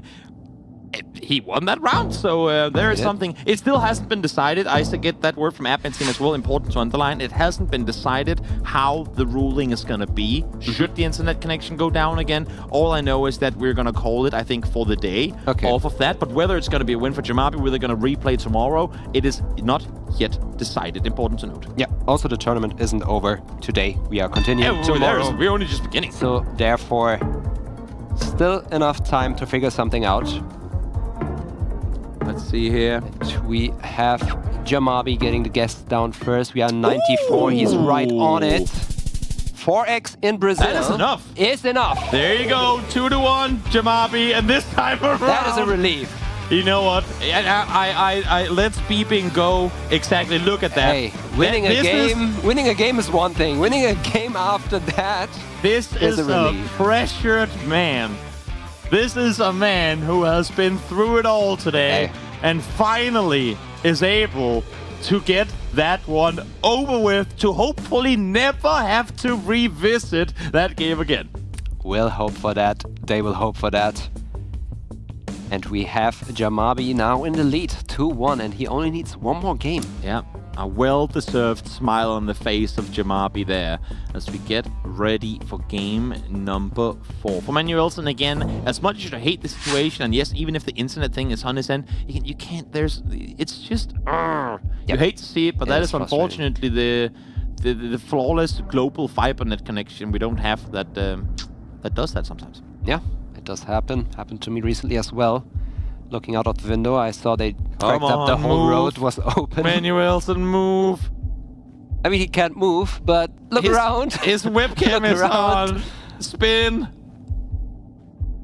Oh, come on. You got 30 seconds. I mean, his webcam moves He's from time to time. He's definitely got the webcam, but you can see Jamabi is... There's slight movements. I don't know if it's like maybe on our side. Oh, wait. He did get his guess in. I think the game was running for him, but it didn't go through to us to... we are getting all different styles of tech stuff today. Not only are they being tested, but we are too. This is something. And now... And we have the hands in the air. I saw the screen flickering for 1 second. Yeah. I don't even... Oh! Movement. Quick login from Jamabi. Double FPS. Oh, we have a top guess from Jamabi. There is definite movement now. 5 seconds to go. It's gonna go Central Tomsk in Russia.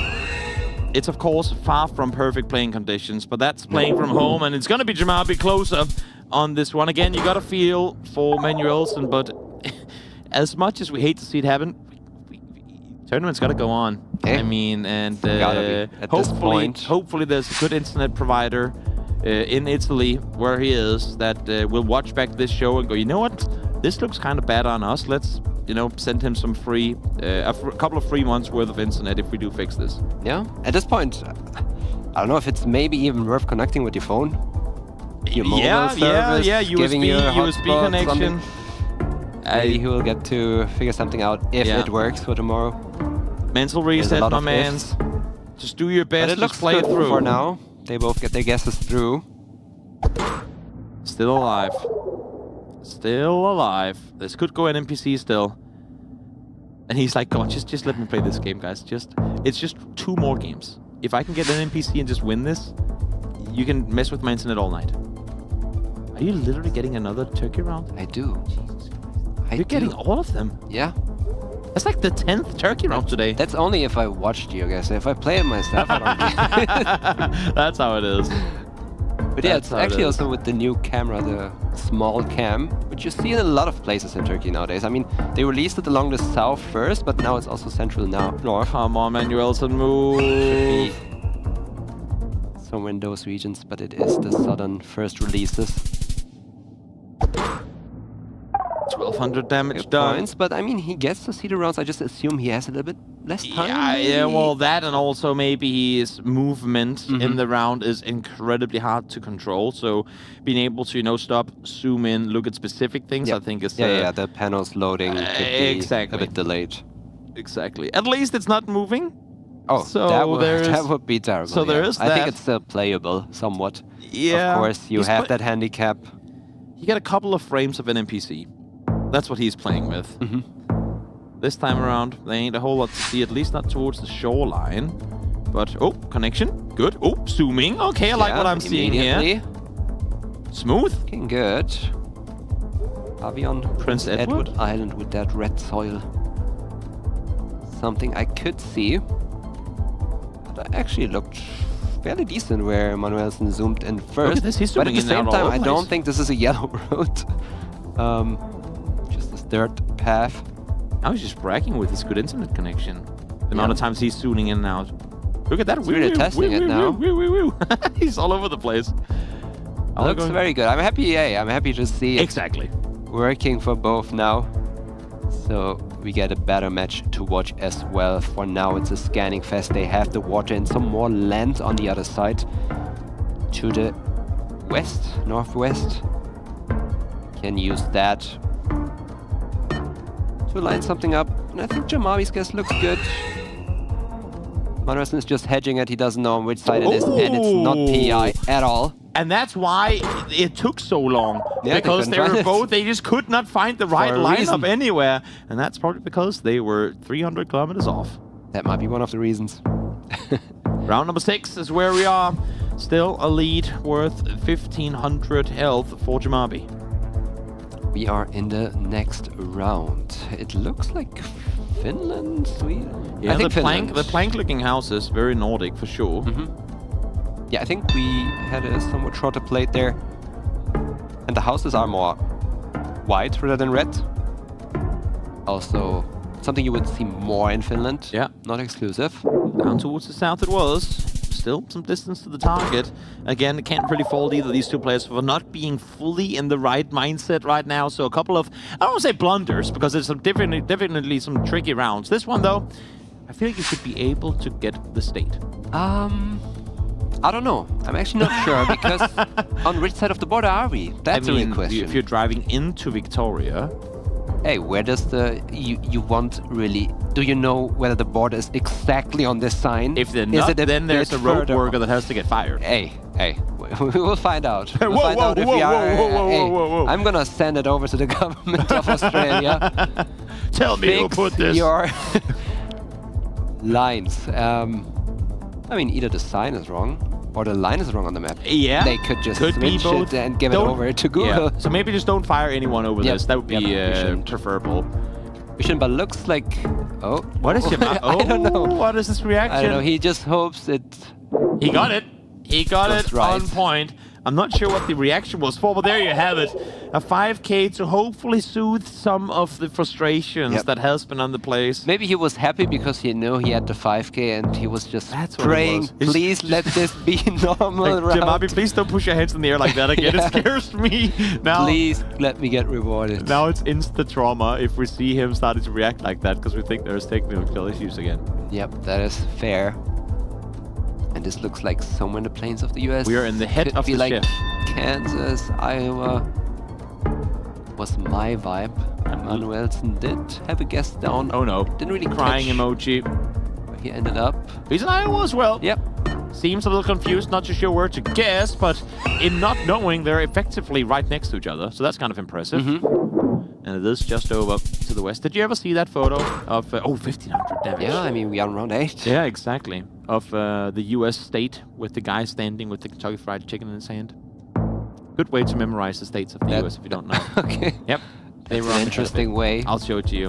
I'm sure chat knows about it. As we go into round number 9 with Manuelsen still playing from behind. We have a Germany round. Could be good for Jamabi. Could be good. Hope so. The Bollards. Do you feel a need to go faster than round? You know what, actually, as I say that. Oh, it's Manuelsen closer. Way. By quite the margin. That is another 1,000 damage. And now round number 10. 300 points separating the two. Manuelsen, you need to get this one if you want to stay in this race. That is a very difficult round. I mean, it looks like Greece.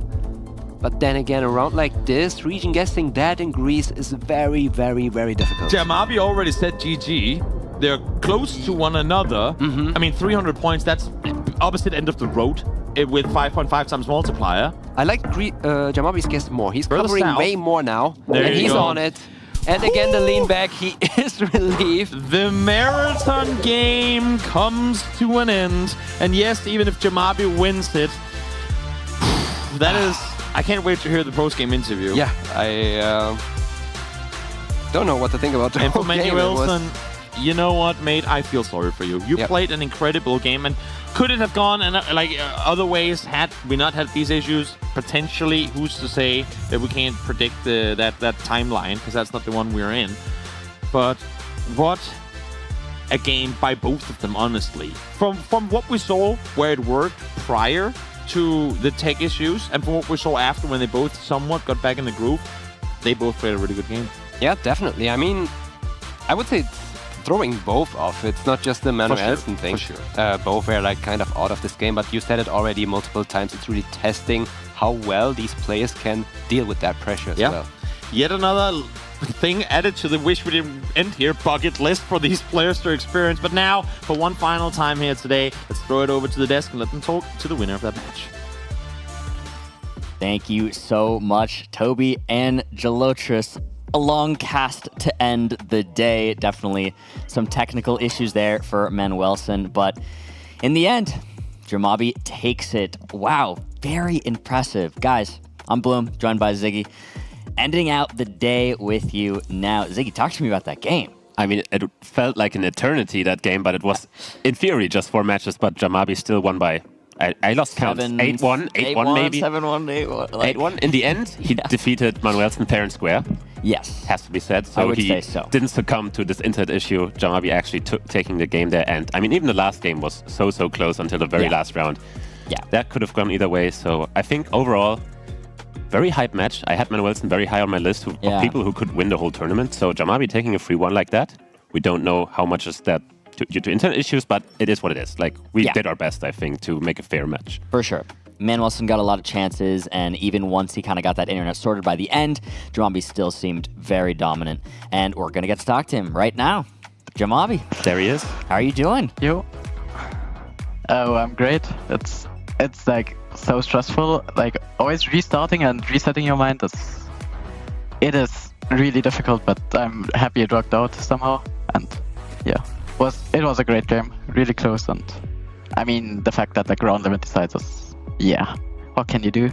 Yeah, fair enough. But yeah, we could definitely see you reacting a lot to those every time you would get an amazing guess. Like, you had so many super close guesses, and I could tell you felt super confident, and then, oh, Manuelson didn't guess, and then it was just hands in the air or something, but yeah, you did end up locking in and doing it, so.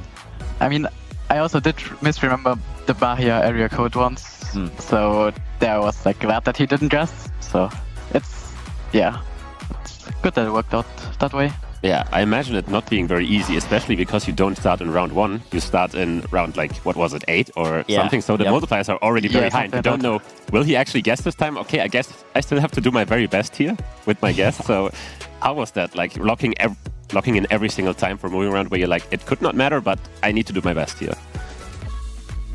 Yeah, it was quite difficult, actually, to lock in every time, especially after the Malaysia, like the Sabah one. I was like really happy that I realized it was true that, and I saw Manuelson's marker in mainland, so I thought, yeah, that's it. And then like it was internet issues again, and I mean he can't do anything for them. I don't blame him at all, but yeah, it somehow worked out. I found the area code on the last Brazil, and yeah, just happy.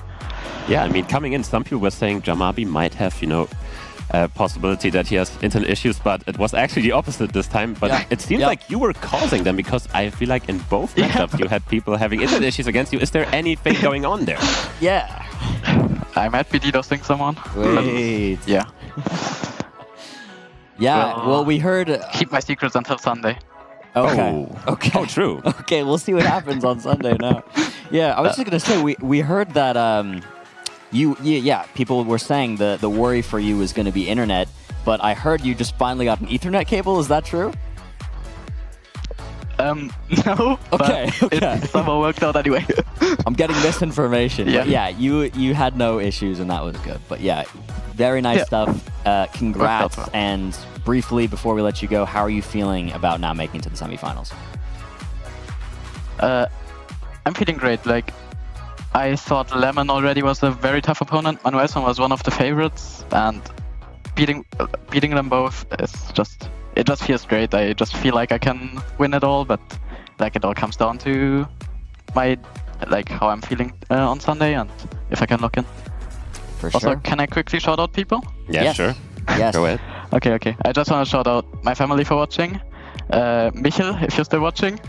Then Harrier for practicing with me. Here's the Jeff merch. You should all get it. Jeff. Oh, Jeff. And like all of the Norus Discord, all of Games Discord, and yeah, especially Atrocity for practicing with me. And yeah, that's all. Thank you.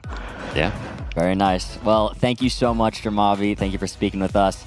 Go get some rest, and we'll see you on Sunday. Thank you. See you.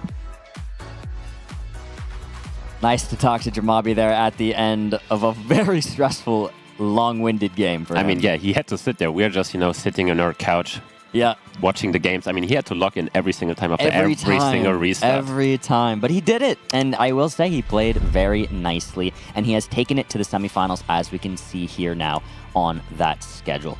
2 more quarterfinals to come. Those will happen on Sunday. That'll lead us finally into the semis and then our grand finals again. And only one of these players is going to take that slot to the World Championship in August.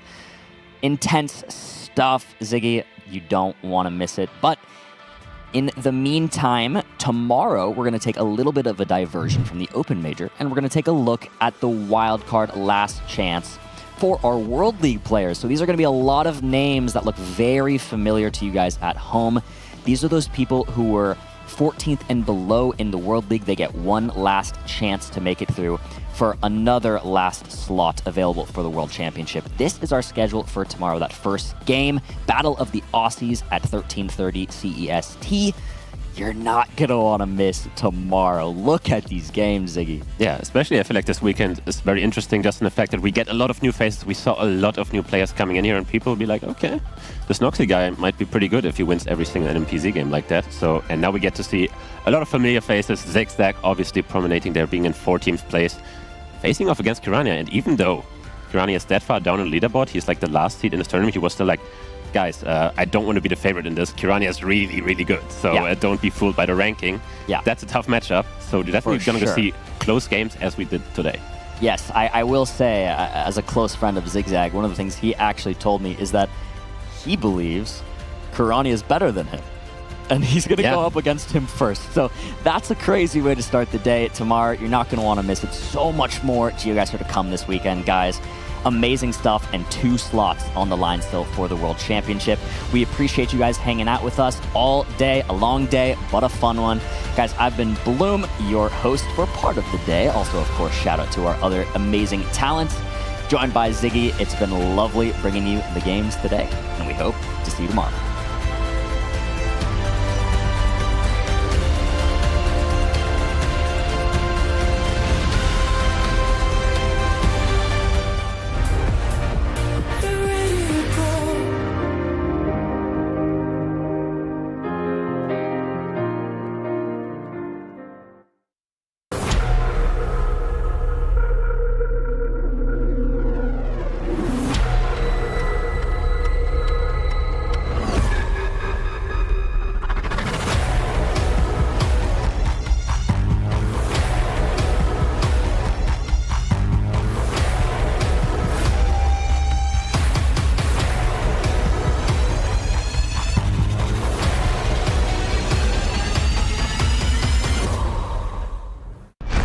Let's play a game.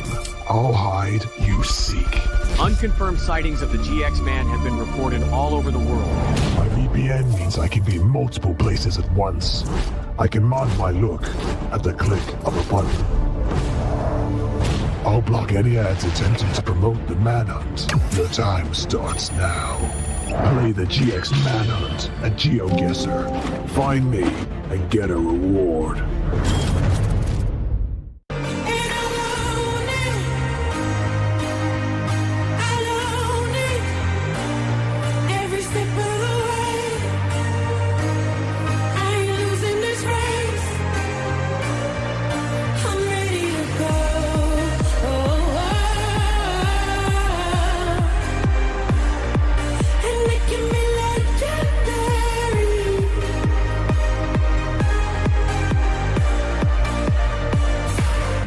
Luna de amor, ¿dónde vas? Que me robas la calma.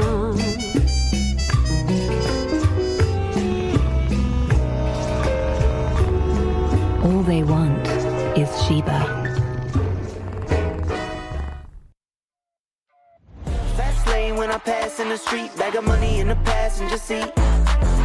Simcoe's been asking for me on the road from the west to the east. Way up, I might never come down, cause the coast racking up the flight miles. So high, I might never come down, so what, this is my lifestyle. Wait a minute, work hard for the car, so that's why it's all tinted. Wait a minute, had a real late night, woke up with my head spinning out Nashville. It's been mad real, I need sunglasses, I need Advil. I like fake boobs, and my cash real. I like first place, you're in last deal. Fast lane when I pass in the street, bag of money in the passenger seat. Simcoe's been asking for me on the road from the west to the east. Way up, I might never come down, cause the coast racking up the flight miles.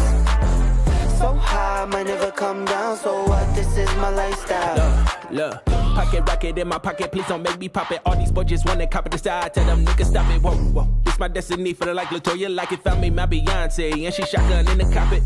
Grinding with the team, making C notes. In my pocket still full of green, call it CeeLo. Alligator watch on me, Tim Tebow, and these haters love to watch me like Tebow. Look, I don't take L's, I just learn a lesson. Before I count the M's, always count my blessings. Look, I'm too short, never second guessing. Got some money, put up for the rain, so I'm never stressing. Fast lane when I pass in the street, bag of money in the passenger seat. Simcoe's been asking for me on the road from the west to the east. Way up, I might never come down, cause the coast racking up the flight miles. So high, I might never come down, so what, this is my lifestyle. Fast lane when I pass in the street, bag of money in the passenger seat. Simcoe's been asking for me on the road from the west to the east.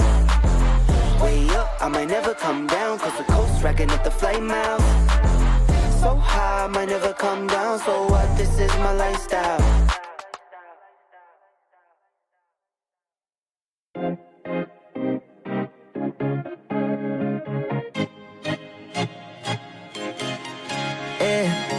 Love you from the first time you called me lame.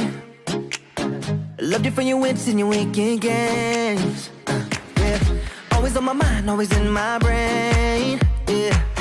With you, the summer came and went in a day. And I've been craving you since the first time that I sat by your side.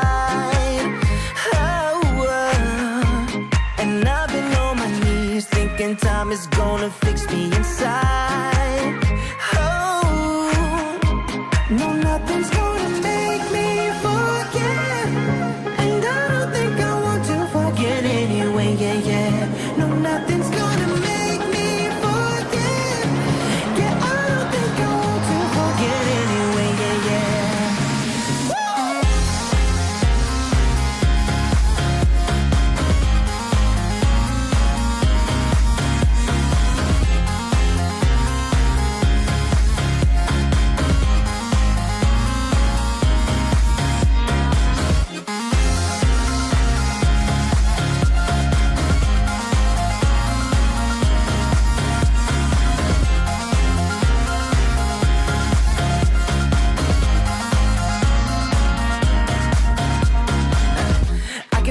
When you're miles away, yeah.